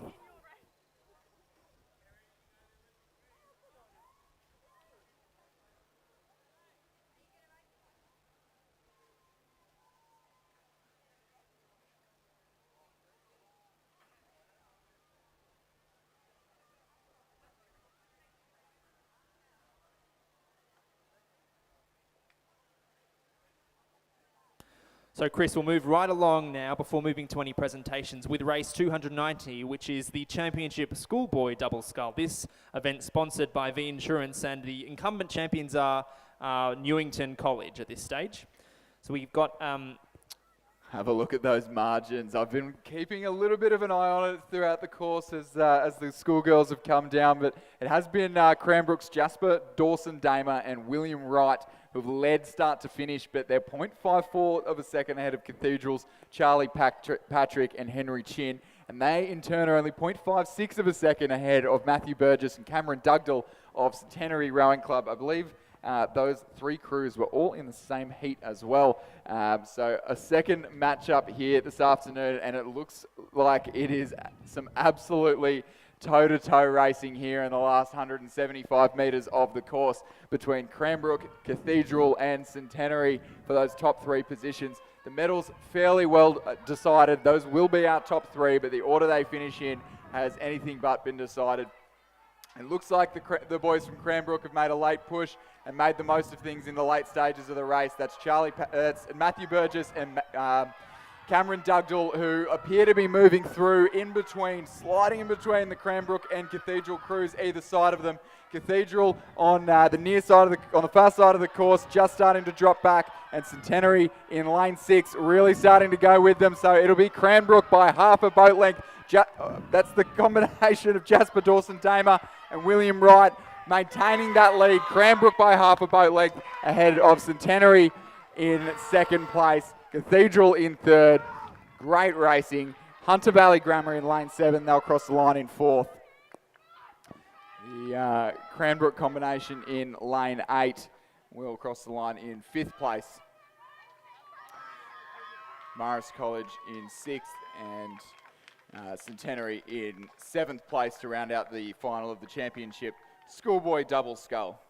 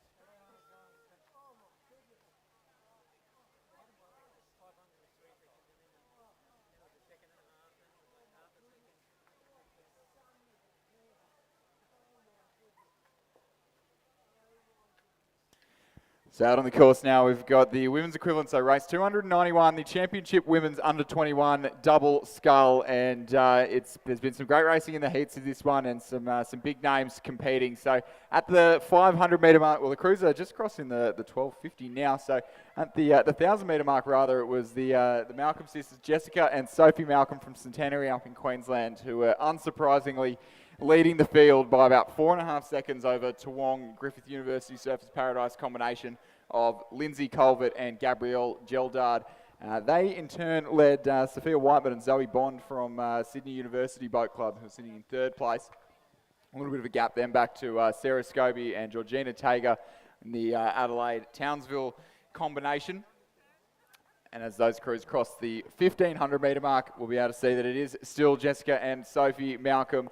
Some fairly familiar names to those of us here in the commentary box. We're pretty used to calling their names at the national championships, normally with a national champion right before it, especially after last year. And they're about 4.5 seconds in front of the Toowong Griffith University Surfers Paradise combination, and Sydney University still sitting back in 3rd place. So pretty unlikely for too much change here in the last couple of 100 metres.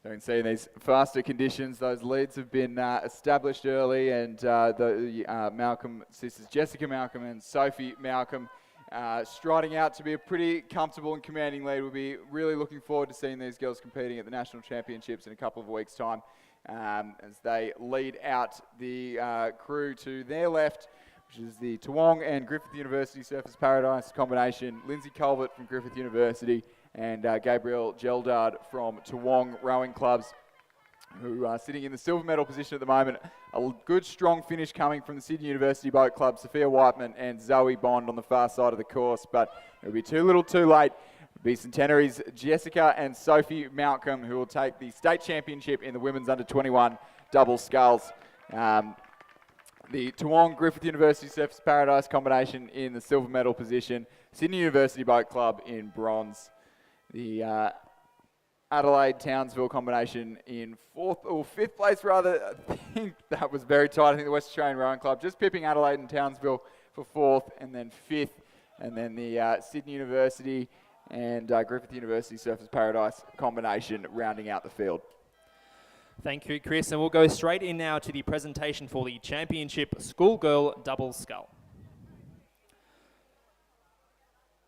So in 3rd place and recipients of bronze medals, Albert Park College, Eva Levashova and Saska Payne. That crew is coached by Virginia Lee.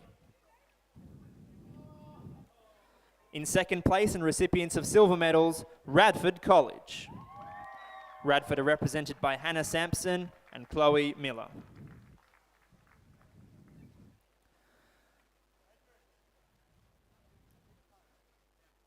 Ladies and gentlemen, recipients of gold medals and champions for 2023, Loretto Kirabili, Alyssa Fickers, and Elizabeth Carey. That crew is coached by Lachlan Allen and Michael Probert. When you put your hands together, ladies and gentlemen, for the Championship Schoolgirl Double Scull medalists.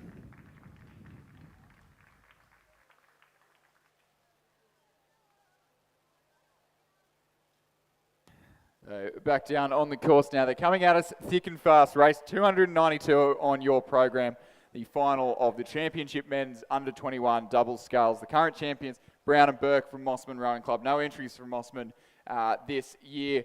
But as the crews sort of come up to the 1,500 metre mark, as you can see on the screen, at the 1,000 metre mark, I'll repeat, at the 1,500 metre mark, the Sydney Rowing Club combination of Gordon Applecrin and Alec Hoskin, who were behind at the 1,000 and just moving through the Toowong Griffith University Surfers Paradise combination of Samuel Mounter and Mitchell Bridge, who sit in 2nd.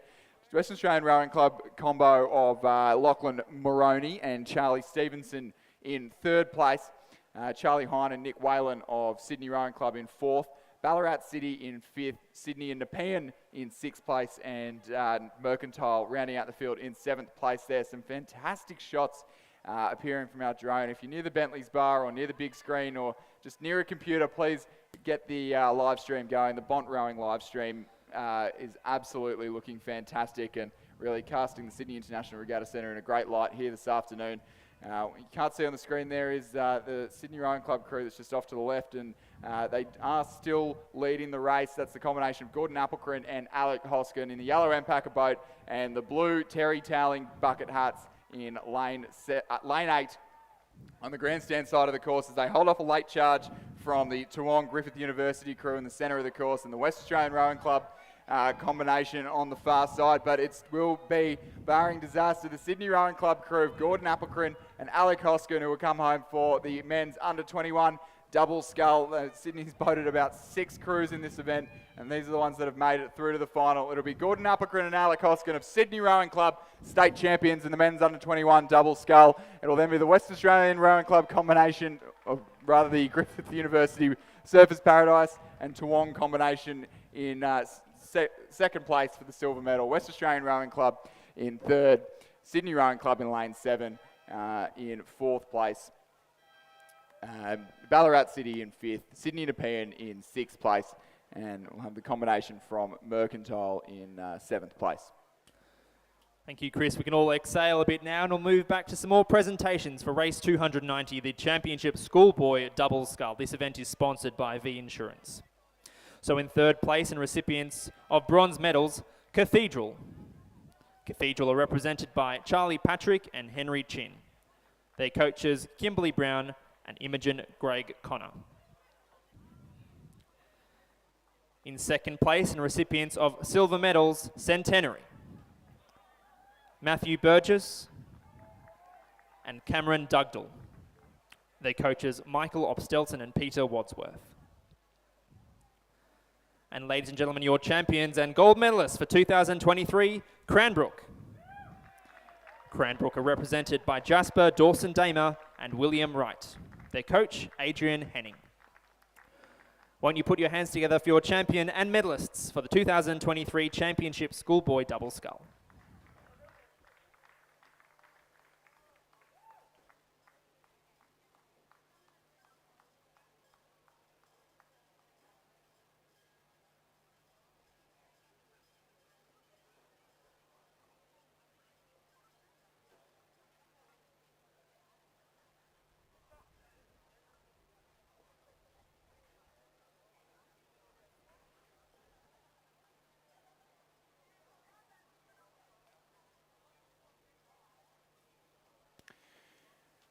So as we get things together on the presentation dais, we'll just run through what is going on the course now. We've got race number 293, the Championship Women's Under 23 Double Scull, sponsored by V Insurance. The current champions, Sydney University Boat Clubs, Hobbs and Shepherd.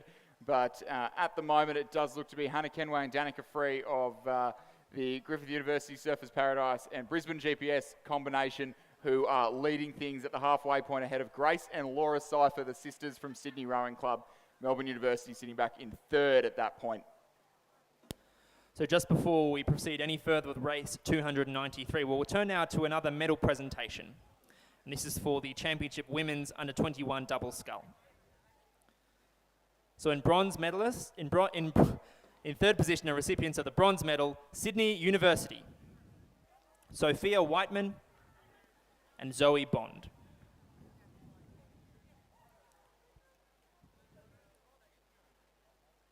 In second place and recipients of silver medals, Toowong Composite,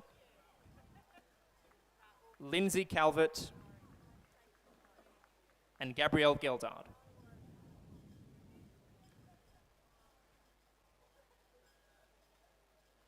Ladies and gentlemen, won't you put your hands together for the Championship Women's Under 21 Double Scull medalists.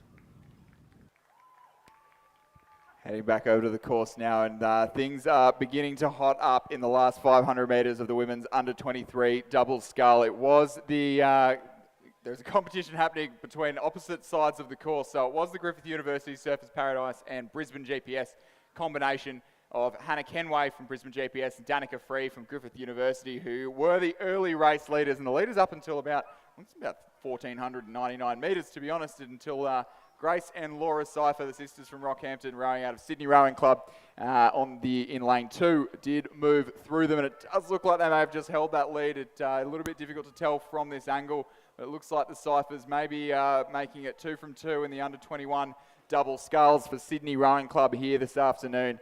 And the Queensland combination on the near side of the course, sitting back in second place, just leading the Sydney University crew possibly, or...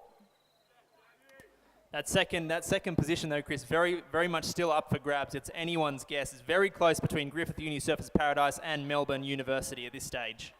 You see some fantastic shots on the drone there, showing that the Melbourne University crew and the Brisbane GPS Griffith University combination on the near side of the course really battling things out. But on the right-hand side of your picture, you will see the Sydney Rowing Club pairing of Laura and Grace Cypher, two lightweights from absolutely out in the sticks in Rockhampton, and they are coming together to make fantastic work of it today here in the under-23 women's double sculls. They're state champions. The Brisbane GPS and Griffith University combination will be the silver medalists. Melbourne University Boat Club in bronze. The UTS WA combination in 4th. Sydney Swan River 5th. Adelaide University in 6th. And Sydney University Boat Club in 7th place.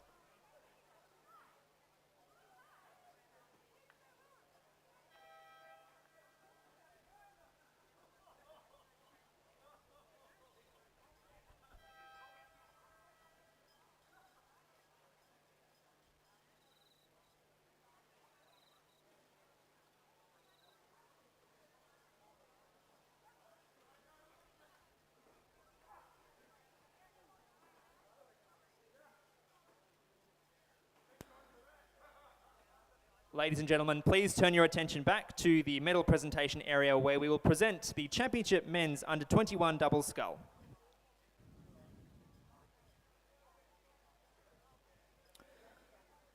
So in 3rd place and recipients of the bronze medal, West Australia Rowing Club. They are represented by Lachlan Moroney and Charlie Stevenson. Their coach, Stefano Belosso. In 2nd place and silver medalists, Toowong Composite, Samuel Mounter and Mitchell Bridge.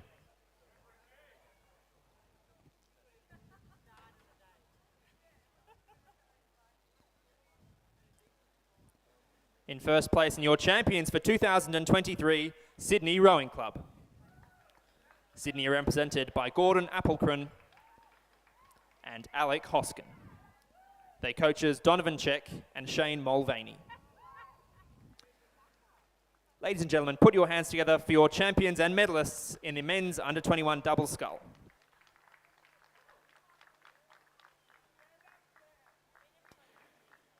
And back down on the course now, we move from the under-21s through to the under-23. So we've got the championship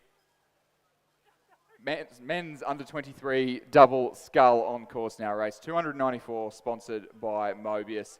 And at the 1,000 metre mark, as the crews approach the 1,500, 1,000 metre mark, it was the WA Rowing Club and Swan River Rowing Club combination of Johnson Daubney and Alex Rossi, who were leading the field. And a pretty handy time too, and only 2 seconds ahead of Cormac Hayes and Nick Blackman from Canberra and Adelaide Uni. The all Melbourne University Boat Club combination of Lucas Matic and Harry Fox sitting back in the provisional bronze medal position, a couple seconds up from UTS Rowing Club's Mitchell Kaponis and Henry Blackwell.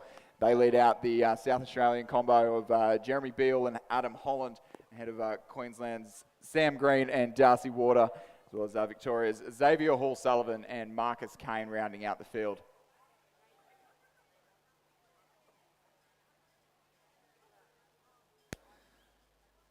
So the West Australians out in front at this stage, as you said, Chris, a really strong combination. That's Johnson Daubney and Alex Rossi, both of whom have performed really strongly this season, both in the A final of the single sculls this weekend and a couple of weekends ago at the small boats.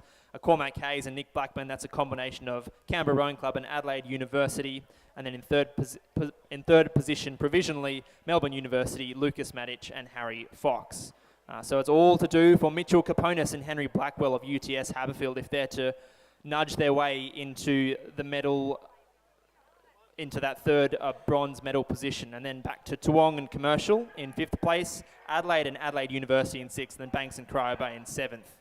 There's absolutely no doubt about Johnson Daubney and Alex Rossi, the West Australian pairing in the centre of the course, and they've been the strong race leaders the entire way through as they start to push out even further ahead of the combination from Adelaide and Canberra.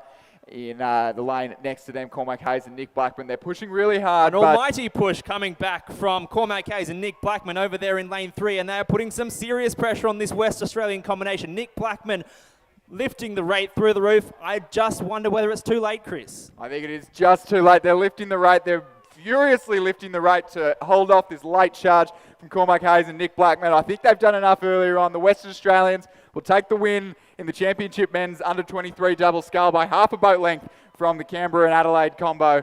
And it is anyone's guess for the bronze medal. It looks like the Melbourne University Boat Club combination, Lucas Matic, and in lane 5 will take the bronze medal ahead of UTS in 4th place. Adelaide and Adelaide Uni in 5th. The Queenslanders in 6th, and the Victorian combo, Banks and Cryo Bay, in 7th place. So great racing for the minor placings. Well, 1st and 2nd definitely pretty well decided, but anyone's game from then on in. Some great finishes.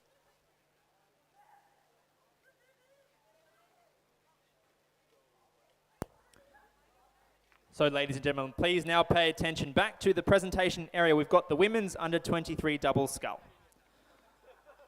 So in 3rd place and recipients of bronze medals, Melbourne University, Romy Cantwell and Olivia Rosier.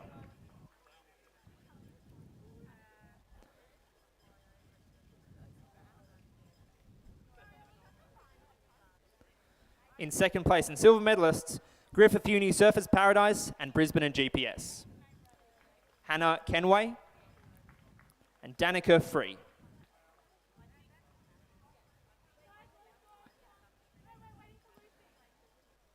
In 1st place, your champions for 2023, Sydney Rowing Club, Grace Cypher and Laura Cypher.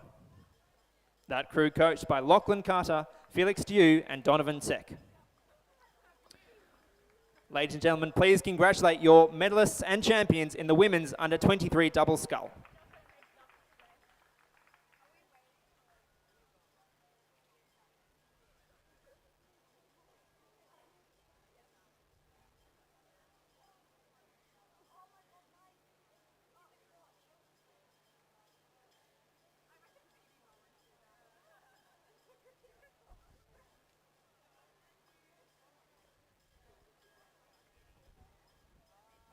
So Chris, some more exciting racing on the course. Coming through the 1,000 metre mark at this stage, it's the Championship Women's Under-19 Quadruple Scull Final. The current champions are a combination crew of Sydney Rowing Club, Canberra Rowing Club and Adelaide Rowing Club. So in lane 1 from Manning River, it's a Manning River composite crew I should say, Josephine Armstrong, Alice McCready, Isabel Meatef and Hannah Smith. From St Catharines in New South Wales, Erin Cara, Jade Bliss, Chelsea Baker and Layla Gaston. In lane 3 from Canberra Girls Grammar, Claudia Bridgewater, Alex Perry-Dalton, Abby Davis and Eliza Lilly. In lane 4, it's a Sydney composite crew, Liesl Page, Neve Tierney, Zara Kafuri and Lauren Moran. In lane 5, representing Sydney University, Tilly Morgan, Megan Wood, Jessica Colburn and Meal Booth. In lane 6, it's an Adelaide University composite crew comprising Deanna Macalino, Imogen Lang, Sinead Redding and Victoria Binns. In lane 7, representing Kinross Walleroy, Ruby Liego, Millie Lane, Ayla Ryan and Lucy Searle. And finally, representing Sydney University as well, Chloe Driver, Charlotte Botha, Alexandra O'Brien and Imogen Gray in lane 8.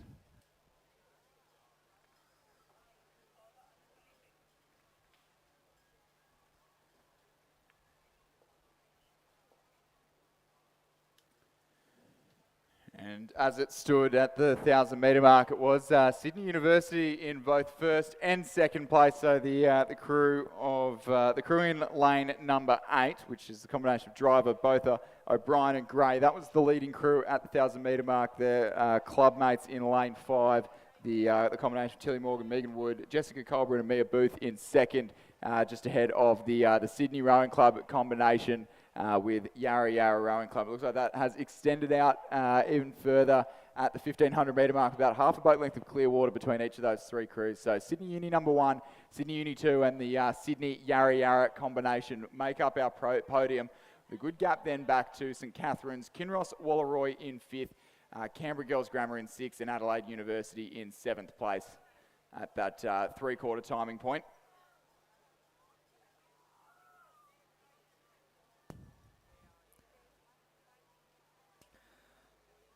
Indeed, Chris, that's Sydney University crew in lane 8 on this side of the course looking really strong. That's Chloe Driver, Charlotte Botha, Alexandra O'Brien and Imogen Gray. And if I'm not mistaken, that's all Queenwood School alumni.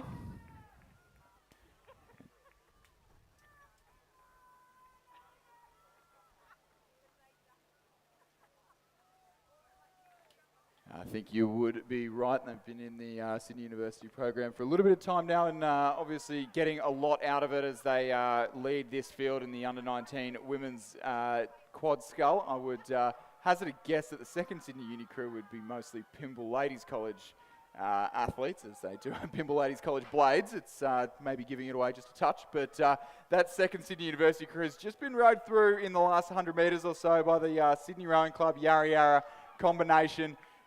That being the crew of Lisa Page, Neve Tierney, Zara Kafuri and Lauren Moran, who have just moved through into second place. They've definitely the fastest moving boat on the course. Won't be enough to come through.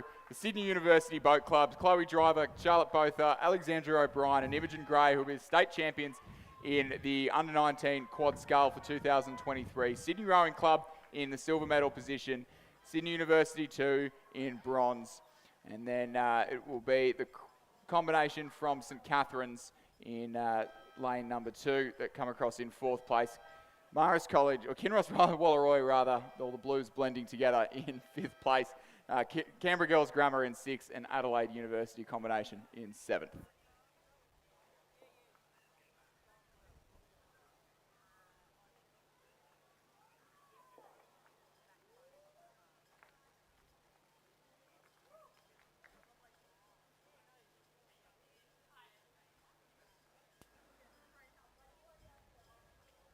Ladies and gentlemen, I want you to turn your attention now back to the podium where we will present the Championship Men's Under-23 Double Scull. In second place and recipients of the silver medal, Adelaide University and Canberra Rowing Club.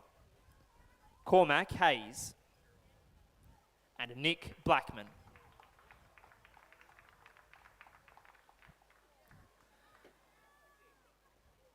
In first place are New South Wales champions, West Australia Rowing Club and Swan River Rowing Club. Johnson Daubney and Alex Rossi. Ladies and gentlemen, please congratulate your champions and medalists.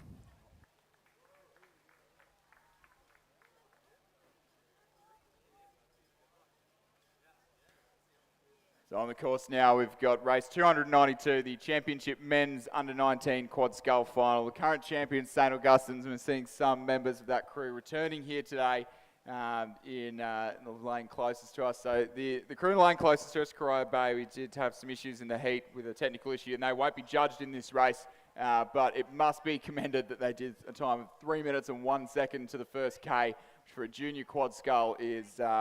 Well, yeah, it's pretty astounding. Oh, it's blistering, that's right. And that Radford College crew in lane 8, keeping them honest though, Chris, it's that's the crew of Hunter Jolly, Jake Skeeman Rogers, Hamish Roberts and Oliver Fox. And they are one back from the closest side of the grandstand. Mossman in third at the 1,000 metres, followed by Sydney Rowing Club, Canberra Capital Lakes, and the numbers have just gone away as they come through the 1,500 metre mark. Yeah, it looks like it's getting nice and tight for those minor placings. So Corio Bay still sitting out in front, and I believe they've been instructed to row it down the last 500 metres as they won't be judged. So at the moment, Radford College in the hunt for a state championship medal, and Sydney Rowing Club really starting to push their noses through the field in the closing stages. So it's about a canvas between Radford, then Sydney Rowing Club and Mossman. All three crews next to each other now and battling it out for the medals. There's a Radford College number 2 crew sitting back in 4th place, I believe, just looking at the live stream and not looking at anything concrete. But it is still the Radford College number 1 crew in lane 8. They're the second closest crew to the grandstand, who are just in the lead. But Sydney Rowing Club with the momentum, they're definitely lifting, as we can see on our live stream. Their rate of striking is higher than the rest of the field, poking their nose through to form that V chevron formation as they move through the crews either side of them. Mossman Rowing Club starting to drop back, but it is on for young and old between the Sydney Rowing Club crew and that from Radford College. So the schoolboys from Radford responding. Radford are responding. Sydney had the momentum and they're rowing very nicely, but will it be enough? The sculling heritage and tradition at Radford College will be urging those boys in lane 8 on. It is absolutely on, and it's going to come right down to the line between Radford College and Sydney Rowing Club. This will have a big impact on the medal tally for that club. Radford College will get their noses in front. Radford College are the state champions in the men's under-19 quad. Sydney Rowing Club, a hard-fought battle for silver. Mossman for bronze. Lane 4 combination from Canberra and Capital Lakes in 4th place, just outside the medals. And those Radford College boys are thrilled about slapping the water there. Really fantastic effort. 5th place goes to Kinross Walleroy. 6th place will go to lane 3, UTS Composite. And lane 1, Radford College in 7th position at this stage.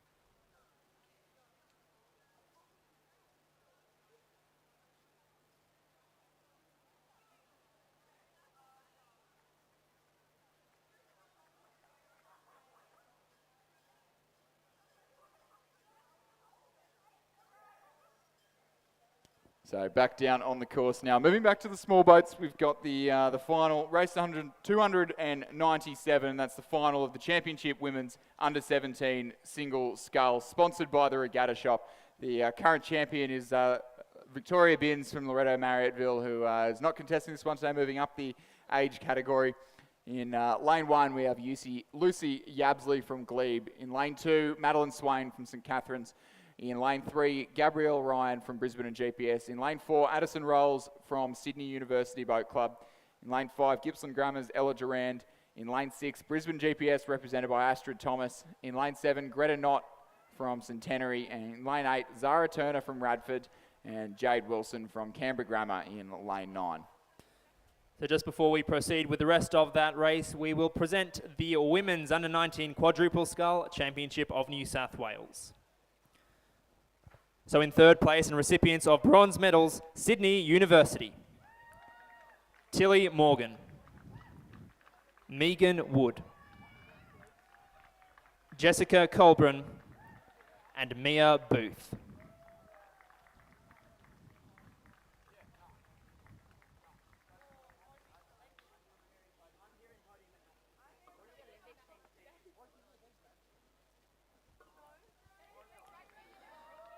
So in second place and recipients of silver medals, Sydney Rowing Club and Yarra Yarra Rowing Club. Liesl Page, Neve Tierney, Zara Kafuri, and Lauren Moran. That crew is coached by Lachlan Carter, Felix Dew, and David Okert.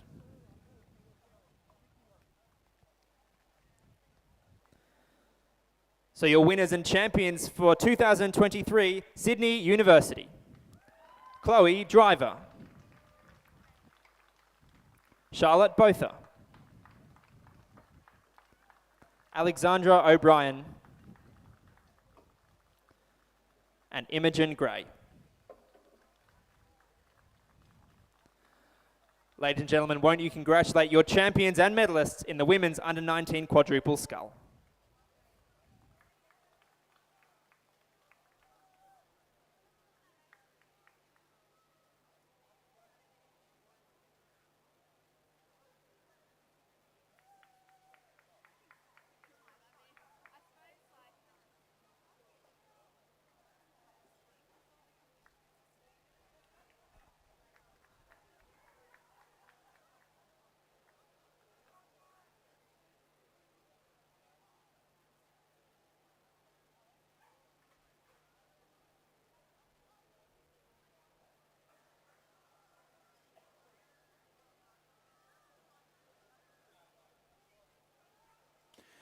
So back down to the course now, race 297, the championship women's under-17 single scull that has been led pretty much start to finish by Astrid Thomas from Brisbane and GPS, who's only opening up that lead further as we come down towards the grandstand. 5.6 seconds ahead of Madeline Swain from St Catherine's in New South Wales,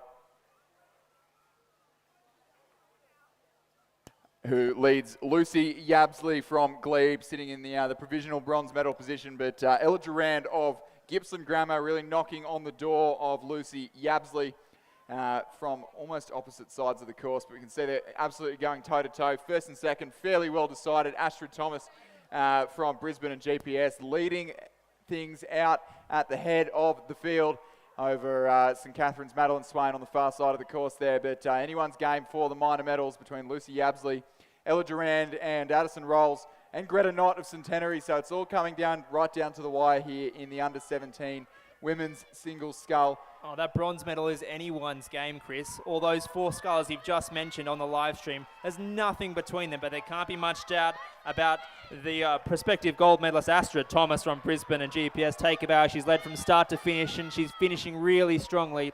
A second place looks as though it'll go the way of Madeline Swain of St Catherine's School in New South Wales, but that bronze medal competition is really heating up. It could be Lucy Yabsley from Glebe Rowing Club, but it also could be Addison Rolls from Sydney University, who's come through really strongly. I think Yabsley of Glebe has just pressed out. So we've got our first and second medalists in the one of them's in the water, but Lucy third place Yabsley from Glebe in the bronze. Well, it's all happening, ladies and gentlemen. Fourth place to Rolls of Sydney University, fifth place to Knott from Centenary, sixth place to Gerrand of Gippsland Grammar.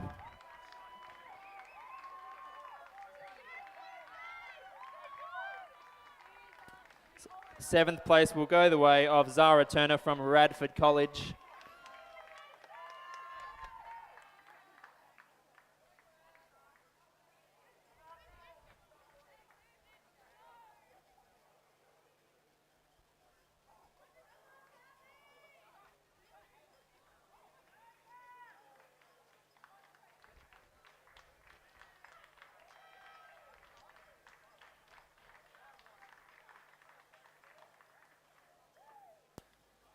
So, ladies and gentlemen, with the conclusion of that race, we'll return now to the medal presentations for the Championship Men's Under-19 Quadruple Scull.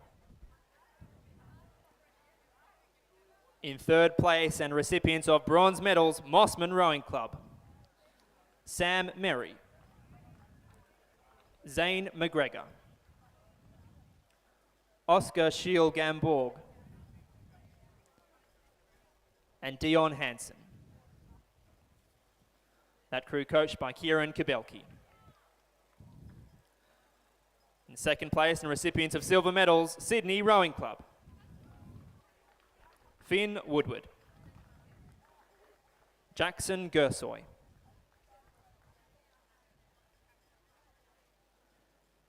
Maxim Maloney.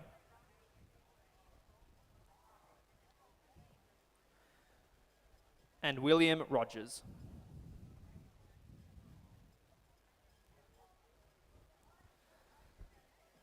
So gold medalists and New South Wales champions, Radford College. Radford are represented by Hunter Jolly, Jake Skeeman Rogers,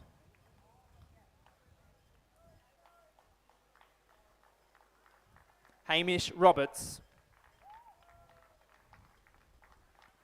and Oliver Fox. Ladies and gentlemen, please congratulate your champions and medalists in the men's under-19 quadruple scull.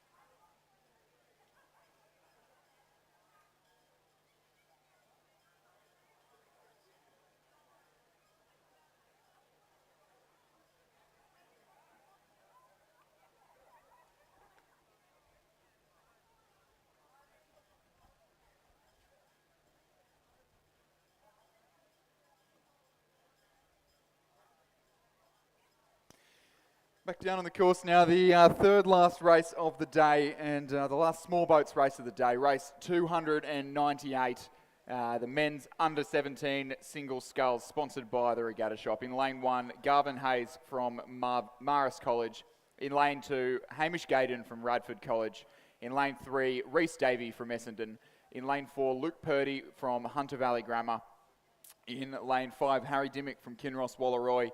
In lane 6, Oscar Cleary, also of Kinross Wallaroi. In lane 7, from Centenary, we have Lachlan Brooks. And in lane 8, we have Hamish Whittier from Radford College. It was Harry Dimmick of Kinross Wallaroi who was leading at the 500 metre mark, but only narrowly from Luke Purdy of Hunter Valley Grammar School. So could be in for some more tight racing here.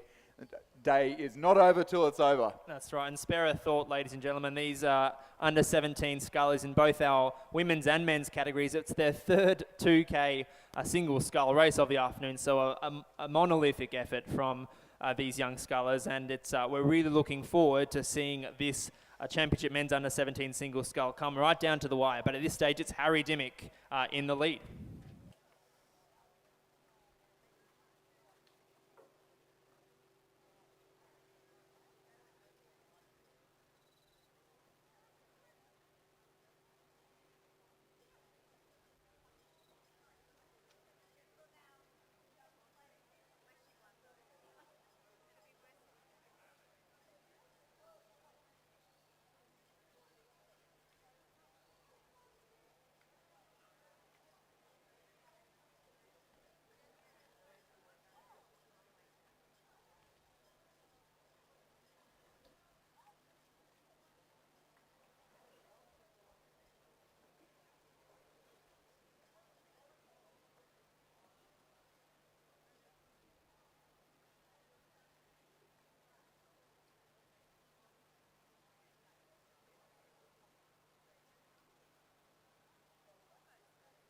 So as we head down to the 1,000 metre mark, Oh, it it's is close. really tight racing. So Luke Purdy of Hunter Valley Grammar School in first place, but just a bow ball and a smidge ahead of Harry Dimmick from Kinross Wallaroi, who's a good length clear of Oscar Cleary, also of Kinross in the bronze medal position.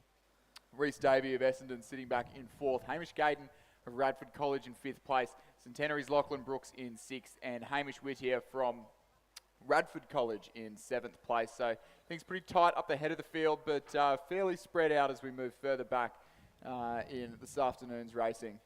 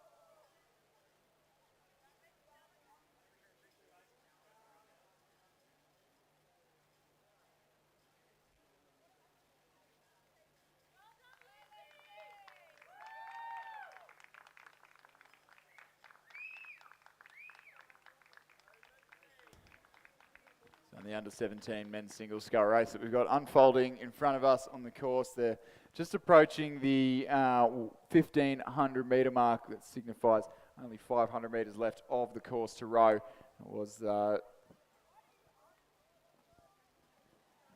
comes up in front of us. It's Luke Purdy from Hunter Valley Grammar, who seems to have just broken clear of the two Kinross Wallaroi scullers. Harry Dimmick leading Oscar Cleary.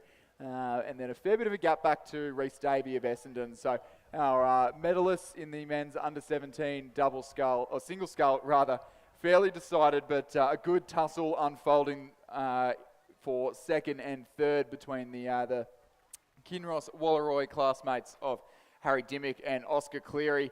So come all the way down to Orange just to race each other, and they'll definitely have bragging rights on the line here in the final of the Championship men's under-17 single scull. That's right, but at the moment, Chris, it looks as though the man from the Hunter, Luke Purdy, in the colours of the Hunter Valley Grammar, has won the stare-off that he was having with Harry Dimmick from Kinross Wallaroi, and he has stretched out a couple of boat lengths lead over the Kinross scullers, and looks as though he's positioning himself to seize this Championship of New South Wales in the men's under-17 single scull. Yeah, he's holding on to that lead, and in fact, he's only extending it here this afternoon, ladies and gentlemen, over Harry Dimmick and Oscar Cleary from Kinross Wallaroi.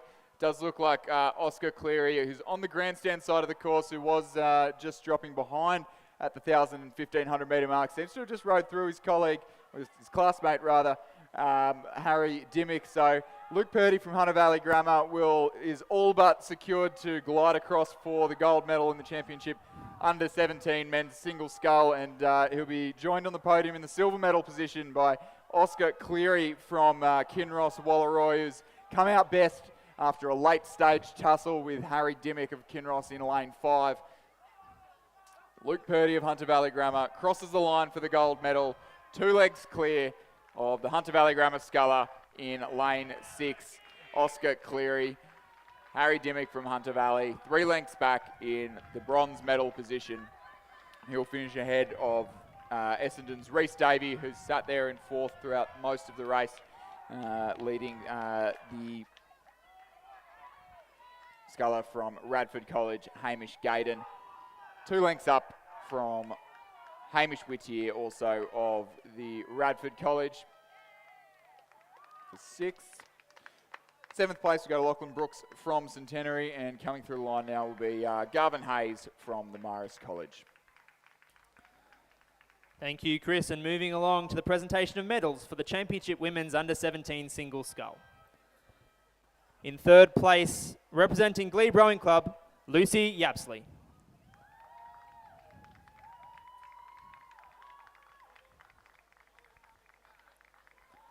Lucy is coached by Milan Parker and Thomas Parker. In 2nd place, recipient of the silver medal, Madeline Swain. Madeline is representing St Catherine's School, coached by Jared Watson. In 1st place and recipient of the gold medal, Astrid Thomas from Brisbane and GPS. Astrid is coached by Nigel Stubbs and Maddie Paciela. So, ladies and gentlemen, put your hands together for your champion and medalists in the women's under-17 single scull. Thanks, Michael. And unfolding out on the course now is one of the most highly anticipated races of the weekend. It's always been a cracking race full of entertainment, as Sydney University Boat Club and Sydney Rowing Club have gone toe-to-toe in the last couple of years. There's been crabs, there's been snapdoors, there's been pretty much everything you can think of in these late Sunday afternoon conditions, and it does appear that the Sydney University Boat Club combination of Nicola Greenland, Grace Turner, Emily Shepherd and Ella Mencines are making the most of things in this matchup. They've been leading the whole way down the course, and they appear to be about a boat length and a half ahead of the Sydney Rowing Club combination of Laura Seifer, Lauren Graham, Caitlin McManus-Barrett and Grace Seifer. Laura and Grace bookending that crew, just having freshly gotten off the water from a win in the under-23 double sculls. They're now tussling it up with the ANU crew. The ANU crew of Bonnie Andrews, Catherine Kahn, Taylor Caudle and Elora Kelly, who are sitting in the bronze medal position, but it won't be enough to overcome the Sydney University Boat Club, who will take the state championship in the Women's Elite Quad Scull for the Gillian Campbell Trophy by 2 boat lengths from the crew from Sydney Rowing Club in the silver medal position. Just over a length clear, the Australian National University, who best our visitors from Team Vietnam in 4th place.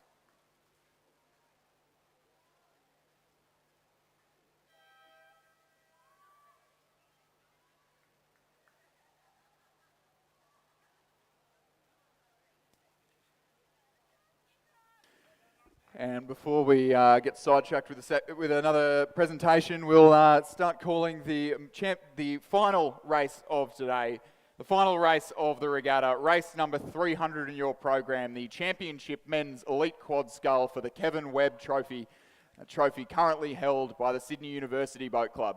In lane number 2, we have the Sydney University Composite with Western Australian Rowing Club and Swan River, Johnson Daubney, Miles McQuillan, Alex Rossi and Marcus Britt. We have Team Vietnam in lane 3, UTS in lane 4, University of New South Wales in lane 5, Adelaide University Composite in lane 6, who does appear to have scratched. Lane 7 is Sydney Rowing Club, and in lane 8, the Melbourne University Boat Club. And at the 1,000 metre mark, in a pretty bloody quick time, that Sydney Rowing Club crew in lane 7 of Torrin Olsen, Harry Crouch, Alex Nichol and Brad Graham do appear to have taken the ascendancy. 2 minutes 57.71 to the K in a coxless quad scull. It's perfect conditions out here for it to round out our 2023 New South Wales State Championships. They lead the crew from UTS by 3.86 seconds. That's the combination of Harry Curtin, Mitchell Koponis, Henry Blackwell, Marcus Delamata and Elliot Shackloff-Bertinetti. Coached by Elliot Shackloff-Bertinetti, rather. They're coming in 2nd place at the moment. That gap only widening at the 1,500 metre mark to almost 6 seconds. Team Vietnam sitting back in 3rd place. Really tight margins there between UTS and Team Vietnam, and Melbourne University Boat Club sitting back in 4th place.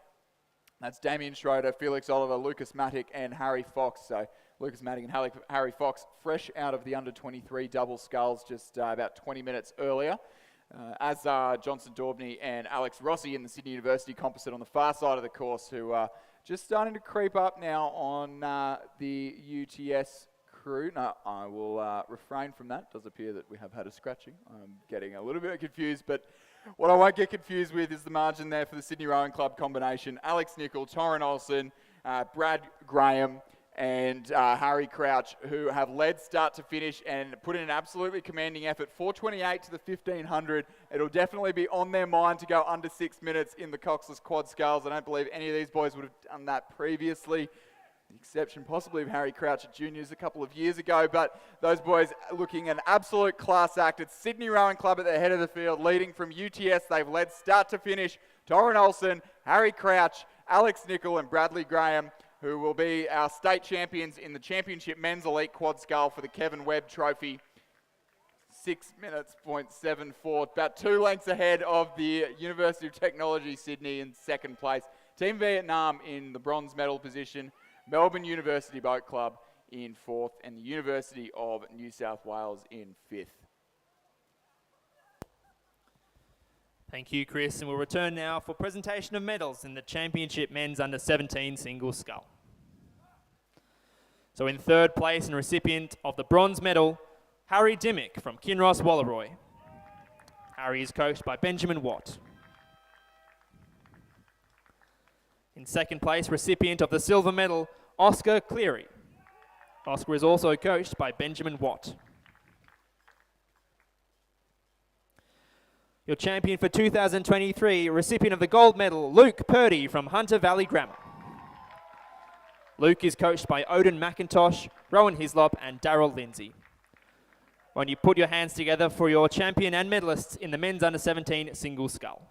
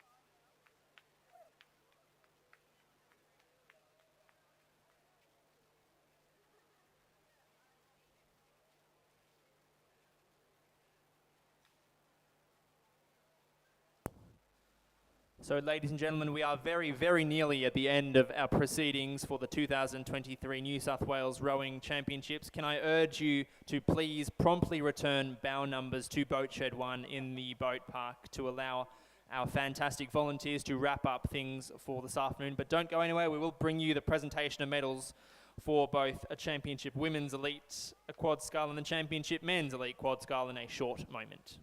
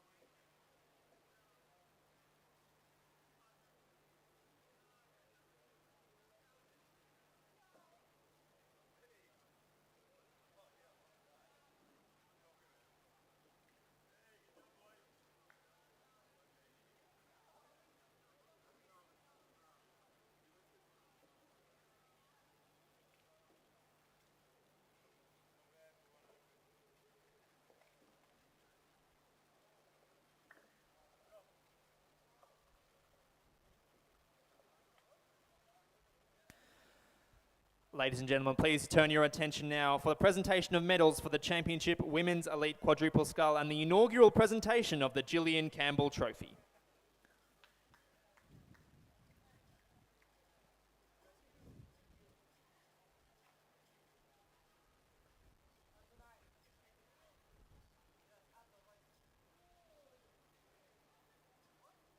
In third place and recipients of the bronze medal, the Australian National University. Bonnie Andrews, Catherine Kahn, Taylor Caudle, and Elora Kelly. ANU are coached by Nigel Harding. In second place and recipients of silver medals, Sydney Rowing Club. Laura Seifer, Lauren Graham,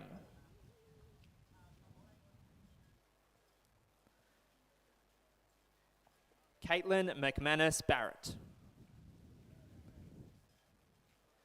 and Grace Seifer. Sydney Rowing Club are coached by Lachlan Carter and Donovan Check. Recipients of gold medals and champions for 2023 and recipients of the Gillian Campbell Trophy for the very first time, Sydney University. Nicola Greenland, Grace Turner, Emily Shepherd, and Ella Mencinas. Sydney University are coached by Alfie Young.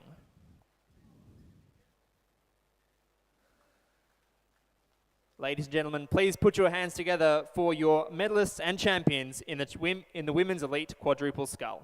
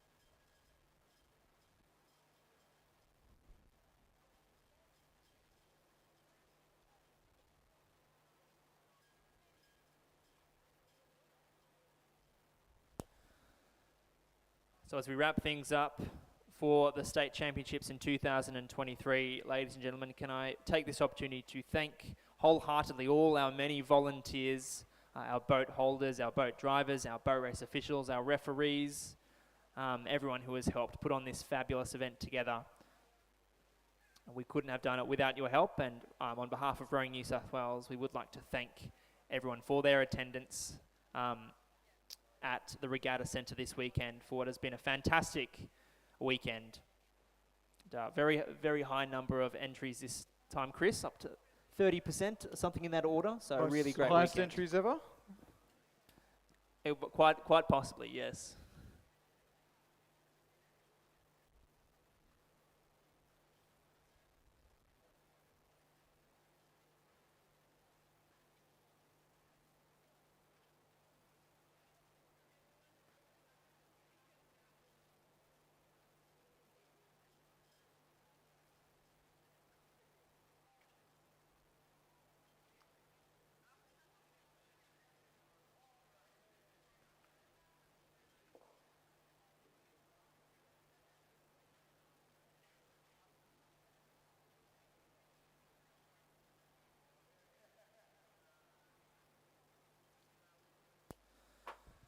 Ladies and gentlemen, we will move to the final medal presentation of the day and of the regatta for the Men's Elite Quadruple Scull Championship of New South Wales. In third place, representing Team Vietnam and recipients of the bronze medals, Bui Van Hoan, Nu Din Nam, Nguyen Van Ha, and Nguyen Van Hue. Team Vietnam are coached by Joe Donnelly. In second place and recipients of silver medals, UTS Haberfield, Harry Curtin, Mitchell Caponis, Henry Blackwell, and Marcus Delamata. Crew is coached by Elliot Shackcloth Bertinetti and Matthias Ungermark. Ladies and gentlemen, please put your hands together for our champions and medalists in the Men's Elite Quad Scull. We will announce Sydney Rowing Club before we do that. Ladies and gentlemen, please congratulate your gold medalists in the Championship Men's Elite Quad Scull Sydney Rowing Club. Torrin Olsen, Harry Crouch, Alex Nicol, and Bradley Graham. Sydney Rowing Club are coached by Donovan Check and Shane Mulvaney.